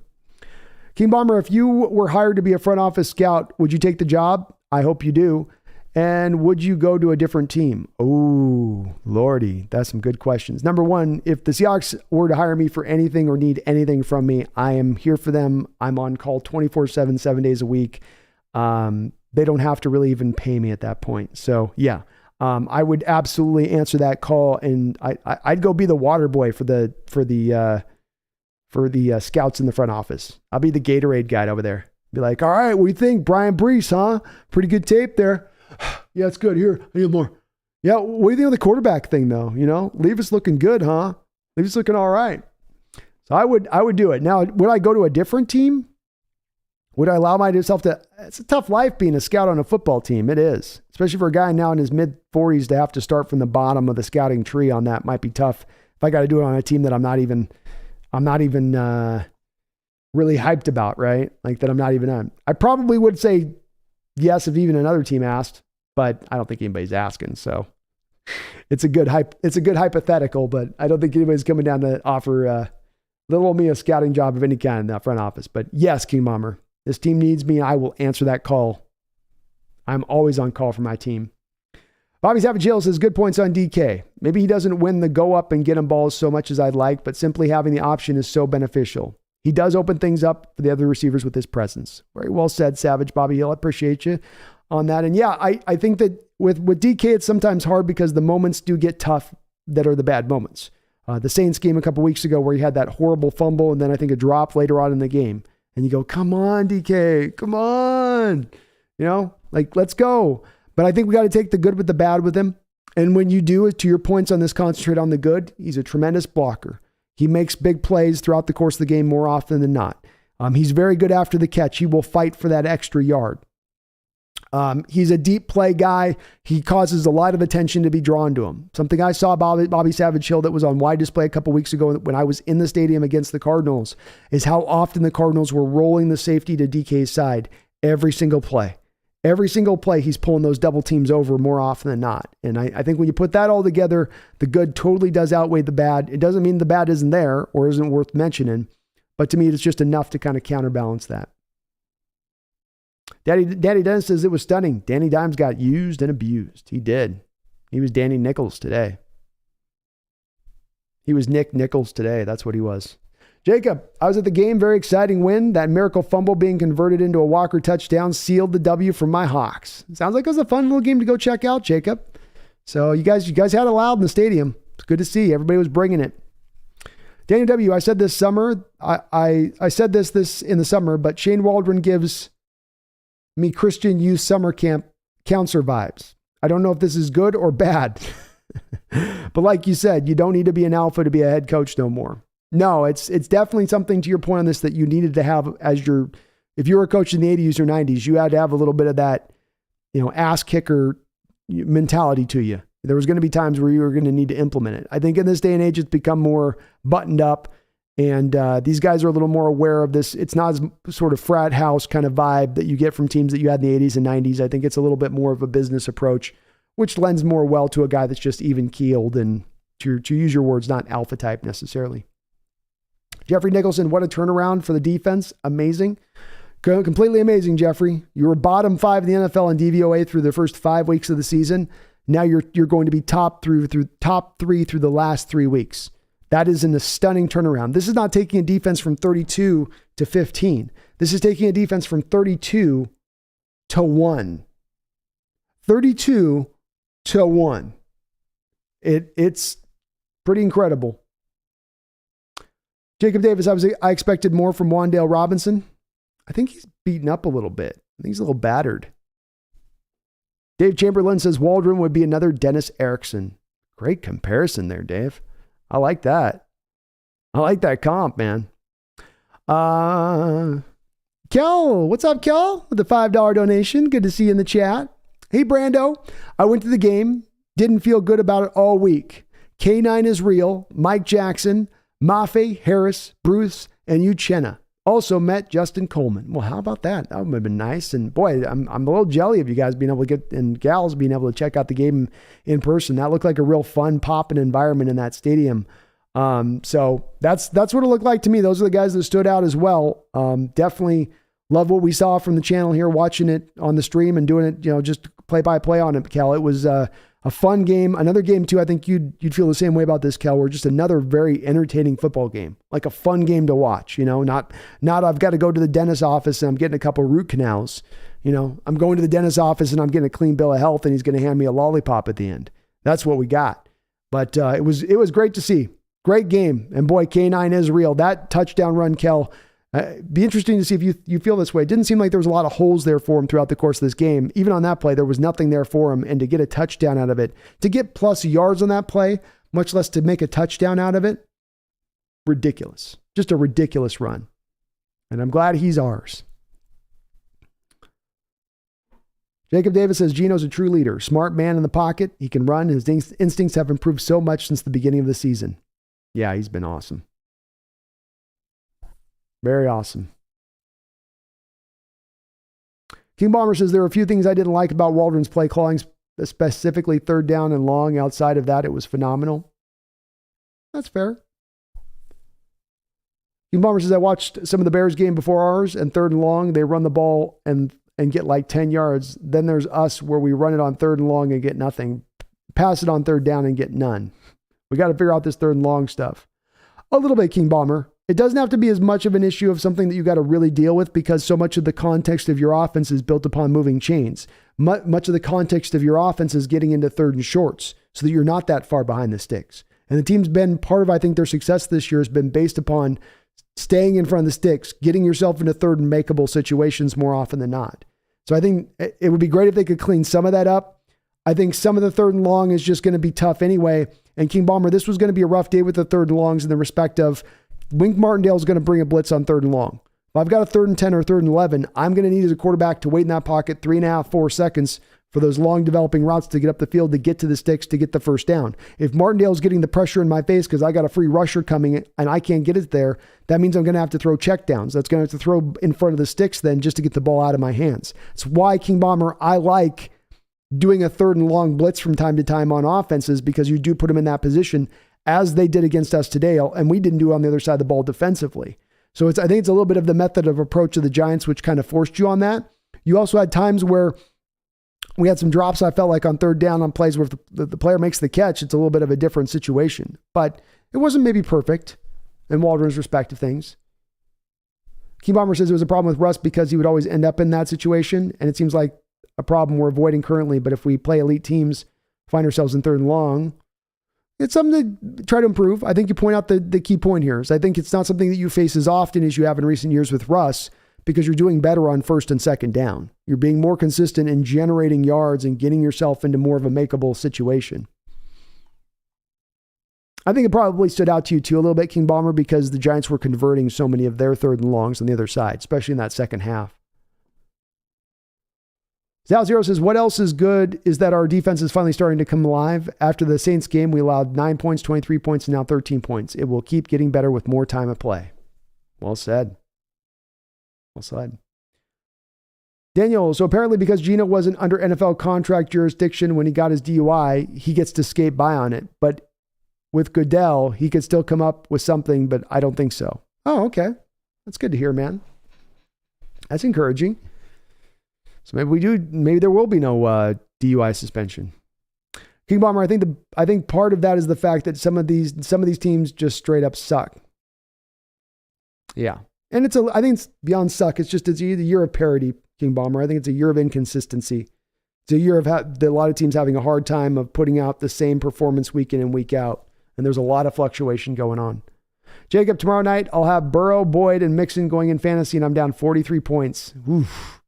That's a lot of ground to make up, Jacob. That's a lot of ground to make up with just, those are three good players, but ooh-wee. King says Rams twice, Cardinals at least once, Niners twice, Saints, Chargers, Bucks, Rangers. We're all unwinnable games going into the season. Now all those teams are just suck.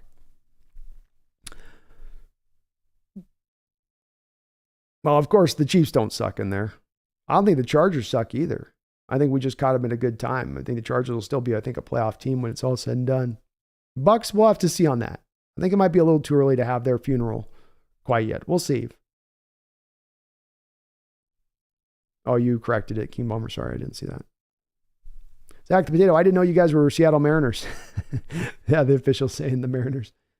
Yeah, Dennis, I had Henry Waddle Cook going all week in fantasy. I drubbed the other team hard. Yeah, you probably came out of that pretty good.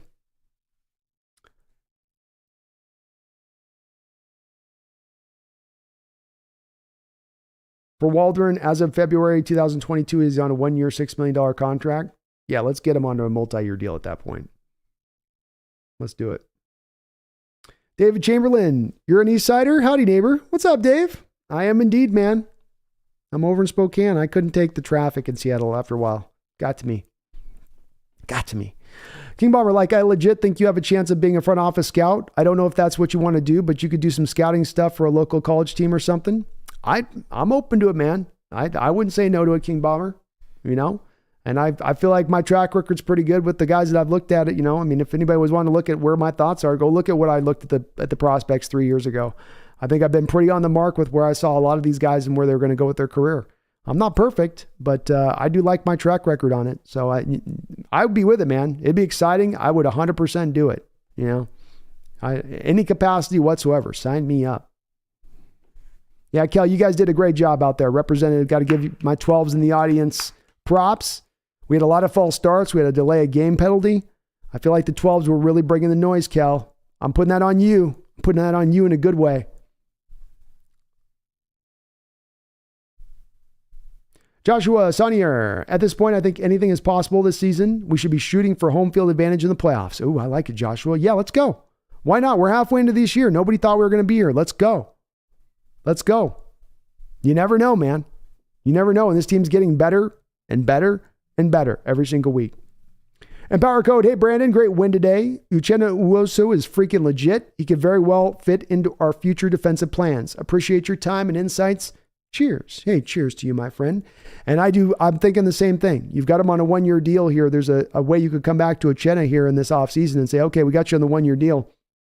Let's get you on the multi-year deal and get more money in your pocket so you don't have to play through one more year and hopefully stay healthy to go get that money. And sign me up. I think a good mid-tier deal with that guy, probably like a $15 million average per year contract kind of thing. After this season, if he can stay at this place, I'm with it. I think that's a reasonable cost, especially because you could structure it so nicely too. That'd be the other thing that'd be helpful with it.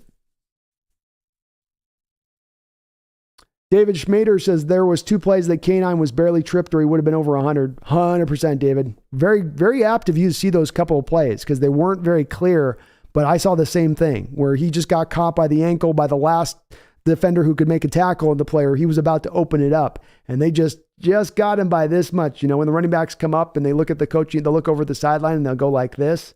Oh, I missed it by that much, just that much.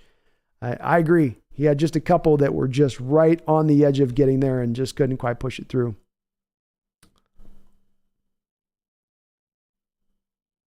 Mike Skinner says, where's Pete's get back coach? That's what I was calling for, Mike. I was like, that's not on Pete. That's on the get back guy. My theory on it, Mike, was the get back guy thought they had the game won. So he was over there flirting with the cheerleaders. And Pete's like looking around for the get back guy. And he's like shrugging at Pete like, what? And he gave Pete the W signal. He's like, what, Pete? It's W. What? Still a win. Look, they're calling it post play. Quit freaking out, old man. That's how I see it in my head, at least. Dick Docs, was Geno convicted of a DUI? I thought his case hadn't gotten to court yet. I don't think it's been gone to court yet. No. Don't think we know on that one. Empower Code says, one word I think encapsulates much of our offense is consistent. Week in and week out, our performance remains relatively good. It's a great thing to have. It is. And this was supposed to be the benefit in Power Code of onboarding the West Coast offense. Onboarding less of the, everything's got to be no risk it, no biscuit. Let's go take our whole shot every other play. Now it's about moving chains, getting consistent drives. Even before you got to the point of scoring in this game, it felt like every drive you were getting some first downs and moving the ball. And I think that just lends itself better to getting in a more of a rhythm. Even if you aren't getting always the consistent points for it, the points will come because the rhythm is there. And it's hard to get in the rhythm when it's, first down, -2 yards, second down, incomplete pass, third down, 12. And that's more often than not what you're facing offensively, which has kind of been a bit of the case here over in recent years. Jacob, I am greatly looking forward to the Hawks getting their first home playoff game since the 2016-17 season when we crushed the Lions. Me too, Jacob. It's going to be hard. We still got to go through the Niners. That Niner game is going to be the big one factored in. You don't know what necessarily the Rams are. That's the Super Bowl winning Rams right there. Hard to think that they're necessarily dead and gone at this point quite yet. King Bomber, thoughts on shipping Taylor next year? I really hope he breaks out early and we trade him. I'm open to it. I can't see him as a long-term fixture here as we move into the future. I think his best high-end point as a pass rushing specialist only in this league. I don't think he can be a good run defender. I just don't think it's in his game to do so. The fact Boye Mafe's outplaying him this year with Mafe being a younger player and not have played in pros for a couple of years, it's eye-opening to me. So I'm open to it. I am. I think he can still be a pretty good rotational rusher for you here, but I do think there's a limit to his upside as we go forward. Addicted Ox, Brandon, love your idea of extending Nuoso with a good money bump. It's where this could really work out as a deal. As you get in that last year of the deal with them and you say, okay, let's structure this, but let us get the first couple of years hits in alignment while you still get your money. It's kind of one of those win-win situations contractually speaking from my standpoint here. And if Nuoso gets to the end of this year and he's at 9 sacks, 2nd, 3rd, 4th, 6th in pressures in the NFL, and he's playing the run as well, because let's remember this as well. Ucheda's playing against the run as well. He's not just a pass rush guy. He's also really good against the run. He's a very complete outside linebacker. And at that point, I'm with it. Sign me up. King Bomber says, felt like we were bullying Barkley all night long. We're making it easy on him, King. Barkley on every single run had to redirect, had to change his initial pathway to where he'd want to go, had to kind of bounce to the outside. Nothing was free and easy for him today. Whatever yards he got were difficult yards to get. And I was really impressed, King Bomber, by how Barkley ran today. I thought he was really impressive. Showed you why this year I think he is a top 4 back in this league right now, at least this year, and how he's playing. But you were able to hem him up. It also helped, I think, that the Giants were down some offensive linemen. That didn't hurt things. D-Nuggets says, Green Bay 17, Bills 27. The old guard is falling. Is this our special window in time? Just need to get past Philly, Cowboys, and Vikings. That's it, man. Well, the Niners too, D-Nugget. Don't forget the Niners. But, yeah, we could finally start to see that old guard moving on here in the NFL truly. And it's been undergoing here the last couple of years, but I think it kind of fully maybe culminates with this year and some of the new guys really truly taking over. Mumble, so far we're signing Geno, Nuosu, and Waldron to multi-year deals. Anyone else we're signing after today? I think, Mumbles, you try to see if you can bring back Ryan Neal on a low-end deal. If you can get him in on like a 2-year, $6 million deal, I'd be open to taking a look at that. Rashad Penny on a 1-year, $4 million deal. I would take a look at that for Rashad Penny. I'm thinking through the rest. Maybe Austin Blythe, depending on what he might command salary-wise, and if you can find somebody in the draft. I actually think there's a couple guys here we could really look to target from within. Rob Terrell says there was a lot of Giants fans at the game today, but we were still very loud. It's good to hear, Rob. And it did seem like that on the Giants offense. Daniel Jones had a couple of moments out there where they went close up and he's trying to guide traffic and direct things pre-snap. And you could see the players were having a noticeable time of having a hard time hearing him.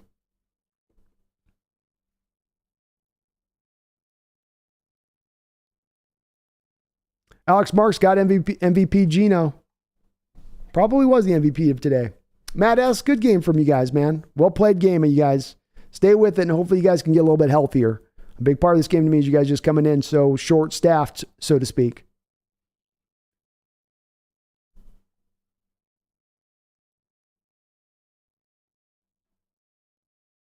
And Power Code, Michael Jackson has that aggression. He's so much fun to watch. Dude has that chip on his shoulder, and he isn't afraid to show people up.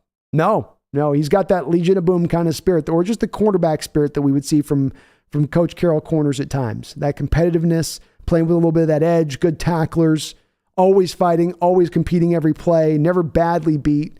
That's what you see from Michael, and you've seen it since last year. And the one reason why in Power Code, you're going to have a guy in Trey Brown who's a very talented quarter who's probably going to be sitting on the bench just because of how good Michael's playing. Jacob Davis, if you could get one free agent at any position before the deadline, who would it be? We still on Roquan Smith?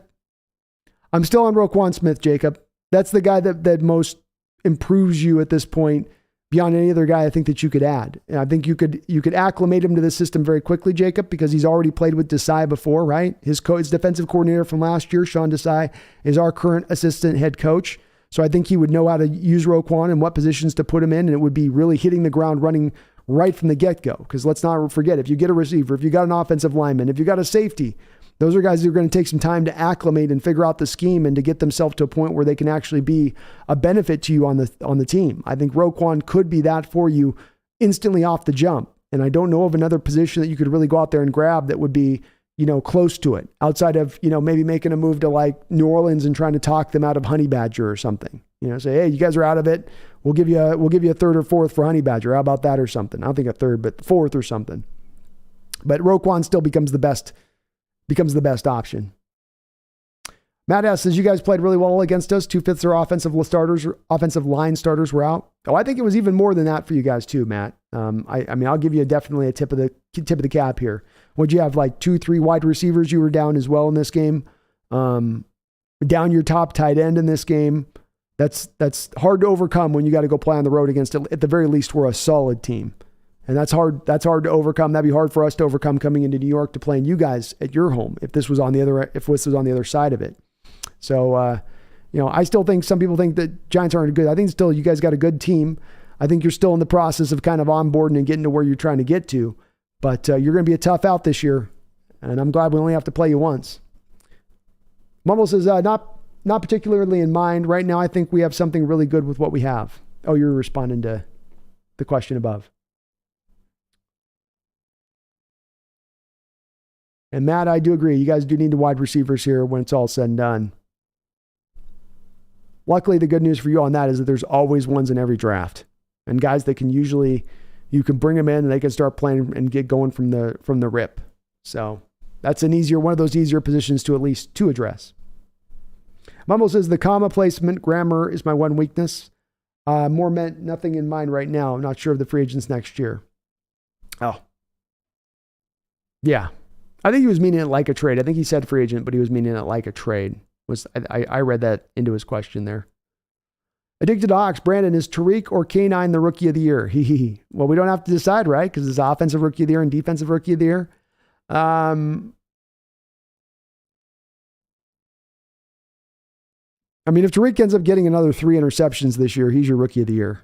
Just 3 more for the season, he's there. If K9 goes out and runs for well over 1,000 yards, running like he's running right now, and you got Tariq with 7 interceptions, I still think Tariq probably wins it out if you're just talking about pure rookie of the year. But either way, I think you got the offensive rookie of the year and defensive rookie of the year when it's all said and done. Zal0 says, when Mike Jackson smacked the tight end out to the sidelines, yeah, that's going to be our boom cornerback. Yeah, he gave him a hit, didn't he? I liked seeing that. Knocked him right off his feet. D-Nugget says, speak to a great team like this, but then people get good, ask for more, and things fall apart. Can we avoid this? Speak to a great team like this, but then people get good, ask for more, and things fall apart. Can we avoid this? Well, you're always going to potentially lose guys as far as out the door once you get good and people start pilfering you a little bit. That's a common element of the NFL, D-Nugget. You offset that by drafting good. You offset that by spending your money right. Seattle's tended to spend their money pretty smartly. So I don't hate them on that. They'll make some odd free agent signings, but they don't tend to get themselves in cap hell. So they avoid that naturally. And I think D-Nugget that they've maybe started to change their ways a little bit drafting wise, which is part of why we had so much success with it last year. That you've applied a new methodology and approach, which is one that's going to help you to replicate the success you had this year. Maybe not to this degree of what you had this year, but to get a little bit closer to more of that model than what we've had in recent years past. Tiana Sherman says, wow, you're still going. Respect. I know, we're almost at 8 hours here. We've been going a while. D-Nugget with a $2 donation says, for Brando, Kitty, and the Hawks. Let's go. Well, she appreciates it. I'm not going to wake her up because she's sleeping here, D-Nugget. She's in the middle of it. Oh, I woke her. I know. You good girl? Yeah. Yeah, you good girl. She's been with me this whole telecast. Got to give her props. Thank you, though, D-Nugget. Appreciate the $2 dono. Robs says, do you think Russ was unintentionally holding back Seattle, or was it because of piss poor defense these last few years? Russell's lack of growth as some of his physical skills have eroded. Some of his mobility's eroded. I think his arm is not quite as strong as it once was, though it's still strong enough. But I think when you have those erosions of skill as you head Robs to into your mid-30s as a quarterback, then you have to grow your game from the neck up. You've got to grow it mentally. And there's specific spots in Russ's game that he did not grow that most aging elder quarterbacks would have in their bag. For instance, you're seeing it with Geno Smith right now, right? Geno Smith got beat in this game on a blindside blitz that he didn't see coming. That's the first time I've seen this year in 8 games, Geno get hit on a blitz he didn't see coming. And quite frankly, I think he thought he had it blocked up where the running back went the wrong way. And I think he just had it blocked up and the running back kind of messed up on that particular play. You look at that and then versus Russell and how almost every game he would get caught by a blindside blitz he didn't see coming or wasn't aware of. And the factors I point to on Russ with the head up stuff is this: pre-snap mastery, ability to beat the blitz, ability to handle stack fronts. The Wink Martindale stack fronts that the Giants ran out against Geno today, that would have completely bedazzled and transfixed and confused Russell Wilson. He would have had a very hard time against those stack fronts today. Geno handled it with relative ease. So stack fronts, beating the blitz, knowing where your hot route is, embracing more of the short and intermediate game. These are the things that Russell didn't grow into his game as those physical skills started to kind of slightly erode. And it's the part that I say, Robs, Russell can get back to even being a great player now, but he's going to have to start to grow those skills at some point or another if he ever hopes to reach that point once again in his career. And that remains to be seen whether he's going to take ownership of that to do that, or whether he's even capable of doing it. He's maybe just not a big processor on the football field. Maybe that's just not who he is as a player. And that does seem to be a little bit more of where I lean to on this when it's now 11 years in the league, 12 years in the league, and you're still not growing these aspects of your game like you'd expect and like you've seen from other players. Daniel W. says, Seattle Sports 710 FM, who talks to Pete every morning, said Seahawks are looking to add Bradley Chubb, and the trade is Sidney Jones and a fourth that could be a third. I wonder if after today Broncos hold. Ooh, that's an interesting trade. My goodness, that would be an interesting trade. And maybe you could even find a way to package within that, Daniel, a Darrell Taylor within it, where you give the Broncos an offset that lets them feel like they're getting something for the future within that. Could be a way to kind of flatten that out a little bit. Interesting. That would be a very interesting trade. Thanks for that tidbit, Daniel. That one's got me thinking, man. Mumbles, but probably get a better center. Not sure who. Linebacker for sure, then seems like more of a draft thing. Maybe guard, running back, perhaps. Yeah. Center's got to be something we deal with here sooner or later at some point or another. Mike Skinner says, Pete Carroll built a bedrock culture here with his philosophy. Regardless of the record, the mentality stays the same. He can build a culture. He can get guys to play hard for him, Mike, every week when this team has still at times been not the most talented crew out there, when this team has been the team that's not necessarily brought the most up-to-date schematics out onto the field. The one thing that Carroll's been able to bring every single time is that energy and that spirit and getting this team ready to play. They don't look like a team that didn't look like they don't want to be here this week, or looks like they're out of it, or looks like they're not connecting with the game plan. It usually, when you lose, comes back to lack of talent or lack of schematics. Those are the things I've pointed to more often than not in recent years, or bad quarterback play. But it's not been back to, the bedrock of the culture he has built. That's been always has remained, much like Carroll with being a cornerback whisperer. That is the part of his coaching game that has never wavered, I would say. Tiana Sherman says, what would you say our final record is right now if you had to say? Tiana, I'm going to lean in and say we're at 10 or 11 wins now. I do believe you get to the playoffs and the help on the back of this start. I look at the schedule going forward and I see some winnable games on that schedule. I like where the team's playing at right now. Tiana, you starting out the year, you were legitimately like a bottom 5 defense, the worst defense in the NFL through 5 weeks. You've been the best defense for the last 3 weeks. I don't know if they're going to be the best defense moving through the future of this season, but I think if we find somewhere in the middle ground with how consistent the offense has been throughout the course of this year, and if the special teams can continue to clean up some of the problems that they've had as they did in this game, then I say you're at 11 wins. I say you get there. Brian Deal, thank you for subscribing. I really do appreciate it. Welcome aboard the Hawks Nest, Brian. Zal says the Giants do have a good piece team with a head coach knowing how to place them. They do. I like that they've invested in the offensive line. I like the Thibodeau pick this last year. They had a lot of work to do. They did. They've had a lot of turnover there from the coaching standpoint of things. Dave Gettleman was not going to put them in the greatest of positions on his way out the door.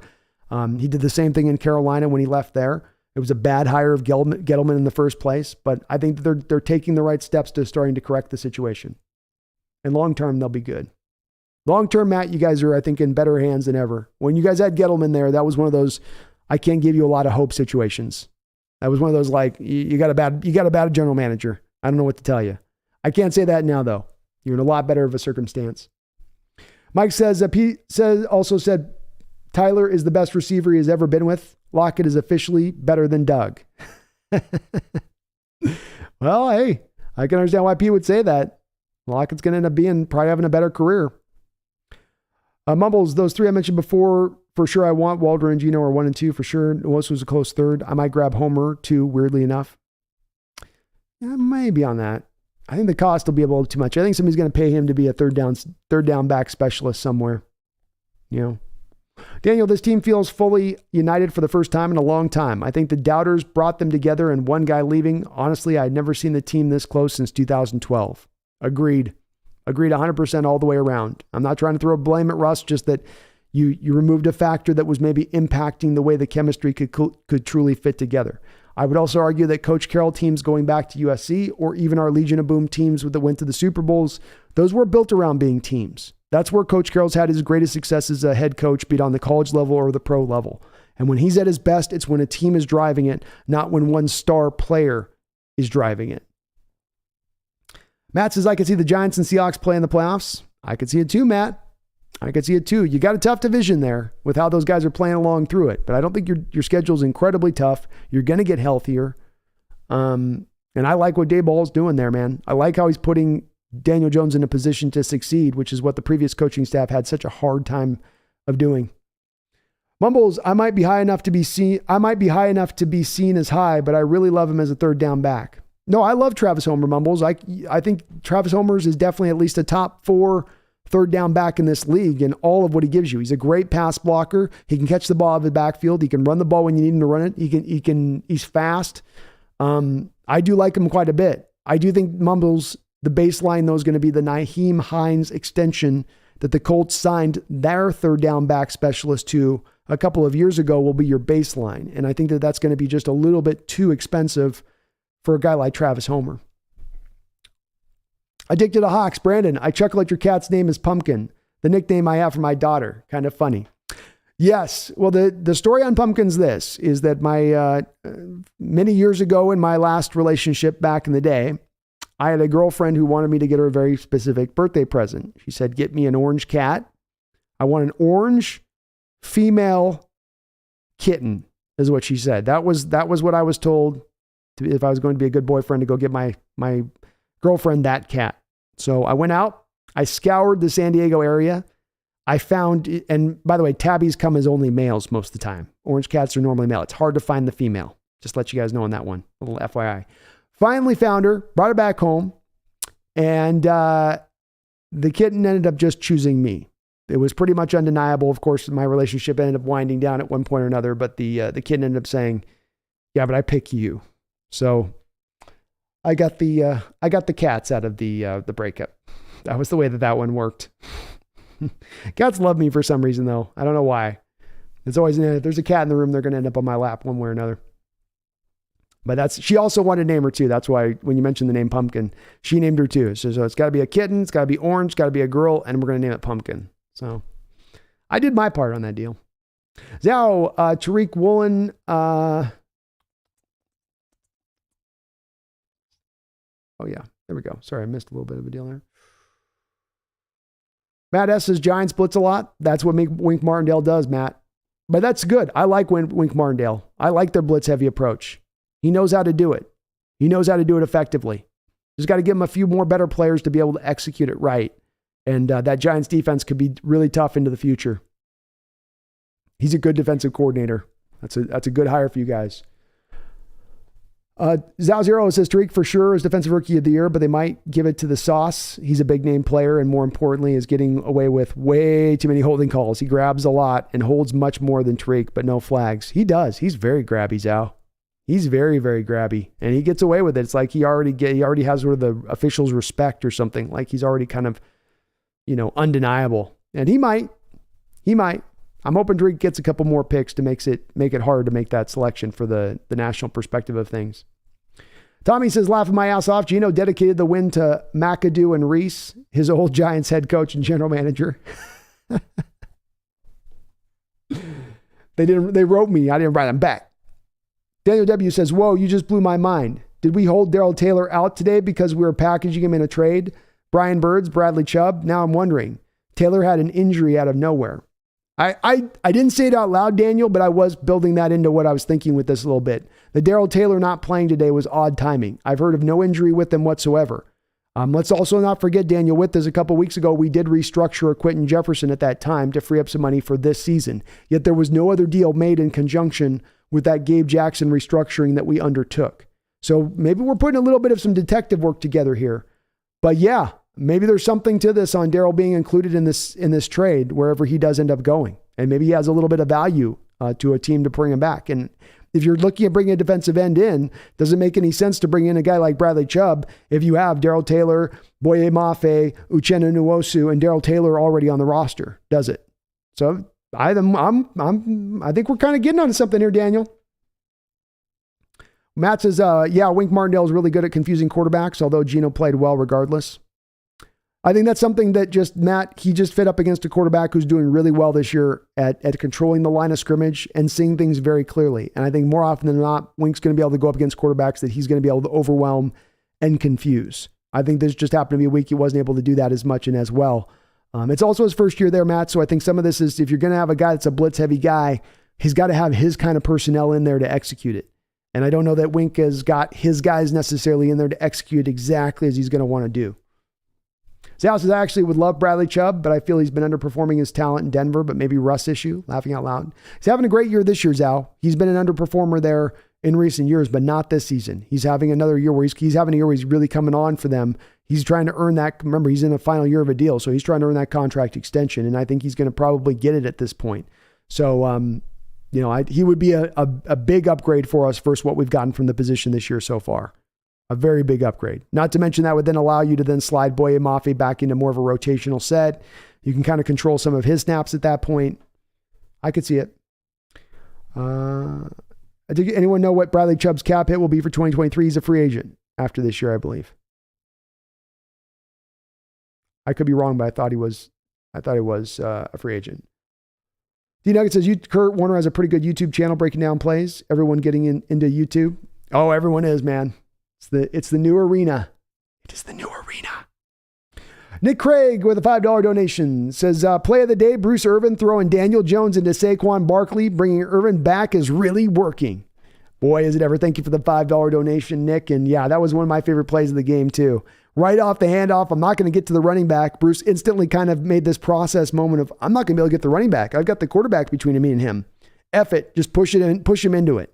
And it showed a little bit of still some power there to Bruce Irvin's game to be able to kind of throw Daniel Jones into the running back. And Daniel gets up and looks at the official like, is that legal? Can he do that?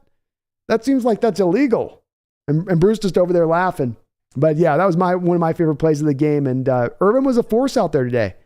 He's showing you there's still a little bit left in that tank, man. Nick, for a guy that just got off the couch 2 weeks ago, I'm not going to say he was full on ball and out there, but he's playing a good damn game for us.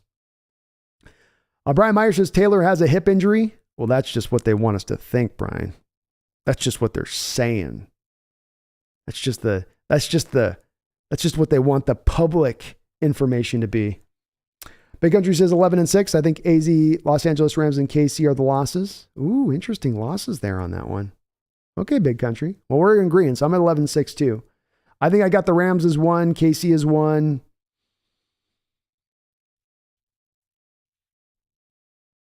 I don't know. Who's my other loss? I don't know what my other loss was. I thought I had an idea of one. I forgot what it was.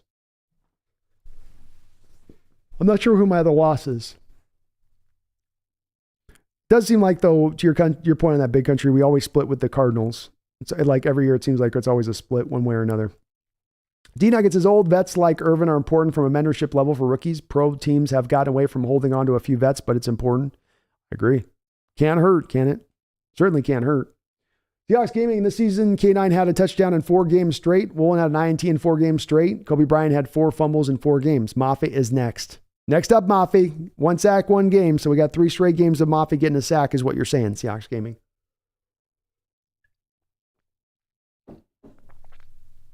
Rob says, do you think this team could become as good or maybe better than the 2014 Seahawks in about 1 to 2 years? And do you think that Drew Lock should be our future quarterback or should we draft one? Rob's, I would lean more into Geno Smith at this point than the Lock or drafting one. Remember, Rob's Drew Lock is a free agent after this year too.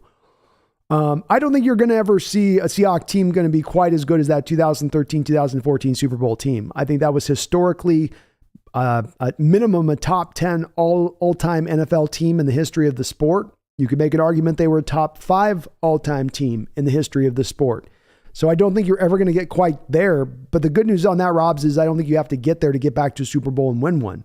That's not what the requirement is. Can they get back to being an elite team that can compete for Super Bowls even after this year with how they've laid down the groundwork? Yes. There's a little more work to be done in my mind, but they're much closer today. They are light years closer today than where we thought they were at the start of this offseason. You know, they have fast forwarded this rebuild time by probably a year or two with getting all of the decisions right in the draft, with moving Russ at the time that they moved him, with how they've spent their money and set themselves up to be able to spend money into the future. So they're going to get this very quickly in the right direction.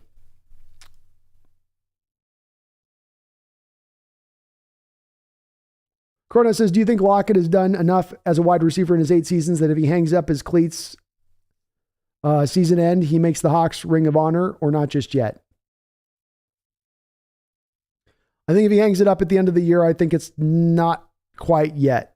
Though I think he's probably just one decent season away from then getting there. He's one maybe 800-yard season away after this year from then getting to that spot. And he's very close anyway. Because don't forget, Kronos, he's got the All-Pros as a returner to go with what he's done as a pass catcher. And he does have a lot of yards receiving in his career. I mean, he's going to overtake, I think, number 2 this year on the Seahawks all-time list. But, you know, Brian Blades, who I think is number 2 is on that list, is, you know, he's not on the Ring of Honor. You know, Doug's not on the Ring of Honor. So I think there's a little bit more.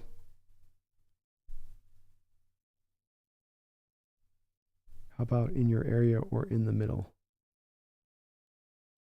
Mr. Big SRT, what do you mean by that? I don't know what you kind of mean on that one. Azos, I guess you can say we stopped Saquon. You better believe we did.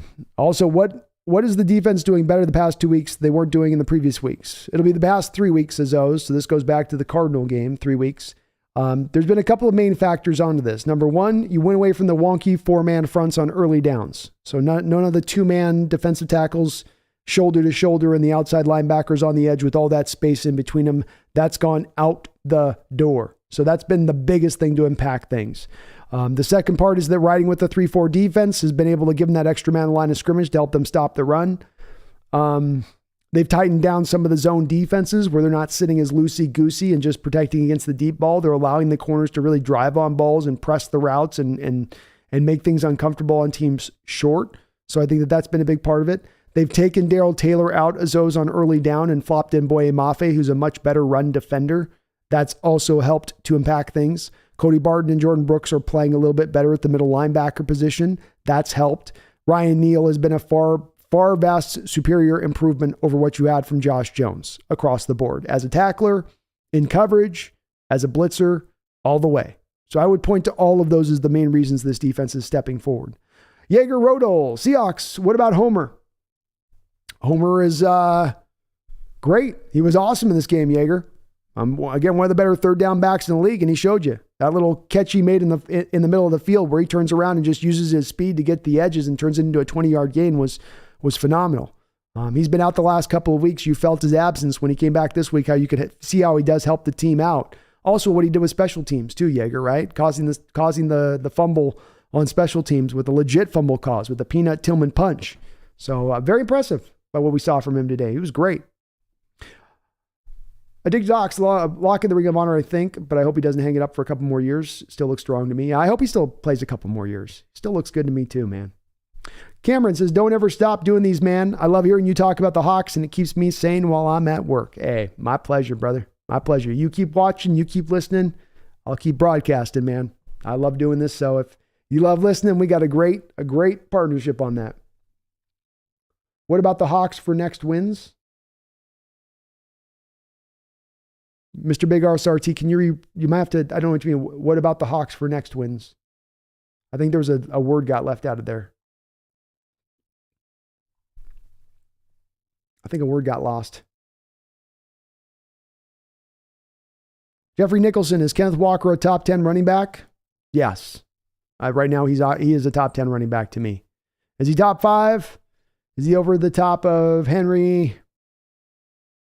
Henry, Chubb, Dalvin Cook. He's probably just on the outside of top 5, so he's probably like 7th or 8th.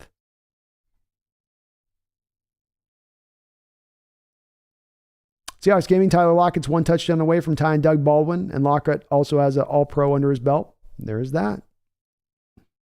D-Nuggets says, just remember Pete is 71, the oldest coach in the league, but he has more energy than half the players. That's true. Oh boy, is that ever true.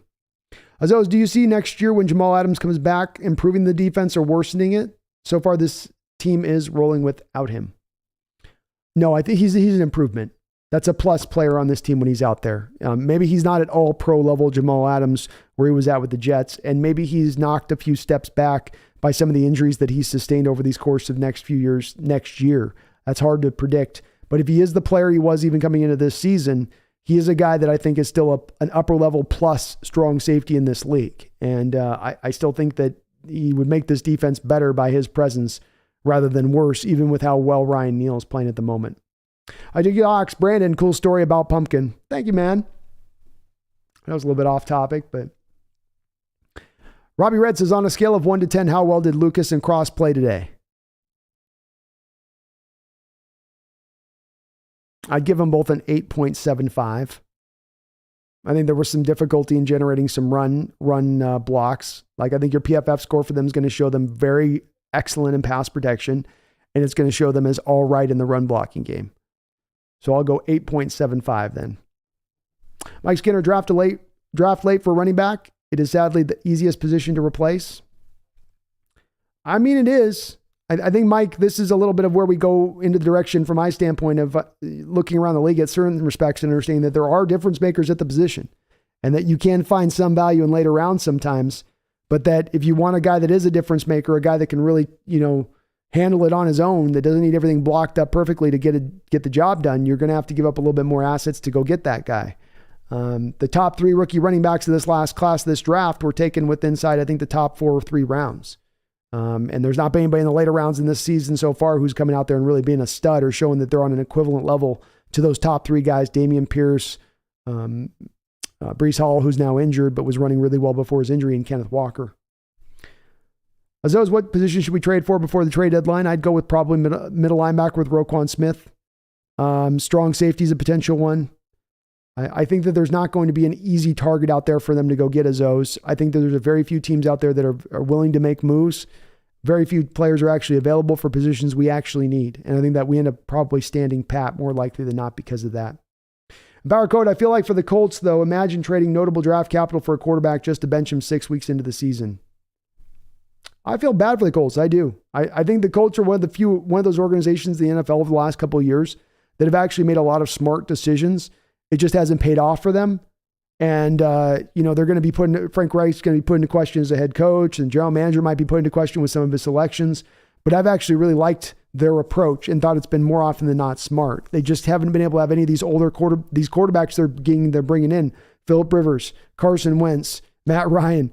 They're all done. They're all just toasty, and that Andrew Luck retiring when he retired just completely kind of threw that organization into the trash bin a little bit, and them just scrambling to try to find a counter, being that they had a roster that was put together to be really competitive and good. Just don't have enough at the quarterback position to make it happen, though. Rob says, why do you think Seattle stopped the arguably best running back, as in Saquon Barkley today, and what does this tell you about our new young defense?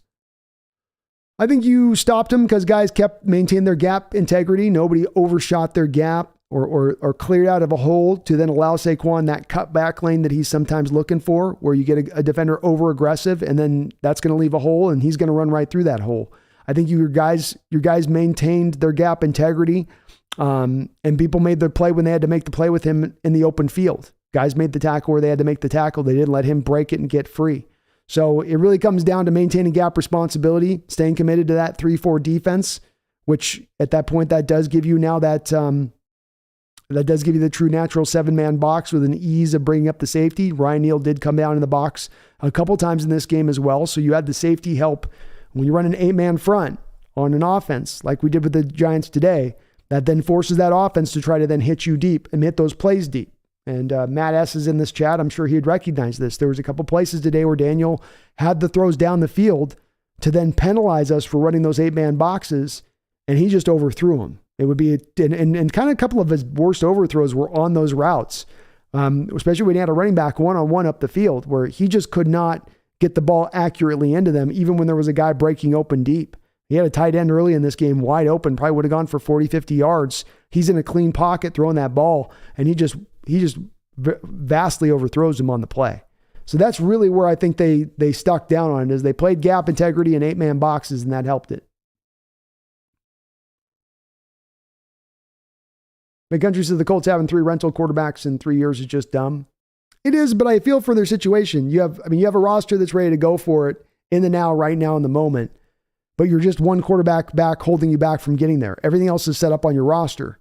And you go, well, can we just get a guy to get it done, just get us by? And you look at Matt Ryan last year, you didn't think he was going to fall this far off this season. Or Phillip Rivers the prior year from when he went to the Colts. And those guys really have fallen off a cliff versus where they were prior to getting there. Wentz was a tire fire, but with the Eagles even, but yeah, tough. Joshua Saunier says, watching Geno read defenses and command the offense is awesome. Doing the homework as a backup is paying off big time. 100%. 100%. Seahawks Gaming says, give the Broncos their 2nd round pick back for Chubb. I can't do it for a half-year rental. He's on a half-year rental, Seahawks Gaming. If I could sign him to a contract extension, maybe. Orlando, Geno dedicated the game to them out of respect for giving him a chance in New York. It wasn't a diss. Oh, okay. Okay, that's cool. That's cool of Geno to do that.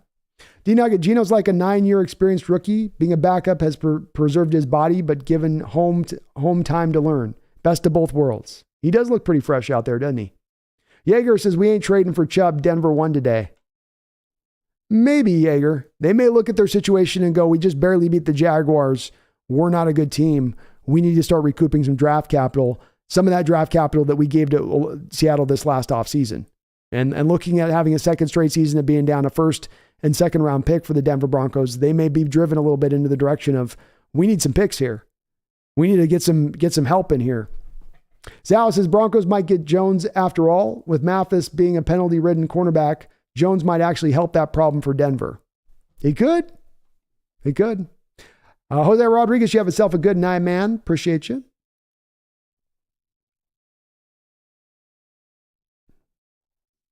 Power code Daniel Jones reminds me of Minecraft Steve.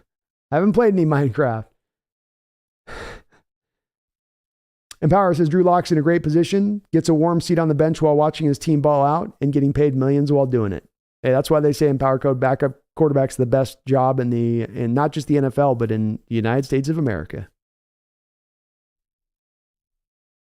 In the United States of America. Robert Jimenez with a $2 donation says, give me a Walken and Pacino impression of the Seahawks win. All right, I'll try here. I'm 8 hours in, so it's going to be a little rough, Robert, but hold on here with me, okay? Hang on with me.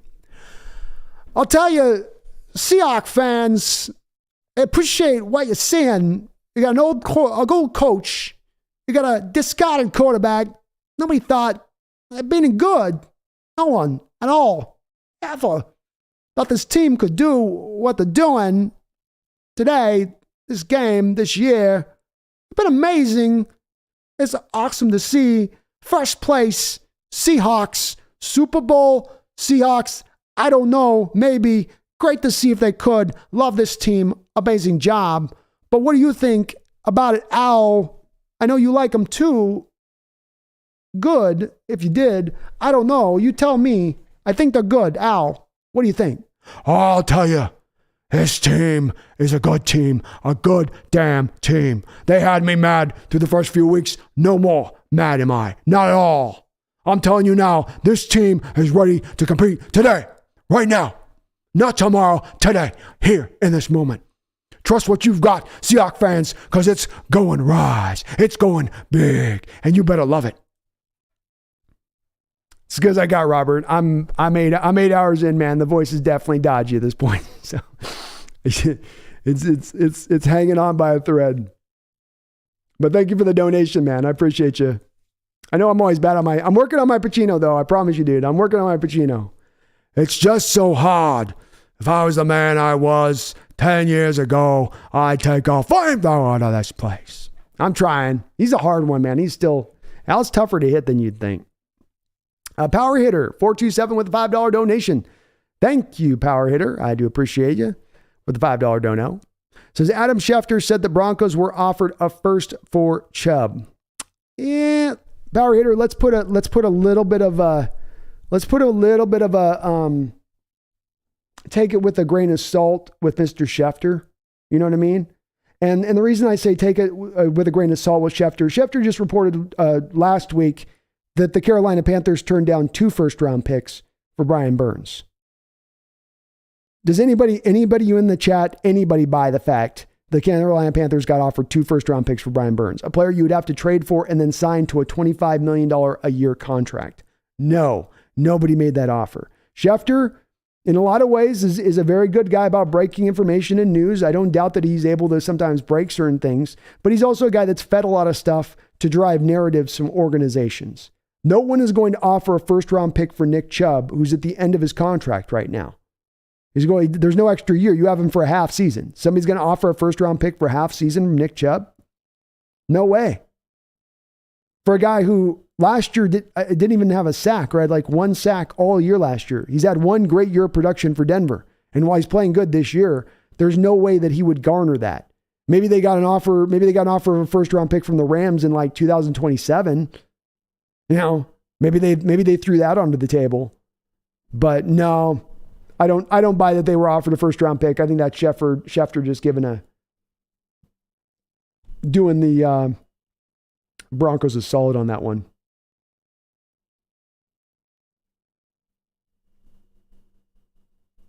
I think the Hawks is Lock the Clipboard Jesus 2.0. No, he's a lot better than Clipboard Jesus. I mean, Clipboard Jesus Whitehurst was rough to watch the quarterback position. At least Lock's got the fun arm and some mobility. Mike Skinner, I will be spooked if they flex Seattle, Kansas City to prime time. That stadium's the only one that rivals ours with noise. 100%. That's going to be a tough game for us regardless. I mean, it's whether you're playing at 10 a.m. or you're playing at night, it's a tough place to play. The good news is at least KC usually is better in the early part of the year than they are in the end part of the year. Seems like they're like a juggernaut at the start, and then they kind of fall back down to earth a little bit. But that's either way, it's a game that I have as an L. I got an L on the schedule on that one. Brian Meyer says, don't be surprised if Locke competes with rookie after Hawks can't match offers for Geno. It's a very feasible possibility, Brian. Very feasible. I could see it going that way.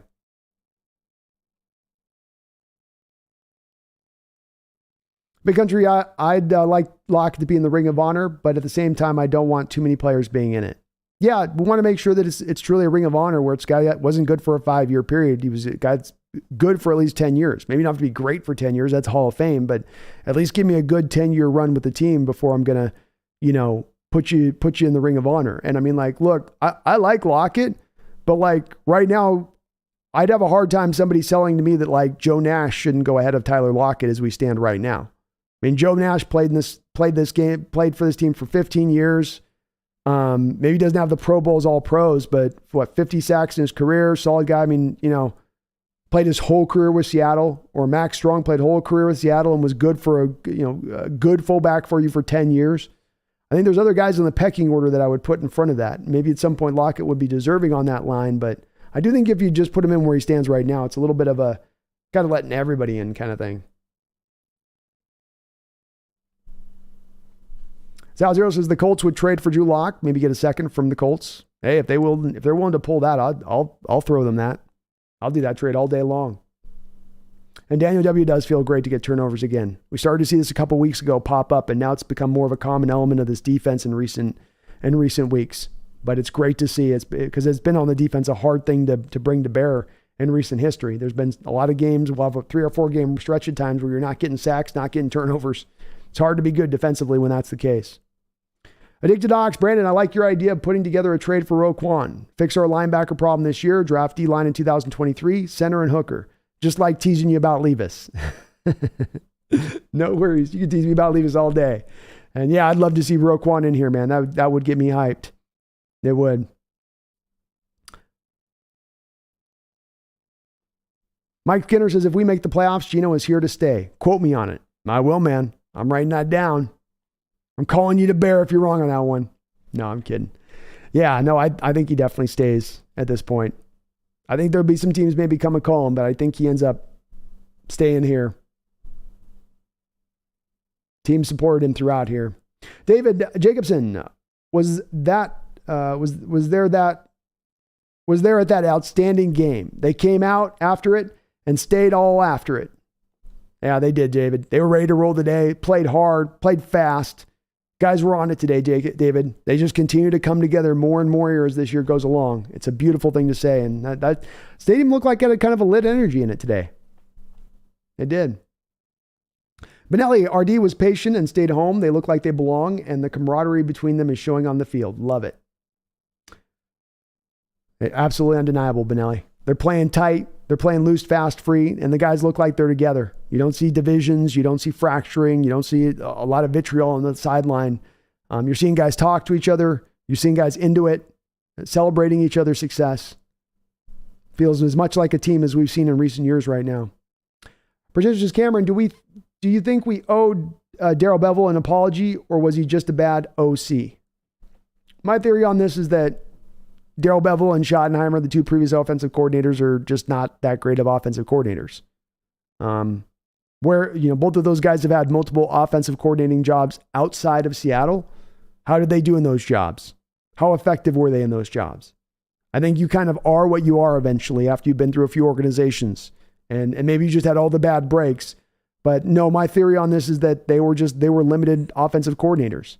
And that's part of why I applauded the Waldron hiring, is that we didn't know what Waldron was going to be, but at least you were now seeking to put in place a modernized offense, a modernized approach, something with more of a top end. It's like the hiring of Bevell and Schottenheimer was like one of those high floor coaching signings. Doesn't have any kind of ceiling, but the floor on them is really good.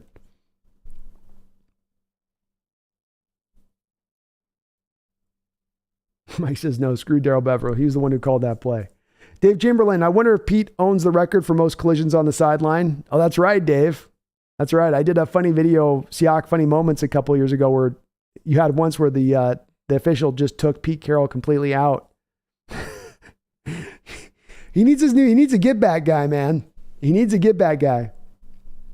Robert Jimenez, thank you for your impressions. You're a gentleman and a scholar. Thank you, Robert. I appreciate what you guys say, and Christopher Walken is thankful as well. love your donations, and love this team all the time. Jacob Davis, is John Gruden's career really over? If Deshaun can come back, then maybe Gruden could get some managerial or consultant role, even if I don't think he deserves it at all.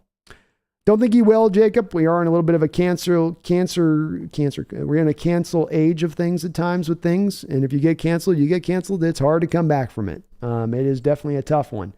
But he seemed to have been hit pretty hard by that. Certainly, you look at the Deshaun situation and him coming back versus what Gruden did, quote unquote, and you go, okay, which of these was worse? But for whatever reason, it seems like he had pissed somebody off in the commissioner's office on that one. I don't know what he did, but I felt like he made somebody mad up at the top on that one for as fast as that one came down on his head.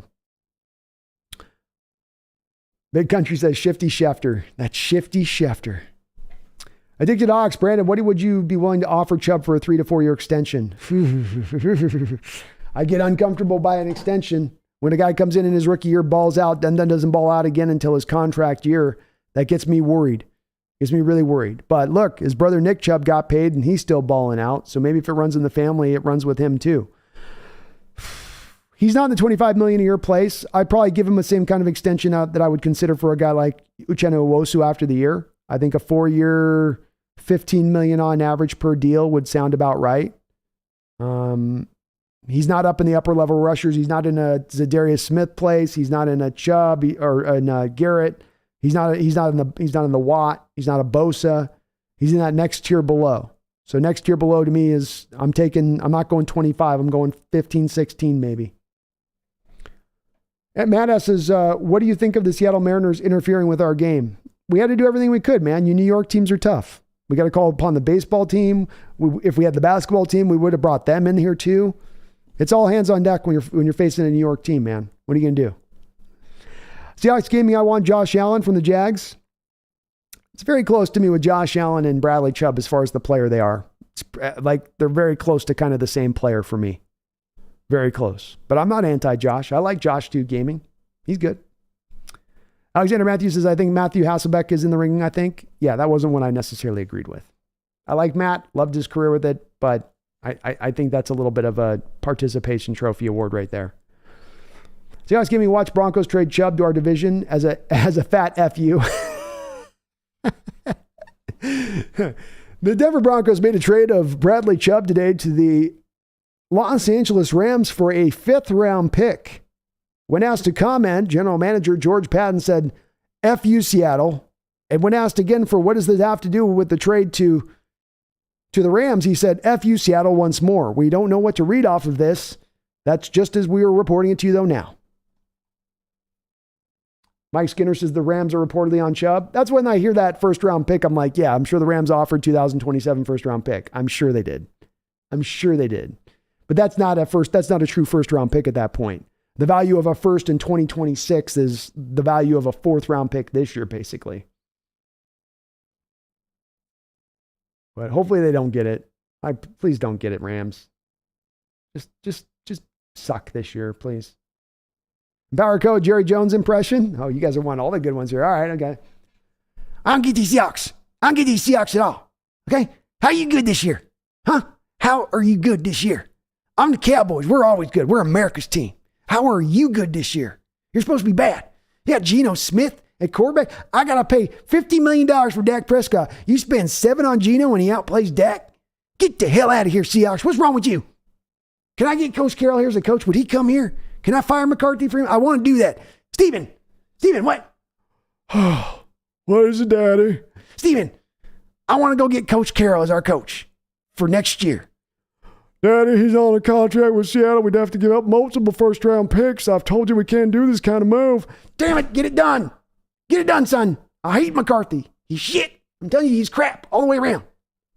We are the Cowboys. We're America's team. We're known with everybody. We're not in even 1st place. What are you doing, Steven? Daddy, we only got 2 losses. Why are you getting on me about this? I don't even know why you fire him. He's a good coach. He's not a good coach. I told you shouldn't have hired him at the time. I wanted Sean Payton, and you said no. You overrode me, you fat, bloated miscreant.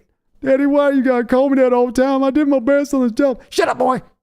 Back in the corner with you. Get in the closet. I don't want to go in the closet. I'm a general manager of an NFL team. I will not be put in the closet by my daddy. Go in there. Get in there, Noah.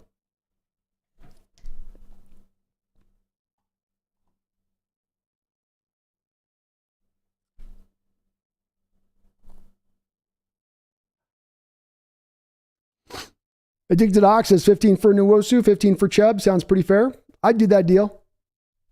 I'd do it. Matt S says, I think Chubb is better than Allen. Probably a little bit better as a run defender. Maybe a little bit, maybe on that. I think they're pretty fairly close in what overall production they're giving you on the field at the end of the day. But I could be talked into Chubb being better. Cameron says, I think the best Seahawks games outside of our Super Bowl win are the win against the Saints in the wild card round in 2011 and the Sunday night game against the Chiefs in 2018. I got a couple others I'd throw onto that, Cameron. What about the Niner game in 2019? Was that 2019 or 2020? I think it was 2019. That was a hell of a game. We've had a few of them. The Chiefs game's a good one. I do like that. Brian Myers says, Jags won't trade Josh Allen. Foundational piece. Foundational piece, Brian, that they don't pay any money to. This is a Jacksonville Jaguar team that has money every single year in the offseason to the point that they have to overspend on guys just to clear enough money to get to the floor of what they've got to spend. Yet they still have not yet given this guy a contract extension, which has been a little bit odd. And if you do look at his game, there is a little bit of fluctuation to his performance level and what he's providing them. And Power Code says, laughing my ass off, those impressions are gold. Well, thank you, man. My brother gives me a tough time. He's like, your impressions suck, man. You got to improve those impressions. Like, I'm working on it. Addicted to Hogs, classic Jerry Jones. I'm gonna give you my Pete Carroll. Okay, this is Texas. When we want something, we get something. And you up in that Pacific Northwest ain't gonna hold us back with your we want draft capital compensation for Carroll. Shut up. You give America's team what America's team wants, and you will be happy to do so. We were in prime time 5 times this year. How many are you on, Seattle? How many you get? You get 1. You are not America's team. D Nugget says, Pumpkin not even fazed by Jerry Jones. Man, he has family drama. Love to get in the closet. I just picture every time like Jerry being super hormonal and him just like letting Steven have it the whole time. Like S runs downhill and that's his little whipping boy. So whenever it goes wrong, and I was thinking this a long period of time. And then you had a presser this year that literally went like this. With Jerry Jones and Stephen Jones. And is Stephen sitting right next to him in this presser, by the way? Okay. Now I know y'all think this is Stephen's game right now. I know y'all think he's running this right now. And you think I'm just here, just giving some thoughts from time to time. You know, just don't listen to the old man. That's what y'all thinking out there. Okay. Okay. Well, let's get some truth out here in this press conference right now. Okay. Okay. Taco Charlton, that was Stephen. Stephen's over there just looking like this. Taco, he made that pick. I think he wanted a taco. I didn't think he's drafted a taco. I think he's just hungry. Look at that big boy. Daddy, don't talk about my weight. You know I'm sensitive about my weight. Shut up. You drafted that son of a bitch. I'm going to tell him about it. Now, Micah Parsons, that was me. That was all Jerry.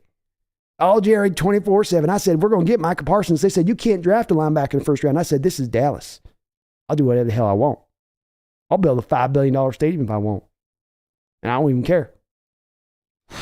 He literally, though, almost, I did overstate it a little bit, but he had a press conference that was just like that, where he's throwing his own son under the bus for a player selection while at the same point promoting himself. Oh, it was beautiful because it was like, just confirms exactly the dynamic that I think is occurring behind closed doors between those two guys. And it will never not be funny. It will never not be funny. Addicted Ox, Brandon, can you imagine Carroll coaching for Jones? Oh my God, culture clash. Yeah, that would be a rough one. And Power Coach says Pumpkin's treating this just like background noise. She's used to me being loud. This is old hat for her. Dara C says people think Lockett was throwing shade at Russ. That is so funny. With Dara, what did he say?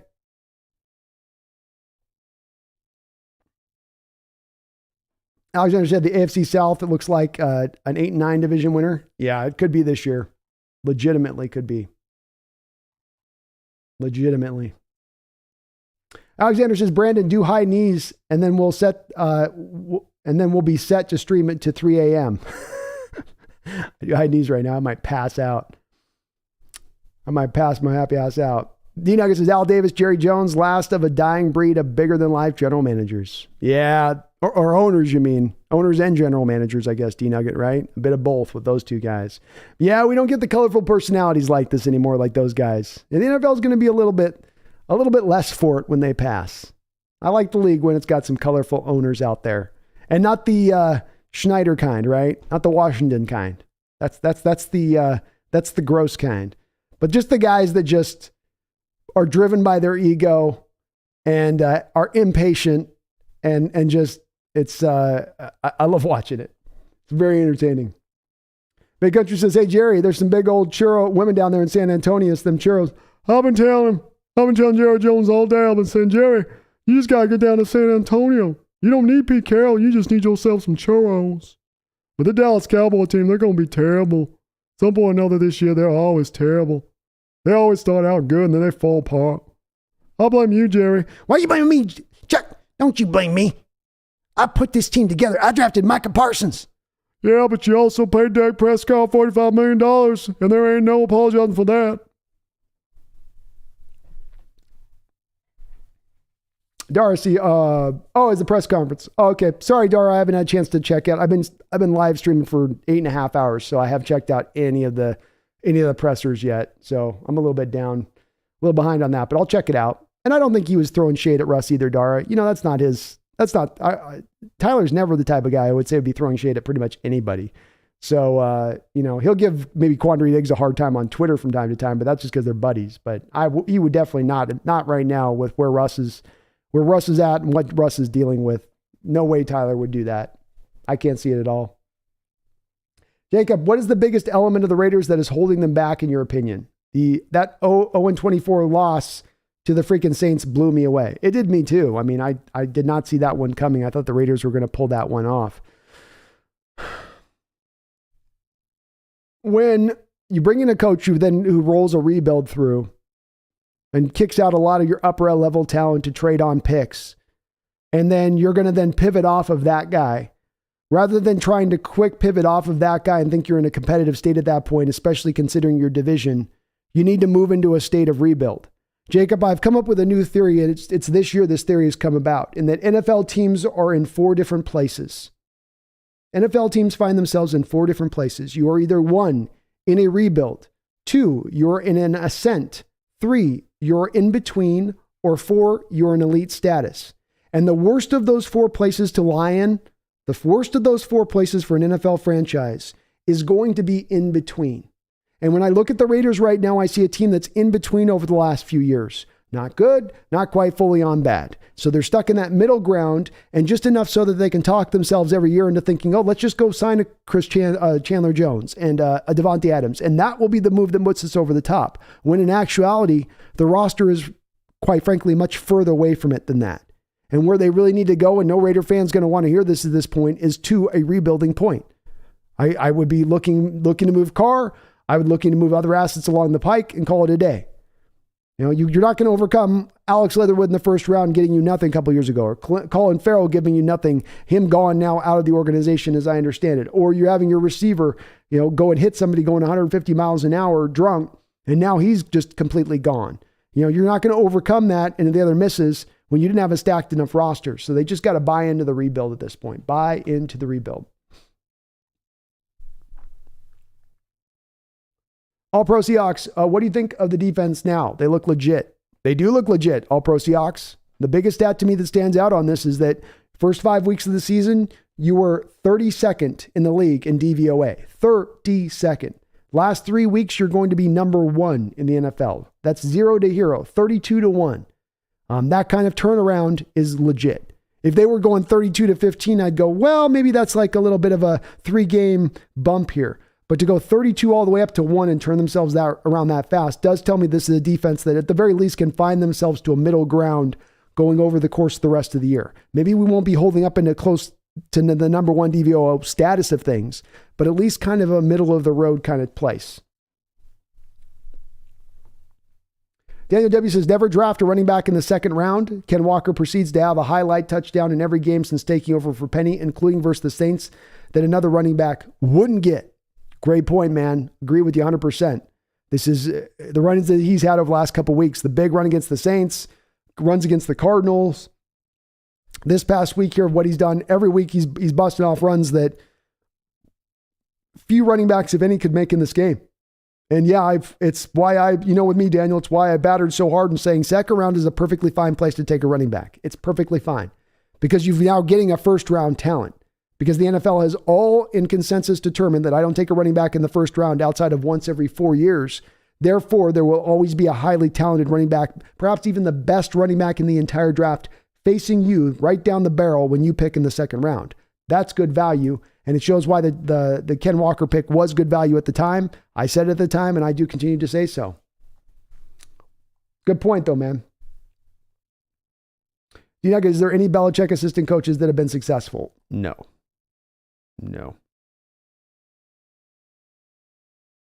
Brian says ETN, Bryce Hall, Walker, Jacobs, take a running back when you want. Agreed, man. I'd still be hesitant in the first round. I can get the first round lack of value there, but not when it gets to the second round stage of things, even early into the second round. Season record prediction, Mason. I'm going to go 11-6, man. I'm a believer. I'm like the monkeys. I'm a believer without a trace cut out of my mind. I'm in love. My Seahawks are winning. They're going to the playoffs. You know that it's real. Down, down, down, down, ding, ding, ding, ding, ding, down. D-Night says Raiders leave LA and for Oakland did their base wrong. They did. They should never have left Oakland. That's an Oakland team. Maybe someday they'll go back. No, not after all the money they spent on that stadium, but they should.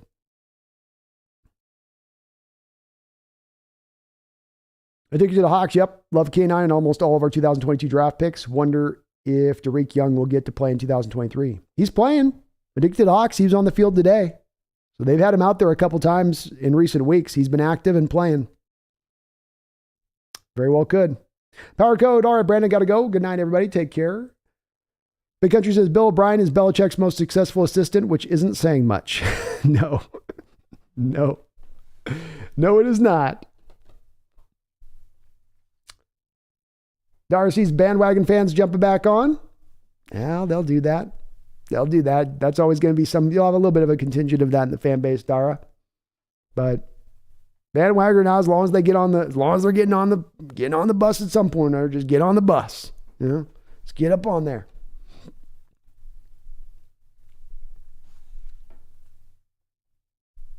Seahawks gaming reminds me of the Legion of Boom days. Now, I actually won our defense on the field the past 3 years were a headache. Boy, were they ever. D-Nugget says, oh my God, I love the Monkees reruns and Nick at Night in the 90s. Hey, Monkees were an underrated band, man. Yes, they were put together by the studio, but they made some pretty good music. Daydream Believer and Last Stop. Last stop to Clarksville and I'll meet you at the station. We can be there by 4:30. It don't take no aggravation. Jacob Davis, our best regular season record ever is when we won the Super Bowl, 13-3. I don't know if we can beat the Chiefs, but just the possibility that we could match that or even improve that thrills my soul. Oh, I love the enthusiasm, Jacob. I can feel it coming through, man. Hell yeah. Hell yeah. Connor Fedorov, thank you for subscribing, Connor. We are on the road to 10,000 subscribers here. We crossed well over 9,400 on this show today. We're mere now 600 from 10,000. So if you're not subscribed, please do jump aboard and get subscribed as Connor just did there. I appreciate you, brother. Big Patty Daddy, good to see you in the chat. The $5 donation. Thank you, Big Patty. Awesome seeing Bruce looking like he didn't miss a step. Also, Collier had a play. Holy cow. How do I become a member of the channel? Big Patty Daddy, if you're subscribed to the channel and you just go to the thing, there should be a join button right next to where you would see the subscribe button. Just hit that join button and you are part of the Hawks Nest crew. Or you can go to my Patreon. So if you're not, if you want to go through the YouTube thing, you can go through the Patreon. I do kind of the same benefits for both elements of things, but there should be a join button right next to that subscribe button in there on that. And look, Big Tat Batty, how great to see Bruce out there, and not just him out there for nostalgia's sake, but for how well he played out there. I mean, he was having an impact. He was on it. He was looking quick, looking fast, looking strong. As I said, it's a guy, Big Patty, that's been sitting on his couch up till 2 weeks ago, and he's out on that football field, and look, he hasn't even missed a beat. Say nothing of a guy who came off that major injury that we had where there were some bad surgeries after I think he tore his ACL with us. It's been a couple years. He's older, 34, 35 years old. This guy, I don't know, him and Al Woods going to the same guy, I guess, Big Patty. You know what I mean? Him and Al Woods going to the same guy. But Bruce was great today, and boy, did we need it. If Darrell Taylor indeed was down with that hip injury like he was, Bruce gave you an improvement off of what you've had from Darrell Taylor from that position today and what he gave you. It was great to see. And boy, how much fun was it, Big Patty, when he went in that backfield and just took the quarterback and threw the quarterback at the running back. He's like, come here, Daniel. And running back, Zaquan gets hit, and he's like, oh, I've never been tackled by a quarterback before. This is new. It was great to see. And how about Bruce, man? How about Bruce?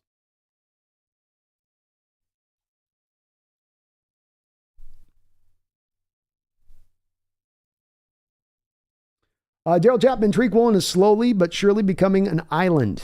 If we make Trey Brown another stud, if we can make Trey Brown another stud defensive back, no one can throw on us. It'll be the thing going forward if you do it out of that and Tariq, Daryl, because you mentioned a key part of this where we had this with Richard where he was a shutdown guy, right? But that just caused teams to then just pick on the other side of the field, which didn't stop you at times from still being a really good defense, but you weren't able to put him in a position as much to now have opportunities to make interceptions and picks because quarterbacks just wouldn't even test him. So I see where you're going with that and that flight of things. I do think Michael Jackson's playing so well right now, Daryl. It's hard to move him off the field in favor of Trey Brown right now. It's going to be very difficult to do, and I'm high on Trey Brown. I love Trey Brown. Trey Brown's got some upper level ability as a cornerback in this league, but Michael is definitely balling out right now, and it's hard to do so. I do think Michael's on a short hook, but hard after three pass. He had three pass breakups today alone, did Michael. I think it'll be hard to keep him not out on the football field. Alexander says, card to the Texans where his brother played, David. It's possible. Something like that could happen. I could see it. And yeah, Big Daddy, he was freakish. Irvin did look freakishly ready today. He should not look this ready or this quick still at his age, not having played any football this year so far. But he was lightning fast off the jump. He was reading the plays appropriately, wasn't fooled on anything. Really could have had a sack there if Daniel Jones just kind of magically slipped out of his grip there on one play. But very impressive was Bruce Irvin. Mason Dale, do you think Bruce Irvin play will limit Taylor's snaps moving forward? It should, especially on early downs. There's no reason at this point with Bruce Irvin playing the way he is and Boye Mafe playing how he is and Uchenna playing how he is in the run game to have to put Darrell Taylor out there as a run defender anymore. You know, that absolutely should be the case. Big Patty says, so much fun. I love this year. I love this year too, Big Patty. I wasn't expecting this at all. This has been an amazing surprise this season, and it's been so wonderful to see. You demand B, says Brian. Later, have a good night, my man. And we will go ahead. We are now 8 hours and 50 minutes on into this year, so we will go ahead and kind of put a button on this one here as the voice is going, and I'm getting hungry. I haven't eaten anything all day, so I need to get some food. Kitties need some salmon treats. Look at her. Look at the salmon starvation going on in this kitty face right now. Look at that. She yawns. She's so hungry. She's that hungry.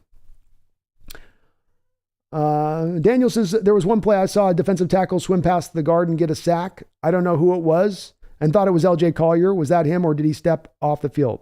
Mr. Broda guys got it right below you there, Daniel. That was Puna Ford at the end there. Mason says, didn't watch the Bronco game. Was their win actually impressive or did they just barely beat out the poor Jags? Barely beat out the poor Jags. They were reliant on a Trevor Lawrence interception at the 1 yard line on 1st and goal.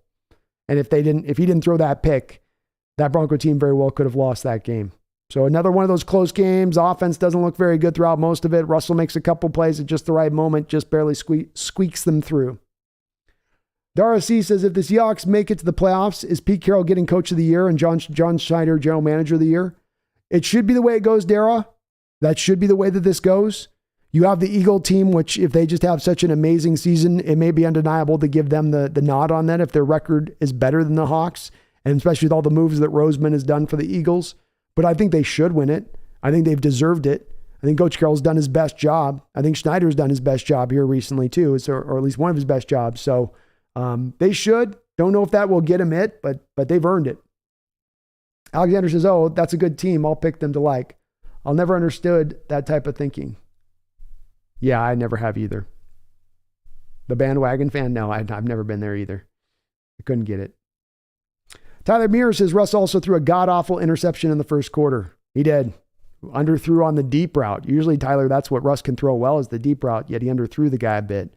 Odd to see. Michael Austin, playing like this, we can go 12-6. Austin, there's been a lot of optimism in the chat, and you're joining a part of it, and I love to see it from my fellow Seahawks 12s. Dream big, brother. Dream big. And if you have a team that can play like this, that can get all parts of their team down, offense, defense, special teams, everybody at once on ball playing right. Not playing amazing or spectacular, but everybody playing good ball. It all fits together. The plan all works together. The team comes together. There's not some weak part that's not allowing the circle to turn, so to speak. And that's not the case right now. So I've got us at 11 wins. I could see us getting to 12 wins if they could really, really stay in the same mode of where they're at. And that would be wonderful to see this year. That would be a huge, huge, huge boon to us in the future if we could come out of this season like that. Right, guys, as I was actually at the game today, it was lit. It seemed lit. On the telecast, it seemed loud.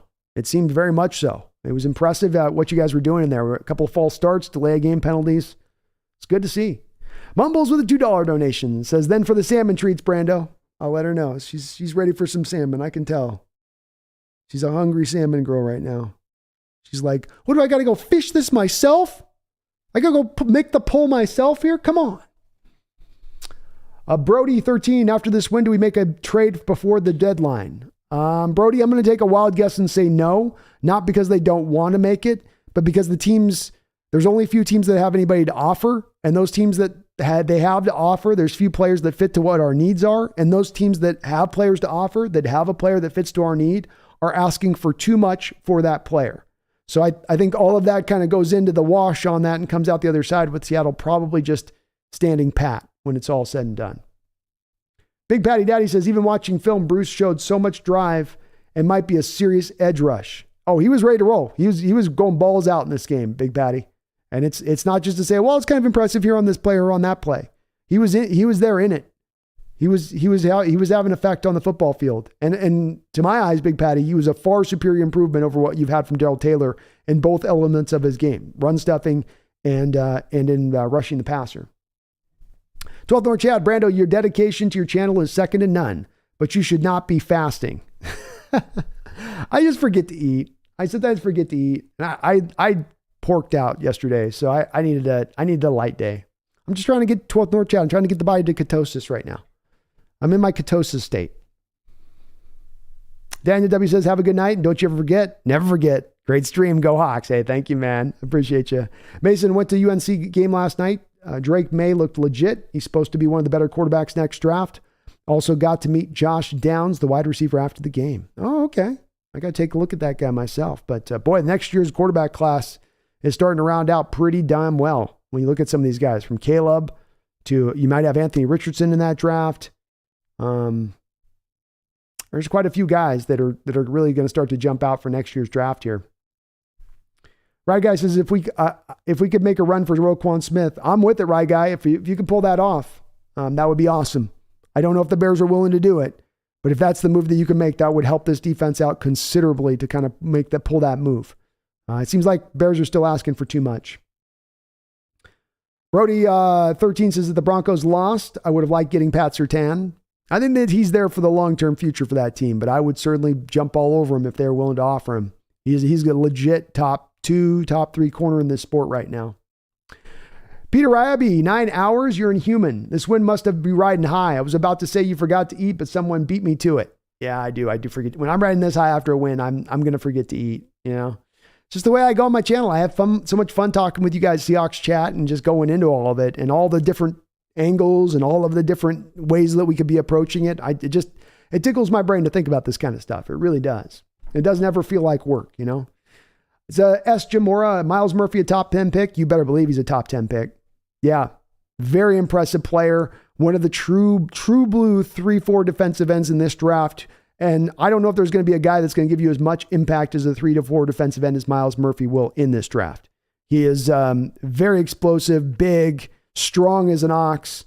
Nothing that he can't really do. Good motor, fairly smart player as well. He's really good. I love what I saw of Miles Murphy on the tape. Mr. Broda Guy says, how about Will Disley with a forced fumble and a fumble recovery? Special teams are being a factor. They are recently here now, Broda guy. We saw it last week. We've seen the last couple of weeks. Myers making his kicks, Dixon punting pretty good. It's an important part of this team. You build this team for the offense to do enough to be good, defense to hold its water, and the special teams to be a true third rung of this team, not just sort of to be this forgotten about other element to the football team.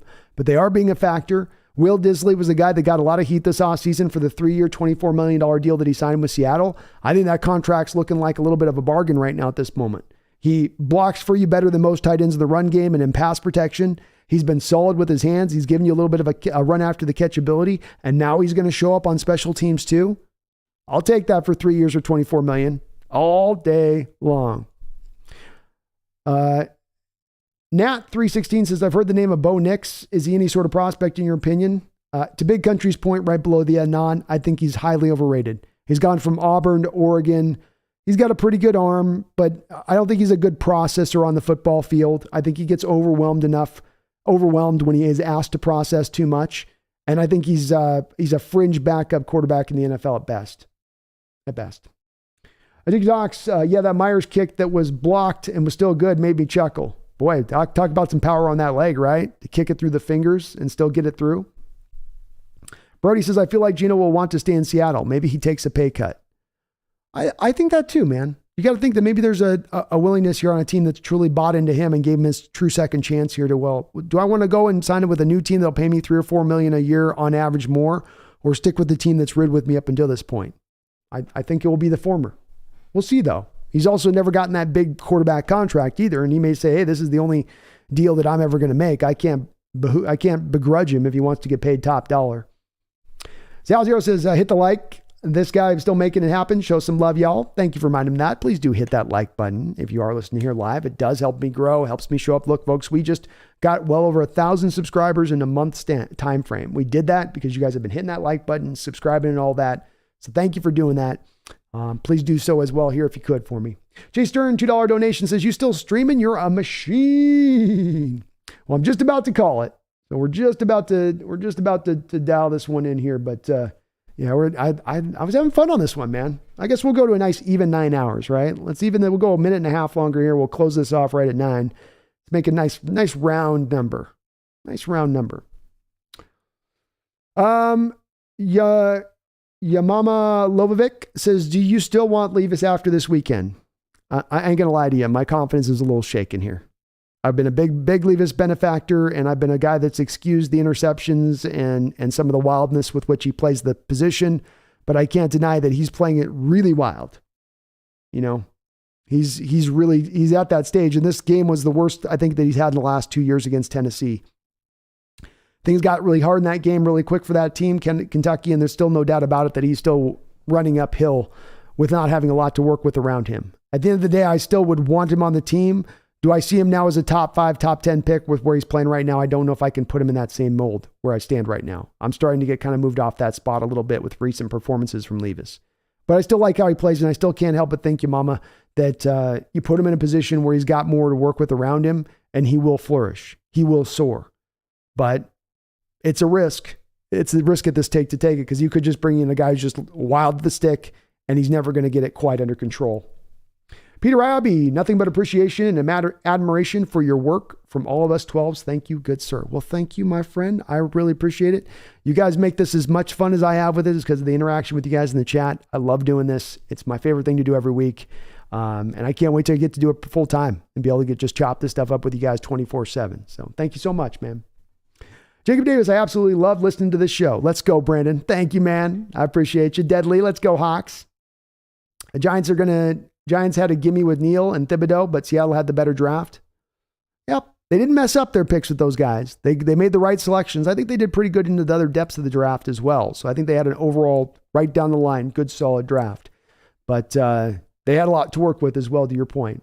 Addicted Ox, good show. Brandon, get some salmon for pumpkin and something yummy for yourself too. I will indeed. North Chad, you have a good night. DQ, you have a good night as well.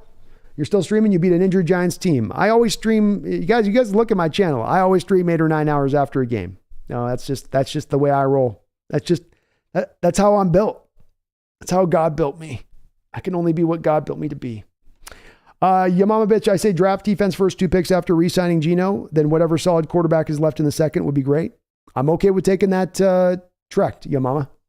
I'm okay with taking that Trekked. I am. I'm more in favor now after this week between the performance of the guys at the college level at the quarterback position. Some of them coming down to earth, not looking as quite clean prospects versus how Geno's looking. I'm now moving in favor of going, let's go with Geno. Let's ride with the Mr. Smith. Let's go that route. DQ laughing out loud. Hey, yeah, that's just how I roll, man. I love talking Hawks with my peoples. Love it. Well, all right. We're going to wrap it up on that note. 9 hours even. Nice little 9 hours. Nice round number there. We had another great show here today, but an even greater game. This team is coming along, and they're coming along in a big way. Defense starts out the worst in the league DVOA first 5 weeks. Now they're number one through the last 3 weeks. Offense remains consistent. Running game remains consistent. You are able every single week to put up points on just about anybody outside of maybe the 49er defense. And there aren't a lot of offenses putting points up on that defense. Feel good about this team and start to take your expectations for this team and move it up just a couple notches. Were you one of those rebuild folks? Were you one of those tank folks that I don't hear from anymore? Well, now we're going to throw all that away. All that talk goes in the trash, okay? Tomorrow's trash day. It goes out in the trash. We don't want to ever look at that again. We don't talk about tanking in Seattle.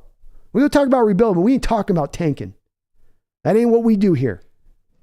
We got a model of winning here that's lasted 20 long years, 3 Super Bowls, 20 years. Probably should have a couple Super Bowl wins. You only got one. Let's not talk about that. Let's talk about this future. And the future of this team is now, right now. You're leading this division today, not tomorrow, not next year, right now. Trade deadline's on Tuesday. Schneider, go do something. You got money. You got draft picks. Let's go make something happen. Let's top this team off. Just like I said, it's like you're topping the tank off. They say, don't top the tank off, they said. Well, I want you to top this tank off. Let's fill her up because we got a long way to go left in this year. Long way to go. Story is not yet set. You got a muddled NFC. You got parity throughout the league. No true blue trendsetters out there, really. It's there for the taking right now. Let's go take it. Let's go get aggressive. Let's not set our sights low. Let's go today, right now. You got a Seahawks team that's the 3rd team right now in the NFC after 8 weeks.